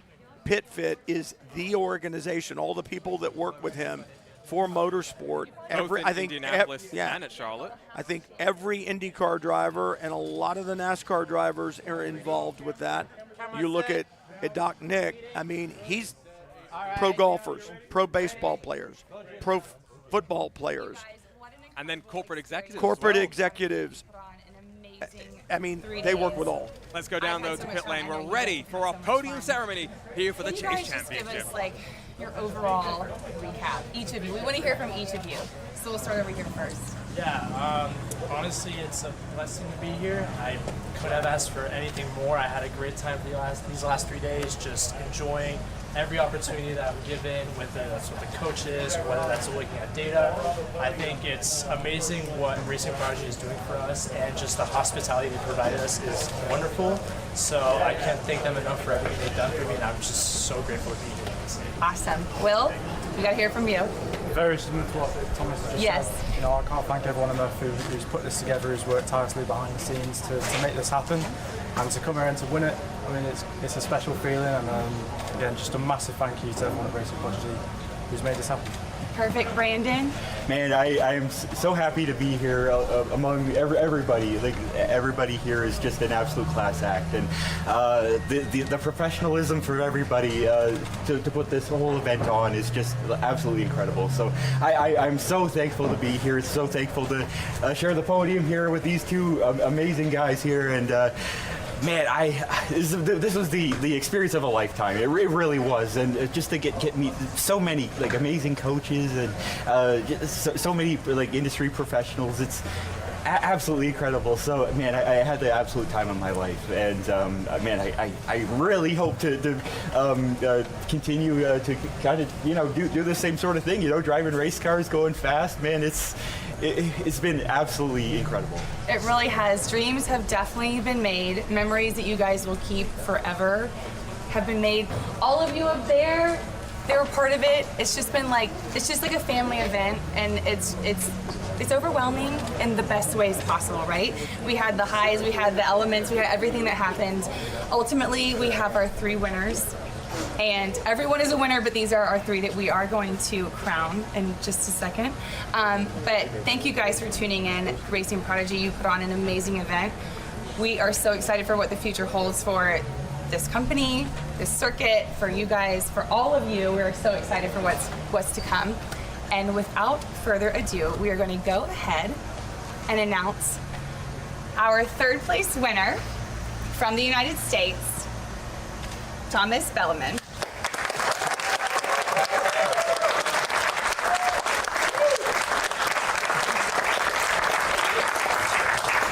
And our 2nd place winner from Canada, Brandon Hawken.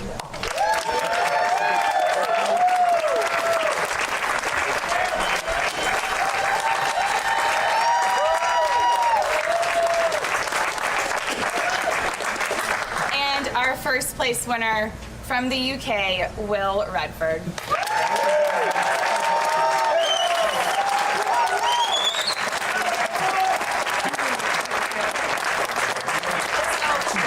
We'll let everyone get their shots for just a second. Is everyone good? All right. Gentlemen, pick up your champagne. I'm going to run, give them a shake, and celebrate!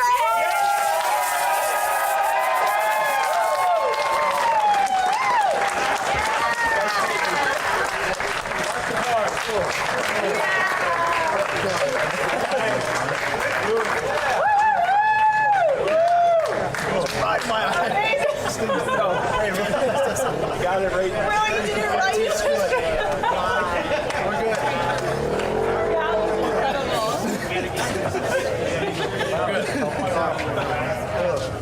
Brandon, you want to see your eyes? Oh, yeah. Yeah. Want to put that? Yeah. Want to have a towel? I'm good. Yeah, I'm good. Yeah, I'm starting. All of it. Yeah. Yeah, you guys. Congratulations.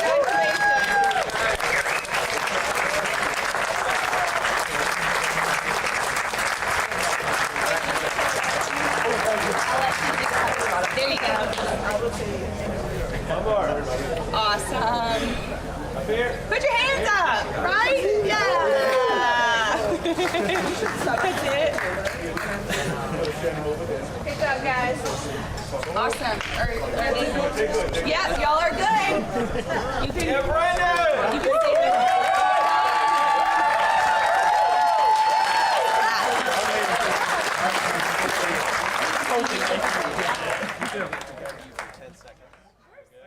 And wow, what a moment for them. A moment I'm sure some won't forget. The first time they get to spray the champagne, and in Brandon Hawkins' case, go straight into his eyes. Well, and I was going to say, I mean, one of the things the coaches obviously did not work with them on was champagne spraying. So we'll get the coaches to work better with them in the future so we can get those showers of champagne going that I want to see with that excitement down there. I mean, this is big stuff. And every one of those answers was heartfelt. That was not a corporate-derived message that came from some sponsor somewhere that we see at a lot of events and professional sporting events and even motorsports events. Those were all heartfelt answers because this is an incredibly special moment for every one of those competitors, especially those three that we just heard from. And before we say goodbye, I want to do a final shout-out to all of our partners that have gotten us this far. Sucker Punch, Mazda Motorsports, iRacing, the Atlanta Motorsports Park, MPI, Race Room, Street Kart Racing, Pit Fit Training, Primal Racing, Radicals,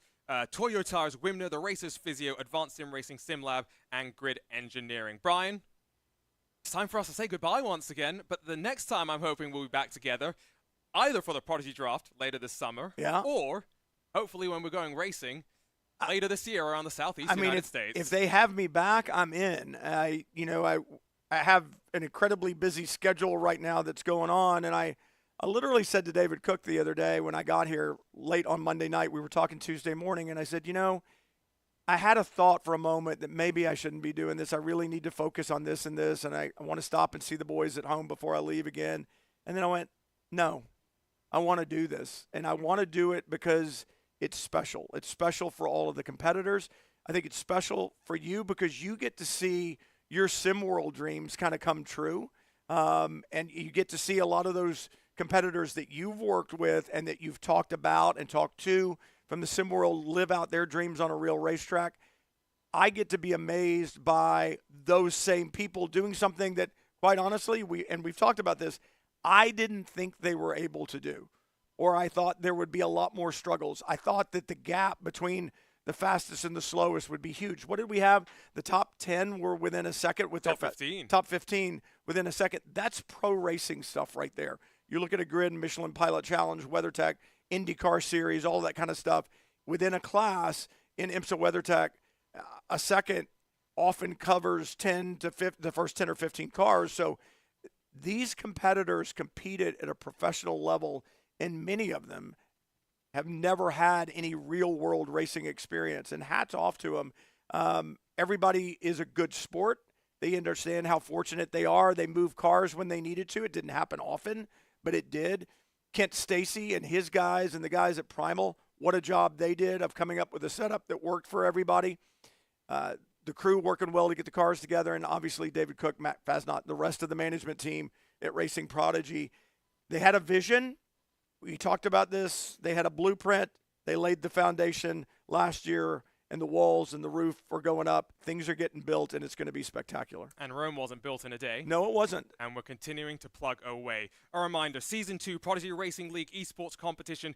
The dates and formats are planned to be announced in the next weeks and months, so make sure you follow us on social media, and it's all in the build-up to the Prodigy Draft this summer. 6 real-world teams selecting 4 of our drivers from the pool of 32. You, the fans, will select 6 more as reserve drivers, so you will have your chance to be a part of it.